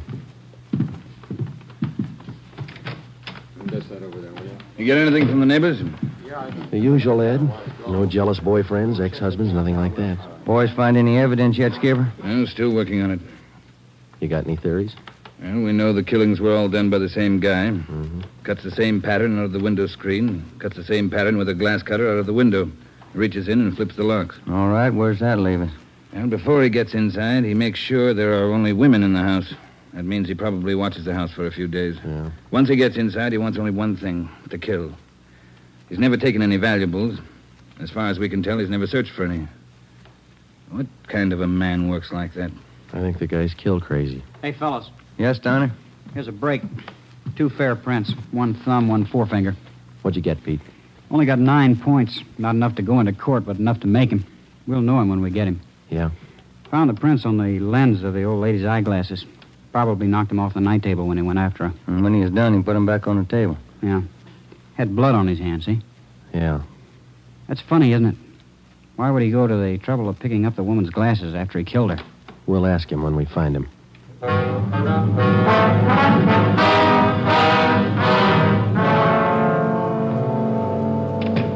Hi, Ben. Joe. Might have something for you. We can use it, Lee. Hold it just a minute. Yeah. Crime Lab, Jones. Yeah. Yeah, all right. I'll tell him. Right, Ed. Backstrand. If you're through checking the victim's clothes by 8 o'clock, you can knock off for sleep until noon. What if we're not through? Take it up with the chaplain. Here's what I wanted to show you. Over here. A couple of casts. Bare footprint. That's right. Those from the Diaz place? Found them outside the dining room window in the flower bed. Take a look. Mm-hmm. Good cast. Size 9. 10. Missing toe there, huh? Left foot, first toe. That's lucky. Well, then the guy took his shoes off before he went in that house. That's the way it looks. You leave any other prints, Lee? 3 with the shoes on. Here they are. Here. Yeah. How would you say the guy is built, Lee? Oh, from the impression, pretty heavy man. There's no full length of stride, or I might give you an idea of his height. How about the bricks, Lee? Here they are, all 3 of them.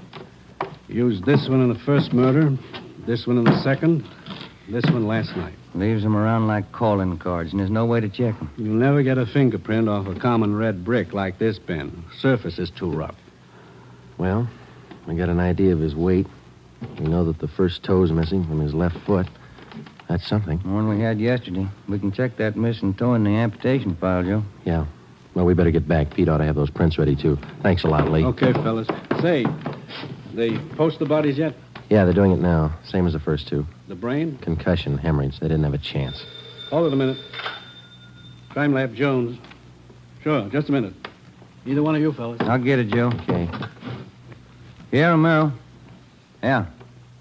Good, we'll be right over. They got a make on those 2 fingerprints.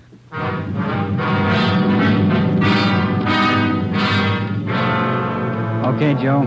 Single print file. Made him on the index finger. Let me see, Pete. Take a look, Ben. Yeah. Doesn't look like a killer, does he, Joe? Kind of nice looking. That's right, Pete. They said the same thing about John Dillinger. The name at the top of the make sheet read Carlos Richard Monterey, male, Caucasian, age 19, height 5 feet 11 inches, weight 165 pounds, dark brown hair, dark brown eyes. Last known address, 1663 Naples Street, Los Angeles. Previous arrests, 1, auto theft. February 8th, 1936. That was all. Ben and I had been expecting more.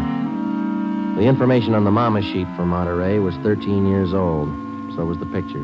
So was the description. So was the address. In 13 years, a man can change in 1,000 ways. So can his habits, his appearance, his address.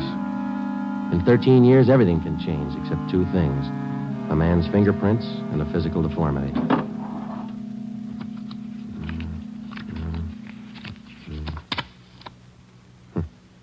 Missing toe on left foot. Carlos Richard Monterey.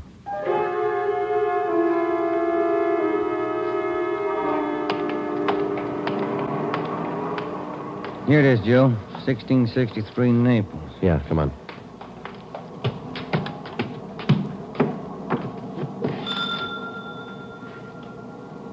Somebody's coming. Mm-hmm. Yes? What is it? We're police officers. We'd like to ask you a few questions. Oh, yes. Would you like to come in? Thank you, ma'am. Yes? Would you mind telling us your name? Monterey. Isabel Monterey. What is it you want? You're married? Yes. My husband is Francisco Monterey. Would you explain why you are here? We thought you might be able to help us. We're looking for a man named Carlos Monterey. I don't understand you. We're looking for a man. We'd like to talk to him. Do you know where he is? Yes? Carlos is dead 7 years ago. He's dead, my husband told me. And does your husband know Carlos, or did he know him? He was his brother. What about your husband's parents, Miss Monterey? Where are they? They're both dead. Some time now. Have you ever met Carlos? No, never. I have only heard of him. What have you heard of him, Miss Monterey? Do not ask me. This is important, very important. Francisco would not like it if I told you. It's important, Miss Monterey, believe us. Carlos, he's sick. His mind. For 8 years, Francisco has not seen him, not heard from him. He thinks he's dead. But he only thinks so, Miss Monterey. No one's told him his brother's dead. He just thinks so. What else is there to think? Where's your husband now? At his work, the store, Rivera Street near Main, grocery, Monterey Cartwright grocery.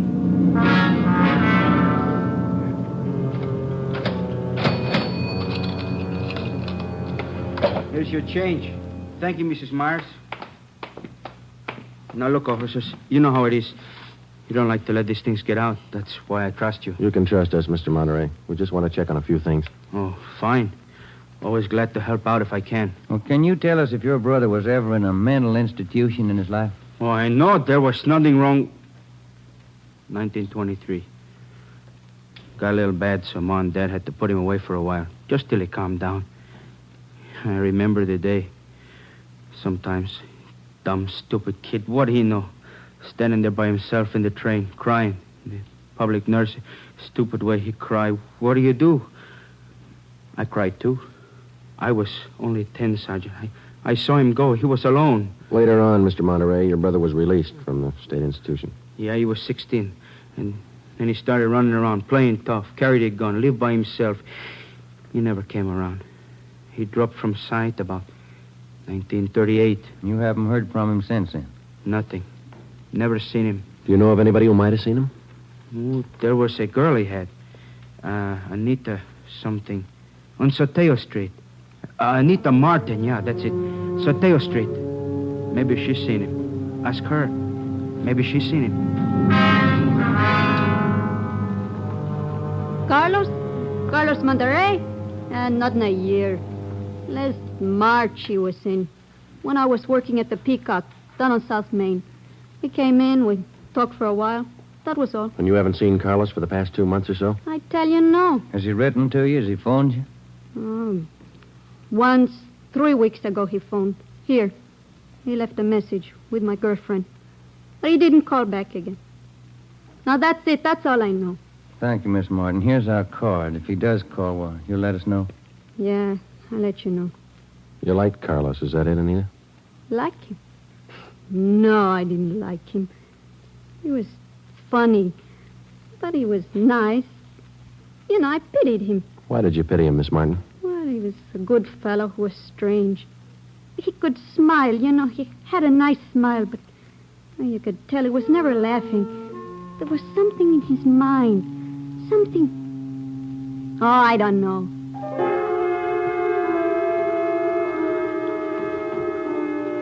At least a year, closer to 2, I haven't seen Carlos. No letters, not a card, nothing. He was in the East the last time I heard. When was that? A year ago, January. I was in here. He sent me a calendar. Sometimes he could get along fine, very well. Other times, terrible. He couldn't keep him down. How'd he manage to stay out of jail that way, Vicente? I don't know. Sometimes he should have been in jail 5 times over. And you say you don't know of anybody who might have a recent picture of Carlos, a snapshot? No. No one I can think of. Okay, Vincenti, here's our card. If you do think of somebody, let us know, will you? It'll help. Sure, glad to. If I hear of anybody. What kind of a day is it outside? Hot? Hot.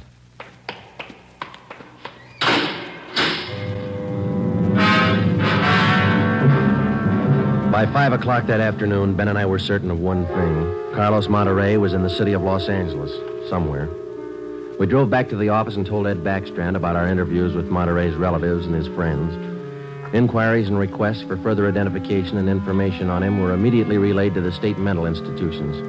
The 13-year-old picture of Monterey taken from the files was copied and distributed with a note of caution as to the age of the photograph. An APB was sent out. Stakeouts were placed at the home of Monterey's brother, at the brother's store, and at the apartment of Anita Martin. A special detail of 300 men was ordered to join the Dragnet already in operation. The details at the airport and the bus terminals were alerted, as well as the details at the Union Depot and the main post office. By 6 o'clock that night, almost 1,000 men were actively working at the job of tracking down Carlos Monterey. At 6:30 p.m., Ben and I drew a 4-hour relief period. We drove out to Ben's place, and his wife fixed us some dinner. At 10:30 that night, we reported into the office, picked up Ed Backstrand, and we drove out to join the manhunt. Unit 32R on the corner of South Flower and Loomis, a 390W, KMA 367. Unit 12A, code 1. 66A at 864 Wall Street. See the man about a 507, KMA 367. Unit 42, 5430 East Grand, apartment King, 311, KMA 367. We cruised with the Dragnet operation until 5 o'clock that morning. Ben and I took turns driving. Actually, the tremendous job of scouring 500 square miles of city for one man was only beginning. Unless there was an unexpected break, the search for Carlos Monterey could wear on for weeks. It did.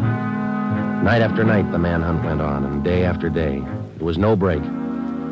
16 days later, on a Sunday night, I went to bed early.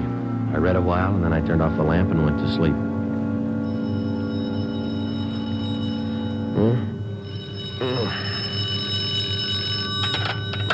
Hello? Friday talking. Sorry, Joe. Get in here as fast as you can. What's the matter? That girl Monterey knew, the one you talked to, Yeah? she left her apartment, went to her girlfriend's. Yeah? She's dead.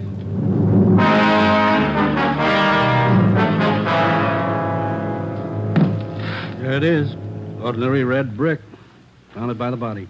How long's she been dead, Skipper? Well, she was seen alive about an hour and a half ago. Got 3 bare footprints, good length of stride. Found them down in the lot beside the house. What do they look like? Same guy. First toe missing from the left foot. The same weight impression. Should be about 5'11". That checks out with what you got, doesn't it? All right, so it's the same guy. What about those shoes we found, Lee? Yeah, they correspond. They were impregnated with foreign matter. What'd you find? Particles of lettuce leaf, dry onion skin, traces of red cabbage. Maybe a vegetable counter. Maybe. What about the city wholesale market down on Front Street? What about any market in Los Angeles? No, Lee, that wholesale market is big enough to hide anybody. Hundreds of transients work in there. Some of them even sleep there. For a guy like Monterey, it'd be perfect. That's a fair guess. Check it when it opens. They open at 2 a.m. 2:30 now. All right, get back to the office and pick up as many extra men as you need. Get down there right away. Okay, Ed. Now, you know he's a rough one, so watch it. On Monday, June 23rd, at 2 minutes past 3 a.m., we pulled up at the city wholesale produce market. With the exception of 54 police officers in plain clothes who mingled with the buyers and sellers, business went along as usual.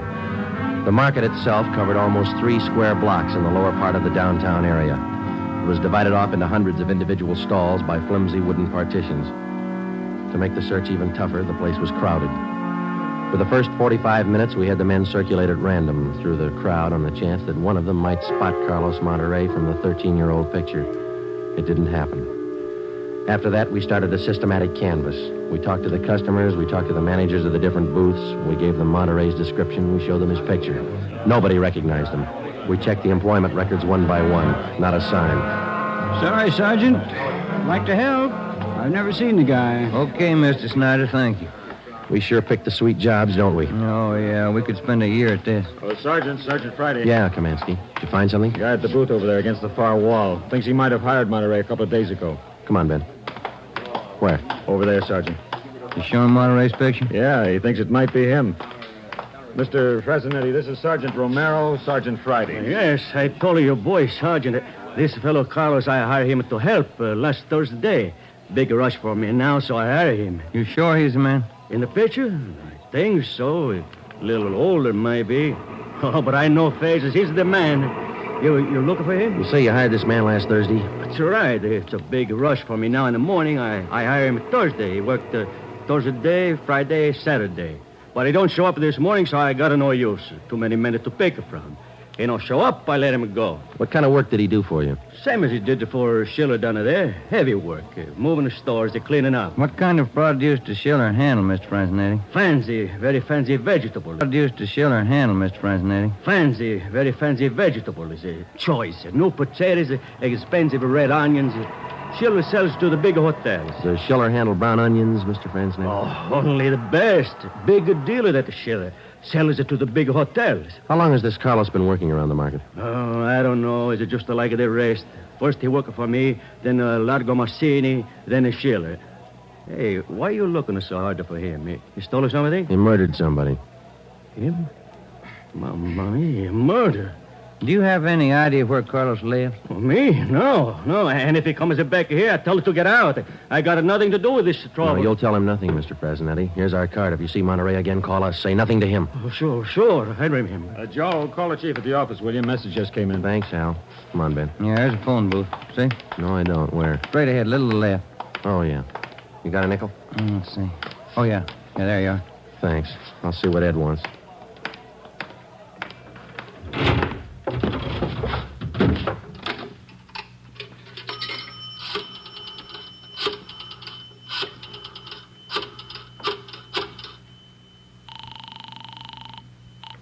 City Hall. 2511. 2511. Chief of Detectives Office, Hannon. Hi, Mike. Ed there? Ed, take it on extension 2, will you? Backstrand talking. Friday, Ed. Move fast on this one, Joe. What's up? Main post office. Carlos Monterey picked up a letter there less than 5 minutes ago.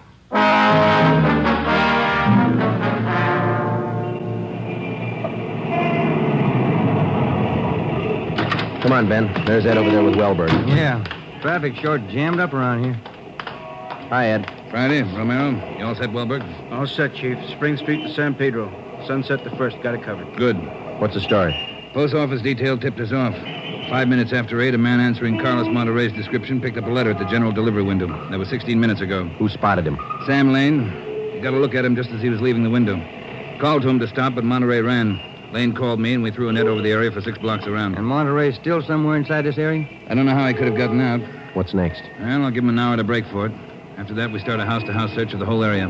Stop all pedestrian and vehicular traffic for identification. You're going to jam up the depot traffic. That's cheaper than murder, Romero. Get going. The first hour we counted off in 5-minute segments. Like Backstrand, we felt close enough to Monterey to touch him. But he still wasn't there. The north and south ends of the blockade started to move in, slowly. Searching every store, every house, every conceivable place where a man might hide out. In the meantime, Ben and I worked the Spring Street side of the blockade, watching the faces of the pedestrians as they came through, one by one, examining all vehicles and their drivers. The morning wore on, the sun came out, and it started to get warm. By 11 o'clock that morning, Monterey still had not been found. The temperature was 93 in Los Angeles. It was still climbing. The search went on. At 10 minutes past 2 p.m., Backstrand made the rounds. How's it look, Skipper? Not good. Going slow. How much longer you figure? I don't know. It'll go to after dark, that's sure. District down here is like a rat's nest. Yeah. Nothing? Nothing. But he's someplace inside this blockade. He's got to be. Any chance getting relief for the men in our squad? Some of them been working straight through since yesterday. I'll see. Check with me around 5 this afternoon. Thank you, Skipper. Keep a sharp lookout. One slip, That's all it takes. The search went on. At 3 o'clock that afternoon, the temperature was 95. We sweltered and we waited. At 3:45, Backstrand sent a squad of men into the Union Depot to search it from top to bottom. There was one false alarm when one of the men thought he saw Monterey slipping out a side door into a taxi. He turned out to be a train conductor. At 25 minutes past 4, Backstrand passed along the order to our detail to start moving in, house by house. It was a tedious job, and it went slow. The men were tired. At 5:30, the relief squad showed up. Ben and I stayed on. After another 2 hours of house-to-house searching, the trap was narrowed down to a 3-square-block area, a single block wide and 3 blocks long. It started to get dark. Backstrand ordered out batteries of floodlights. By 8 p.m., the cordon closed in around the last 2 square blocks. Lines are all set, Skipper. Ready to move. Good. What do you think? I will know pretty soon, one way or the other. Frank, keep that traffic moving. All right, you two, get going. See you later, Skipper. Joe, let's take a look in here. Okay. Sure is an old building. Yeah. Where'd Kamansky go? Oh, no, he's here a minute ago. Oh, wait, there's his flashlight. It's down the end of the corridor there. He's signaling. Yeah, come on. Kamansky? Yeah. Down below, Sergeant, in the basement. Come on. Monterey? He's been there, I think. Here, this way. Where? Over here. Now, watch your step. The light's bad. Here he is. Says he's the janitor. Oh, my head. He's been slugged. All right, come on. How'd it happen? Can you tell us? Yeah, a big man hit me. I came down to empty the baskets. He hit me and ran. Ran over to the new building. The new building? Is that the one next door? Yeah, just a few minutes ago. Nobody's come out of this building for the past half hour. Every door in the place is guarded. No, not the doors. He went through the tunnel. I saw him. Over there's the tunnel. I'll take a look, Joe. Yeah, the tunnel connects the 2 basements. Same company, old building, new building. The tunnel connects the basements. Joe, come on. Yeah. Kamansky, get out to Backstrand. Tell him what's happened. Right, Sergeant. And call an ambulance. Right. All right, Ben. Through the tunnel. Watch where you're going. The light's bad. Yeah, it is. That a door up ahead there? Yeah, I think so. Yeah, let's go. Good. There's a stairway. Come on.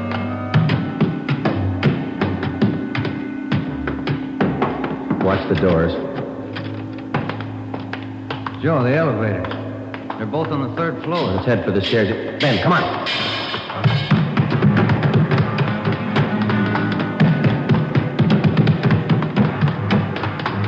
One more floor. Yeah, right.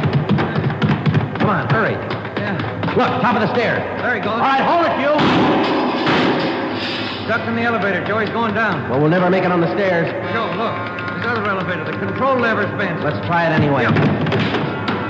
All right, kick the control lever. Kick it, Ben. That's good. All right, Ben, knock the lever back. Come on, quick. Yep. What's the matter? Joe, it's jammed. We're going past. All right, let's kick it. Here. There, that does it. Can you reach the door control? Wait just a minute. I'll see. Yeah. Okay. Well, he's still in the building. Both elevators are here now. Yeah. Down the hall, Ben. The office on the left, I think. Yeah. Okay, here we are. All right, keep clear of the door. All right, Monterey, put on that gun and come on out. I'll kill you! I'll kill all of you! All of you! Okay, Joe, let's take him. Watch it, Ben. He's throwing everything he can get his hands on. I'll kill you!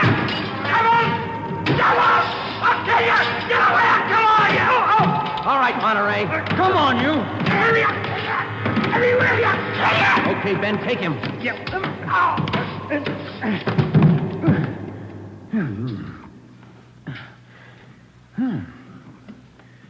Nice looking guy.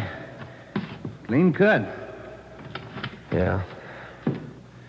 Doesn't figure, does it? What's that? My wife would say he doesn't look like a killer, does he? What's a killer supposed to look like? The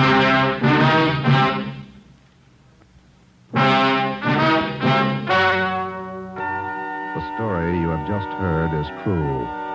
Only the names were changed to protect the innocent. Carlos Monterey was examined by 5 different psychiatrists appointed by the Superior Court and was found to be sane. He was tried and convicted of murder in the 1st degree. He was executed in the lethal gas chamber at the state penitentiary.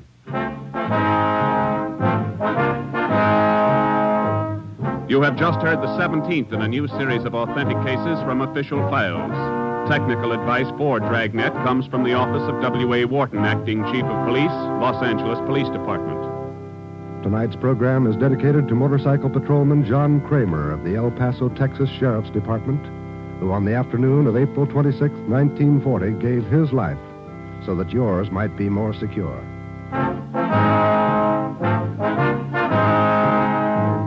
Dragnet came to you from Los Angeles. You're tuned for the stars on NBC.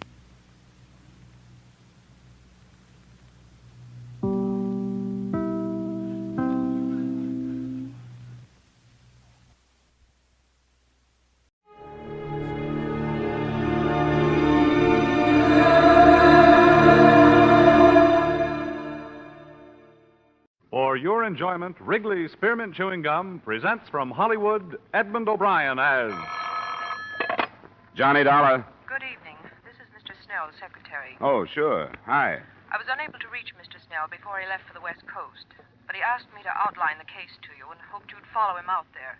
It's quite serious. Oh? What is it? Our company has been carrying the policies on a line of pleasure boats for a West Coast sales agency, the Arrowcraft cruisers. Within the past 2 weeks, 3 of them have sunk, with no survivors. Bad risks. Yes. There's a liability clause. Next of kin in each case is bringing suit for nearly $1 million.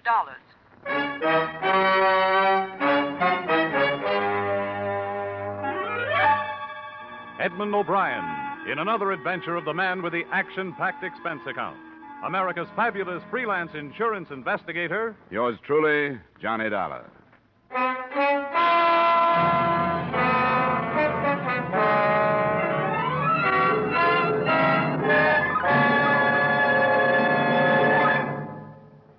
To make every day more enjoyable, treat yourself often to refreshing, delicious Wrigley's Spearmint Chewing Gum.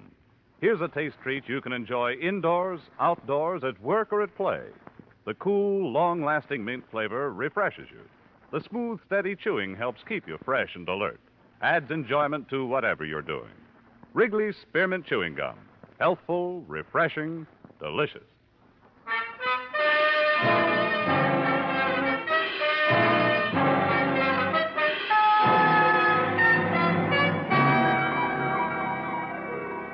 Expense account submitted by Special Investigator Johnny Dollar to Home Office, Grand East Life and Liability Insurance Company, Hartford, Connecticut. The following is an accounting of my expenditures during assignment to Millard Snell of your legal department on the investigation of the Arrowcraft matter. Expense account item 1, $275 air travel Hartford to Los Angeles and rented car travel from Los Angeles to Newport Beach and the heart of the trouble.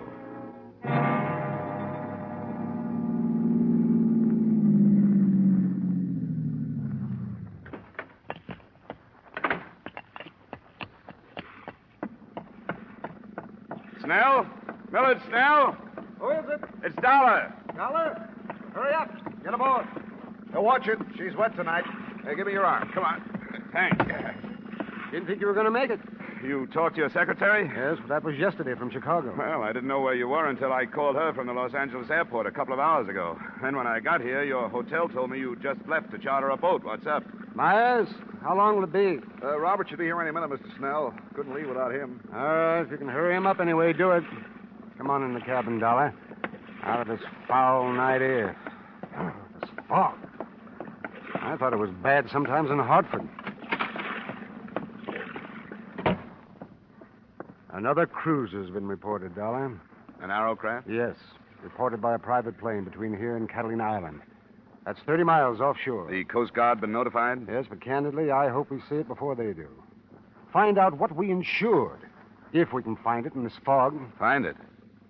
You mean this one is still afloat? Before dark, yes, barely afloat. Robert, hurry, get aboard. Ah, there he is, the navigator we've been waiting for. I hope he's sober. Tell me, what have you learned so far? What makes them sink? I don't know. The sales agent, Fred Crocker, you'll meet him, swears by Arrowcraft. Says they're one of the best hulls afloat. Ah, but the fact remains they've been sinking. Uh-huh, and a tragic fact, too. The loss of life so far has been horrible. 3 28-foot boats, 11 fatalities. No trace of the cruisers, even. But a life ring or two. Must have been deep water then. What about bodies? 7 have been recovered and 4 still missing. We're getting started.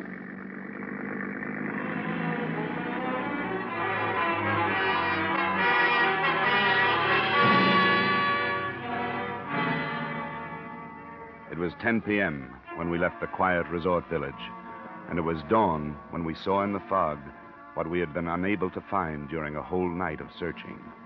The Arrowcraft, without sign of life, was almost entirely awash, bow down in the channel swell. That's close enough, Myers. Right. We don't want to nudge her. She's liable to roll over.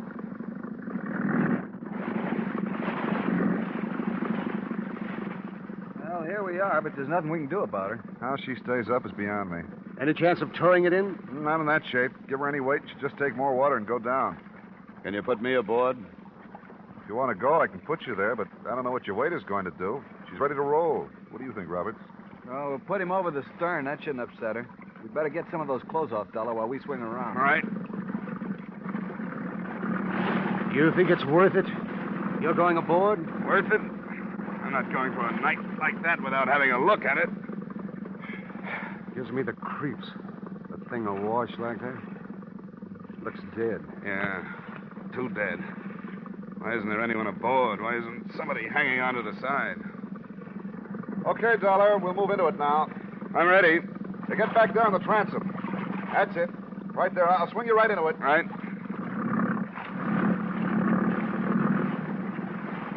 There you are. Go ahead. Okay. Hey, get off the gunwale. And stay amidships. Don't get to either side. She'll roll. I'm all right. Anything there? Yeah. Yeah, there's something here. There's a girl in the cabin.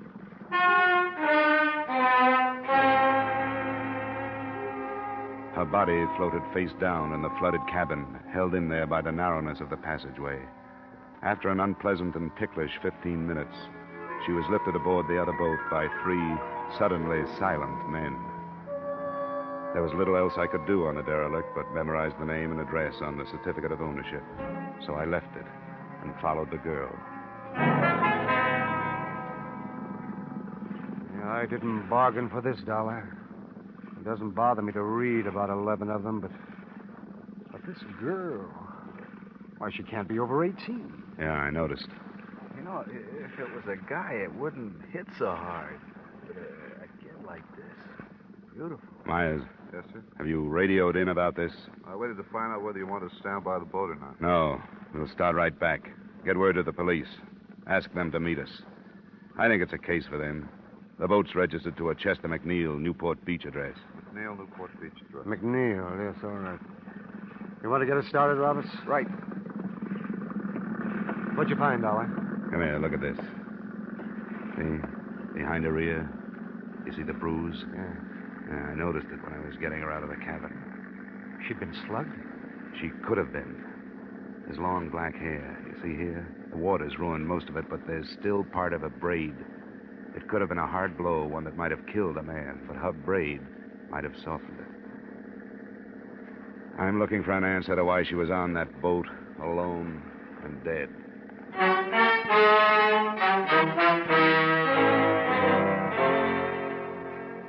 It was an answer I never did actually find and prove, because in the final analysis, the death of this beautiful, dark-haired girl was no more important than any of the rest of them. She was taken to the county morgue, and after making my formal statement to the police and giving them my informal theories, I followed her there. Now, I take it that the deceased is not a personal friend of yours. That's right, Dr. Sane. I'm an insurance investigator. I'm in Southern California because a number of people have died in the sinkings of some insured pleasure boats. Oh, yes, the Arrowcraft? Yes. And the death of this girl has become important to me. What's her name? Caruso, Antonia Caruso. She was identified by her mother. Antonia. Are you planning an autopsy? Why do you ask? I wonder if you noticed a bruise behind her right ear. Yes, I reported it. You're an observant fellow. Dr. Sane, you must have examined some of the other bodies from these sinkings. Were there any indications of violence on them? If there were, I was unable to discover them. The period of immersion in other cases, you must understand, was much longer than in the Caruso case. Water makes it difficult. Why do you ask? On the rest of the sinkings, the boats themselves have been blamed. But after today, it seems to me there's a possibility that something else has caused them, at least this one. The contusions? Yes. There were 2 other people on that boat, the owner, Chester McNeil, and his father. But the girl's body was the only one aboard. Why? I didn't know the particulars. I think the girl wore braids, Doctor. If she did, could she have survived a blow that would have killed the 2 men? Protection? Well, location of the wound would bear you out behind the ear. Could she have been knocked unconscious, been thrown overboard, and then recovered enough to get back on? Could this have happened to the girl? Are you suggesting homicide, Mr. Dollar? I'm not sure. Then I'm not sure why perfectly good boats start sinking without survivors, either. They have to make autopsy examination to determine the degree of concussion. Well, that's why I asked. Are you going to perform one? In the state of California, Mr. Dollar, except in cases of unquestionable criminal acts, autopsy is allowed upon only permission of the next of kin. Now, this contusion, well, it could have been sustained so many ways. Yes, I know. Matter of fact, arrangements have already been made to move the body to a private establishment. Oh. Could you give me her mother's address? Why, yes, I suppose so. But I'd be doing no more than saving you a search of the phone book.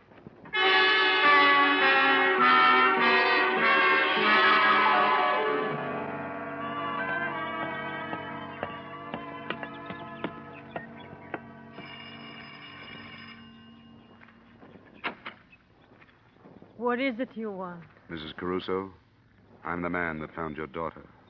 Oh. Then why have you come here? You shouldn't know my grief. I do, Mrs. Caruso, but I'd like to talk with you if I could. What is there to say? I don't want to see you. There is no room for sympathy. I didn't know anything about your daughter, but I'd like to. I'd like to hear about her. Why do you do this? Because I don't think her death was accidental. Oh, go away. Why do you say this? My girl, she never did no wrong. I didn't mean that, Mrs. Caruso. Please, may I come in? All right. It's my house. I'm sorry. It's not cared for. There have been so many things today. Well, I won't stay long. She was a good girl. She was going to marry Chester. His father was with them. She was going to marry Chester. Oh, we hoped it so much, Antonia and me, that it would be a good marriage. Mrs. Caruso. We always dreamed. We were good people, only poor. We give everything so Antonia will be better. She was so beautiful. She was going to marry Chester. I'm sorry to bother you at a time like this. Now, she's gone. I saw her. I saw her, too. And I want to learn why she's gone. Now, Mrs. Caruso, is there any reason that you can think of why there should have been trouble on this trip in the McNeil boat? Oh, no. They go many times. They love the boat. They go many times, always with his father to take care of them. He loved her, too. My daughter, he called her. She was going to marry his Chester. Be so happy. Please, Mrs. Caruso. Oh, my Antonia. Antonia. Please, go. You know my grief. Leave my house. Leave my house.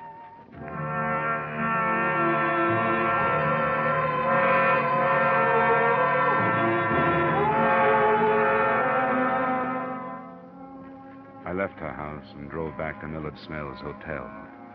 It was 7 p.m., and I hoped we could get to Crocker, the West Coast agent for Arrowcraft, before the night was out. But I found Snell white-faced when I opened the door and too anxious to show me the front page of the evening paper. I didn't know where to find you, Dollar. For what? And you haven't heard. Fred Crocker, the Arrowcraft agent.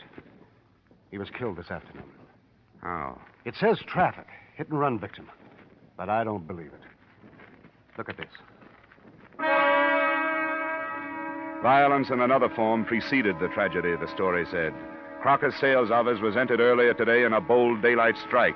The interior was wrecked, but whether or not the entry was for purposes of theft has not been ascertained. The writer didn't make any definite statements, but reading between the lines, you knew that he was exploring the possibility that revenge was at the bottom of both the violence and the tragedy, that those who had lost family or friends in the Arrowcraft sinkings had wrecked Crocker's office and then killed him.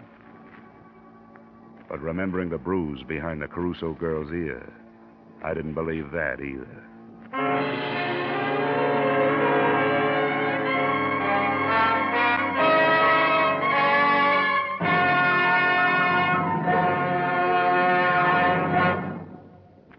To make every day more enjoyable, treat yourself often to refreshing, delicious Wrigley's Spearmint Chewing Gum.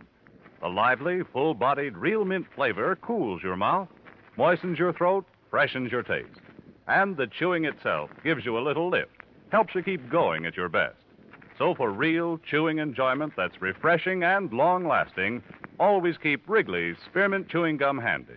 Healthful, delicious, Wrigley's Spearmint Gum will make every day more enjoyable. And now, with our star, Edmund O'Brien, we return you to the second act of yours truly, Johnny Dollar.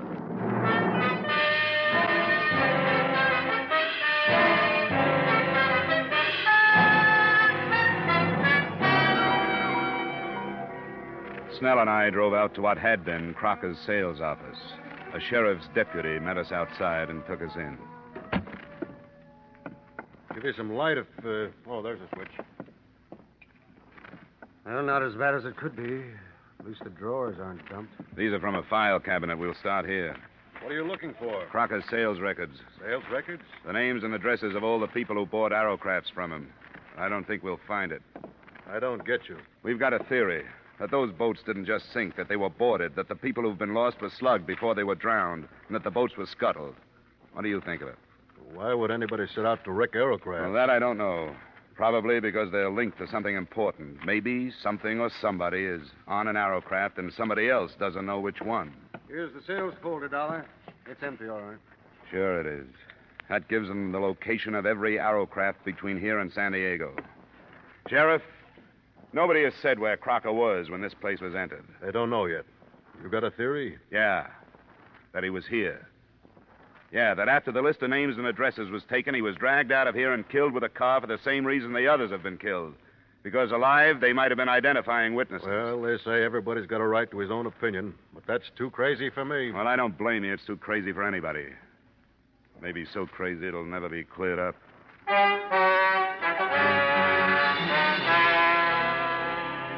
Expense account item 2, $112 cost of entertainment that same night for as many members of the press as I could get hold of. They listened to my theory, agreed that it was unbelievable, but worth printing on the grounds of sensationalism. The story made the morning editions, most of the papers slanting it towards warning the Arrowcraft owners listed in Crocker's stolen records. But it didn't look so unbelievable because it had a companion piece. A night watchman at one of the yacht clubs lay near death from gunshot wounds after apprehending a prowler aboard an Arrowcraft. The prowler was being held at the county jail. Who is this guy, Sergeant? Jerry LaBarber's the name he uses. We put a search on him last night. He's one of those things you call a known hoodlum because nobody's been able to pin much on him. Known to the police in Las Vegas, L.A., and San Diego, to name a few. Here he is. I hope you had better luck with him than we did. If you meant that, you'd leave me alone with him for the rest of the day. Sorry. Off the bunk, LaBarber. You got a visitor. On your feet. Stand up. Okay, hero, you got me up. What's the matter with you? What's missing, LaBarber? What? What's lost? What were you looking for on the Arrowcraft? Come on, who are you working for? I'm out of work. Why don't you save your breath? How many of the other killings were you mixed up in? What other killings? I get into a scrape with an eager night watchman, and now you talk about pinning other killings on me. What is this? Who are you working for? I'm out of work. You could do yourself some good, you know. I'm not complaining, am I? You were off to a pretty good start. Even if that watchman lives, you're going to be tried for assault with intent to kill. That's a long rap. You might make it shorter by using your head. Is that a promise? Don't make me laugh. You're a sucker, La Barber. But this is a promise. I'm going to see you charged for Crocker's murder. Who's Crocker? And I'm going into the business of searching Arrowcrafts myself. Don't be stupid. Why not put the blame where it belongs? Blame for what? Okay, Sergeant, I've had enough. So have I. I wonder how long it takes to get that way. And for what? I could buy and sell you, you cheap tin star. Well, what do you think? He's covering for somebody, isn't he? Hank, you're right. You shouldn't have tipped your hand so much about searching the boats. Word's going to get out. Out of a jail cell? He called for a lawyer, one of the hot men from L.A. We can refuse him visitors, but not a private session with a criminal who happens to be his lawyer. Oh, I'd like to hear that one. You should. It's going to put a bigger bullseye on your back than that newspaper story did.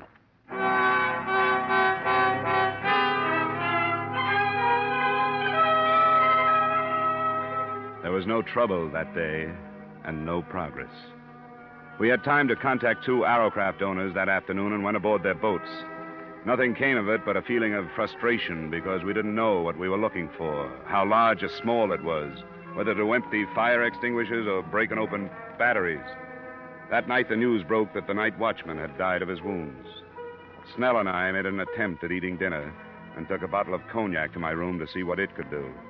The phone call came at 9:30. Hello? Hello? Well, this is Dollar speaking. Who's this? I'm in a phone booth, so don't bother trying to trace this call. It's about the boat trouble. All right. What about it? Not over the phone. You have to come up here. Where do I meet you? I've got to be careful. You'll know why when I talk to you. You have to come alone. What else?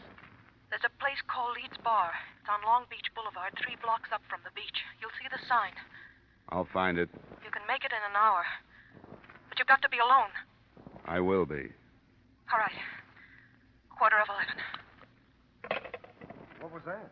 Some girl says she wants to talk about the Arrowcrafts.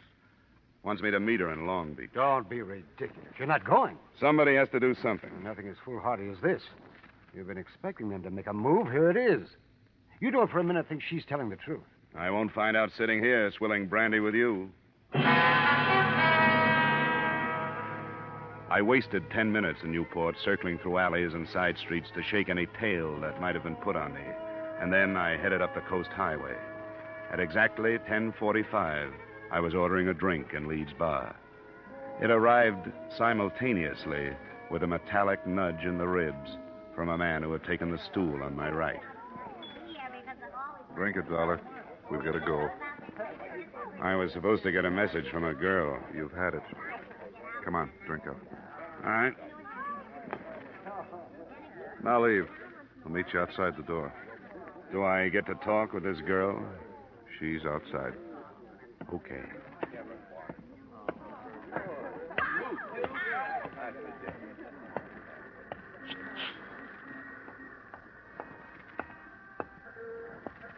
This way. Here's a car. No, you get in the front with her. I'll get in back. Where to now? Just a little way. You weren't followed? I made it a point not to be. Huh? You wanted to talk. Yeah, I do. I don't know what's going to happen to me, but I don't think I care anymore. It's been like I killed all those people who've died. Take it easy, honey. You mean their deaths are your fault? Sort of, yeah. I mean, I could have stopped it, but I was afraid to because one of his men would have killed me. And I thought he'd stop me for this. He? Who do you mean? Hey, watch what you're going. You better stop, Gwen. This is as good a place as any. Yeah.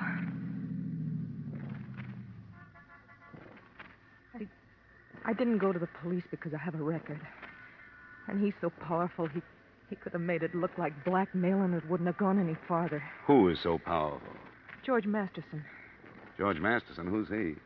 He seems like a businessman. He owns a line of furniture stores. I've known him for 3 years. It was one of those things where, every once in a while I'd learn something about him. Until I finally understood what he really was. And he knew I did. What kind of payment do you expect for what you're telling me? Dollar. I hadn't thought of money. I swear I hadn't. All right. Go ahead. Masterson's as far outside the law as you can get. Narcotics, jewels and furs, aliens, Mexican gold, anything. He runs the West Coast for a combination that has headquarters in Italy. Who knows this? I do. And I wrote it all down. Ways to prove it. Like the names he uses for all his bank accounts to evade income tax. All of it. That's what he's been looking for on those boats. Well, then he was afraid. Writing it down was the only way I could think of to protect myself. He was afraid of me. Because I knew so much about him. He was going to have me killed. We were in Mexico when I told him, Ensenada. When he didn't believe me, I showed him a copy. I told him I'd hidden the original on a boat I'd visited, and that if he killed me, I had a way of letting the police know which one. Which one is it? I was lying to him. I didn't put it on a boat. I was lying. Arrowcraft was only a name I remembered. When he asked me, I said Arrowcraft. You mean there's nothing on those boats and 16 people have died? I know. I know I was wrong. I should have.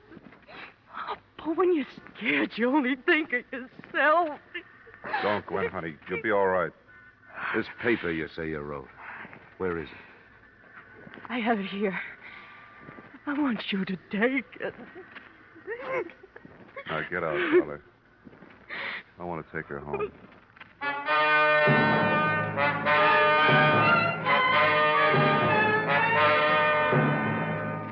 I didn't fully believe her until I had finished reading her denunciation of George Masterson after they'd left me. But by the end of it, I knew that in my hands was the hottest document in California. I knew that hundreds of rotten lives could be crumbled and millions of dollars in criminal traffic could be stopped. And it did away with the possibility of any suit against Arrowcraft or your company. But it wasn't enough. I should have gone to the authorities with it then. Instead, I took a room for the night and mailed it to the FBI in the morning. Then I went after Masterson. I found him in a plush office in one of his furniture stores. Here. Just a moment, sir. You can't go in there. Mr. Masterson. What's the meaning of this? You're announced before you get in here. Not this morning, Masterson. I'm sorry, sir. Get somebody to throw this man out. What's the matter with you? Who are you? Johnny Dollar, working on the Arrowcraft sinkings. Gwen Thomas. I've read her statement. I don't know what you're talking about. About 16 deaths. The FBI can have you for the rest. But I want you for those 16 deaths. Get away from me. Get away from you! Stay away from me. Get up! Listen to me.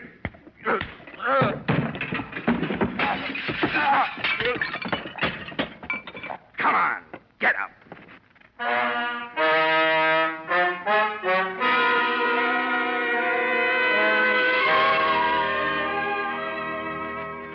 As far as I was concerned, that was it. The girl was placed under protective custody by the FBI and the district attorney, who had worked out 75 counts on Masterson's indictment before I left. It's too bad that all of the next of kin of the 16 dead can't sit in the jury box. Expense account item 3, same as item 1. Expense account total, $940.20. Yours truly, Johnny Dollar.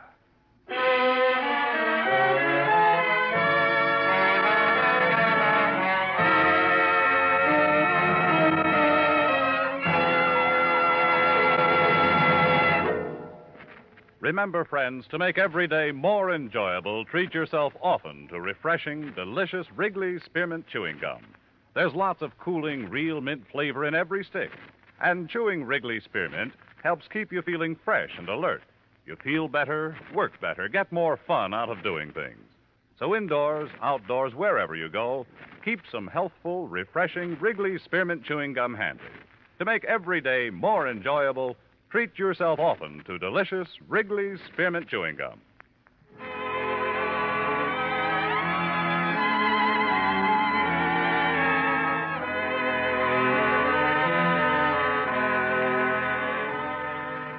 Yours truly, Johnny Dollar, stars Edmund O'Brien in the title role and is written by Gil Dowd and David Ellis, with music composed and conducted by Leith Stevens. Edmund O'Brien can soon be seen starring in the Columbia Pictures production 711 Ocean Drive. Featured in tonight's cast were Gene Bates, Howard McNear, Clayton Post, Harry Bartell, Hy Averback, John McIntyre, and Jeanette Nolan. Yours truly, Johnny Dollar, is produced and directed by Jaime Del Valle.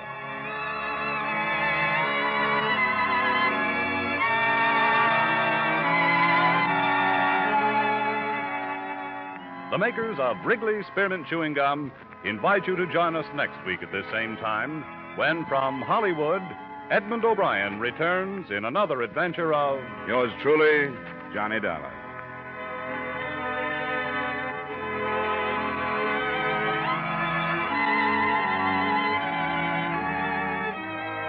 Bob Stevenson speaking. This is CBS, the Columbia Broadcasting System.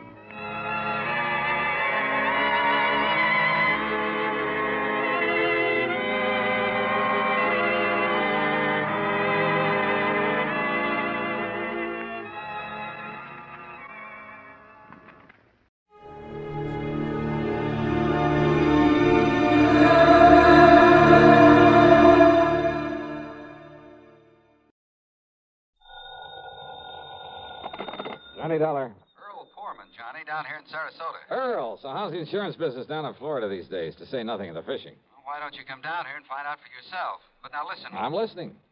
You remember how my home is situated out here on St. Armand's Key? Well, sure, I ought to. I've been there often enough. It's near the end of a long bayou that comes in from Sarasota Bay. Yeah, and the bayou is lined with expensive homes, private docks, and it's full of mullets, sea trout, sheep's head, flounder. So what about it? Johnny, what would you think if I told you I'd sold a man $50,000 worth of straight life insurance? Well, I think you were just doing your normal... Huh? Did you call to talk fishing or business? Listen, will you? Okay. What would I think if you sold a man a $50,000 policy? And? And then, 3 days later, just this morning, as a matter of fact, found his body floating under my dock. Oh. Okay, Earl. I think I'd better grab the first plane I can. That's what I think. And not to go fishing.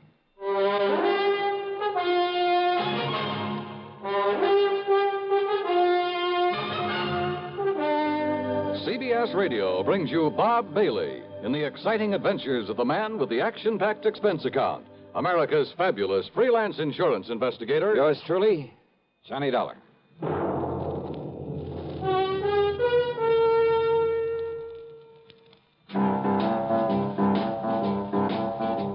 Talk about best-selling records.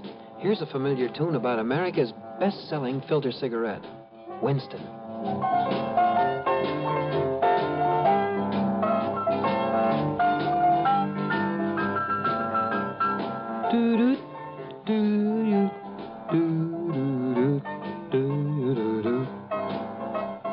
Winston gives you real flavor, full, rich tobacco flavor. And you know, that's because only Winston has filter blend up front. Choice, flavorful tobaccos, specially selected and specially processed for filter smoking. No wonder Winston tastes good, like a cigarette should. Smoke Winston. And now, Act One of yours truly, Johnny Dollar.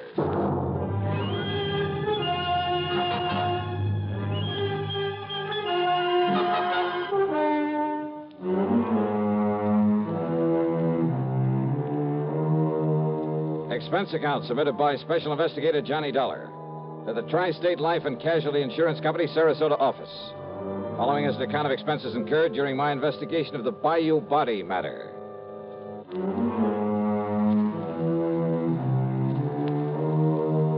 Expense account, item 1, $73.50, plane fare and incidentals, Hartford to Tampa, Florida. There I'd figured on getting a ferry plane to Sarasota, but instead Earl Poorman met me at the international airport with his car. Oh, Johnny, I'm glad you got down here so quickly. You realize I only phoned you about 5 hours ago? Yeah, Earl, I just finished my breakfast. Matter of fact, I called you before I even contacted the police. Then you probably aren't sure whether it was natural death or suicide or what, huh? We'll find out what the police have found out when we get to Sarasota. You ask me, though, I think the old man simply went out on his dock this morning, had a heart attack, keeled over, and by the time he floated down to my place, he was dead. Who was he? Well, his name, Johnny, is Ralph P. Carter. He lives... Rather, he lived in the fourth home up the bayou from mine. That new place that was just being built the last time I was down here? That's the one. He was a man of 64. Used to live in New York, where he had a business of some kind. But he had some heart trouble, so he quit and came down here to live and take it easy. Pretty well to do? Considering the house he put up, the way he and his wife lived, I'd say he was loaded. Matter of fact, I happen to know he was. Fancy car, private dock, Has nice a speedboat. wife, you say? Yes. Uh-huh. How old is she, Earl? About 50. You know what I was thinking, of course. What? Oh, if he'd been married to some much younger gal and having money and some insurance, but you know. Huh? You were thinking his wife had knocked him over to collect on this policy I sold him? Such things have happened, Earl. Well, it didn't this time for several reasons. One. He already owned a couple of other policies issued by some company up north, big ones, totaling over $200,000. Two. Both he and his wife have so much in blue chip stock, so much in the bank that, well, that $200,000 won't mean a thing to her. Funny, then, that he should buy $50,000 more from you. Third, Carter's wife never knew about this policy I sold him. Oh? No. Nor is she named as beneficiary of it. Who is? Hold your hat, Johnny. This is right out of the pulp magazines. What do you mean? The beneficiary happens to be a former stripper. Stripper? You mean from burlesque? That's exactly what I mean. Her name is Mitzi Taylor. She lives up in New York. I see. You know the connection, Earl? Well, from what he told me when he bought the policy, well, I guess he'd known her pretty well in the old days, before he and his present wife got married. They were only married about 3 years ago, incidentally. Incidentally, huh? Well, what's that mean? Earl, I got a kind of funny idea cooking in the back of my head. About his wife, I mean. About his wife? Yeah, let's get on down to Sarasota and find out what the police have learned.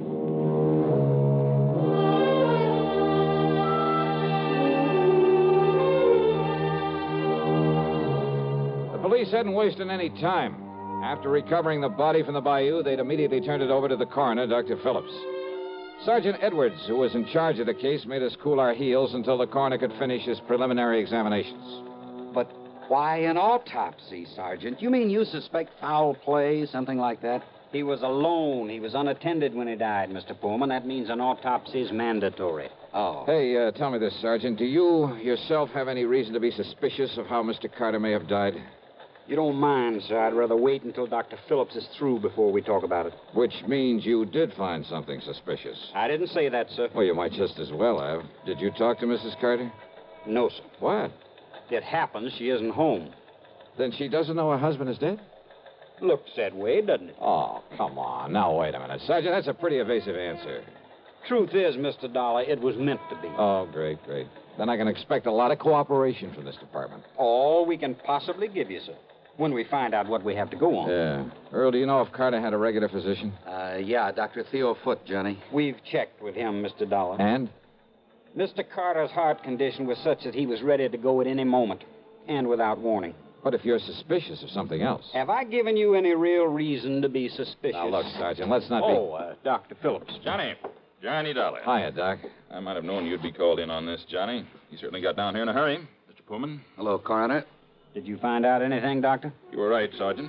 I've got a lot more work to do, of course, before making out my report on this case, but there's no question about it. Mr. Carter died neither from a heart attack nor from drowning. Oh? What did kill him, Doc? He was struck so hard at the base of the skull that death must have been instantaneous. Murder, Johnny. And without question, the murder weapon was the wrought iron poker that you found there in his home. No reason for suspicion, Sergeant? Thanks, Doctor. I'll get out an APB on Mrs. Carter right away. I think you'd better. And, Mr. Dollar, I'm afraid you'll just have to wait around until we pick her up. You, want to bet on that?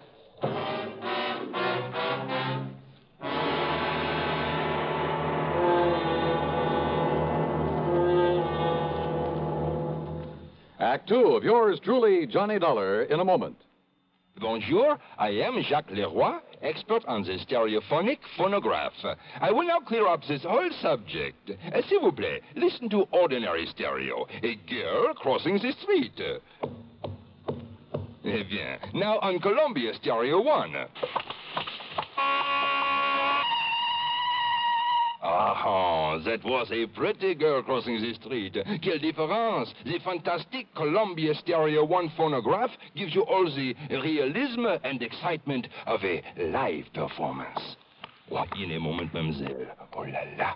Oh, pardon. You see, only Columbia has exclusive stereo projection. Not just a few separated speakers, no, but multiple speakers that send interlocking circles of sound through every inch of a room.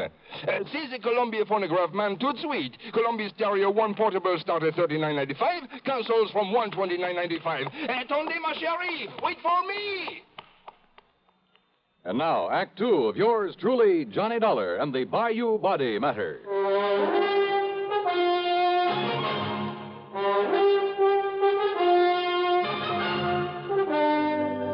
The machinery is in operation, Mr. Dollar, and as soon as we get any word as to the whereabouts of Mrs. Carter, we'll let you know. Yeah, thanks a lot. Earl, just how much did you know about Carter and his wife? Well, you know how it is, Johnny. There was some talk about their not getting along too well, but... I've thoroughly investigated, Mr. Dollar. They fought like cats and dogs. Well, now, I wouldn't go so far as to say that. At times, that is. At times. According to the people next door, they had quite an argument just last night. Oh? At one time, according to these people, she hollered at him, "I could kill you, Ralph. I could kill you." Yeah, well, that's not proof that she did. No? Then why would she say it? Haven't you ever told somebody you'd like to kill him? Well, saying I'd like to, or saying I could or would are two different things. And look here, sir. If she didn't do it, then why would she hightail it out of town early this morning? Oh, those neighbors reported that she did? Yes, sir. She drove away from their place at approximately the same time as the coroner says he was killed. Well, let's face it, Johnny. The sergeant must be right. She must have done it. No question about it, Mr. Dollar. But why? What could her motive have been? Who knows? Could have been most anything. Now that we know there was friction between them... And what about his money? She stands to be worth an awful lot with him out of the way. And don't you forget for 1 minute she's much younger than he was. Not only that, but she's a nice, healthy, attractive woman, too. And he, with his heart condition, well, he was probably just a millstone around her neck. Makes sense, Johnny. Sure it does. Did you or the coroner find any fingerprints on that poker that was used on him? No, sir.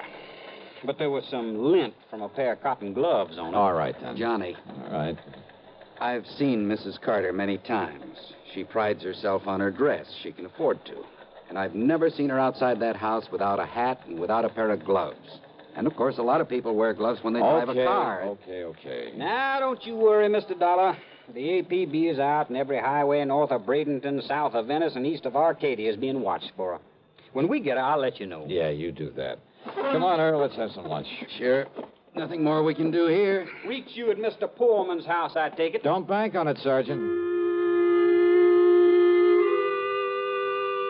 So Earl drove me to his home on St. Armand's Key, and by then I was beginning to wish I'd made the trip to Florida solely for purposes of fishing the blue waters of the Gulf with him. But then, after saying hello to his charming wife and having a drink and a good lunch with them, I walked over to the Carter place, 100 yards or so up the bayou. Much to my surprise, there was no policeman there to keep an eye on things in case Mrs. Carter should return. I was even more surprised to find the side door standing wide open. So, needless to say, I walked in and looked around. One of the first things that caught my eye in a den off the living room was a desk. It was locked, but I managed to pry it open without too much difficulty. And there, among other things, kind of half hidden away in a folder, I found some canceled checks, a whole series of them, written twice a year for a period of over 3 years. They were made out to Mitzi Taylor, the ex-Burley Queen. Pretty sizable checks, too, all for the same amount of money. No wonder he'd kept this desk locked. But during one period of time, well, 3 checks that should have been there were missing. And it gave me an idea. Out in the living room was another desk, a tambour, obviously Mrs. Carter's. Hidden away in the bottom of one of the drawers of that desk were the 3 missing checks. Huh? I beg your pardon. Mrs. Carter? That's right. Who are you? Johnny Dollar, special investigator for one of your husband's insurance companies. Special investigator? Yeah, here. My credentials. I see. And has my husband sent for you? Your husband? Of course. Where is he? You mind telling me where you've been since early this morning, Mrs. Carter? I don't know why not. I was somewhat upset this morning, and, well, being a woman, I chose to do something a man probably wouldn't understand. I've been at a beauty parlor. Where? Just this side of Bradenton. All right, now, Mrs. And Carter. if this is some kind of inquisition, I had a shampoo, a set, and a manicure. Tell me just one thing. Did you leave this house before or after your husband died? I don't believe Ralph was even up at the time. Ralph, dead. His body was found in the bayou this morning. Or did you know that? Oh, I am shocked, Mr. Dollar. Terribly shocked. I am not sorry. Go on, Mrs. Carter. I married Ralph 3 years ago. It was my second marriage. My first husband, though very wealthy, was I don't know why I'm telling you this. Go on, please. I thought that Ralph, because he was older than I would... Well, I thought that with my money, he'd be content to settle down to the quiet sort of home life I'd owe. Don't you see, it was only for my money that he married me. The only woman he ever cared about, whom he continued to support with my money, was a horrible... See, you've been through my desk. Yes. I'd known about her for some time, Mr. Dollar. But yesterday, when I found those checks in his desk... Would you call them motive for murder, Mrs. Carter? I told him I would divorce him. I told him last night.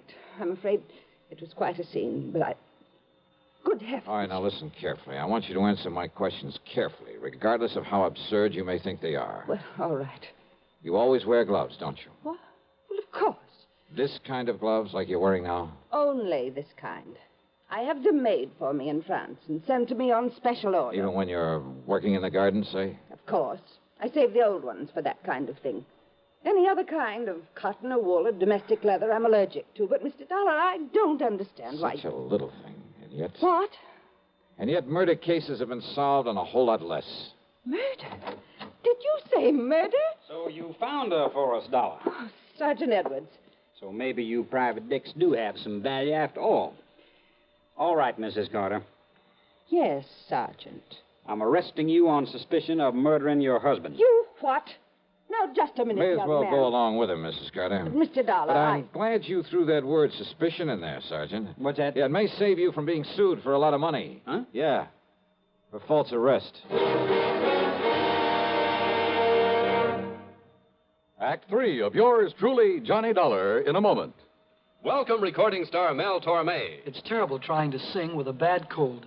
So I always take 4-way cold tablets to relieve cold miseries fast. Good idea. Tests of all the leading cold tablets proved 4-way fastest acting. 4-way starts in minutes to relieve muscular pains, headache, reduce fever, calm upset stomach, also overcomes irregularity. When you catch cold, try my way. Take 4-way cold tablets. The fast way to relieve cold distress and feel better quickly. 4-way, only 29 cents. Now, here's a word about another fine product of Grove Laboratories. Had dandruff for years? Now get rid of it in 3 minutes with Fitch Dandruff Remover Shampoo.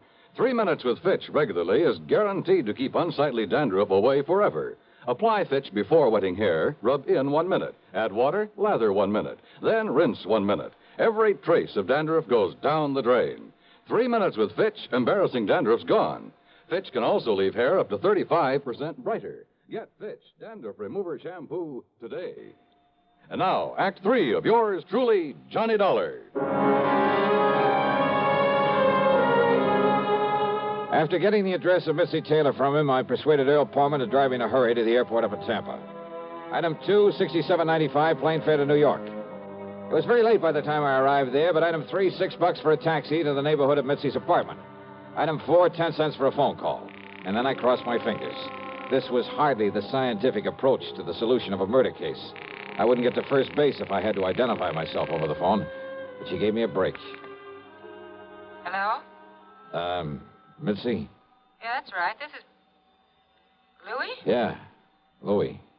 What's the matter with you? Why are you talking like that? Gotta keep my voice down. Listen, didn't I tell you not to call me from down there in Florida? Come right back here. Louis, are you back here in New York already? Took a plane.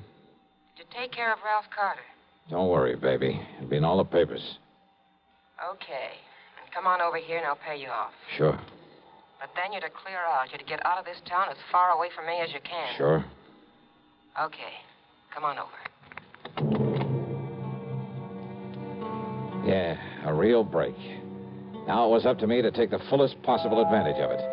Item 5, another dime for another phone call, this time to Lieutenant Randy Singer at the 18th Precinct. No question about it, Johnny. Old man Carter must have known that sooner or later his wife would catch on to all the money he's been giving his dame. Right. And maybe he was getting tired of sending out those checks. Right. So to get off the hook and still provide for Mitzi, he named her as beneficiary to a $50,000 insurance policy. Sure, his wife would know about it after he died, but she wouldn't be able to do anything about it. Yeah, but little Mitzi just couldn't wait, huh? Now, look, I don't anticipate any trouble with her, Randy, but if you're going to be around for a while, well, after I've wrapped it all up, I'll call you to come over and make the arrest, huh? Seems to me you have got it all wrapped up. Sit tight, Randy, and I'll call you.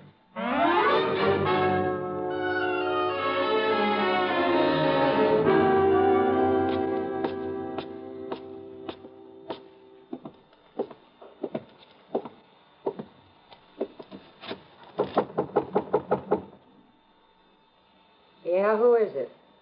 Louis.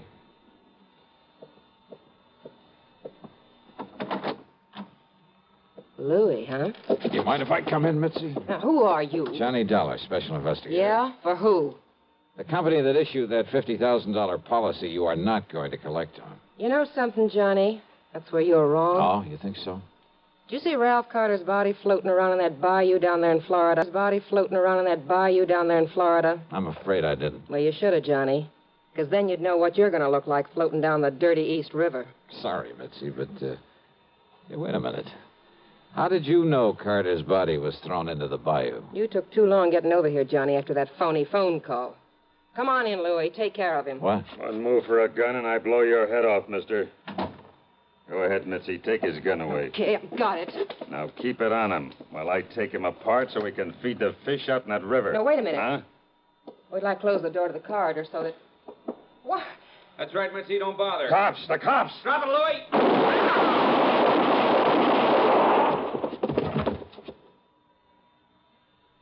Okay, boys. Take what's left of them out of here. Right, Lieutenant. Maybe you better put some cuffs on the dame. Right. Come on, baby. Hiya, Johnny.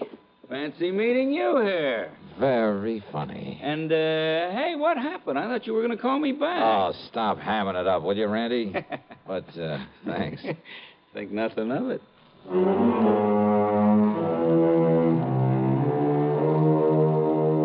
Louis managed to survive, and I understand that the way he shut up his mouth in the hospital, well, I understand he pretty much cinched the case against both himself and Mitzi. So, expense account total, including a big midnight supper for Randy and myself and a train back to Hartford, $168.65. Yours truly, Johnny Dollar.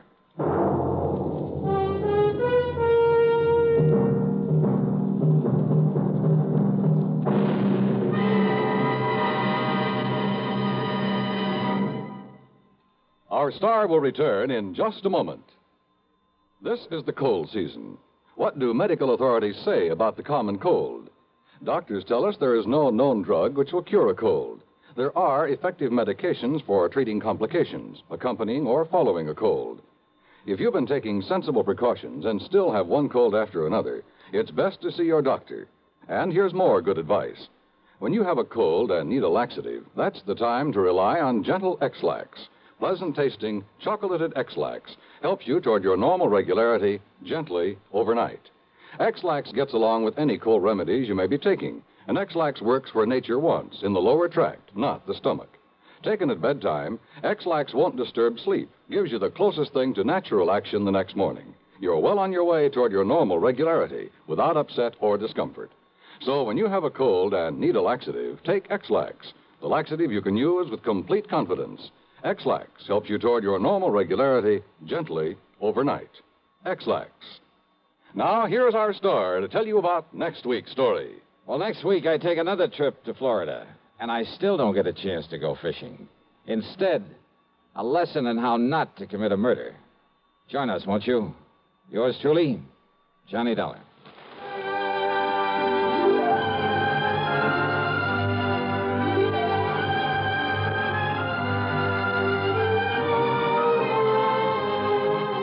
Yours truly, Johnny Dollar, starring Bob Bailey, originates in Hollywood and is written, produced, and directed by Jack Johnstone. Heard in our cast were Virginia Gregg, Lillian Bayef, Vic Perrin, Sam Edwards, Barney Phillips, Herb Bygren, and Frank Gerstle. Be sure to join us next week, same time and station, for another exciting story of yours truly, Johnny Dollar. This is Dan Coverly speaking.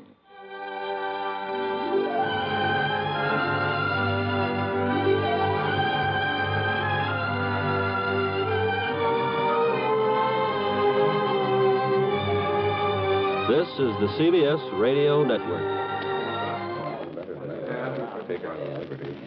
Gentlemen, your attention, please.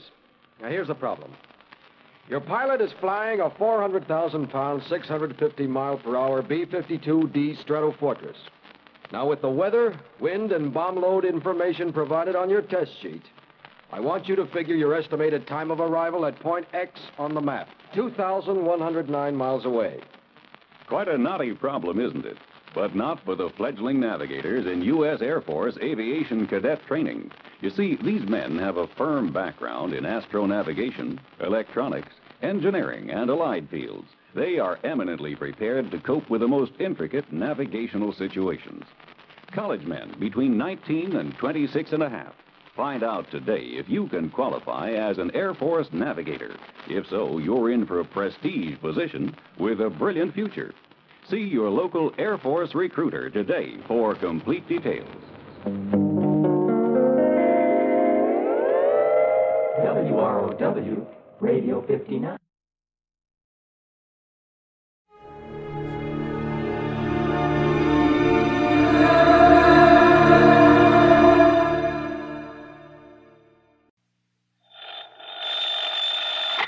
Johnny Dollar. Johnny. Yes? Hello? George Reed, Floyd's of England. Oh, what's the matter, George? You sound a bit down in the mouth. I am. What's up? Well, Johnny, I understand you've handled quite a few investigations for the Continental Insurance and Trust Company. Oh, brother, I sure have. And you know something, George? Yes? Floyd's of England, you that is, have handed me some pretty wild ones over the years. I know. But believe me, they've been nothing compared to some of the cases that Continental has handed me. And you know why, George? Why, Johnny? Because of just one client of theirs. Well, He's a wealthy old screwball by the name of Alvin Peabody Cartwright. Cartwright? Yeah, he carries a lot of insurance, millions of it. And any company that has his account is making plenty. Yes, But, brother, the fantastic problems that man comes up with. Why, it's enough to drive you off your rocker. I mean, I'm always the goat. Yeah, I handled one crazy investigation for him only 3 or 4 weeks ago. So I understand. They told Continental that if they sent somebody else around, he'd leave them flat. Johnny... Actually, I suppose I shouldn't complain. Some of the biggest fees I've ever got have come out of his pocket. And you know something? Yes, Johnny? In spite of all his wackiness and these silly problems he hands me, well, over the years, I've really gotten to love the old character. And I mean, aside from those fancy fees I mentioned. Good, Yeah, I think I'd do almost anything, within reason, that is, if it were necessary to help out Alvin Peabody Cartwright. Anything? Sure, anything. Thank heaven for that. But now you said you have troubles, George. I have. So I'm sorry I chewed your ear off about someone that Floyd's of England doesn't have to worry about, so... Don't we, Johnny? Huh? Well, of course not, because as long as he keeps his insurance with Continental... Unless... George. Unless... what, Johnny? Well, I mean, if he were to change companies for some... Oh, now, wait. Yes? George. I'm still here. Just who is your problem? I'm afraid you've guessed it. Oh, no. Yes, Johnny. Alvin Peabody Cartwright.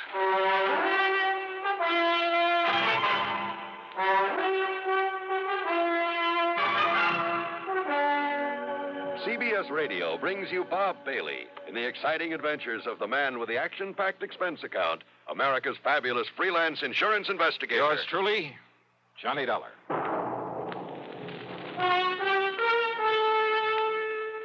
Pepsi-Cola refreshes without filling. Why? Because it's truly light. Charlie, you're forgetting something. Wait, Kay, there's more. Yes, ice-cold Pepsi is the delicious refreshment that goes great at a picnic or a party. But, Charlie... And Pepsi goes fast. People like it, so keep plenty handy. There, Oh, you did fine, except for one thing. Well, I mentioned lightness and how Pepsi refreshes and how fast it goes. You left out Pepsi sociability. You know the Be Sociable song. But, Kay, I can't sing. I can. Listen.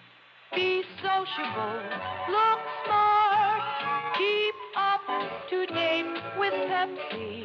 Drink light, refreshing Pepsi. Stay young and fair and debonair. Be sociable, have a Pepsi. Well, at least I can say this. Pick up an extra carton of Pepsi today. Please do. And now, Act One of yours truly, Johnny Dollar.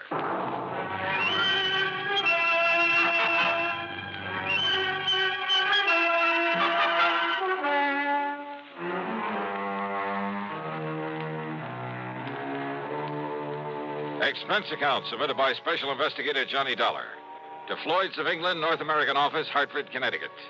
Following is an account of expenses incurred during my investigation of the Alvin's Alfred matter.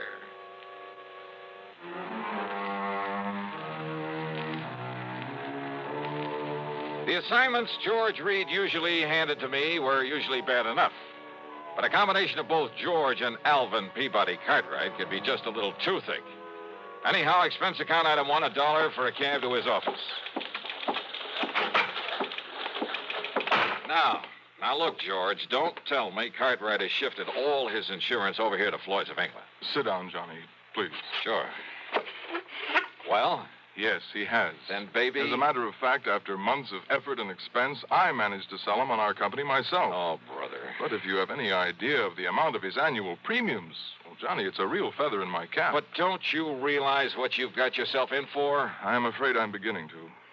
So, Johnny, if you can get him off my neck... Cartwright? Twice in 1 month? Don't bank on it. But tell me all anyhow. Well, it's really my own fault. So anxious to get his business. And if you know how much that man spends on premiums every year... Yeah, you said that. Now get to the point. And I suppose I should have been more thorough, but... Well, we figured that Continental had known what it was doing, and we simply made a direct transfer of all his policies to this company, including the one that concerns us now. Only it should never have been issued. What kind of a policy? Straight life. On Cartwright? No. With all the riders attached to it.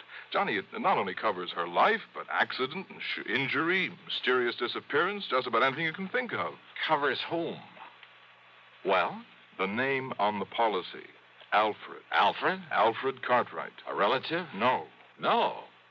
But if his last name No, is... Johnny, according to this policy, Alfred is a ward of Alvin Peabody Cartwright. That's funny. I never knew that Cartwright had a...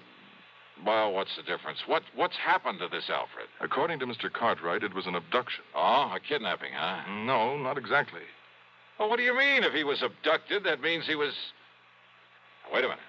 Yes? A minute ago, you started talking about the insurance policy on her. That's right. And then you started talking about Alfred. Alfred is a she. Is a what?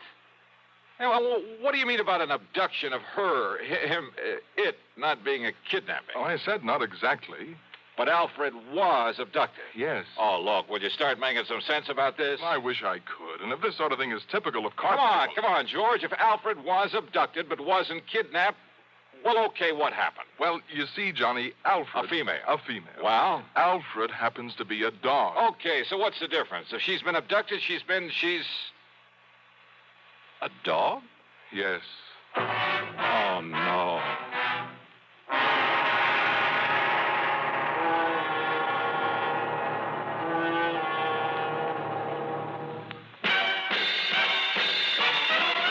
Are you smoking more now, but enjoying it less? Have a real cigarette, have a Camel. The best tobacco makes the very best smoke. Have a real cigarette, have a Camel. Are you looking for flavor and mildness? Have a real cigarette, have a Camel. The best tobacco makes the very best smoke. Have a real cigarette, a real cigarette, a real cigarette, have a Camel.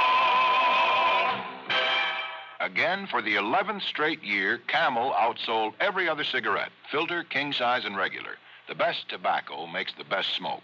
So if you're smoking more now but enjoying it less, change to Camels. Get more real satisfaction every time. Start to really enjoy smoking again. Have a real cigarette, a real cigarette, a real cigarette. Have a Camel.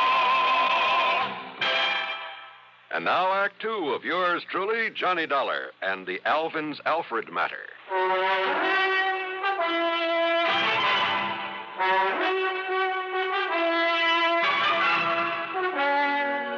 George. Life, accident, injury, mysterious disappearance, all that insurance on a dog? Yes, Johnny.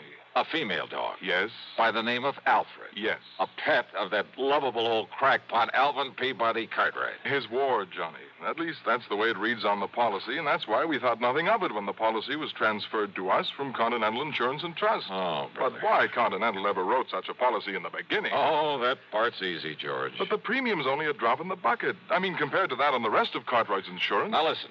If they'd refused to write this complicated policy on his dog, they'd have lost all his business. Well, they have now, to us. And, Georgie, you can lose it just as fast unless you try to do something about this disappearance of that pooch. Unless you do something about it, Johnny.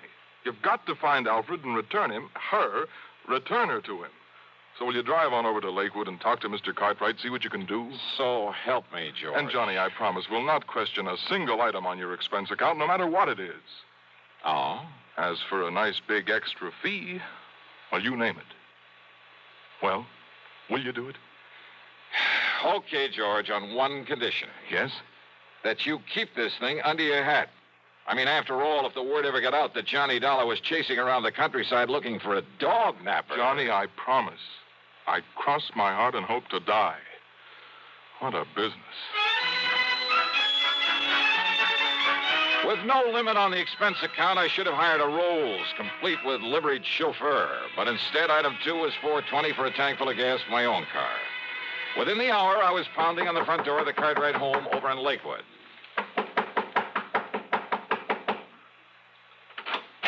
Hi, Mr. Cartwright.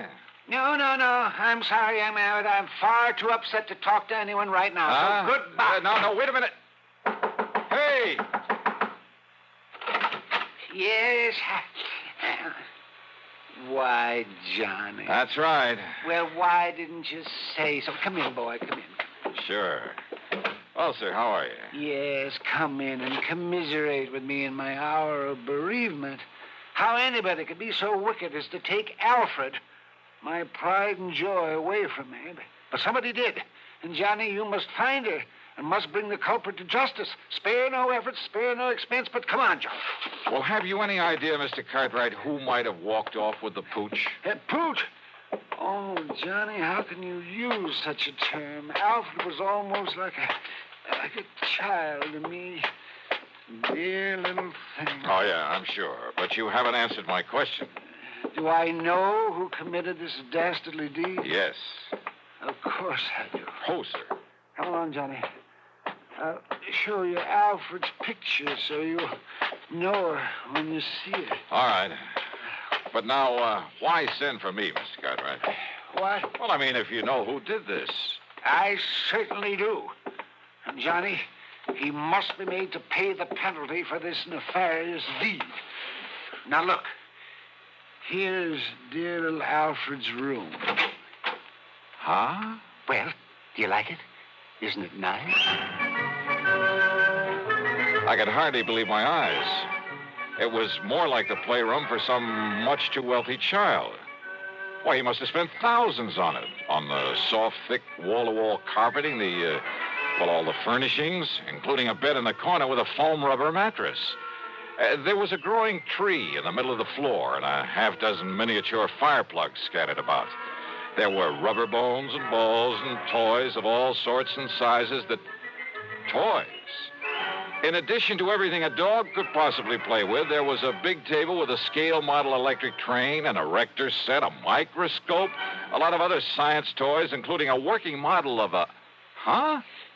Isn't it nice, Johnny? Oh, no. Look, Mr. Cartwright. Yes? Don't tell me the dog played with these things. What thing? Will this toy seismograph or... Toy? What are you talking about? That really works. See? See how the recording needle gave a jump on the roll of tape on it? It runs for a week. Keeps perfect time. Oh, well, sure. So the dog could tell when there's been an earthquake somewhere, is that it? Well, no. But I may as well admit, Johnny, that some of these things are mine. Yours? Yes. When I was a child, the only toys I had were the ones my poor mother could make with her own hands. And I always said that if I ever had the money, I'd make up for it. That I'd have all the things I couldn't have then. So maybe I'm just a silly old man, second childhood, that sort of thing. But I said I'd have them, and now I have. I see. Did you ever have a nice electric train when you were a youngster? Well, no. My folks couldn't afford it. Yes, but I bet you wanted one, didn't you? Oh, sure I did. Doesn't every... Yes, and after you'd grown up, I bet you spent as much time looking at them in store windows as any kid. All the time wishing you dared to buy one. Just to have it. You think it's all a joke, Johnny? Joke, Mr. Cartwright? About the man who buys his son a train for Christmas and then, well, you know, plays with it all Christmas morning? Yeah, maybe you got a point there. Of course I have. And that's the trouble with growing up. People get so proud or stuffy or something that they won't unbend. They won't let their hair down and enjoy some of the simple little things that they'd really like to do. They're so afraid that somebody might laugh at them. I'm not laughing, Mr. Cartwright. And that's why I like you, Johnny, because you've sense enough to realize that, well, maybe an eccentric old character like me isn't so eccentric after all. That he's just become smart enough to get rid of a lot of nonsensical inhibition. Yeah, you have got a point there. Maybe you can understand why this same old man is so upset about losing a wonderful companion, his dog. She was such a dear. I looked all over before I found her and bought her and brought her here. Her, Mr. Cartwright? Yeah, that's right. Then why did you name her Alfred? Well, to be honest about it, Johnny, I'd really hoped for a boy. Yeah. Yes. Now, you say you know who who dog-napped her? Clarence. Clarence? Clarence Brixton. A stupid day servant I fired yesterday. He was the only one that could have done it. Who would have done it? When did this happen? Last night, between 7 and 8. I'd gone over to visit the widow Parkins. Oh, a bit of romance in your life, Mr. Cartwright? Oh, Johnny, how can you say anything? Well, she is very nice. I mean, there was nobody here but little Alfred. I'd even locked her in. Oh, what about the house? Was it locked? Of course it was. But Clarence still had his key to it. And if you know this house, Johnny, and nobody could have broken in. Oh, I'm sure of that. Besides, there was no sign of anybody trying to. There was no footprints outside. There was no ladder marks. There was nothing. Even the stupid local police agree that Clarence must have done it. Then why haven't they nabbed him? Because they believe his alibi. From that character, that wife of his. They live the other side of town, and she swears he was at home when it happened. And you're sure that only he had a key to this house? That's right, outside of my own. So he must have done it. Only the dumb police won't do anything because of his so-called alibi. And we got to break that alibi. That's right. But how? How, Johnny? Well, I got a crazy idea. Huh? Well, I thought I was the only one who got Just, let me take a real close look at one of these toys in here. One of these toys? Yeah, that's right. It's a long chance, Mr. Cartwright. But let's see what happens.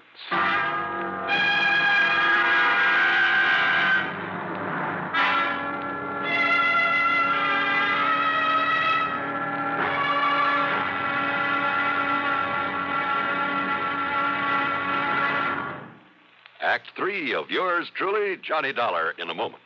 Welcome, recording star Mel Torme. It's terrible trying to sing with a bad cold. So I always take 4-way cold tablets to relieve cold miseries fast. Good idea. Tests of all the leading cold tablets proved 4-way fastest acting. 4-way starts in minutes to relieve muscular pains, headache, reduce fever, calm upset stomach, also overcomes irregularity. When you catch cold, try my way. Take 4-way cold tablets. The fast way to relieve cold distress and feel better quickly. Four-way, only 29 cents. Now, here's a word about another fine product of Grove Laboratories. Had dandruff for years? Now get rid of it in 3 minutes with Fitch Dandruff Remover Shampoo. 3 minutes with Fitch regularly is guaranteed to keep unsightly dandruff away forever. Apply Fitch before wetting hair. Rub in 1 minute. Add water, lather 1 minute. Then rinse 1 minute. Every trace of dandruff goes down the drain. 3 minutes with Fitch. Embarrassing dandruff's gone. Fitch can also leave hair up to 35% brighter. Get Fitch Dandruff Remover Shampoo today. And now, Act 3 of yours truly, Johnny Dollar.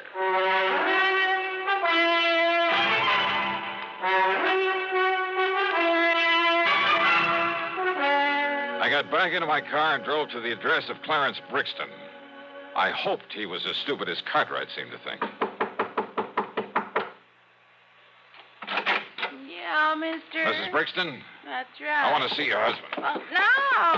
No, who are you? Johnny Dollar, special investigator. No, get him out of here, Mabel. Throw him out. What are you so worried about, Brixton? First it was those dumb cops that crazy old geezer sends around here. Now it's you. Well, me, I'm full up to here all this yakking about me taking that mangy little hound of his and that snapping, yipping little female. What you done to my Clarence? Them sharp teeth of hern. You show him your hand, Clarence. Yeah, forget it, Mabel, and shut up. You get these marks when you were hauling Alfred out of that playroom against her will? Huh? Now listen. A little dog, you said. Oh, not much bigger than Clarence's hand. Poisonous little Oh, then you've seen it, Mrs. Brixton. thing. Well, no.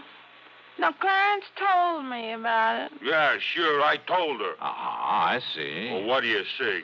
And I hope it means the dog is still alive. Hope it means the dog is still alive. After all, if you took the trouble to bring it here. Well, what are you talking about? You trying to say I stole the dog off of him? So maybe nobody did, wise guy. What do you mean by that? Ask me, that lousy pooch got out of there on her own free will, just to get away from that crazy Cartwright like anybody in her right mind. Oh, out of a locked room in a locked house? Sure. Cartwright always left the window open so she could sleep good. He left so the dog took off somewhere. A little dog jumped out of a third-story window? Why, it would have killed or crippled her. All right, so then he was wrong about when it happened. While he was out, he said. And he was out between 7 and 8 p.m. last night. And that's when somebody chased Alfred around until he caught her, then took her away. Prove it. Yeah, some big, clumsy ox like yourself, Clarence, who had a key, who knew the place, knew he'd better leave the place looking undisturbed before getting away. But he didn't. Yeah? Here, take a look at this. What's that, huh?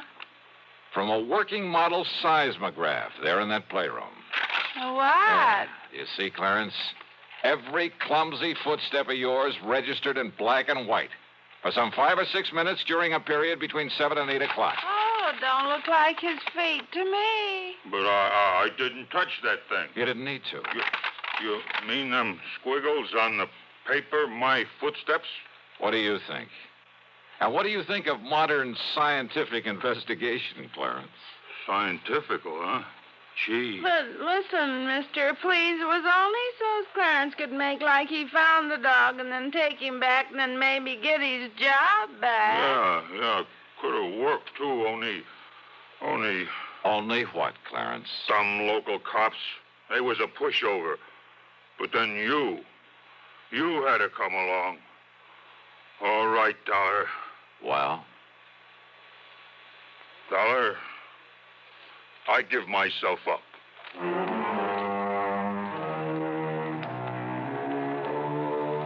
Oh, sure. Modern scientific investigation. But he fell for it.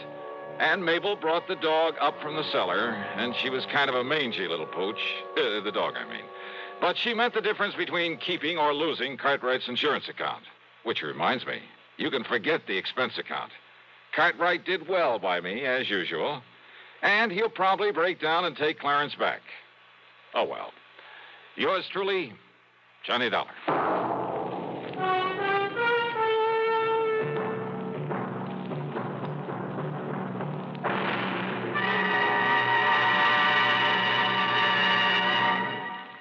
Our star will return in just a moment. Constipation can be a problem for anyone, even doctors. And when constipation occurs, it's interesting to see just what doctors consider important about a laxative they might use or recommend. Well, a majority of the doctors we heard from had this to say. A laxative should be effective, gentle, as close to natural acting as possible, and a medicine that can be used with complete confidence. Now, X-Lax has been popular with many doctors and millions of people over the years because chocolated X-Lax is effective. Overnight, it helps you toward your normal regularity. X-Lax is gentle. Next morning, it gives you the closest thing to natural action. And that's why many doctors and millions of people use X-Lax with complete confidence. X-Lax, the laxative that helps you toward your normal regularity gently, overnight. Is X-Lax in your medicine cabinet? Now, here's our star to tell you about next week's program. Well, first, a real hearty welcome to WATV in Birmingham, Alabama, and to KSOB in Cedar City, Utah. Glad to have you with us on the network. Next week, I run up the biggest, the fattest expense account you ever heard of. Join us, won't you? Yours truly, Johnny Dollar.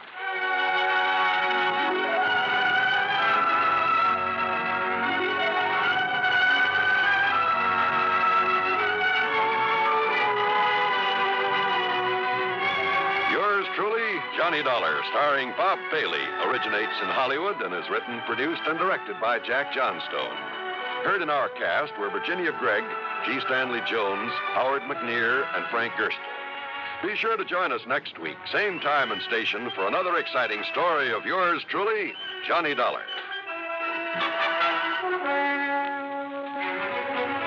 This is John Wall speaking.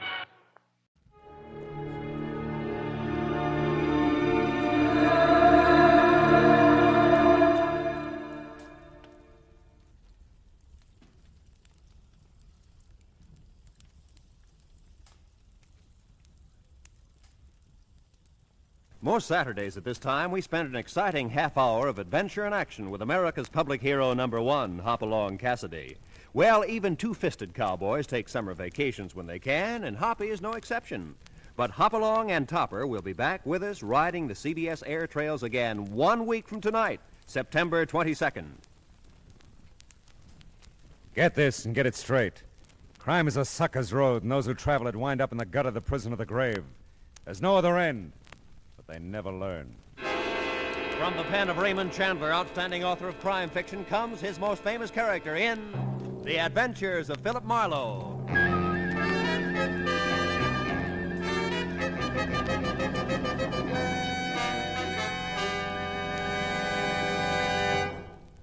Now, with Gerald Moore, starred as Philip Marlowe, we bring you tonight's exciting story, The Sound and the Unsound.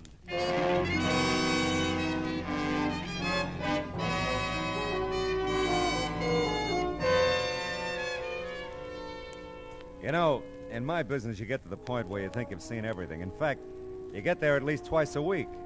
This time I was sure of it. It was 10 o'clock at night, and stretched across my apartment door was the settee that customarily covered the frayed carpet about 10 paces down the hall. And stretched across the settee was a sturdy female in her twilight years. She was sound asleep. Hey, lady. Hey, lady, come alive. Huh? Madam, you're sleeping in my doorway. Oh, evening, Mr. Marlowe. Well, I must have dozed off. What time is it? About 10. May I ask, what's the idea? Oh, 10 o'clock, you don't say. Yeah. Well, I wouldn't have slept, I don't suppose, except the light's bad in this hall. Not fit for reading, Mr. Marlowe. Yeah, well, I'll speak to the landlady. Now, Well, I guess I'd better put this settee back where it belongs.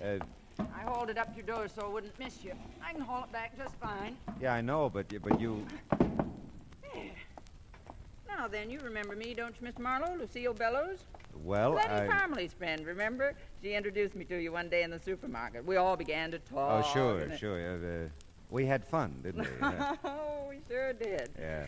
Oh, by the way, before I forget it, Homer's gone now, you know. Is he really? Mm-hmm. 4 months tomorrow. Thought you'd want to know. Oh, I want to know that, sure. Don't really suppose I'd have to bother you if he was still around, but since he isn't, I just came right to you the moment I couldn't stand it any longer. Yeah, well, I'm glad you did. Might as well go into my apartment and talk about it, huh? Well, now, that's mighty nice of you, but we'd save a lot of time if we'd just drive right over to the court now. That way you'd be there when it happens. Drive over to be there when it happens. I own that nice little bungalow court just off Fountain and Franklin, you know. Won't take us no time to get there if you've got a car. I've got a car. How did you get here? Walked. Do it every evening. Take a nice, brisk constitutional. Keeps an old lady like me in fighting trim.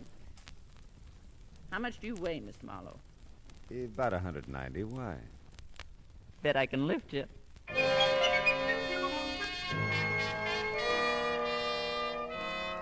It just seemed smarter all the way around to drive Lucille Bellows back to our nice little bungalow court. My memory wasn't as vivid as hers. I didn't remember Letty Parmalee or our hysterical rendezvous in the supermarket or Homer or even Lucille. But the promise of my usual fee made that unimportant.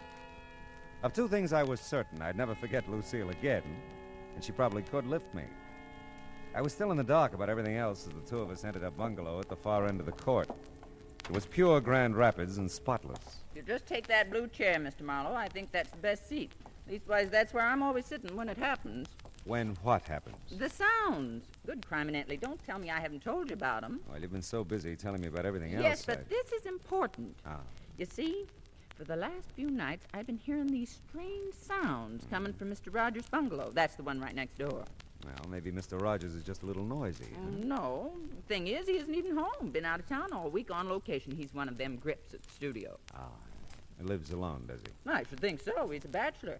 I keep thinking him and that Barbara Curtis will get married, but they don't. She comes in every so often and cooks him a nice dinner. Lovely girl. Just lovely. He's so handy around the place, you know, always painting and About fixing up the noises, Mrs. Bellows, what do they sound like?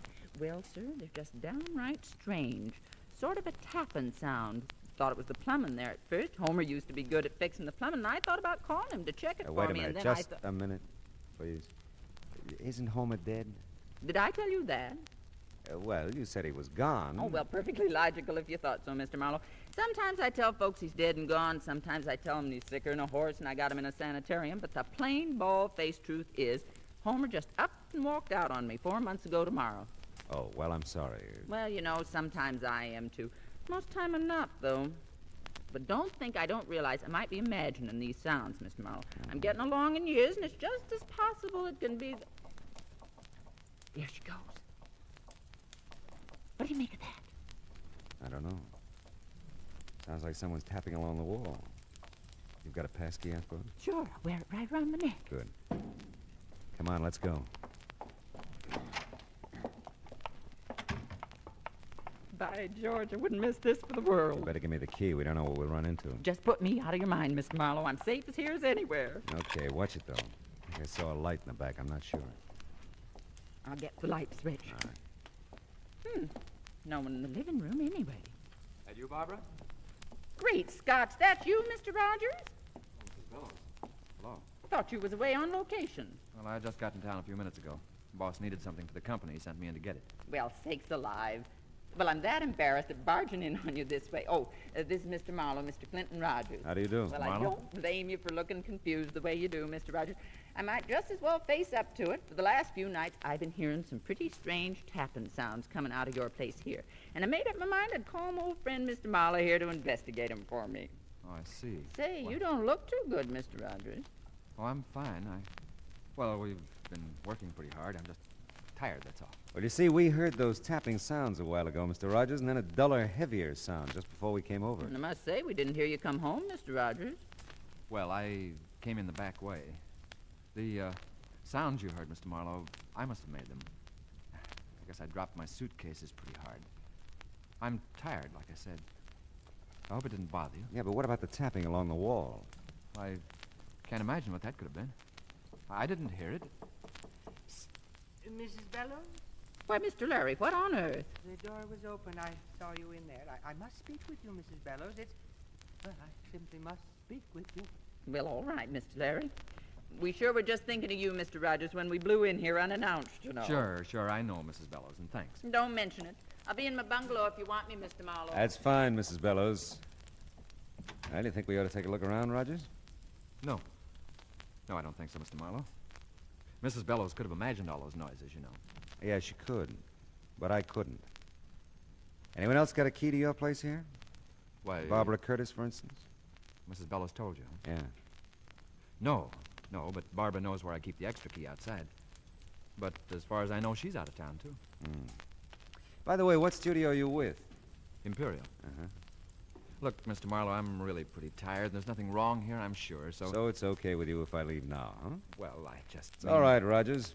Oh, by the way, Mrs. Bellows tells me you're a pretty handy guy around the house, painting, keeping things fixed up, all that. Yeah, I guess I am. Why? Well, you just probably haven't had time to fix that crack in the plaster there running up from the hall closet. Why, no, I haven't. I'll have to get to that soon, too. Mm-hmm. That's been nice seeing you, Mr. Rogers. Yeah, same here. You plan to stay in town? Oh, sure. I'll be in town. All night.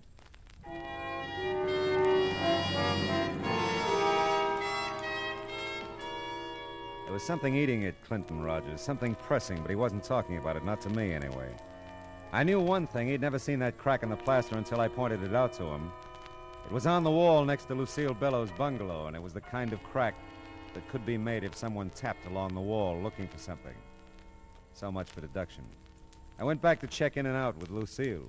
I'm just real sorry, Mr. Marlowe. Maybe it's all been over nothing at all. Well, Mr. Rogers will be home all night, so if you hear anything, just pound on his wall. Well, if he's going to be here, I'll feel better. I really will. Say, how about your friend who called you out of Mr. Rogers' bungalow a while back? Mr. Larry? Yeah. Well, now, he's a nice soul. Not the protective sort a woman usually sets her cap for, but Lord Almighty, I'm strong as an ox, you know. Yes, I know. Of course, I don't think he makes a dime. Mr. Larry's in women's hats, you know.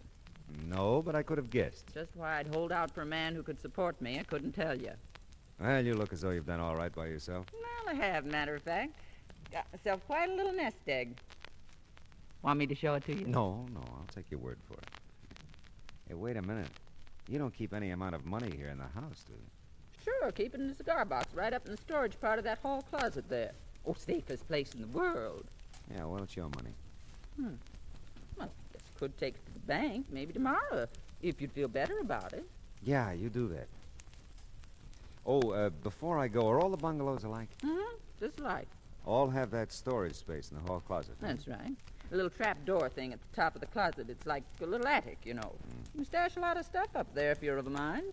Yeah, I guess you can. Well, I think I'll go now, Mrs. Bellows. Give me a call tomorrow, will you? Yes, sure will. And I'll have your pay for you then, if that's all right with you. Oh, sure. It's just fine. Good night, Mrs. Bellows. Good night, Mr. Marlowe, and a million thanks. Just a million. My pleasure, Mrs. Bellows.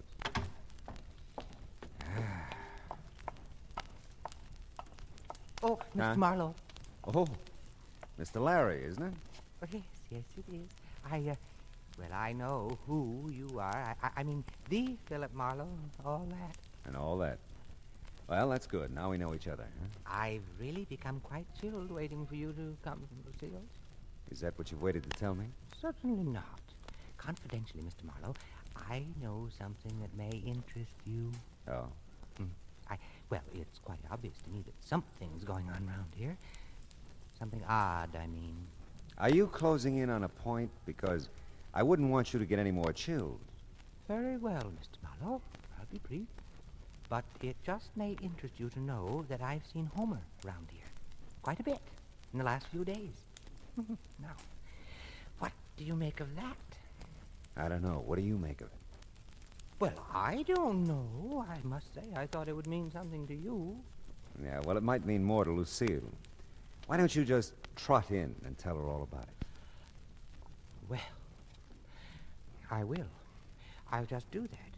And I'm sure I'll never trouble you with any of my ideas again, Mr. Marlowe. Goodness. Yeah, well, Lucille's as strong as an ox. Oh, that bed's gonna look real good. Hey!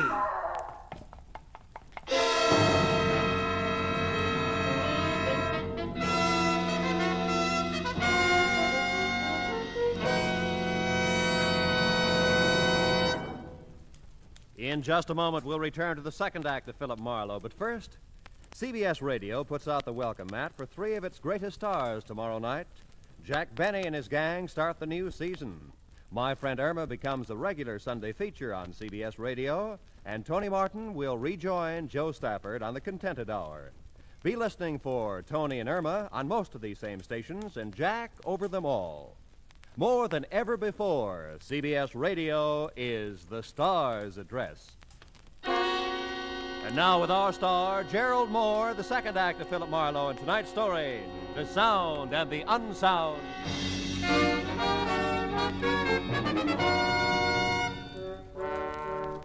The scream was Lucille's. The shots could have been anybody's. The little bungalow court came alive as I raced back up the sidewalk to Lucille's bungalow. The lights came on in every unit except one. Clinton Rogers' bungalow was dark. Lucille bolted out of her front door to meet me. Oh, Mr. Marlowe, thank the good Lord you heard me. Where'd the shot come from? Mr. Rogers' bungalow. Here, take my key. Ah. I've got to tend to Mr. Larry. What's with him? Fainted dead away when he heard the shot. Oh. I'll come in as soon as Mr. Larry comes to. Okay.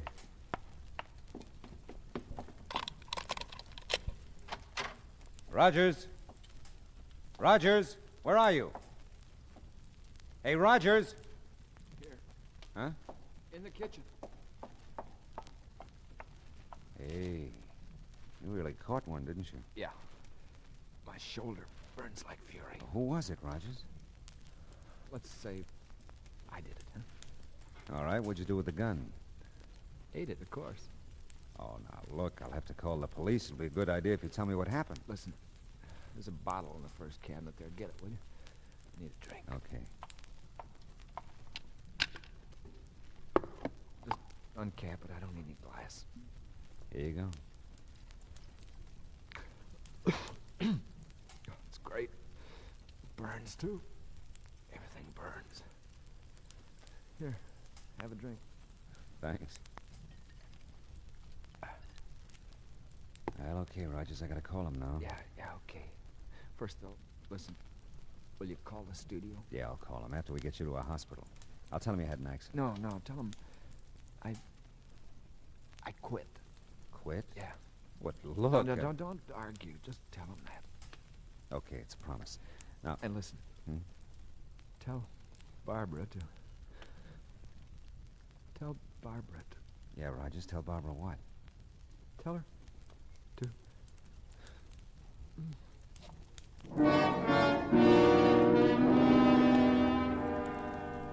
I called the emergency hospital in Hollywood, and their ambulance was there in no time. So was a squat little sergeant. Lucille followed him in. I had two hunches that I was keeping to myself for the time being. One, that whoever had shot Clinton Rogers was in his bungalow when he got back from location. That they were there when Lucille and I barged in on him. And two, that they'd left by the back door after they'd plugged him. Even the sergeant could see something of interest in that back door. The screen's been cut through here, see? The way it's cut, the fella could unhook the screen door, see, and get right at the back door. Yeah, well, that's very good, Sergeant. But tell me, why do you think it was a fella who shot Rogers? Well, it could have been. You don't think it was a dame, do you? It's happened before, you know. Excuse me, gentlemen. I know you're busy finding clues and all that, but don't you think I could clean up this kitchen floor? It's a terrible mess. Don't touch nothing. Well, it seems to me that you He could... said don't touch nothing. Sergeant will let you tidy up things tomorrow. Yeah, tomorrow's soon enough. Well, all right. I think I'll go back to Mr. Larry now. He's just undone about this whole thing. I'll be in my place if you want me for anything. I'll say good night for now, anyway. Good night. Night. Well, I'm satisfied for the time being. I'll give you a lift back to the station, Sergeant. I'd like to check on Rogers at the emergency hospital on the way. Yeah, so would I. If he's in shape, I want to talk to him.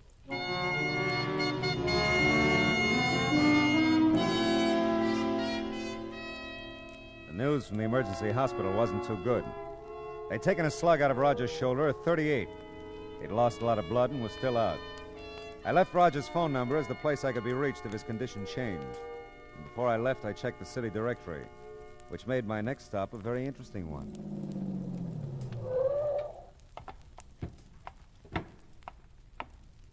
Hey, the studio's closed, mister. You can't get in at this time of night. Are you Homer Bellows? That's right, and I'm the night watchman here. Why? Well, Clinton Rogers works here at Imperial, too, doesn't he? Uh-huh. But he ain't here. He's in a company that's out on location. Leastwise, I think they're still out. You a friend of his, Homer? Well, you might say so. I know him. You used to live next door to him, didn't you? Yep, I did. Hey, who are you, anyway? Well, I'm a guy who wants to know what you've been doing around Rogers' bungalow recently. Rogers' bungalow? Yeah. Been doing nothing, except passing it on my way to my wife's. What infernal business is it of yours? Well, none, really, but I'm a friend of your wife's, Homer, and Oh, you are you? Well, if you're such a friend of hers, why don't you ask her what I've been doing around there? Does she know? Does she know? I've been asking her for a divorce since you're so nosy. I want to marry me someone else. Oh, won't she give it to you? Oh, she's agreeable to the divorce, all right. Thing that's holding her up is a settlement. Oh, settlement. Yep. You see, I lived with that one almost 40 years. I think that entitles me to a nice little wad of her money. Lucille, don't see it that way. Yeah, well, some women have next to no understanding about things like that. But my visit with Homer served its purpose. I went back to Roger's bungalow in case the call should come from the emergency hospital. And this time I wanted a good look at that crack on the wall, the storage compartment in the hall closet. I'd kept Lucille's passkey, and this time I didn't bother with the lights. I used the flashlight from my car because I was pretty sure whoever had shot Rogers hadn't found what they were looking for. I just opened the hall closet door when I'd heard it. Someone was unlocking the front door. I moved quickly behind a big chair in the living room. Just tiptoe, Bud. We've got to be quiet. Yeah. Well, what about lights? We'll try to make the flashlight do. Okay. But I still don't think there's much of an idea. Oh, I was afraid to come alone, Bud. And I've got to find it before Clint comes back. You could just take my word for it, you know. You wouldn't have to be here at all. I've told you. I can't believe what you've said. I've got to find out for myself. Maybe you'll be sorry if you find out. Maybe so. But at least I'll know then. That little storage place here in the closet is the only place I haven't looked. Do you think this will be enough light? Yeah. But how'll I get up there? I can't reach that door from here. Oh, well, wait. I'll get the stool from the kitchen. I'll get it. No, I've got the flashlight, Bud. Oh, good heavens, Bud. Here in the kitchen. It's blood. Yeah. Sure is. Who's that? Hey! Who's that? Hey! Don't reach for anything, Bud. You're covered. What's happened to Clint? Somebody shot him. Oh, no. He's not dead yet, Miss Curtis. You know my name? Yeah, he mentioned you. I'm Philip Marlowe. Mrs. Bellows called me in on this. Oh. Why don't you put the gun down, mister? I will when I find out a few things. Where is Clint? I want to go there. Police took him to the emergency hospital. Police? Yeah, they're going to call me here and tell me how he is. He was still out when I left a while ago. Come on, Bud. You've got to take me there. Why, yeah, Barbara, sure. Yeah, not yet, kids. Not till you two tell me what you came to find here tonight. And the other nights you've been here. Other nights? You said a while ago you'd looked every place but the hall closet. But I've never been here at night. Not without Clint. Don't talk to him, Barbara. You don't have to. I won't. Mr. Marlowe, you can't keep us here. I have to go to Clint. I have to be with him. I'll get that. And don't forget you're still covered, Buster. Yes? Marlowe? Yes, Sergeant. How's Rogers? He's over the hump okay. They gave him a sedative a while ago. He's out like a light, but he's gonna be all right. I see. Did he say anything? Were you able to talk to him? I was able, but he wasn't. Sort of delirious, I guess. Mumbled something about Barbara. And then just after they gave him the shot, he said over and over, "Don't be a fool, Bud. Don't do it, Bud." He did, huh? Well, that's something. Is it? Sure is. Thanks, Sergeant. I'll call you back. What did they say about Clint? Well, it looks like we're looking for a murderer now. Oh, no. Take it easy, honey. We had one break, though. Clint! It'll interest you, Bud. Will it? The police know who shot him. Clint told them. Bud! What are you doing? Just protecting myself, Barbara. You want to use that gun now, Marlowe? I'm keeping her right here in front of me. Yeah, I see. I thought you'd have a .38, Bud. That kind of clinches it, doesn't it? Not yet, it doesn't. Bud, please, don't. Stand still and shut up. Drop your gun, Marlowe. Let her go, kid, and we'll talk about this. She won't get hurt unless you hurt her. Drop your gun. Bud, someone's coming. Mr. Marlowe. Look out, you two! Mr. Marlowe. Oh, my... Thanks for the souvenir, Bud. Oh, my goodness. Good work, Mr. Marlowe. Barbara, honey, are you all right? Yes, I'm all right, Mrs. Bell. How about that, Mr. Larry? Coming in when you did, you're nothing but a bloody hero. Oh, my. I feel so... Good Lord, there he goes again.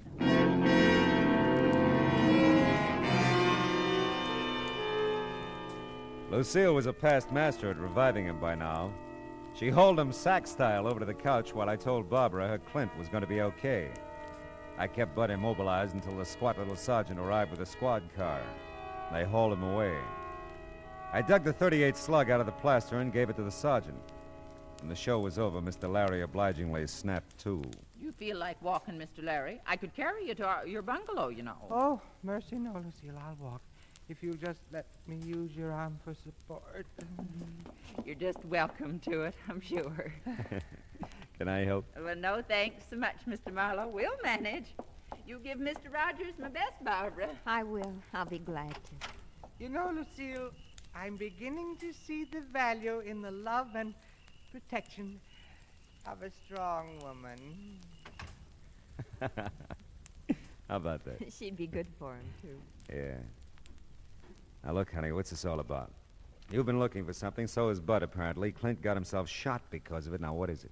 Bud said it was money, that Clint had some hidden here in the house. Oh? I didn't believe it. Still, there was something between Clint and me. Something he wouldn't tell me. Whatever it was, it's kept us from getting married. What was Bud's story? Well, you see, Bud's known Clint a long time. He just came out here a couple of months ago from Ohio. Clint didn't seem to want us to get acquainted, Bud and me. It wasn't jealousy. It was something else I couldn't understand. Mm-hmm. Last week, Bud told me that Clint had robbed some store back east, that he'd been caught and served some time. But they'd never found the money, and that Clint somehow escaped from prison, came out here, and brought the money with him. Well, that could be. Clint caught Bud looking for something here tonight. By the way, where'd you run into Bud tonight? Oh, just about a block or two from here at the corner. I was driving home from a movie. Decided to come up here for one more look before Clint got home. I insisted that Bud come with me. He didn't want to. Now, let's see what we can find. No one's opened that little trap door in the hall closet yet. Maybe that's got all the answers.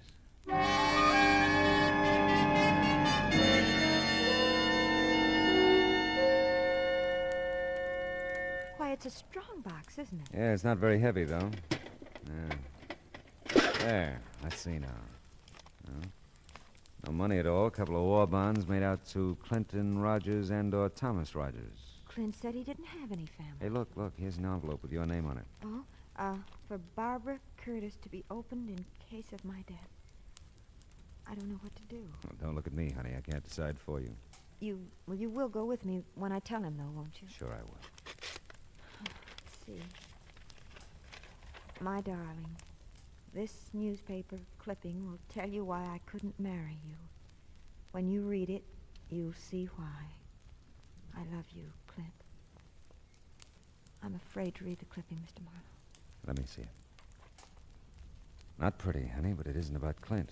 But then who? It's about Thomas Rogers, who at the age of 16 murdered his father and mother. The story says he escaped from the Ohio asylum for the insane in June of this year.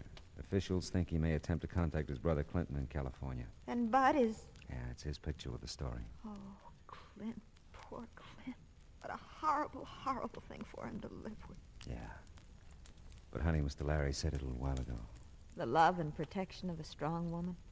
Clint has it, Mr. Marlowe. I've never been so strong or so protective, and I've never loved so much.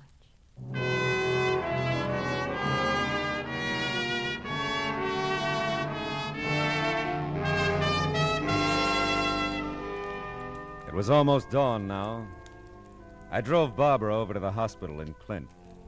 We didn't say anything. There wasn't anything to say. Nice girl, that Barbara. All woman. You know, I never could understand the guys who pronounce woman as wool man. What would we be without 'em, huh? Oh, they have their faults, but what would they be without 'em? Yeah, truly it's been said.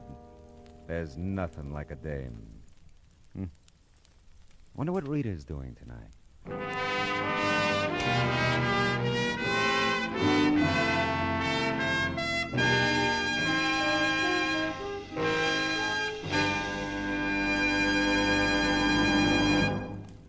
The Adventures of Philip Marlowe, bringing you Raymond Chandler's most famous character, starring Gerald Moore, was produced and directed by Cliff Howell and written for radio by Kathleen Height. The cast included D.J. Thompson, Olin Soule, Ted Osborne, Frank Gerstle, Arthur Q. Bryan, Shirley Mitchell, and William Tracy. Gerald Moore may currently be seen in the Santana production Sirocco. The special music for Philip Marlowe is composed by Pierre Garrigank and conducted by Wilbur Hatch. Now, here again is the star of our show, Gerald Moore. Thanks, Roy. Ladies and gentlemen, boys and girls, tonight's broadcast concludes our current series of the adventures of Philip Marlowe. I understand it won't be very long until we meet again. So until we do, we won't say goodbye, but just so long. See you soon. I still wonder what Rita's doing tonight.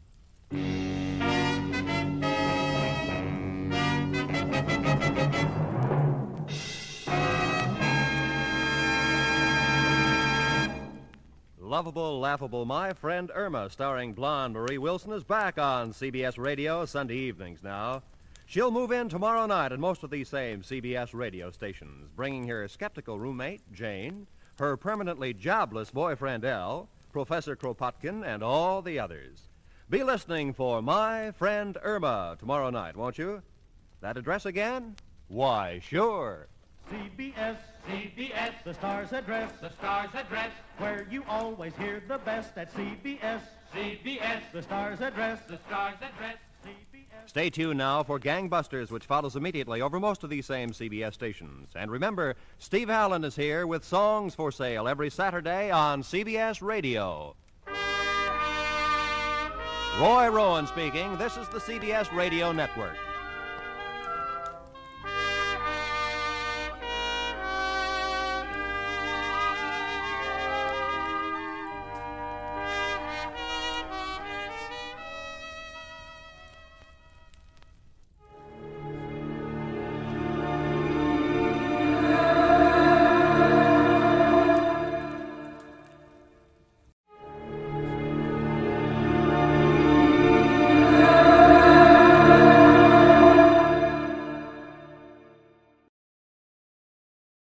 Dragnet.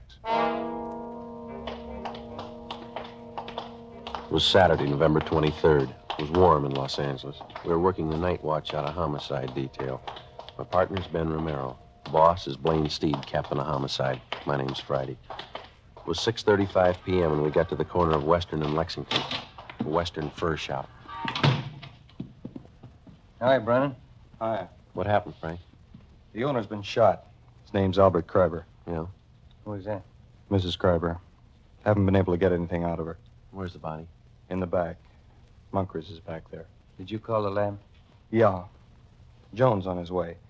Photographer and fingerprint men with him. All right, let's take a look. Nothing seems to be messed up. Back room is. It was a small shop. A couple of fur coats on dummies on one side of the store, and on the other, a tall glass case holding about 15 more. Mrs. Kreiber sat on a straight-back chair staring at the floor. We went through the curtains into the back room of the store. Sprawled out on the floor at the far end of the room was the body of a man. He had a fur coat gripped in one hand. Sergeant Munkreese from Hollywood Division was standing by. What do you figure, Monk? Looks like a couple of hours. Did you call the coroner? Yeah. How long you been here, Monk? Just a couple of minutes. You think Miss Kreiber moved anything here? I don't think so. She was sitting in that chair when we got here. I don't think she's moved except to call in. Did she put in a call? Yeah. Empty shells on the floor. You got a pencil? Yeah. Yeah, 32. Yeah. You think robbery? I don't know. Let's talk to the wife. Wait a minute. Bottle here. Yeah, Sierra Valley Wine Company. World's finest muscatel. 27 cents a pint. Nobody touched this, did they? No, well, I've been here. No. Okay, let's get out front. Anything in the customer files, Brennan? Not so far. You tried to talk to Miss Kreiber again? No, pretty bad. Well, let's give it a try. Miss Kreiber? I'm Sergeant Friday. This is Sergeant Romero. We'd like to talk to you if we could. We know how you must feel, but there are a few questions that we have to ask you. Did you telephone the police? We have to know how it happened, Miss Kreiber. Miss Kreiber? Mm-hmm. Can you tell us what happened? Who is it? What do you want? We're police officers. Oh. Albert. Albert's dead. Albert! Albert! Someone call the police? Miss Schreiber, we are the police. My husband's been murdered. He's dead. Albert. We better leave her.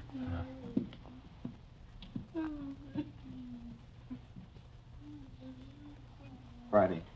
Here's something I found in the customer file. Miss Terry Shepard, 10113 Normandy, apartment 3. What about it? She took a coat out that was in storage. Took it out today. We'll check her out when we're finished here. Thanks. Looks like the only hot receipt in the file. Hi, Lee. Joe, again? In the back room. What is it? Killing. Moncrief will show you. Okay, that's all. Think we ought to try the wife again? We can try. Miss Schreiber, can we do anything for you? I'm a little better. I'll try to tell you what I can. All right. When did you get here? It must have been about 6 o'clock, a few minutes after. I came to take him home. Any customers around? No, the store was empty. I stood here for a few minutes waiting, and I went in the back and... Yeah, silent. Is the front door open? No. Yes, the front door? Yes, ma'am, the front. Yes, open. Did you telephone the police? I think I did. Did you come here to pick him up? No. No, usually he drives home himself. I came down on the streetcar to ride home with him. What kind of a car do you have? An Oldsmobile. 1939 or 40, I guess it is. Where does he usually park? In the rear of the store. This little place back I'll take a look. All right. Where is your home? 3412 Northwestern.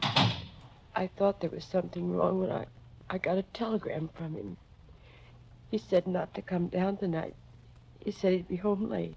What time was that? About 4 o'clock. Oh, I'm all mixed up. I haven't told it to you as I remember it. First I telephoned here to the shop. That was this afternoon? Yes, 3:30. I'm sure of that because I made some other calls. I spoke to Albert. He didn't say he was going to be late. Then at 4 o'clock, I received the telegram. Do you have that with you? Yes, it's in my purse somewhere. Somewhere. Oh, here it is. Thank you.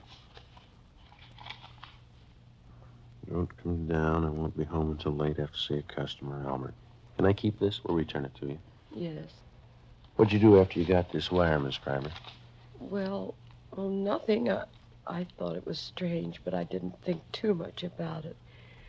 Then I started wondering why he didn't say anything over the telephone about being late, so I came down here on the streetcar. Did you phone the store just before you left your house? Yes, but there was no answer. Parking lot's empty.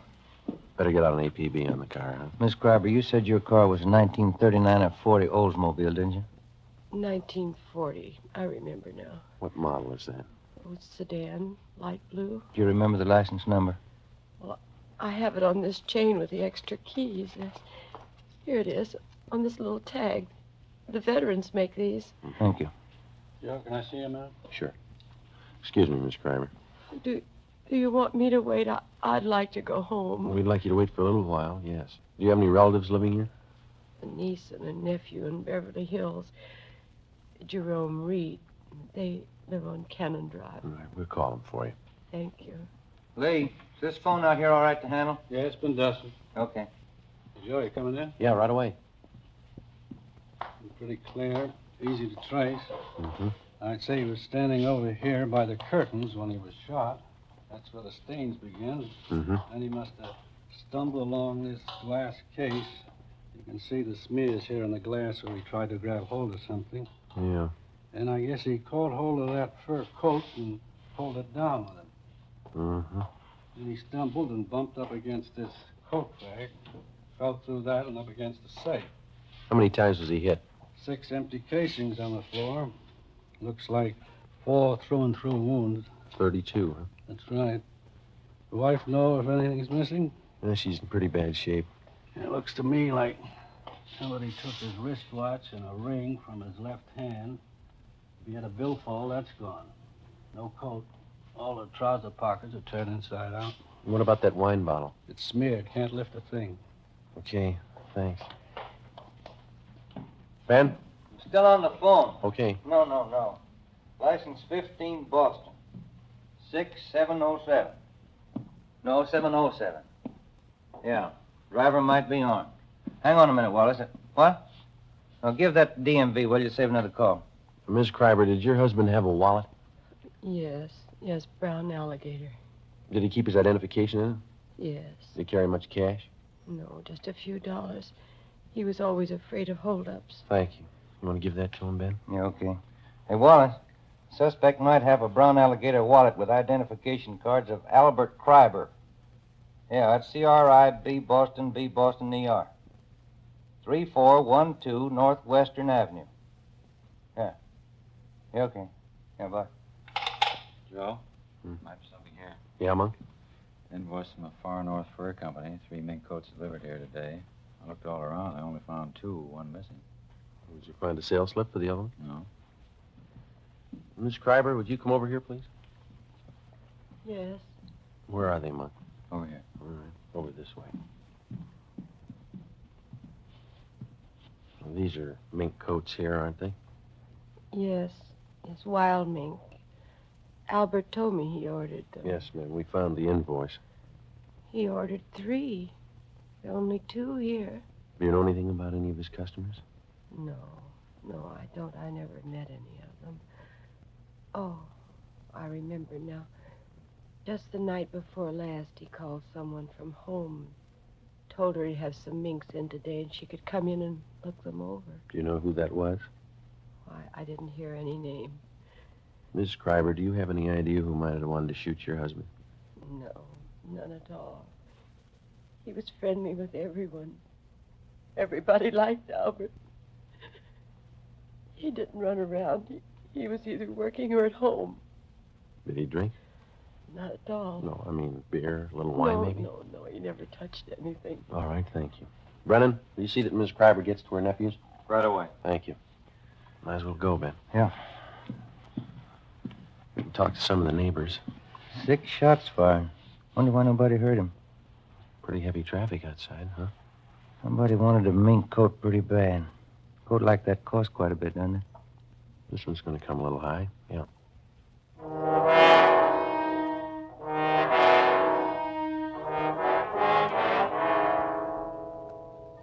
"7:05 p.m. Most of the stores along the street were closed, but a small shoe repair shop across the street was open, so we went over there. On the window was one word, Pete's, and a picture of a shoe. Sitting in the window was a small, dark man wearing a leather apron. He was working on a pair of shoes. Hello.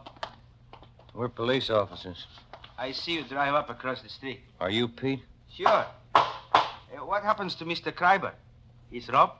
No, he was killed. No. Shot? I do not hear anything. Have you been sitting in your window all afternoon? Oh, most all the time. You see, I have machinery here. I advertise that way.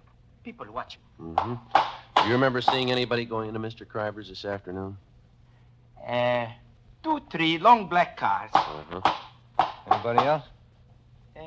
Some. Were they women?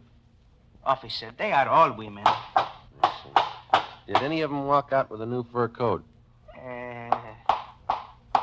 They're all done. I do not see all of them, I guess, but I see 2. Can you describe them? One beautiful young girl, tall, red hair. She walk out with big package. What time was that? 3, 4 o'clock. The second woman is about the same time. Funny thing. I do not see the bottle, but Benny from liquor store on corner tell me the second one, the blonde. She buys bottle of wine. Did he tell you what kind? No. Reason I remember, I laugh when he tell me. I go over to Benny's for a can of beer. He tells me she buys cheap wine, walks out of Kreiber's with new fur coat. Me, I spend $5 for good wine, and my wife has no fur coat. How old was this blonde? How was she dressed? She's maybe 25. Young, not too young, but young. She has on slacks, gray. Mm-hmm. What kind of a fur coat was she wearing when she came out? Mink. Look from here like Mink. I see. Did you notice where she went? The blonde, the gray slacks, mink coat. Yes, turned the corner onto Lexington, and she went up the street. Did you see Mr. Kreiber's car drive away? No, he parked in back. I don't see him come in. I don't see him come out. All right. Thanks a lot, Pete. Mm-hmm. Officer, that blonde, something wrong there. How do you mean? Well, she has got fur coat, but she drinks wrong wine. I don't understand. Why do you say that? $5,000 coat, 27-cent wine. 7:45 p.m. Ben and I questioned Benny Davis at the Safety Liquor Store. He remembered the blonde and said she bought a bottle of Sierra Valley Muscatel from him between 2:30 and 3 o'clock that afternoon. He'd never seen her before. We contacted communications and gave a description of the blonde to supplement the All Points bulletin. Then we started checking Western Union offices to find out where Mrs. Kreiber's telegram had been sent from. We finally traced it to the office at Normandy and Hollywood Boulevard. The operator who sent the telegram to Mrs. Kreiber also remembered receiving the call. She told us that the person who phoned in the message was a woman. The time, 3:22 p.m. We asked her to put a tracer on it and told her we'd check back. 8:24 p.m. Ben and I went to 10113 Normandy to talk to Miss Terry Shepard, whose name had appeared in the customer files at the fur store. The receipt showed she'd taken a coat out of storage that afternoon. This is something like the place the wife and I used to live in. Yeah? Same people must have built it. Apartment 3. Miss Terry Shepard. All right, come in. The door's open. Find yourself a seat, Fred. I'll be with you in a minute. Police officers, Miss Shepard. Oh? What's wrong? We'd like to talk to you. What about? Wonder if you could come out here, please. Well, I just got out of the shower. You'll have to wait a minute. Yeah? Yeah, this place has got the same floor plan as mine. Yeah. Kind of small, isn't it? Not too bad. Wonder what rent she pays. You don't mind if I wear this tubing, do you? My hair's wet. It's all right. We're sorry to bother you. What can I do for you? You got a fur coat, Miss Shepard? Yeah, sure. Wonder if we could see it, please. Sure, but I don't think it'll thrill you. It's only muskrat. I bought it in Pittsburgh. Where is it, in the closet? Yeah. I'll get it. It's down the hallway, first door on the right. I think I know where it is. What's this all about, Lieutenant? What time were you at the Western Fur Shop today? Oh, I'd say 3 o'clock. Why? What'd you do while you were down there? I got my coat out of hock. I had it there during the warm weather. Paid the man, signed something, and he put the coat in a box, and I took it. Mm-hmm. Do you know Mr. Kreiber down there, the man that owns the store? You got me. The man was about 50. His hair was a little gray. I hardly even looked at him. This is the only fur coat, Joe. Could have passed for Mink when I first bought it. It's pretty sad now, isn't it? Not me. I'll give that closet the last check. All right. What happened? Did somebody steal a coat? Was anybody else in the store while you were there? Yeah. Yeah, there was another girl there. What was she doing? Nothing, just sitting. Do you remember how she was dressed? Oh, she was wearing a gray suit. Slacks. Blonde. Her face wasn't much, but she had a neat little figure. Do you remember anything else about her? Well, I didn't pay that much attention. Anything else in there, Ben? Not a thing, Joe. Maybe I'd better take this towel off my head. It doesn't look so hot when it's wet, but it's natural. It's natural red. Yeah. Is there anything else that you might be able to tell us? I think that's about all. I gave the man my claim check and the money. And he got the coat and put it in a box and gave me a receipt. Mm-hmm. Nothing else? No. Well, when I got the receipt, I saw the blonde walk over and pick up the telephone. I was just leaving then. Did you hear any of the conversation? She asked for Western Union.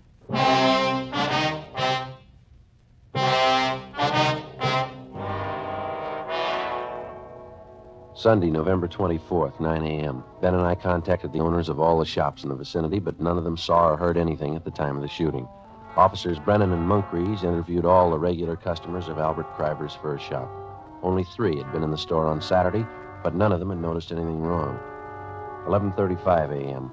We spoke to Mrs. Kreiber again, but she could add nothing to her story. Her niece and nephew had been to a football game at the Coliseum in the afternoon and knew nothing had happened until they were telephoned by Officer Brennan.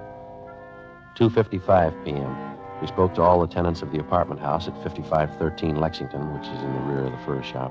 None of them had been home, but the owner told us that he had some men working on the roof of the apartment house at the time of the murder. Through the owner of the durable roof company, we traced the two men who had been working on the roof, and they told us that about 4 o'clock they'd seen a blonde in gray slacks enter the parking space in the rear of Kreiber's fur store. They whistled at her, but she paid no attention to them. She got into an Oldsmobile and drove east on Lexington. 7 p.m. We checked in at the office and got word that Albert Kreiber's car had been located in a parking lot at Vermont and 8th. We drove down to the location and talked to the parking lot attendant. Well, the car must have come in sometime last night. It probably came in the back way, because I don't remember it coming in, and it doesn't have our lot tag on it. Did you work all last night? No, I finished at midnight and started at 10 this morning. I kept waiting for somebody to claim this thing, and after supper, I figured it might be stolen, so I phoned the police. It's been sitting here all that time. Are there any keys in it? No, sir. There weren't last night either. Have you ever seen this particular car before?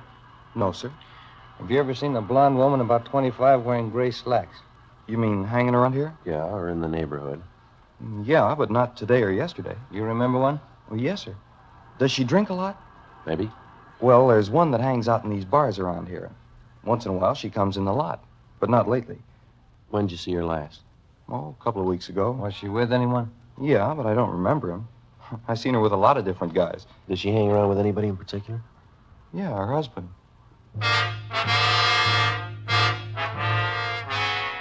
Before leaving the parking lot, we pulled the rotor out of the distributor so that nobody could drive the car away. 8:12 p.m. We called homicide and asked for more men to canvass the bars in the neighborhood. Ben and I staked out on the car. We sat in our car across the bars in the neighborhood. Ben and I staked out on the car. We sat in our car across the street from the parking lot until midnight. Nobody showed up to claim the car. The streets were almost empty. Our only chance was that the blonde lived in the neighborhood or was in a bar and would sooner or later try to claim the car. 1:53 a.m. What rent do you suppose that Shepherd girl pays? You got me. 75? I don't know. I bet I pay more than she does. Is that Munkry's? Yeah. Hi, Monk. Hi. Let's take a look up the street. See that couple? Where? Coming this way. Blonde, gray slacks, fur coat. She's pretty drunk. Where'd you spot her? Turned the corner from Olympic. They've been looking in parking lots. Monk, there's a rear entrance to this lot off the alley. Do you want to cover that? Yeah. Thank you. You see him all right? That's it. Where'd they walk under that light? Yeah. Pretty drunk. Looks like the same kind of coat, isn't it? Yeah. They're stopping. Looking for another parking lot, I guess. Sierra Valley Wine, world's finest muscatel. And going into the parking lot. She's not carrying a purse. Those coats don't have pockets big enough for a .32 automatic. That stuff sure gets people. All right, let's go. We're getting in Kreiber's car. Look, we can't even find the door. She's helping us. You take the other side of the car, will you? Yeah. Stop pushing me.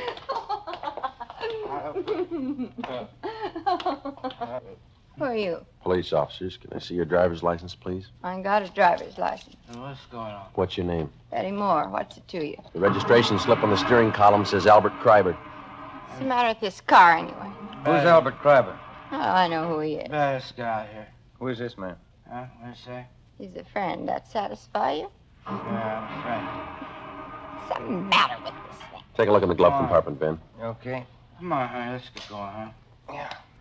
It's locked. What do you want in there for? Let me have those keys. Hey, Here you are, Ben. How about going home? there's nothing in there. Let's go. Here's a purse. Give me that. You keep your hands in the wheel.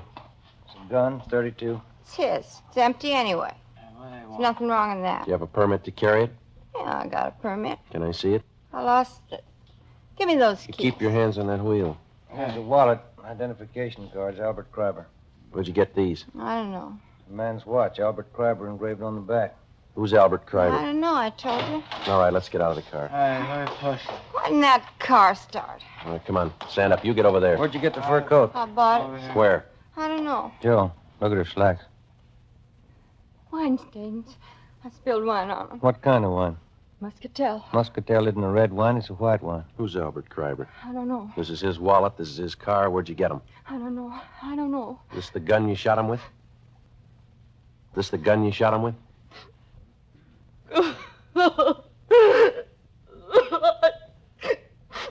I was going out with him. He said he'd give me a fur coat. He promised me a watch, and he never gave me one. And then we sent a telegram to his wife and everything. Said he'd give me a fur coat and take me out. He backed out of me. So you shot him. Sure I did. He promised me the coat. He said I could have any coat in the shop. He promised me. What are you crying for? You got the coat. This is the United States Armed Forces Radio Service, the voice of information and education.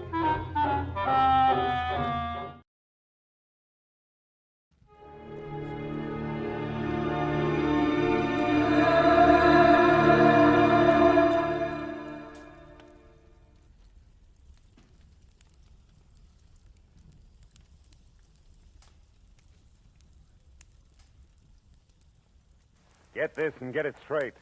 Crime is a sucker's road, and those who travel it wind up in the gut of the prison of the grave. The lady tourist was a school teacher out after glamour, and she got it. But only after she learned that in Hollywood the 3 R's could be reading done in a dark room, writing found in a dead man's pocket, and arithmetic that added up to murder times 2.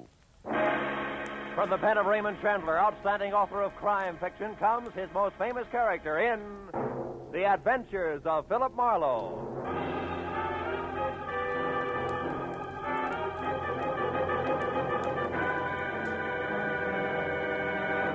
Now, with Gerald Moore starred as Philip Marlowe, we bring you tonight's transcribed story, The Rushton Hickory.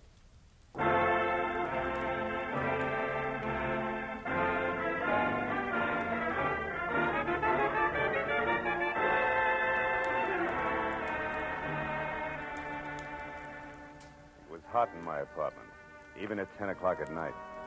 The sultry wind blowing through curtains at the far side of the room didn't help a bit. It was the kind of night that made me wish I was something else, a butcher, baker, candlestick maker, anything. After a long, hot day spent in the downtown courts of law, listening to the petty arguments of a petty larceny case, I was tired of petty people. The paper I had picked up on my way home wasn't helping any. 10 killed in an air crash. Mental cruelty, says local songbird. I made myself another highball, lots of ice, easy with water, and picked up the paper again. It was still more of the same. Cy Nestor killed in office on Sunset Strip. Cy Nestor. He'd hit the papers before.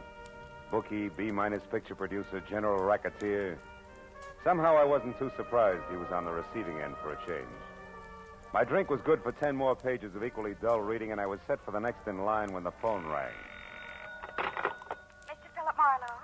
It was the first attractive voice I'd heard all day. Mr. Marlowe? And you know, I thought she might be fun. My name is Joan Rushton, and I'm only here in Hollywood from Ferndale, Nebraska on a vacation, and I wanted to have some fun. You know, see the nightclubs and the stars hey. and that sort of thing. Hey, wait a minute. I Joan. don't want trouble, Mr. Marlowe, Hold at it. least of all. Teacher. Hey.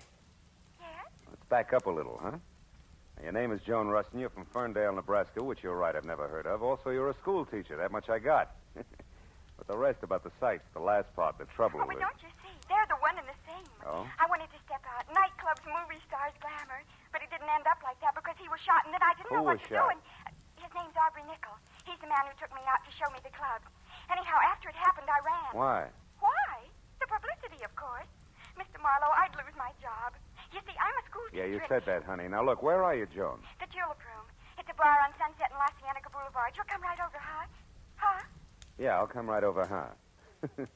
Goodbye, Joan.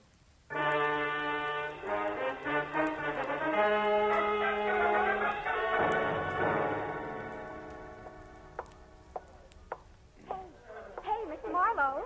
Yeah, but where are you? Over here in this booth. Okay, hurry it is. Hello. Now tell me why all the secrecy and you... Oh, And what? Oh, what are you staring at? you. I expected braids, Joan. Horn rims, calico, maybe. Not ice blue satin, draped plunging, and, Yes? Yes. Start at the top, honey, and slow this time, huh? Well, yesterday I met this man, this Aubrey Nickel I mentioned. Oh, he's really nice, Mr. Marlowe. He's a photographer, has a darling place up on the Sunset, Sunset Strip. You went there to have your pictures taken? Uh-huh. I wanted something, well, something glamorous. That's easy. And look here what I got. Oh, by the way, I ordered a drink for you, a Scotch drink. Here. You like Scotch drinks, don't you? Yeah, Scotch drinks are my favorite drinks, Joan, thanks. You're welcome. Now, isn't it wonderful? The picture, I mean. I'll say it is. I'd never say school teacher. No, that's the idea. Just like a model in a fashion magazine, isn't it? Aubrey took it from inside his photo shop while I was outside on the street looking in his window. You know, like a smart career girl just strolling along the avenue. Mm-hmm. And see how he faded out the background? That way I'm the focal center. Focal center. Isn't it nice? Oh, yes, it is, yeah. But look, Joan, the rest of the story now. The man was shot. You don't want publicity, remember? Oh, yes, of course. Well, we made a date, Mr. Marlowe, for tonight. I was to be at his place, his shop on the strip at 8, which I was. But when I got there... He was gone. Well, he might just as well have been for all the attention he paid to me. Huh? He had something on his mind. Acted as though he didn't even expect me. Why, I had to mention his picture here twice before he got it out of a drawer for me. But then, just like that, he changed. Said if I wanted glamour in nightclubs, why not? Oh, by all means. Why not? And off we went to Cyrano's, no less, and sat at a table with 2 men and a woman who was actually Irmgard Fury. Actually, who? Irmgard Fury, the starlet. Oh. Don't you read the papers? Oh, golly, her picture's been in every theater section and magazine for the last 6 months. Of course, she hasn't made a movie yet, but she probably Wait a will. minute. Irmgard Fury. She has red hair, a figure, lots of each, huh? That's right. Oh, and so sweet to talk to. Well, believe it or not, when we were in the powder room and she couldn't find her lipstick, she used mine. Now, that's really democratic. Look, Joan, there was a shooting. You remember that. Now, you were sitting at a table with 3 men, and this Irmgard Fury? That's right. Well, go on. What happened next? Well, when Miss Fury and I got back to the table, Mr. Lacey and his friend were gone. And then a minute later, Aubrey excused himself to make a phone call. And then? And then a waiter brought me a note from Aubrey which said I should go back to my hotel and wait there till I heard from him. Then it happened. Look, Joan, if I'm going to help you on this, you got to tell the whole coherent story. Well, suddenly there were some shots, maybe from outside, and people were yelling. It was terrible. I was scared to death. And I ran outside. People were crowded around someone. It was Aubrey. He was dead. What'd you do then? I took the first taxi I could get to my hotel, the Beverly Crest. I started for my bungalow, but didn't go inside because there was a man hanging around. I'd seen him before someplace, and I didn't like his looks and turned away, and he called to me. Oh, he was awful, Mr. Marlowe. Awful looking like a frog, maybe? Sloping shoulders, bulging eyes? Yes, and when... Mr. Marlowe, how do you know what he looked like? Promise not to tell. Promise not to... Oh, Mr. Marlowe, he's here, isn't he? Mm-hmm. Been watching us for quite a while. Oh, holy smokes, and I didn't get away from him. Oh, Mr. Marlowe, I had nothing to do with this shooting. What can I do? I simply can't be mixed up in this terrible business. Oh, please, Mr. Marlowe, I'll pay you anything, only get me out of this, please. We'll talk about that later, Joni. Now, look, when we get up, keep talking and don't look away from me. Then when we're outside and around the taxi stand there, duck away from me fast and get in close to the building and stay there till the frogman is gone. Then head for your hotel bungalow and wait there till you hear from me. Now, you got that? Oh, yes, but I don't understand why he's going to leave us. You will, if our little coup works. Come on.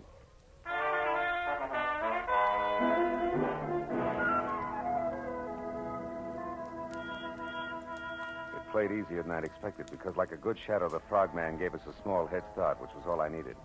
The second Joan darted away from me, I moved quickly up to the first cab in line, opened and slammed the rear door fast, said goodbye out loud to Joan, who was not in the back seat, then slipped the driver 5, winked hard, and practically shouted a very far-away address at him. When he lurched from the curb, I stood there and waved a minute. It was still supposed to be Joan. Then, even as I saw the frogman dart across the street, pile into his own car and take off after the cab, I walked slowly back into the bar where I had another Scotch drink and did some fast checking on the current location of Aubrey Nichols, which was the Dawson Memorial Hospital. Then I started outside for my car after stopping en route at the booth where Joan and I had been sitting to pick up a pair of gloves and glamour portrait my new little client had left on the seat. The school mom had been upset indeed.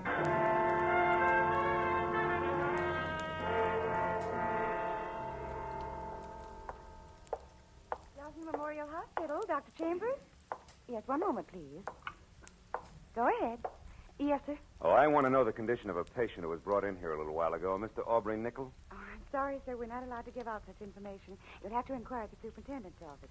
Sir, Joe, I wouldn't bother, Phil. Well, Detective Lieutenant Matthews, good evening. Good evening. Nickel is dead, Marlowe. We Oh. did not get a statement from him. That's too bad. Any idea who did it? No. Have you? I didn't even know him. A client of mine. Yeah, Mr. Smith. That's right. That's remarkable. Mr. Smith, he asked me to inquire about his condition. Uh-huh. Well, it happened about an hour ago in an alley behind Cyrano's. Aubrey Nickel was a photographer up on the strip, but pretty much of a phony. A big front boy, strictly. That's all there was to it, huh? Walk down here with me a little. Oh, sure. We figure there may be some connection between this shooting and Cy Nestor's death this afternoon. Nestor also had an office on the strip. What do you figure the tie-in is, Matthew? A man named Ham Lacey. You ever hear of him? Yeah, he was one of Nestor's #1 boys in the racket, right? Yeah, something like that. Of course, officially, Ham Lacey is known as the vice president of Nestor Enterprises Incorporated. Also production manager of that second-rate movie studio Nestor owns. Well, anyway, Lacey, another man, and Aubrey Nickel were at Cyrano's tonight with a starlet named Irmgard Fury, and another gal we haven't been able to tag yet. Now, tell me, Wait a minute, Phil, Lieutenant. When Nestor was killed, did it look like the usual mob tactics? No. Nestor was beat up by fists. Not sapped, not cut up with brass knuckles. Your death was caused by a blow to the temple from a poker that was standing next to a phony fireplace in which he could have hit his head when he fell. Well, probably not Lacey and Associates, huh? Probably not. He's got an alibi. Yeah? Besides, we already got a fair line on who did it and why. We found a note in Nestor's pocket signed D. Tobin, which threatened Nestor with a beating if he didn't stay away from the undersigned's wife and send her back home at once. Nestor, you may or may not happen to know, had this Irmgard Fury or something under contract to him, saw lots of her. So, again, the two deaths more or less tie together. Yeah, you've already talked to, oh, by the way, her name is Irmgard Fury. No, I ain't talked to her. I figured I'd wait till I knew a little more. Also, I didn't figure Nickel would die without saying anything. No. Oh. Well, now it's your turn. We found this negative in the alley near Nickel's body. This is a night shot of the Sunset Strip and nothing more. Means anything to you? No, why should it? Now, look, I told you before, Lieutenant, I never even met Nickel. Yeah, and I listened, didn't I? I noticed. Yeah, but now let's level a bit, huh, Phil?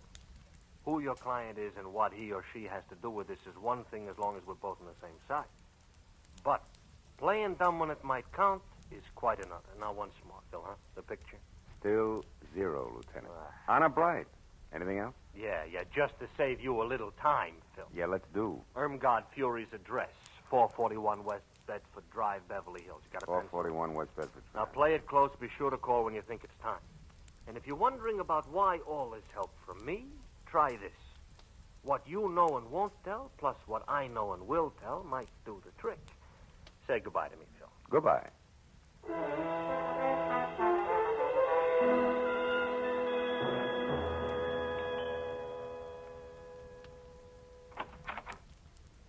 Yes? Miss Fury, my name's Philip Marlowe. I must talk to you at once. About what? Your husband, I'm a friend of his, and he asked me to get in touch with you. It's because of what happened this afternoon up on the strip. Oh? Well, what's wrong? Is Dave here in town? Yeah, he is, and he's in trouble. You see, the police are after him. All right, hold it, mister. You've said enough. Huh? What are you, cop or reporter? Oh, now, wait a minute, Miss Fury. I've already told you I'm a friend of Dave's. Whose name happens to be Douglas. Mr. Douglas Tobin. Keep that in mind when you try this next time. Good night. Not so fast, baby. The mistake was mine, but I still want to talk to you. So do a lot of men. I'll bet. Now beat it before... God? Before I forget myself. What's the trouble, Irmgard? Oh, no trouble, Hamilton, darling. This gentleman was just leaving. He had the wrong address. He made a mistake. Didn't you, Mr. Marlowe? Yes, a blunder. 1,000 apologies, and good night, Mrs. Tobin. For what it was worth, it worked. At the mention of the name Tobin, Ham Lacey spun around like he was built on a pivot, and his eyes that were narrow slits with all the come-hither look of a cobra's never left me. As I slowly walked away from him and past the yellow convertible he'd just driven up in. License number 6969X, California. And on out to the street. All of which only meant that Lieutenant Matthews was probably right about there being some connection between Cy Nestor's murder and the death of Aubrey Nickel. When I opened the door of my car and started to climb in under the wheel, the voice in the night helped not at all. If you don't do as I say, I'll kill you. Okay. Knock it out. Take it easy. All right. Now close the door and turn around. You're back to me. Now, look, if this is a stick-up, Busty, you can save us both a lot of time. Shut up. I'm not a hold-up man. Now, move over there, close to those trees. Go on. I want to ask you a question. All right, that's far enough. Now, what have you got to do with Helen? Helen who? Helen Ermgard Fury. That's what she's known as now. What have you got to do with her? Tell me. Very little, Mr. Tobin. Tobin? You know who I am? And so do the police. Why don't you call it quits while you're still in one piece? No, not quits. That's what you want, what all of you want. Me arrested and out of the way in jail and maybe out of the way for good. No. But that won't be. Helen's mine and you're not going to harm her. Careful, Tobin, you're getting excited. Yes, excited enough for this. Go!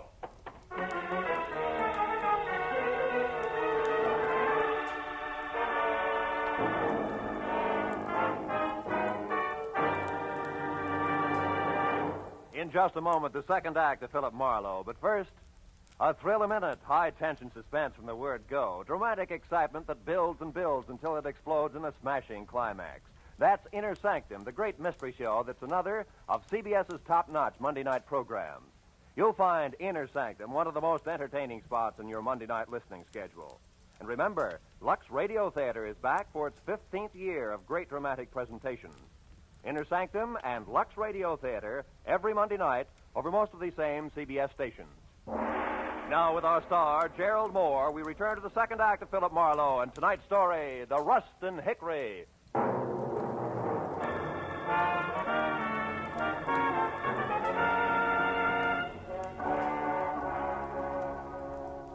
When the whirling pinwheels of light slowed down to being street lamps again, Douglas Tobin had pounded shoe leather on enough sidewalk to be safely out of sight. But it took a full minute of rubbing the bruise where his pistol had glanced off my head before I finally remembered that it was a good time to call Joan. I looked back at Ermgard Fury's house first and saw the lights still on, the cream-colored convertible still parked in front, and all apparently quiet inside. So I limped as far as the phone booth on the corner. I warned my client that the trick we pulled on the frog wouldn't hold up forever. But instead, I found out just how far this side of forever it had collapsed. Yeah, hello. Hello? Hey, what number is this? Well, Shamus, you got the right number, Shamus. What are you doing there? Where's Joan Rushton? Oh, the babe's here, but she ain't in much of a mood to talk. Incidentally, thanks for giving me this free time, Dippy. What are you talking about? That fast shuffle you tossed me, Dippy. That now you see her, now you don't gag with the taxi. For an old shell game operator like me, that one was as tough to see through as a glass-bottom boat. All right. You get your diploma in the morning, but listen, you, if anything happens to Miss Rushton, I'll break you. Skip it, Dippy. You're wasting your breath. It's already happened. I'll see you around. So long.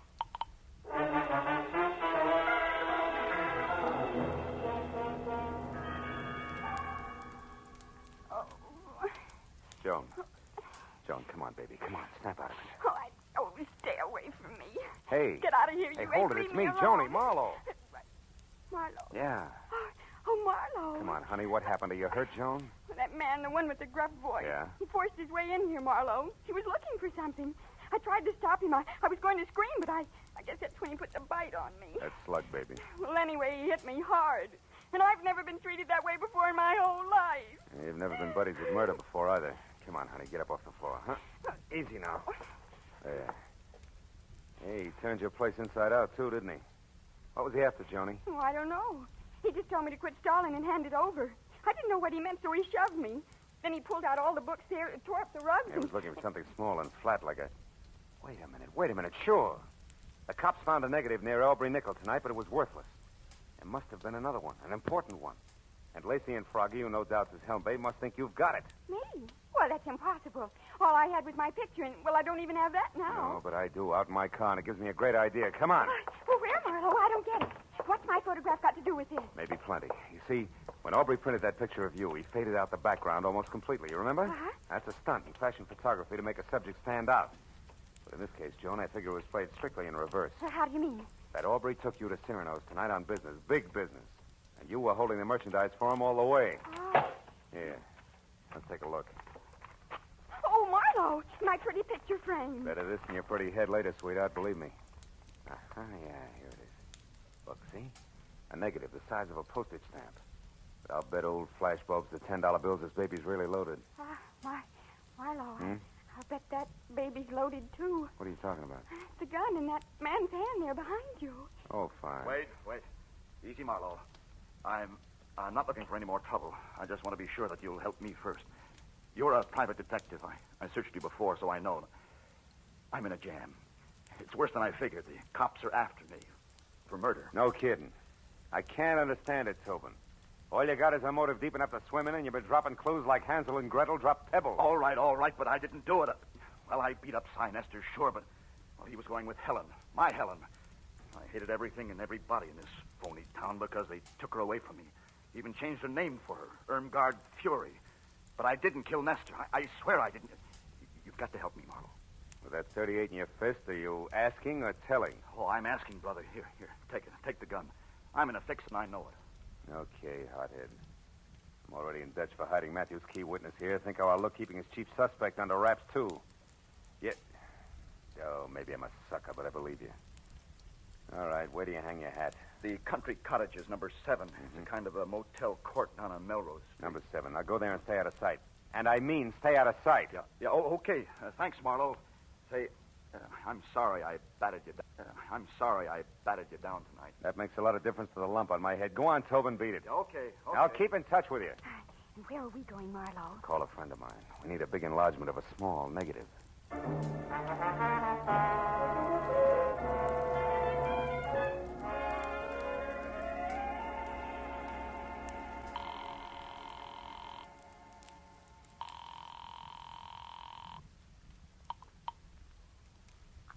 Chronicle Photo Lab, Sherman speaking. Hiya, Shermy. This is Phil Marlowe. No kidding.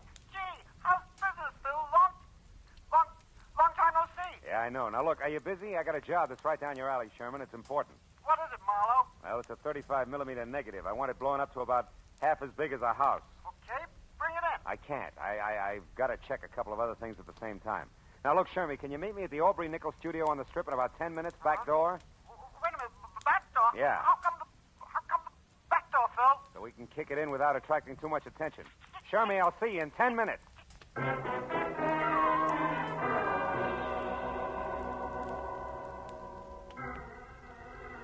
piled Joan into the car, drove down the Strip, and once past Nickel's studio, which was enough. Joan had posed for a picture in front of the place, and directly across the street, behind her, just as I knew it had to be, was the neat plastic sign reading Cy Nestor Enterprises on the diminutive but glossy imitation Swiss chalet where Nestor's body had been found. We turned double back through the alley and found Sherman bobbing up and down like a nervous gopher. 5 minutes of not-so-subtle persuasion got us past the lock and inside Aubrey's studio where something else checked. The walls were practically papered with pictures of Irmgard Fury, taken from every conceivable angle, including some that were not. Things were beginning to make a lot of sense. Marlowe, is this all right? Coming in here, I mean, it's sort of uninvited and all. Breaking and entering, lady. You can get 5 years for it. I sure hope you know what you're doing, Phil. Yeah, this must be the dark room. Yeah. Now, here's the negative, Shermy. Do your stuff. Well, what do you really expect to find on the film, Marlowe? A murderer, baby. It's got to go one of two ways. Douglas Tobin for jealousy or Ham Lacey for ambition. Aubrey Nickel caught one of the two in the background when he took your picture. And he was familiar enough with all parties concerned over there to think he could put the screws on somebody. How's it coming, Shermy? You can be out in a minute. 15 by 20, okay? Yeah, it's good. If there isn't a man in the background, I'll eat it. Better get the salt and pepper, pal, because it's nothing but a car. It can't be. Oh, brother, that's more than a car, Shermy. It's a yellow convertible that belongs to Ham Lacey. Look, you can even see the license, 6969X. 696. Oh, now how do you suppose... What's the matter, Marlowe? I just thought of something. Without this picture, both Tobin and Lacey are suspects. But with it, we have proof Lacey is implicated. That means Lacey thinks he has Tobin sitting in the perfect frame, right where he wants him. Oh, Marlowe, listen. Now, look, you two get out of here. Go back to the paper. I've got to get to Tobin fast and let him know. Oh, Phil, listen, Look, baby, you're no doubt terrific in the 3rd grade. But some things they don't even teach in college are going to pop any minute, so I'll take it from here, huh? Stick with Shermy, honey. I'll call you. Oh, but Marlowe, wait, listen.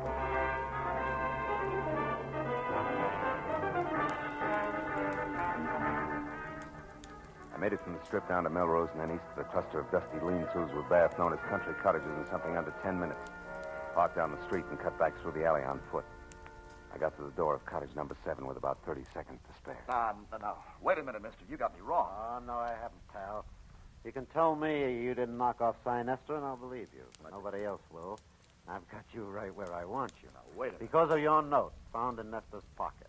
You're the jilted boyfriend, the hick from back home, who came to Hollywood with murder in your heart and knocked off the guy who stole your wife. Now, look, Yeah, and then you went after the cheap photographer who gave her her scarf. Oh, yeah? And after that, you knew you couldn't escape, so you blew your brains out. And fine. by the time I leave here, that's the way it's going to look. Not tonight, Ham. Yeah. Stand still, Lacey. Toss the gun over on the bed. Go on. That's better. So you figured Aubrey was lying about having a picture that pegged you as Sinester's killer, didn't you? You figured Aubrey saw something but had no proof, so you shot him. But you were wrong, Ham. He had all the proof we need. What's Joan? Who's out there? Joan. Joan, are you all right? Jerry, I hit her. She's the one who killed Sinester. I tried to tell you that. I followed you here to tell you, but instead I saw her with a gun pointed at you. I grabbed the first thing I saw, this broken rake handle, and I hit her with it. I hit her awfully hard, Phil. But she isn't moving. You don't think she's... Dead? No. She's probably thinking over the big lesson you just taught her with that stick there. Oh, what's the matter? Hey, Teach, you know what that rake handle's made of? What? It's hickory, isn't it? Yeah. What else could it possibly be but a hickory stick?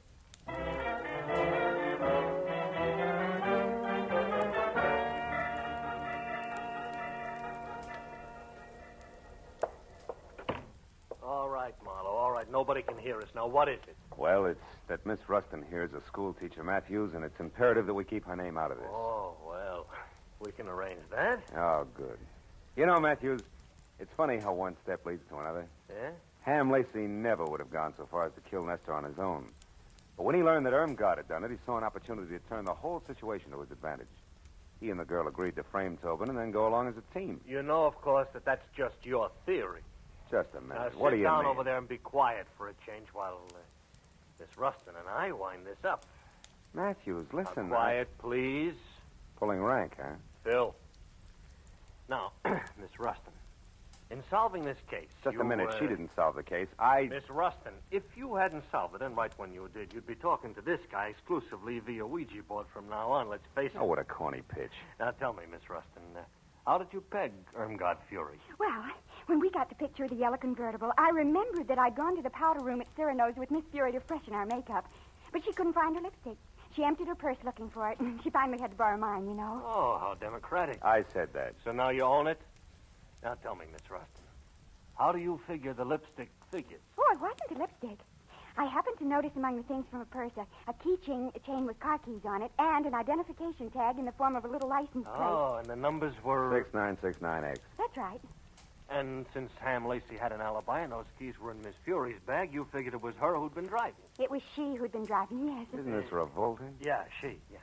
She wanted to kill Nestor because he wouldn't turn loose of her so she could claw her way on up to the bitter top. And when she found him unconscious, it was easy. How literary. Well, that's that, I guess. Thank you very much, Miss Rushton. I hope your stay in our town has been... Oh, what's the matter? Tony, baby, don't cry. I just thought of the most dreadful thing. I've had a wonderful time. I went to Cyrano's. I hit a movie star on the head, and I helped solve a murder. But I'll never, ever be able to say one single word about it to anybody in Ferndale, Nebraska. Darn it all.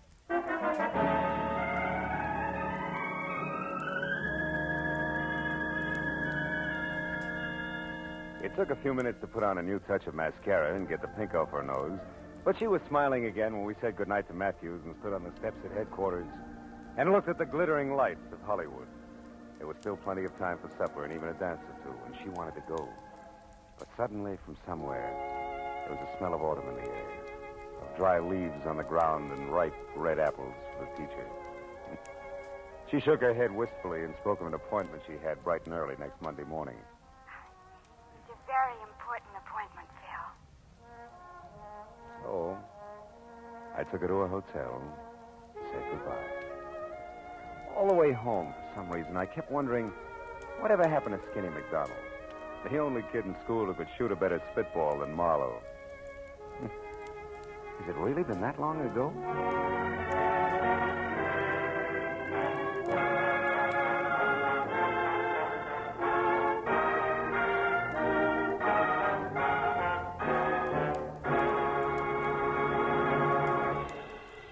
The Adventures of Philip Marlowe star Gerald Moore and are transcribed and directed by Norman MacDonald. Script is by Mel Donnelly, Robert Mitchell, and Gene Levitt. The special music is composed and conducted by Richard Arant. Be sure and be with us again next week when Philip Marlowe says... There was a tapestry found under a tomb. They were all after it. The worried importer, the man with half a face, the Englishman in an L.A. slum, and the lady wearing a green veil. But before it was over, none of them had it, and 2 of the 4 were dead.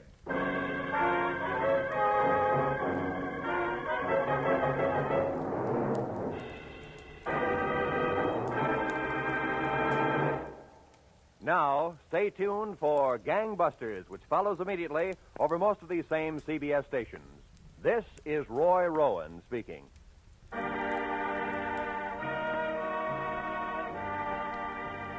This is CBS, the Columbia Broadcasting System.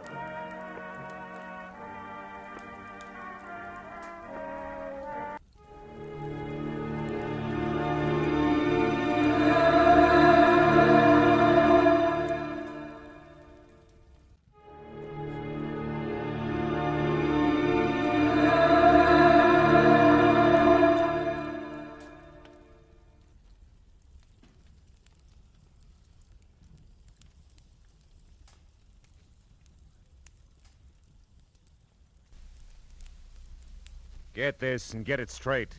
Crime is a sucker's road, and those who travel it wind up in the gut of the prison or the grave. This time I started with a Romanian from left field. Got misled in the Philippine jungles, chased a beautiful blonde clear to Venice, and wound up with a friend from Siam. All without ever leaving Los Angeles. It happened like this. From the pen of Raymond Chandler, outstanding author of crime fiction, comes his most famous character in The Adventures of Philip Marlowe.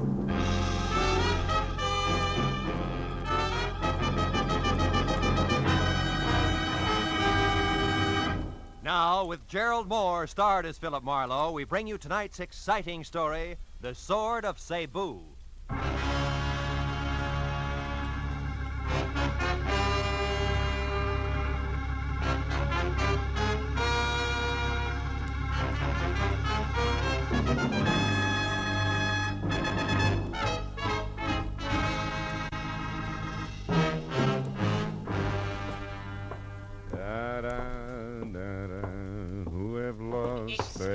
You could tell me where is the office of Philip Marlowe, the detective, maybe? Yeah, sure. Right around the corner here to your left. Oh, thank you very much. My friend, you know this Mr. Marlowe, eh? Well, yes. Yeah, I think you could say I know him. Tell me, he is a reliable man? Well, that depends on what you want to rely on him for. Excuse me, will you? I want to unlock the door. What? You are Philip Marlowe? Yeah, you're so right. Come on in, Mr. Never mind. Now listen to me. I will pay you twice what Henry Pound has offered to you. Also, I will add to that $1,000 for a bonus. Wait a minute. What is this Henry Pound, 1,000? Please, I have not the time for haggling. We make it $2,000. But you must work for me, not for Henry Pound. You only pretend to work for him. Now, look, Bud, in the first place, I haven't heard from Henry Pound since I worked for him 4 years ago. Huh? Second place, I still don't know who you are or what you want. Huh? Maybe you better sit down over there, start at the beginning, and tell me. You are lying! You are trying to trick me. Very well, Mr. Marlowe. The short, dumpy man with wild black hair turned suddenly savage, swung a hard fistful of knuckles at my front teeth, and piled me back up against my office desk. By the time I got out into the hall, he was gone. I was going to follow him, but my phone, screaming for attention inside, stopped me.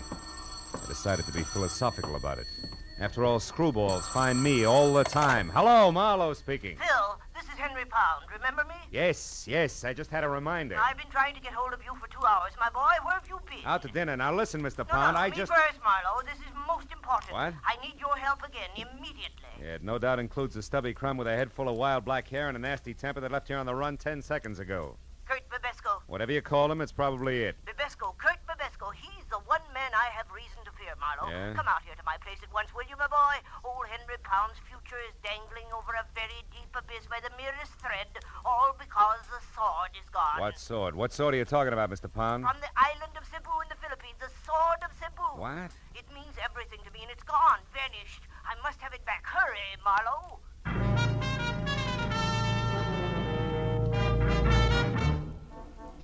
20 minutes later, I pulled up in front of the walled-in jungle Henry Pound called home and zigzagged in through an Okinawan anti-evil spirit gate. Waded past the grove of dripping elephant ears and ragged banana trees and finally made the front door. The house itself, from turned-up eaves to thatched nipa lanai, must have been gathered piecemeal on Pacific Islands, all the way from Hokkaido to the New Hebrides. It was Henry Pound himself who answered the door. Oh, Marlowe. You know, the only thing wrong with you is I never get to see you except when I'm in trouble. That's the business I'm in. Well, come in. Sure. Hey, it's quite a place you have here, Mr. Pound. The islands, my boy, yes. Since business keeps me away from them, I brought their atmosphere here to me. Even the music, huh? All but the mosquitoes. Oh, shoo-shoo. Now, stay away from underfoot, will you? Go on, scat. Shoo-shoo, huh? That's an albino Siamese, isn't it? Yes, quite unusual. Yeah. But he sheds that abominable white fur of his like any common cat this time of year. Yeah. By the way, did you see my servant Hideki? Was I supposed to? Well, when I couldn't reach you by phone, I sent him down to your office to wait. Well, he must have gotten lost then. Well, no matter. Now, let's get down to cases, my boy. Now, sit down, will you please? And listen closely. All right. My major business, as you remember, is importing pearls from the Orient. Yeah, I remember. And since you worked for me last, I acquired a partner, a fine fellow named Voss in Manila. Mm-hmm. With his contacts there and mine here in the States, we've been extremely successful. Was he the one who sent you that sword you mentioned? Yes, it arrived 2 days ago, but he sent over half the curios you see in this room. That's why I failed to realize that there was anything special about the sword of Cebu. Well, what is so special about it, Mr. Pound? Here, read this letter I got from him. Henry, I'm certain now there's going to be trouble. From one Kurt Bibesco in particular. The man you saw tonight? Yeah, I see. However, I've taken every precaution. Rest assured, Henry, that if anything ever happens to me, I shall somehow get the complete list of my contacts here into your hands. Sincerely, Eugene Voss. Well? Eugene Voss was murdered 4 days ago in Manila. Murdered for that list of contacts. Well, you think the sword ties in some way? Well, I'm positive of it. Well, what's it look like? Well, it's 3 feet long, Marlowe. The handle and the sheath are from the same gorgeous piece of white mahogany and literally covered with intricate and exquisite carvings. Sounds wonderful. Oh, it is. When the sword is in the sheath, the 2 pieces form a complete pattern. Mm-hmm. I thought of it at once, of course, but when I came in to examine it again, it was gone, stolen. Naturally, I called you instead of the police. I've got to get it back, Marlowe, intact and without publicity. Why, that sword is worth... what the... Hideki! Hey, he's hurt. Hideki! Oh, Mr. Pound, Hideki very sorry. He did not see Honorable Miss Amaro. Hideki was attacked outside the minute he left. By a stocky guy with wild black hair? Oh, yes, that's him, yes. He find out where Hideki was going, then he hit Hideki. That's all Hideki remember until a few minutes ago when he waked up again. Oh, well, do you need a doctor, Hideki? Oh, no, thank you. Just the same, Mr. Pound. Hideki already feel much better. Well, if you're sure, if you... well, now you better go lie down anyway. So, thank you. We wash head first and be ship-shape no time. Very sorry, Hideki was such fool, Mr. Pound. Excuse, please, very sorry. Well, now, that explains how Babisco got to your office, my boy. He's our man, all right. Yeah, but I don't think Babesco has the sword. You see, he's looking for it. He offered $2,000 to me to double-cross you. Oh. I can't understand it. Babesco is the only one who might know the truth about the sword. If he didn't take it, then who... Oh, shoo-shoo. You stupid cat, get out there. Look out! I knew it. Now see what you've done, broken my styling vase. Yeah, he was playing with a piece of paper over there. Wait a minute. Oh, yeah, here it is. Eh? It's a rent receipt made out to somebody named Saunders. Let me see it. Sure. Received $40. Rent 1 month in advance for 812 Front Street, Venice. It is dated yesterday. Marlowe, I've never heard of this Saunders person, yet this thing was dropped here in my house. Perhaps by our thief, Marlowe. Do you realize what a break this is? Dropped isn't the word. This was deposited. Oh, what do you mean? It's a plant complete with name, address, and date. It was left here by someone who wanted it to be found, because whoever has the sword of Cebu right now might also have it up for sale. I think you're right, my boy. Wait, what do you plan to do? The only thing I can do, go to Venice and strike a bargain in our favor, I hope. I'll call you, Mr. Pound. I pushed my way out through the jungle to my car, turned around at the dead end of the street, and went down the way I'd come. At the first intersection, leaning against a lamppost, was 6 feet of lantern-jawed redhead in a turtleneck sweater and seaman's jacket. Gave me a hard, steady once-over until I was out of sight. Later, halfway to Venice, I picked up a pair of very sticky headlights in my rearview mirror, but lost them again. I turned onto Front Street and finally found number 812 all by itself out at the far end. I parked a block away and walked back. It was a battered, rickety beach shack. I moved in gently and found a crack wide enough to look through. There was no furniture, just one big packing crate, a kerosene lamp, and a blonde.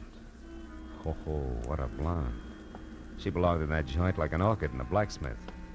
In one hand, she held a cigarette, in the other, a small automatic. I went quietly to the back of the house, found a tin can, and threw it. And I plastered my back up beside the door and waited. She came out slowly, gun first, and when there was enough showing to get a hold of, I grabbed. Let go. Drop the gun, sister. Come on, give. There. That's better. Now we can go in and talk, huh? You think you're so clever. I get by.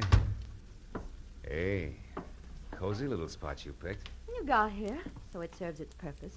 Who are you? Philip Marlowe, Henry Pond's private detective. Where's his sword? We've things to talk over. Your first. bargaining position is lousy, Miss Saunders. What's the offer? 0, baby. I'm getting it back for free. Now, where is it? Take your hands off me. The sword is here in the house, but the scabbard isn't. And one's quite worthless without the other, you know. You're not taking a lot of chances, are you, kid? The sword has already brought me $5,000, Marlowe, and I've only just begun. So make an offer. Make it good. You're a liar. Sword's not worth 1/10 that. Not of itself, no. But this one's special, and I know why. And I'll tell you something else. You bet you will. You'll tell me where it is and fast. Not that fast, mister. Don't move. Drop the gun. Now you can turn around. Well, a lantern jaw with red hair. So you were tailing me after all. Ah, you said it. Now, wait a minute. Shut up. But I... Get out. The front door. Go on, beat it. I'll see you later. Now you, mister. Now what? Now we sit down, a couple of smart guys, and find a good, sensible way to work this out. Only I'm just a little smarter, because I got the only gun. Keep talking. What'd you say the sword was? Speak up, fella. Time's running out. Sounds like time's not the only thing that's running out, Red. Somebody's in the back room. Sorry, Tootsie, but now this only works one. Wait! Oh!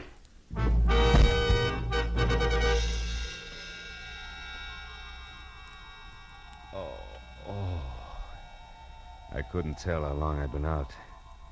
But I felt like I'd lost at least a weekend in somebody's boiler factory.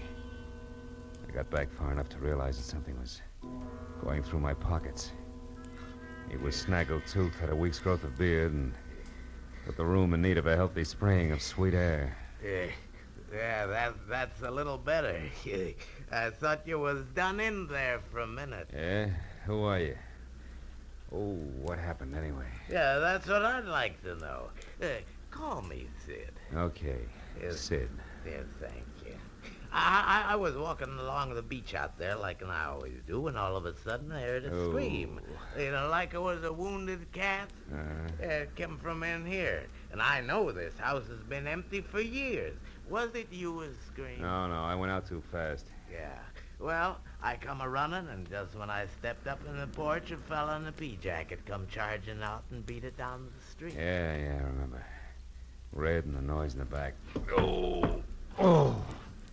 Have you been in there, that back room? Me? Yeah. Sid? No, I just looked this far, and I found you. Yes. What's it all about, mister? What's back in there? Hey, bring that kerosene lantern, will you? Yeah, sure. Here, I got it. Look, a guy. Yeah, a wild-haired Romanian named Bibesco, with the sword of Cebu sticking clear through him. Dead center.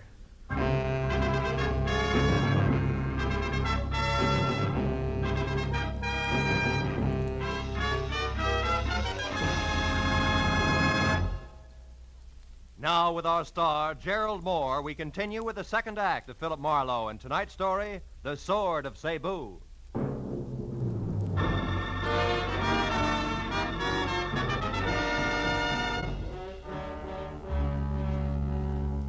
While the beachcomber gaped like a marionette with broken jaw strings of the impaled body of Kurt Bibesco slumped at our feet, I quickly covered the room and the back porch, which led to the beach outside, looking for the wooden sheath that belonged to the sword of Cebu, just in case Claire Saunders had been bluffing.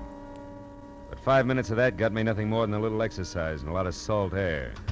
Well, what should we ought to do now, mister? Call the cops? Yeah, I guess so. Sure would like to take that sword. So would I, Junior. But the homicide boys are kind of narrow-minded, you see. They like their corpses as is. Yeah? Come on, let's get to the phone. Yeah, okay. Nearest one's a couple of blocks away. You got a car? Yeah, it's out front. Got a light? Yeah, here's some matches. Thanks. Hey, wait a minute. Huh? What do you do with the conga club? Me? Yeah. Oh, them matches ain't mine. Just picked them up off in that barrel. Come on. Conga club, huh? You know where it is? Yeah, sure, it's right here in Venice. Ex-Marine runs Oh? it. Kinda wild, though. Cops raided it once. They had some dancing. Where girls. is it? Where is it? Come on, it could be important. Straight down Front Street, Broadway, then left one block, and you're there. Uh-huh. Now, look. You call the cops and get back here and wait till they come. Tell them my name is Philip Marlowe. I'm a private detective. Yeah. Oh, no. No, sir, not me. I ain't waiting here alone. $10? That's all? You heard me. Here. Tell the law I'll get in touch as soon as I can. Also, Sid, I'll match that 10 the next time we meet if you've kept your mind on your work. Yeah, okay. But where'll I tell him he went to? The conga? You catch on fast. The conga, Junior.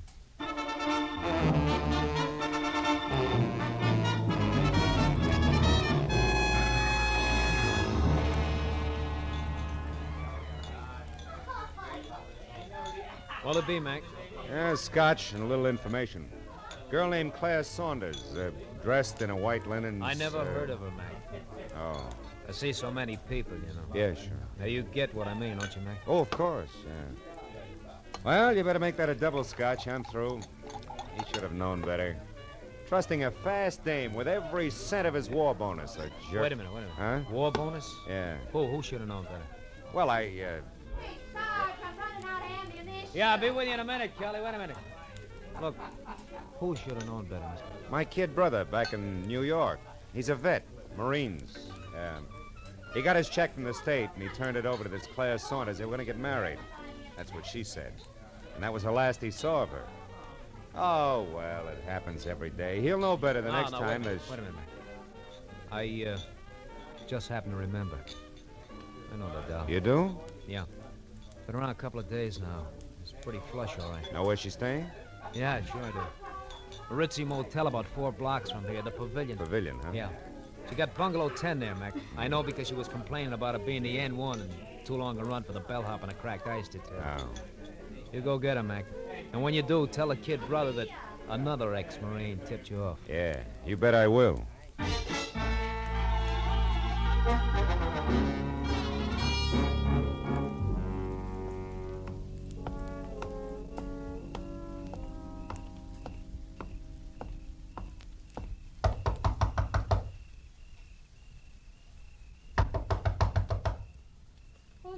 Bellhop, ice.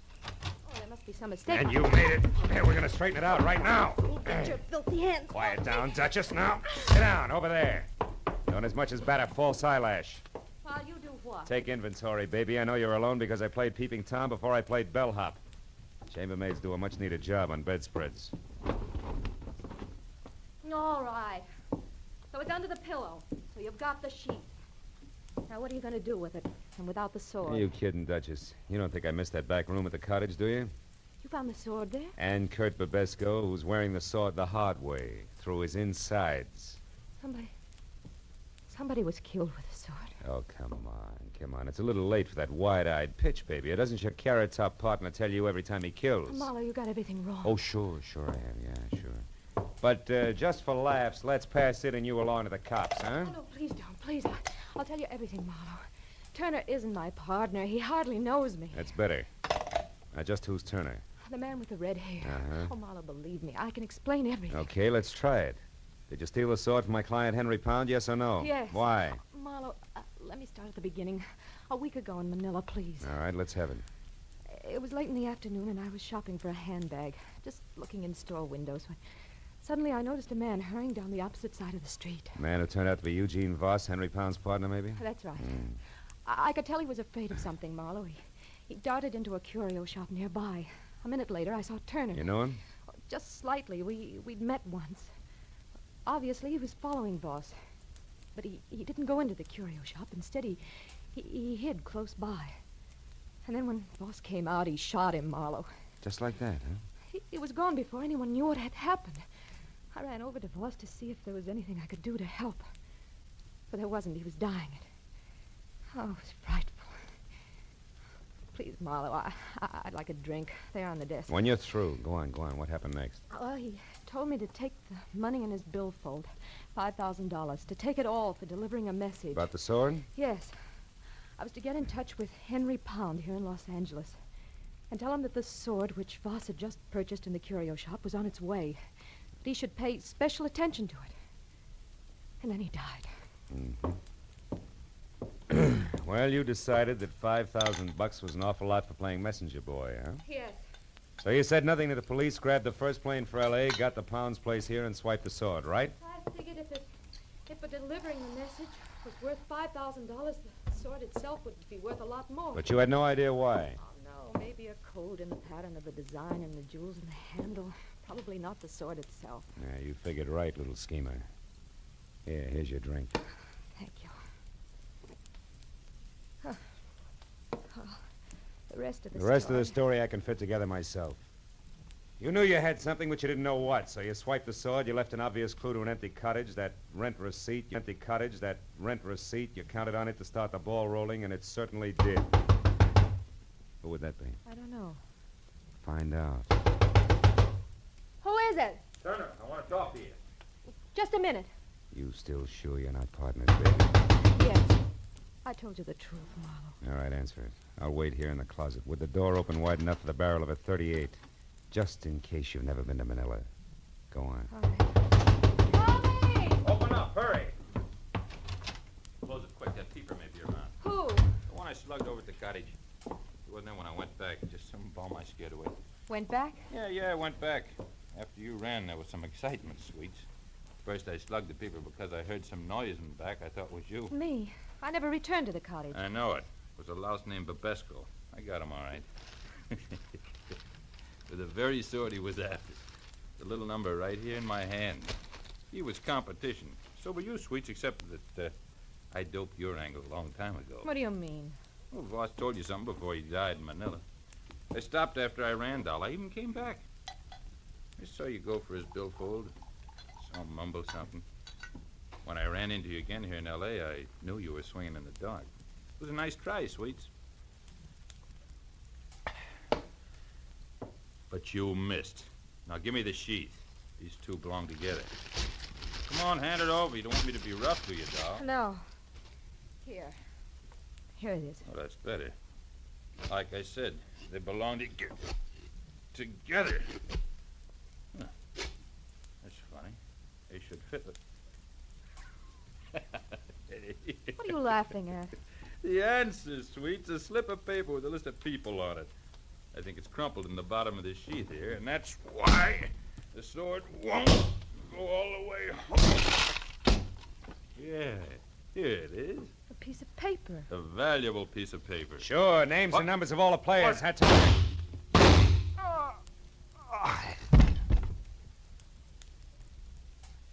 Marlowe. Marlowe, he's dead, isn't he? Yeah. Just about as dead as a guy named Eugene Voss was last week on a sidewalk in Manila. Or the party called Babesco. What is it? Turner's dead, but I don't think his partner is. Marlowe, you thought I was his partner. Hmm? Oh, yes, and I thought wrong, Claire. But now I got a little more to go on. I'll see you, honey. Oh, no, wait. What am I supposed to do? Call the police and explain it all away as a practical joke? Marlowe, have a heart. Where are you going? Back to my client, little dreamer. I think you can give me a line on that partner. Be good.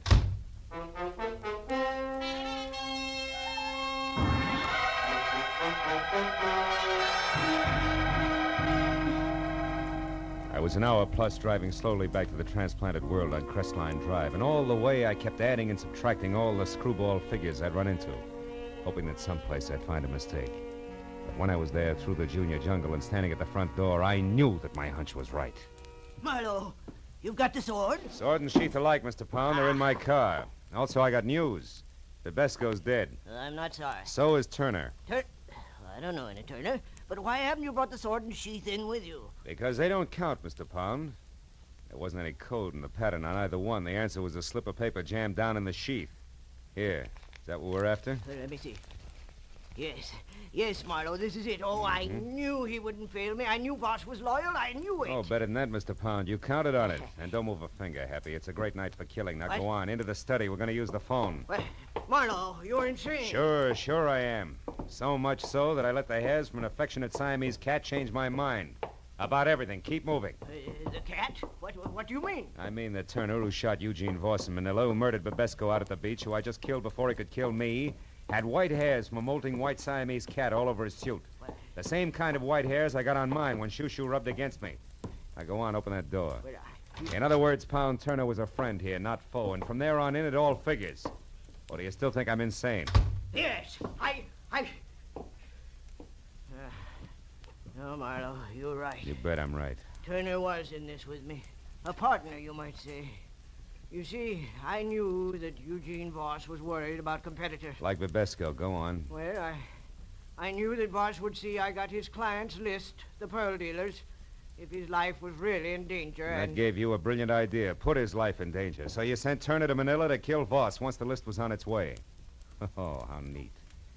But tell me, clean cut, why didn't you let Turner know about the sword at once? Because he was tricked. Voss planted a fake list at his hotel, hoping that Turner would find it and go his merry way, which Turner did. He didn't know it was fake until he arrived here this morning. Which, of course, didn't affect the scheduled murder. Nice and thorough, aren't you? Or have you left out some little detail I should know, like why you bothered having Turner get mixed up in this at all tonight? I would have brought the sword and sheath back for you without him. I know you would, Marlowe. That's why I hired you. But I also knew that there was a good chance that in finding the sword, you would also find that I deal in opium, not pearls. Oh, fine. And Turner was right behind me all the way, ready to kill me if I found that out from say, Babesco, huh? Precisely. Turner was right behind you, Marlowe, even as Heidecky is right behind you now What in did the you... dark. You fool. Why do you think I kept talking here, kept confessing? Speak up, Heidecky. Heidecky, talk! He can't, Mr. Pound. What? Heidecky is very unconscious. She's what? I hit him with a vase. A Filipino No, vase. No, you're lying! Heidecky! Heidecky! Pound, hold it, Pound! Oh, my leg!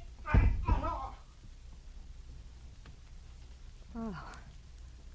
Marlowe, you've got him. Marlowe! What's the matter? Behind the curtain. There's nothing there, honey. Huh? Nothing more than a friendly cat named Shoo.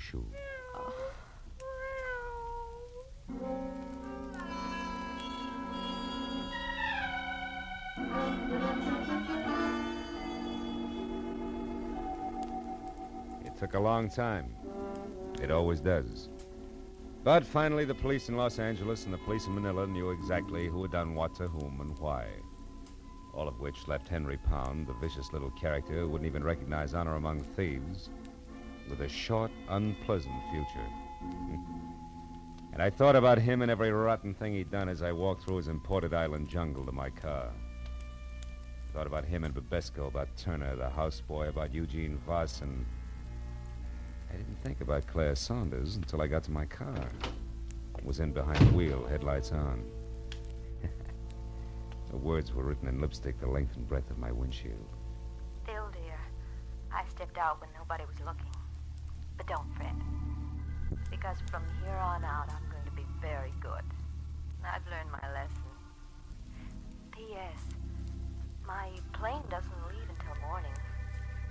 Would you like to help me Wait for it at the airport cafe. They have good food and they're open all night. Claire. Airport cafe. It's an hour's drive. Unless I hurry.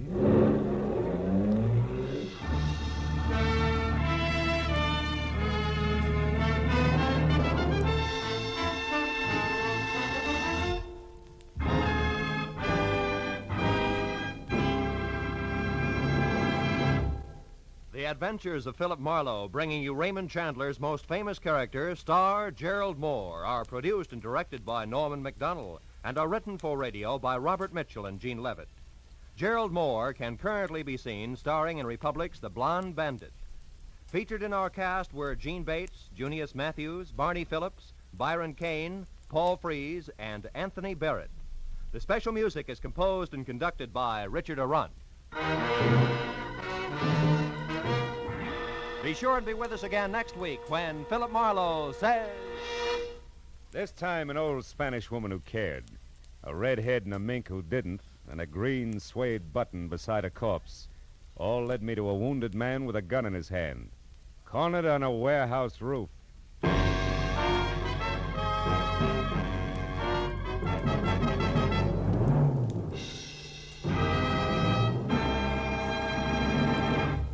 Now, stay tuned for Pursuit, which follows immediately on most of these same CBS stations.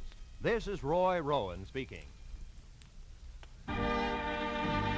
This is CBS, where Burns and Allen are heard every Wednesday night, the Columbia Broadcasting System.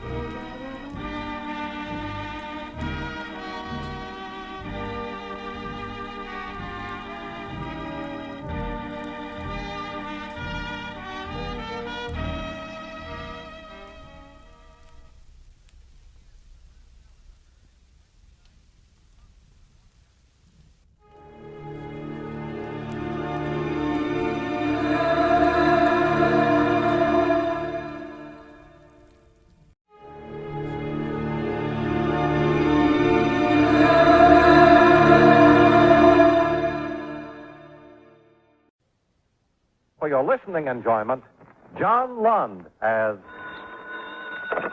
Johnny Dollar. This is Ed Murphy, Johnny. Keystone Mutual. Oh, hi, Ed. That's so good, Johnny. Could you come over to the office right away? Well, sure, Ed, but what's I don't want to go into it on the phone, Johnny. It's going to be quite a shock to you. It's about Ben Bryson. Ben Bryson? Yeah, a good friend of yours, isn't he? Yeah, he was. Too bad he had to die that way. You're wrong, Johnny. It's too bad he didn't die a year sooner. Come on over to the office.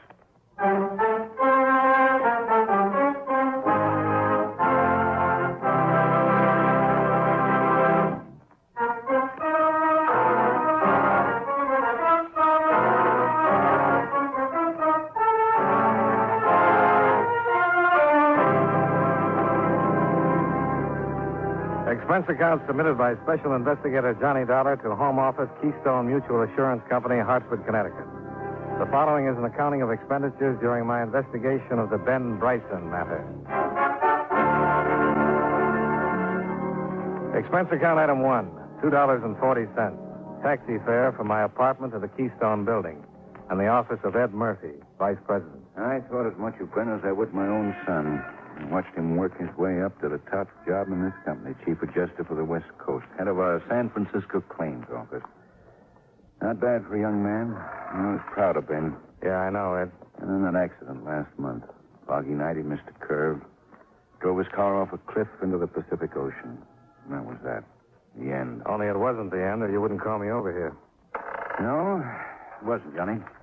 Within 2 weeks after Ben's death, we started getting complaints from some of our clients out there. Demands for adjustment on claims Ben had reported paid weeks before. Requests for settlement, so on. We couldn't figure it, but we went to work quietly, and we found out. Oh? You found out what? Ben's accounts had been doctored for a long time, Johnny. They were short, way short. In the months before he was killed, he'd embezzled nearly $80,000 from the company. Not Ben Bryson, Ed. Anybody else, yes. But money never meant anything to Ben. Johnny, here's a ticket to San Francisco. Plane leaves in 2 hours. Now, wait a second, Ed. I think I'd like to pass this one. Yeah, so would I, but we can't, you know that. Left a lot of questions, Johnny. They've got to be answered. And $80,000 of the company's money is missing. Has to be accounted for. Yeah, I know, but maybe you ought to get somebody else, Ed. I'd be awful grateful if you'd do it, Johnny. You'd have the best chance. You knew him. He was your friend. Yeah, he was my friend. I know how you feel. Johnny. All right, Ed. Somebody's got to do it. And like you said, Ben was my friend. Let's have the ticket.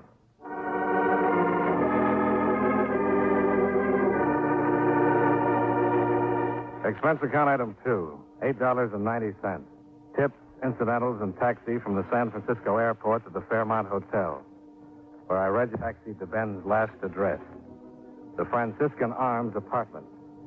Ben had always been the two-room bachelor walk-up type, but the Franciscan Arms was equal parts of glitter, glass, swank, and price.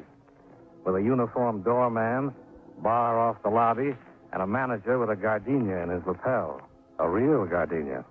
I'm most desirous of assisting you in every way possible, Mr. Dollar, but I'm terribly afraid there's simply very little I can tell you about the late Mr. Bryson. Discretion, you mean? Policy of the house? No, of course we do try to protect the privacy of our residents. Even to the extent of turning down $20? Well, under the circumstances. Thank you. Gratuities of this nature are always welcome. Pardon me. Yes? Oh, yes, Madame Renders. Yes, I'll send one of the boys up, little Coco. Yes, right away, Madame Renders. Nasty little poodle. She had to walk it herself, take some weight off her. Now, about Mr. Bryson. He'd been our guest for about 6 months at the time of his tragic accident. A true gentleman, bon vivant, and, well, on the crassly materialistic side, a priest and, I'm sorry, 20 is all I'll go for. Mr. Dollar. What about visitors? Friends here in the building? None that I can recall. Or except Mrs. Kern, of course. Mrs. Kern? One of the loveliest and most charming guests we've ever had the pleasure. Pardon? Yes? Yes, Madame Renders. The boy is on his way. Oh, yes. Well, please tell Coco I'm so sorry. Coco, what a ridiculous name for a dog. Yeah, now about Mrs. Kern. Well, she and Mr. Bryson were inseparable. And Mr. Kern? Deceased. Early this year, I believe. Wonder if I could talk to Mrs. Kern. I'm afraid not, Mr. Dollar. She's been gone for 10 days. Gone? Where? I haven't the faintest idea. She'll be back eventually, though, of course. She still has her apartment here. Oh, that poor dear. Such a tragic coincidence. What do you mean, tragic coincidence?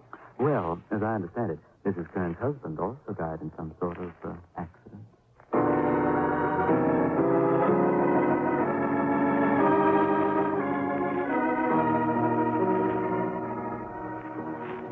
Sure, I've been tending bar here for 2 years, Mr. Dollar. I was here before Mr. Bryson moved in, and I'm still here now that he's gone. I guess I knew as much about him as a bartender usually knows. If you were his friend, though, how come you're asking me the questions? Well, I hadn't seen him for quite a while. He got out of touch. You know how it goes. Yeah, friends drift apart. It's a mixed-up world, getting more mixed up all the time. Oh, yes, sir, the usual? Wants a double martini. Always wants a double martini. Yeah, Mr. Bryson spent a lot of time in here. Always with Alvy, of course. Alvy? Mrs. Kern, young widow that lives here in the building. Everybody calls her Alvy. You know, makes friends easy. And one of her friends was Ben. The main one. With her every night. I guess he was nuts about her. He was nuts about something. Well, can't say as I blame him. You ought to see her. Personally, though, I'd hate to be married to a doll like that. He'd go right through a man, leave him high and dry. A doll like that's born to be a widow. Was Ben in here the night he was killed? Yeah, left about 9. 2 hours later, he was dead. He left alone, I suppose. No, Alvy was with him.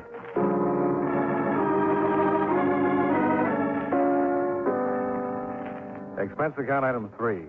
$20 tip to the apartment house manager. And $1.25 taxi to my hotel. I couldn't figure the next step. Alvy Kern was the key, and without her, I was stopped cold. None of Ben's old friends had seen him since he started going around with her. His office girl knew how to type, and not much else. It was a cold trail. $80,000 had disappeared, and Ben had driven off a cliff and died. There weren't many answers left behind. Then, 2 days later, I got a phone call. Johnny Dollar. Oh, this is Maurice, Mr. Dollar. At the Franciscan Arms. Oh, yeah. I have some very interesting information. Well? Well, Oh, all right, $20. What's the information? well, I've just received a letter from Mrs. Kern. She wants me to forward her mail in care of American Express, Panama City, Panama. Panama City. Okay, Maurice, thanks. Thanks a lot.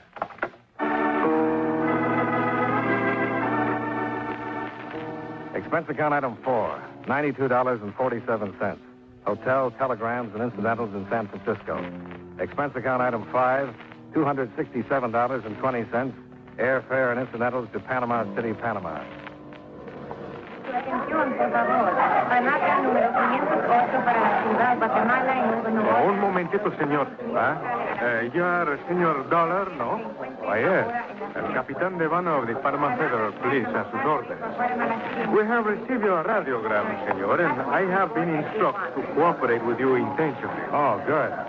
What about Mrs. Kern? Had any luck finding her? But of course. This register of the hotel's perimeter, most unusual.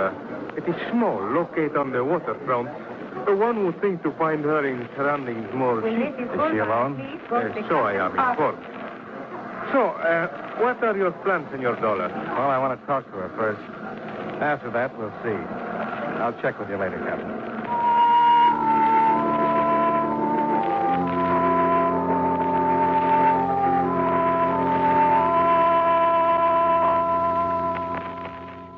I've heard your name before, Mr. Dollar. Then Mr. Bryson mentioned you. Was it Ben or Mr. Bryson? It has been. Please, I'd rather not talk about it, Mr. Dollar. Ever since that terrible accident, all I wanted to do is forget. That's why I came down here. To get away and try to forget. You thought quite a lot of him, huh? We were going to be married. Well, too bad it didn't work out. You'd have had a good life. Ben's wealth and your... Well, I had the idea that he'd just worked for an insurance company. And live the way he did? Oh, come now, Mrs. Kern. Well, actually, that side of it didn't seem to matter much. My husband left me quite well off. And How long were you married before he died? only 10 months. Oh, you do have bad luck, don't you? Mr. Dollar, I'm not sure I understand this attitude. Relax. Here. Have a cigarette. No, thanks. My vices don't include smoking. Oh? Mind if I do? Of course not. Thanks. You have a suite here, Mrs. Kern? Or just this room? Just this room? Why? Well, then I imagine this door leads to the bath. What are you doing? It does. But it's empty. Of course it's empty. Then the only other possibility is that closet. Stay away from there. There was cigarette smoke in the air when I came in, stubs in the ashtray. If you don't smoke, where did they come from? There's no one here. Stay back or I'll... Look, Mrs. Kern, turning out the lights may be romantic, but it's not the best... Oh! I shook my head trying to clear it, finally staggered to my feet and found the light switch. Alvy Kern was cowering against the wall, staring at me, scared but not saying anything. I stumbled toward the door. The corridor was empty. You're wrong, Johnny. There wasn't anybody here. I'm the one who hit you. To hit like that, you'd have to grow a fist 3 times your size. No. I know what the game is now. I should have caught on sooner, but I didn't. There's no game. I don't know what you mean. Look, only one person I know tears cigarettes apart and shreds the paper that way. No, Johnny, you're wrong. The two of you in it together all along. They didn't find a body because there wasn't any body. He's still alive, hiding out. I know who hit me. It was Ben Bryson.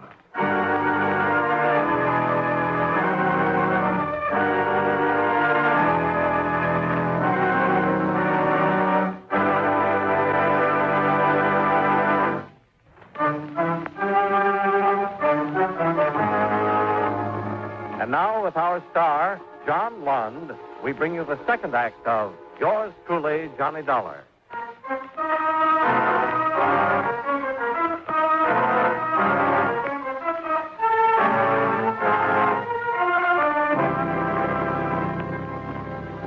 Expense account item 5. 40 cents, U.S. currency, for a handful of aspirin tablets. Ben, or whoever it was who slugged me, had got away from the hotel without being caught. I gave Ben's description to Captain Stefano, and I went to bed.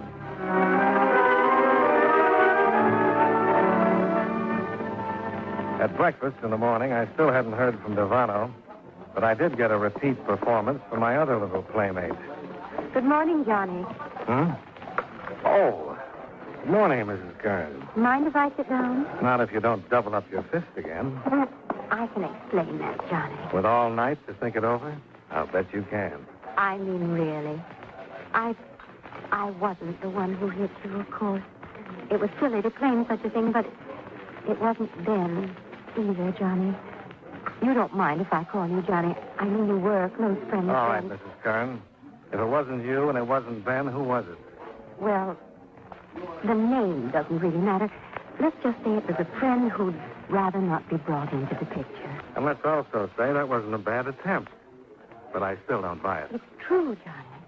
Ben was drowned in San Francisco when his car ran off into the ocean. He's dead. He can't be dead in San Francisco and still be tearing up cigarettes in Panama. I did that. I didn't smoke them. But I tore them that way. I picked up the habit from Ben. You took a guess and you were wrong. So forget it.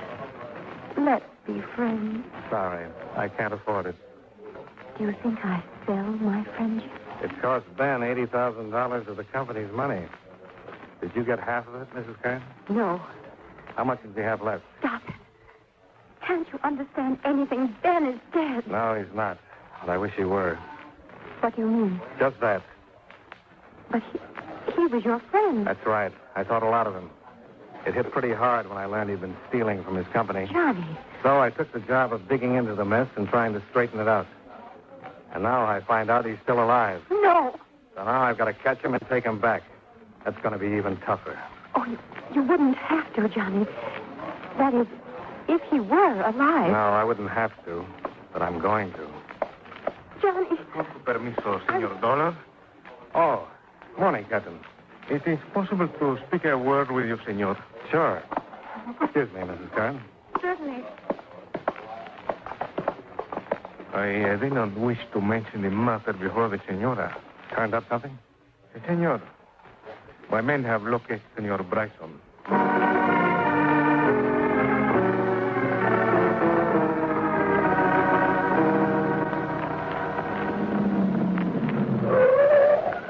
Here? This is the place? Si, senor. This man is living in one of the little fishing boats which are tied to the embarcadero. The number 3 one, which is blue painted, you see? Yeah, I see it. Well, it sort of figures. If he wanted to hide out, this would be safer than living in a hotel. You're pretty sure it's him, huh? Yes, sabe, senor, but I think so. Miguel Pascaro, who is on the boat, said this man from 1 month ago and paid plenty money just to live on the boat tied up at the shore. And he is like you described, senor. I think so. All right. I'll go on board and talk to him. I think it'll work better if I go alone. Si, senor, I wait for you here. Good.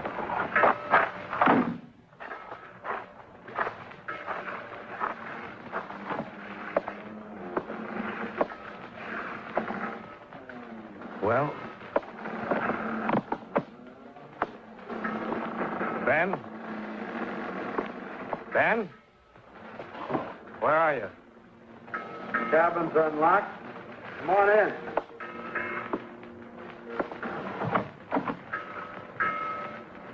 Well, it's been a long time, Ben. Come in, Johnny. Have a seat. Thanks. You'll have to overlook this litter. Temporary quarters. Johnny, why did it have to be you? It had to be somebody, Ben. Sooner or later. You should have known that. I guess. How'd you get onto it? Alvin? Yeah, I traced her. Followed her down here. She fouled up, Johnny. She wasn't supposed to come for 6 months, and the first thing I know, she's here. Said she couldn't wait. Why did you do it, Ben? You've seen Alvin. Do you need any more answers? She worth the price? For me? Sure. This face of mine always stopped the dames. And Alvin was different? She fell as hard as I did.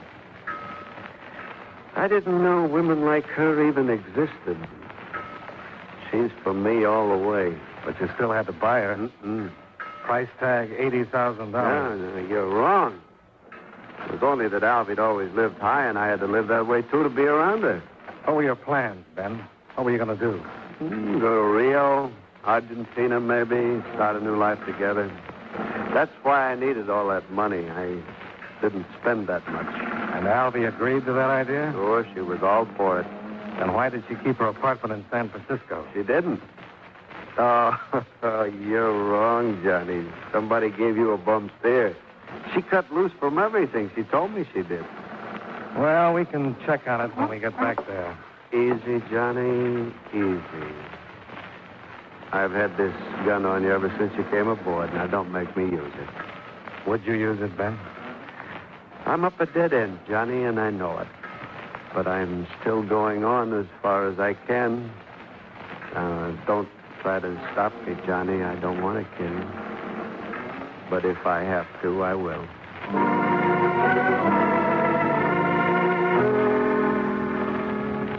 I let him go. He backed out the cabin door, closed it behind him, and barred it on the outside. I heard his steps cross the deck and run along the wharf, and I waited for Captain Stefano to call out, challenge him. But the only sound was a car motor starting up and speeding away. Then I heard somebody come running down the wharf. Senor Dollar, are you there? Yeah. Get the door open. Where is he? What happened? He's gone, senor. He takes the car. It is me to blame, senor. I'm not alert before I know... Oh, never mind. Where's the nearest telephone?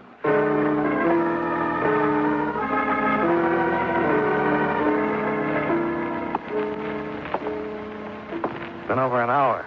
I should have found him by now. Oh, they will, senor. In Panama, we do not have so many roads, and they're all, how you say, blockaded. Well, he might have slipped through before we got to a phone. Oh, there was no time at the hotel. They say he... aquí está. Capitán Stefano.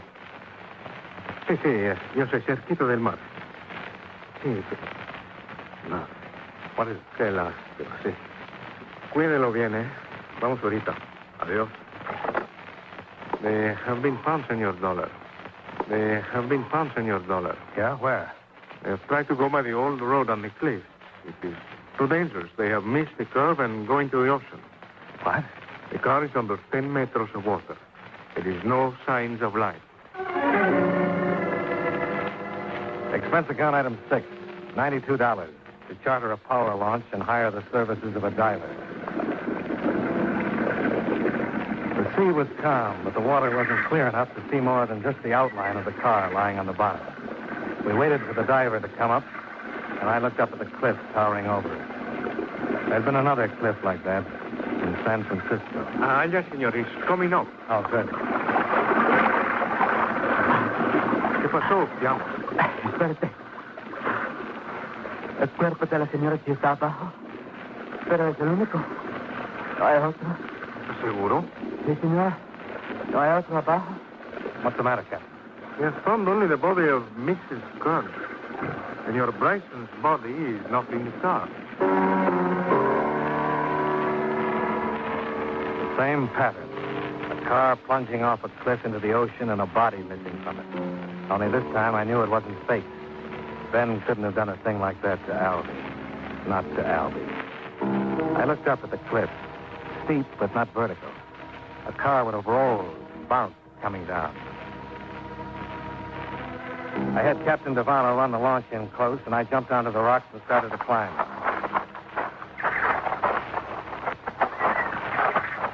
I'd made it halfway to the top before I found him, lying jammed in a crevasse, broken and dying. Think he's dead? Yeah. We didn't make it, Johnny. You didn't have a chance, Ben. I know. It's kind of funny. This, I mean, just like we did it in San Francisco. I mean, this time it's real. Yeah. This time it's real. Yeah. Better not try to talk, Ben. We'll get some ropes down from the top. Get you out of here. No use, Johnny. Is Alvy... She's dead, Ben. You were right about her, Johnny. Forget it. I made her come with me in the car. Held a gun on her. She got mad. Spilled the whole story. Ben, no. She didn't love me. Not any of the time. She admitted it. But I thought she did. And that was fine. Nobody else ever let me even think it. Ben, it's no good talking this So way. it won't matter, Johnny. Like you said, I don't have a chance. But you know something? I think I'd do the same thing again. Maybe there's no answer for a guy like me. I don't know, Ben. I'm not a judge. Kind of figures, you know, I'll be dying too.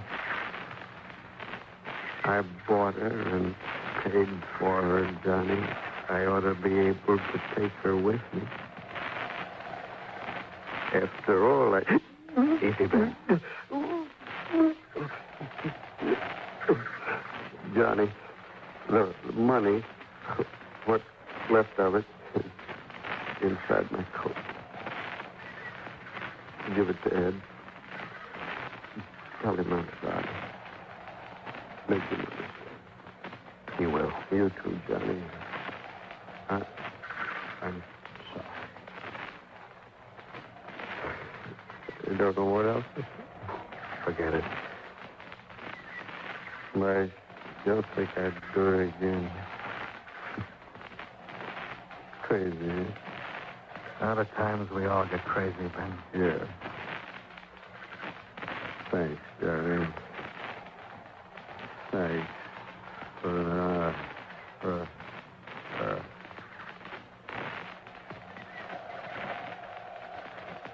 long, Ben.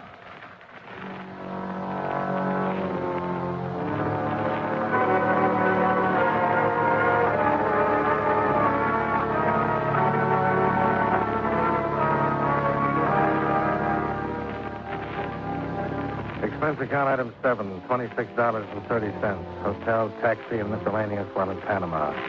Expense account item 8, $312.90. Airfare and incidentals back to Hartford. Expense account total, $823.82. I'm enclosing a cashier's check for $72,652 recovered from Ben Bryson, embezzler. Yours truly, Johnny Dollar.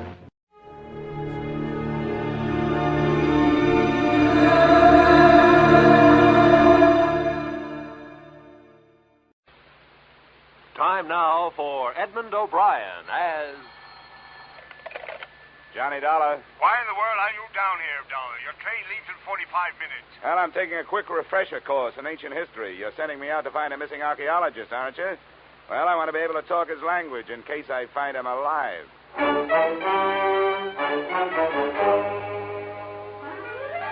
Edmund O'Brien in a transcribed adventure of the man with the action-packed expense account. America's fabulous freelance insurance investigator. Yours truly, Johnny Dollar.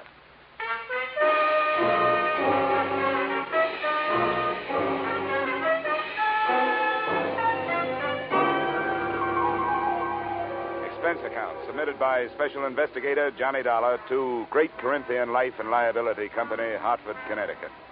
The following is an accounting of my expenditures during my investigation of the disappearance of Bruce Lambert, the archaeologist who never should have left his tomb. Expense account item 1, $7.50, railway and taxi fare from my Hartford apartment to room 317, Brighton Arms, New York City, a hotel whose front rooms had a depressing view of an 81st Street mortuary.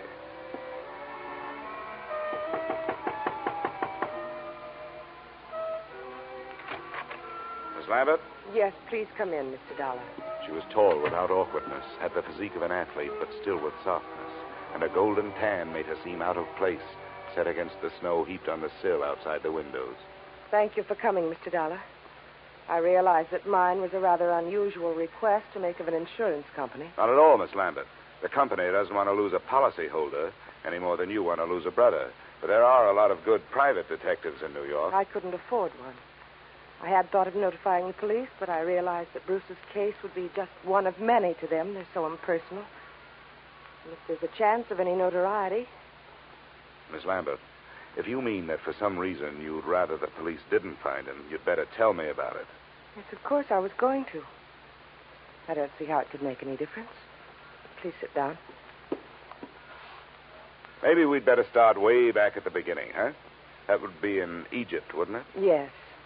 In the desert some 100 miles west of Thebes. My brother's an archaeologist, and he'd uncovered some ruins. It was quite an important discovery, something about the 12th dynasty. I don't know much about it. You were with him? Yes, I didn't spend much time at the excavation site. I stayed in the village.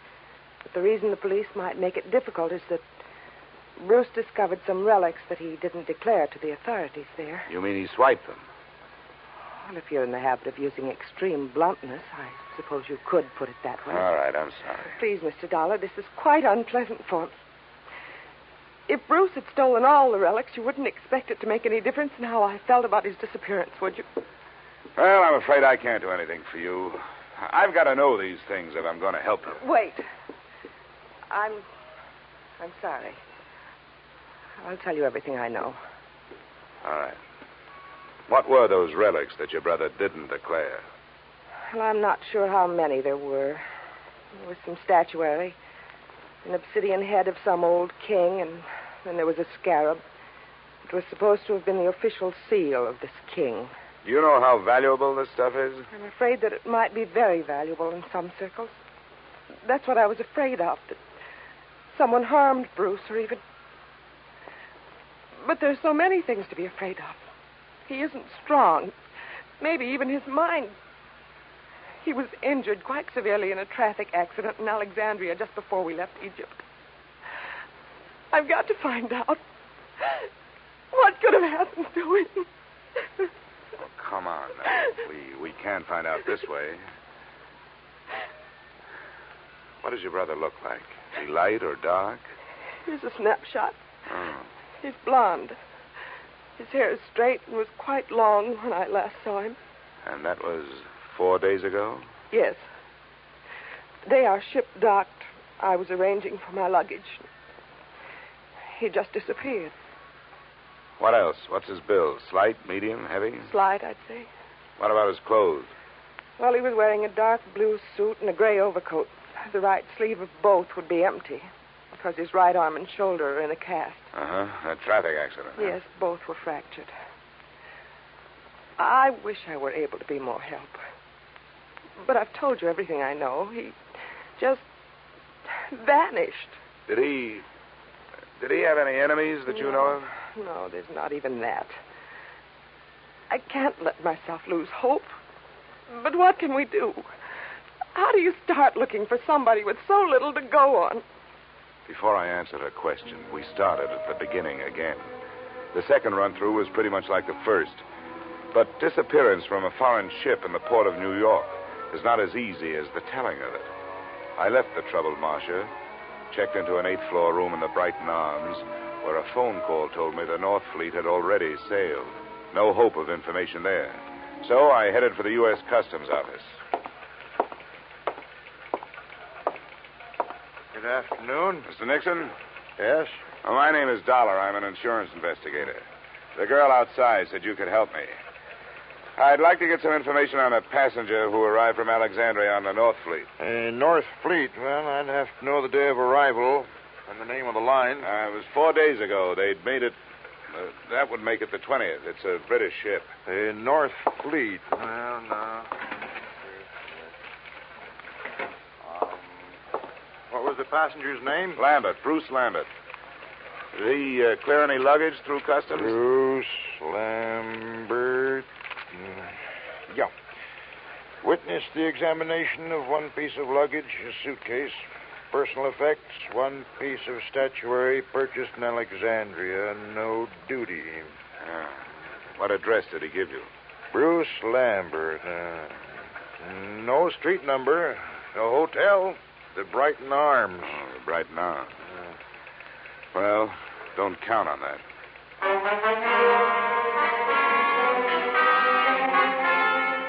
Expense account item 2, $30, which, with my ID card, helped impress the cab drivers who worked the entrance to the pier where the North Fleet had docked.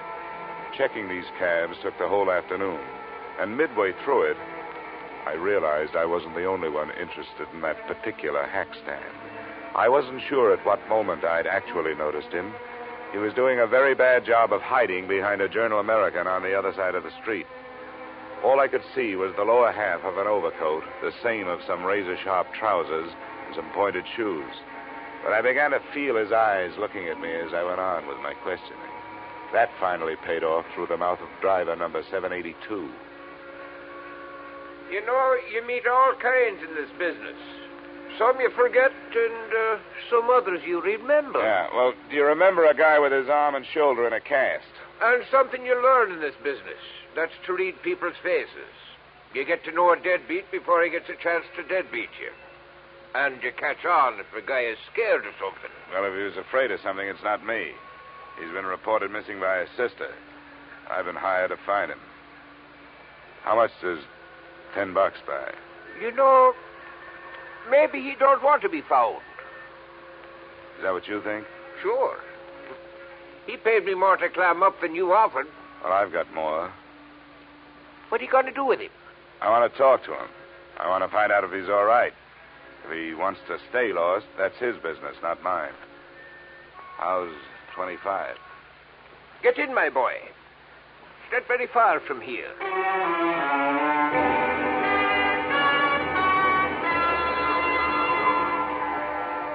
Our destination turned out to be an old red brick hotel near 39th Street between 10th and 11th Avenue. And it occurred to me that as an archaeologist, Lambert was running true to form. He'd even used some ruins to hold up in. One $5 bill brought the information from the room clerk that Lambert was out of his room, and another brought a pass key that let me in.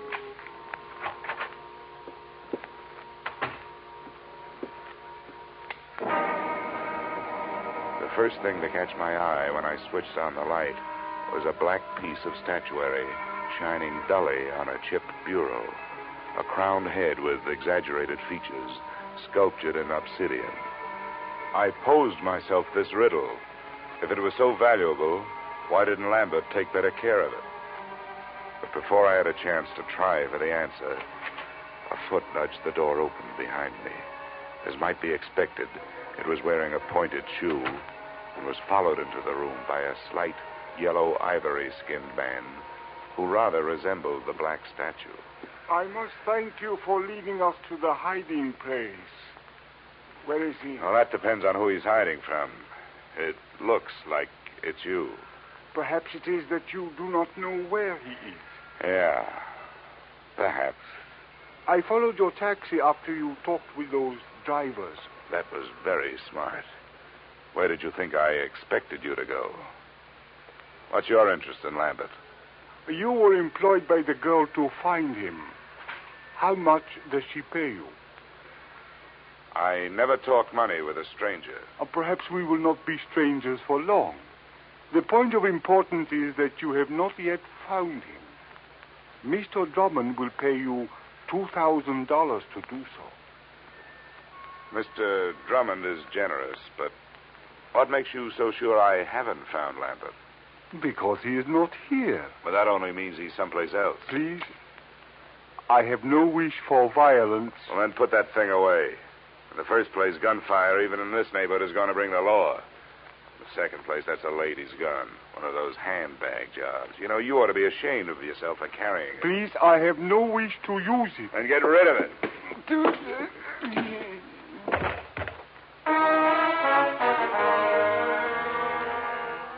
I hate little men who try to play bully. But there was more than that behind my fist. I figured I could learn to know him better if he was quietly stretched out on the floor. I was half right. An Egyptian passport told me that his name was Ammon Hicks. Hometown, Alexandria. There was nothing else. I could turn Hicks over to the police on an assault charge, or I could wait until he woke up and try knocking some information out of him. But I didn't do either. I left him there in the lobby. I gave a message to the room clerk for Lambert, telling him to stay out of his room when he came back and to phone me at the Brighton Arms.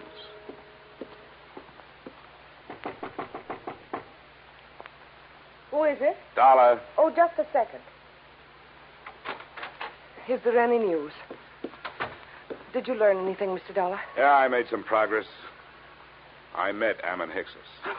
You told me your brother didn't have any enemies. That little Egyptian is out looking for him with a gun. Why'd you lie to me? I have no right to ask you to believe me now. That's so true. But I wish you would. Please come here and sit down. No, thanks. You sit there and I'll stand here. I think I'll be less inclined to believe you from here. That's not fair. I know. I wasn't fair with you either.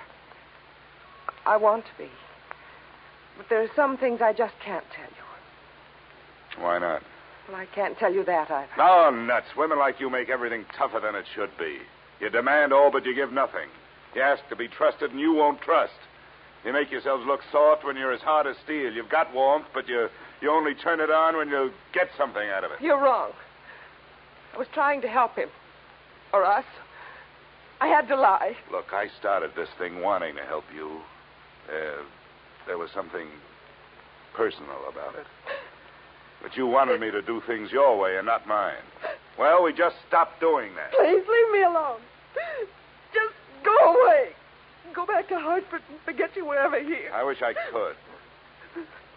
But I'm working for an insurance company looking for a missing policyholder. Well, I'll be up in my room if you decide to help me find it.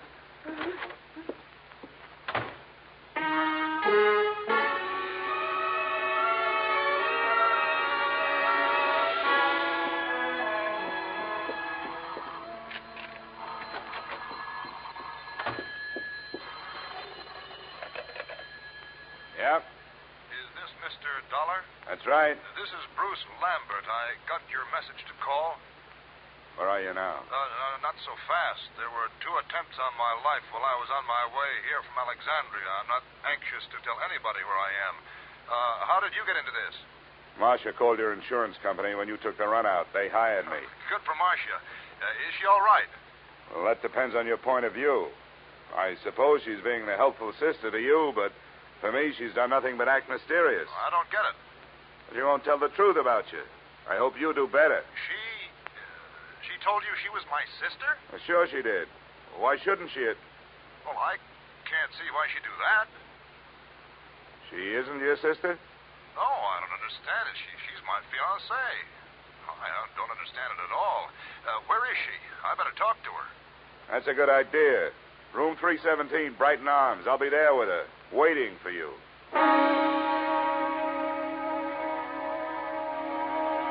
Which, in a way, was how it worked out. Except that I waited for him in the corridor outside her room.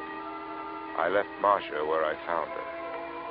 She was on the bathroom floor, where she died from wounds inflicted by the proverbial blunt instrument, and where her lies had died with her.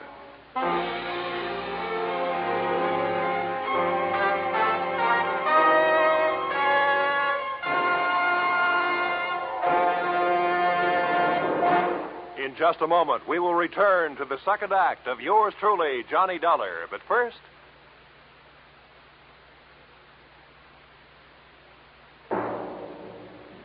And now, with our star, Edmund O'Brien, we return to the second act of yours truly, Johnny Dollar.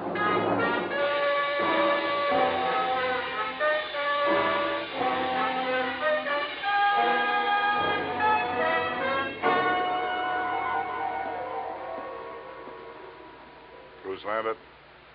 Yes? It's all right, I'm Dollar. Didn't take you long to get here. Where'd you phone from?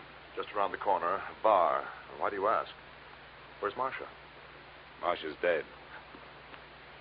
I don't believe you. I want to go in there. She isn't dead. Let me in there. Come on, use your head, will you? There's nothing. Oh, your arm. I'm sorry. Look, you don't want to go in there. Believe me, you don't. There's nothing you can do for her. She can't be dead. She can't be. Come on. Where? Why? I want you to come up to my room with me. You've got to do 2 things. First, give me every reason you can think of why this should have happened. And then, before the police get here, you'd better start rehearsing a story of your own.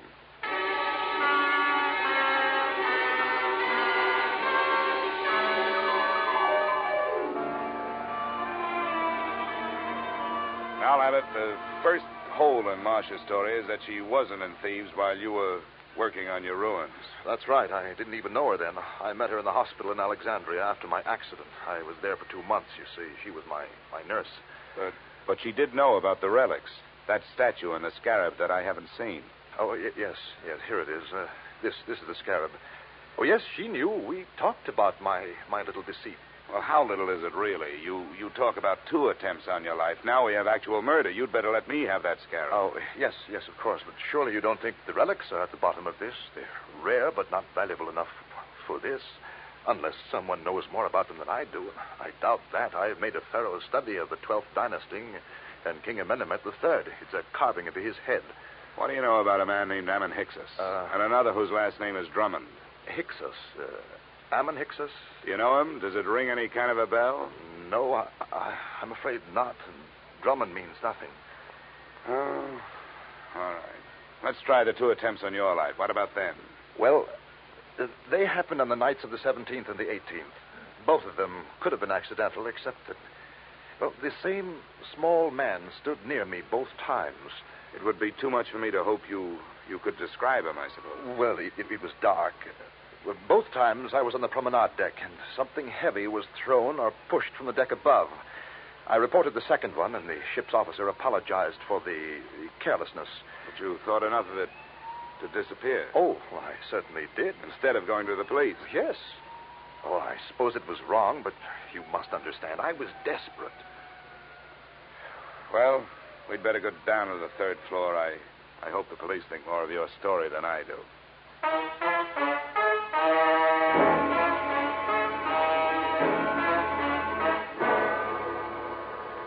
In 20 minutes, room 317 really looked like a murder scene. The place was swarming with New York's finest, white with fingerprint powder and blinding with flash bulbs. The lieutenant to whom I made my statement looked as if he thought I was as crazy as I thought everybody else in the mess was. But then he changed his mind. Dollar? Hey, where is that insurance stick? Here I am. Him in the bathroom. Oh, there you are, Dollar. Yeah, find a suicide note or something? What'd you say that name was? Ammon, Hyksos. Yeah. Well, I guess there aren't too many ways to spell that one, so this must be it. Pillbox. Let me see that. Prescription from Alexandria. Dr. Ammon Hyksos. We'll put a tracer on that phone number you took off him first thing in the morning. Yeah. Hey, you going to take Lambert in for questioning? I guess we'd better. Routine. He's clear as far as I can see. Well, do something for me, will you? Have your doctors run a test of that plasticast of his. And call me in my room, huh? A test for what? Well, just look it over. It would make a handy blunt instrument, if nothing else.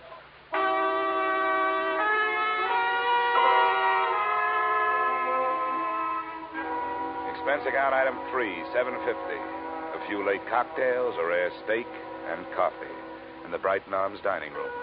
After which I picked up an armful of extra editions so I could catch up on what I'd been doing. I self-operated my way to the 8th floor and started toward my room.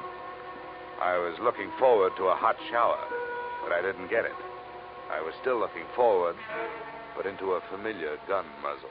This is the one, Garrett. Ah, yes, Mr. Dollar. May I introduce myself, sir? Garrett Drummond at your service. Our meeting has been postponed too long. Well, there's a difference of opinion on that. You will please open your door. How can I refuse that pint-sized invitation you're still carrying? After you, sir. And I needn't remind you that my friend here is prepared for any rash move upon your part. Look, I'm tired. I don't have a rash move left in me. Close the door, Ammon. I suggest that you sit there, Mr. Dollar, in that unsightly straight-back chair. Thanks a lot. And now, sir, I shall plunge right to the point. Where is that scoundrel, Bruce Lambert? Well? I think I just decided that I don't know. Please, we have no wish for violence. You always say that with a gun in your hand. Well, let's get started. You make your pitch, I'll make my refusal, and we'll see where we go from there. I have already made what I consider to be a generous offer for so unimportant a bit of information as merely the whereabouts of Lambert. $2,000. But if it will expedite matters, I am prepared to expand my offer by another 1,000 on the spot, sir. The higher you bid, the greedier I get. What makes Lambert so important to you? A problem which is entirely out of your province, my boy. How much do you know of Egyptian legends, sir? Oh, no more than $1 worth. Ah, pity.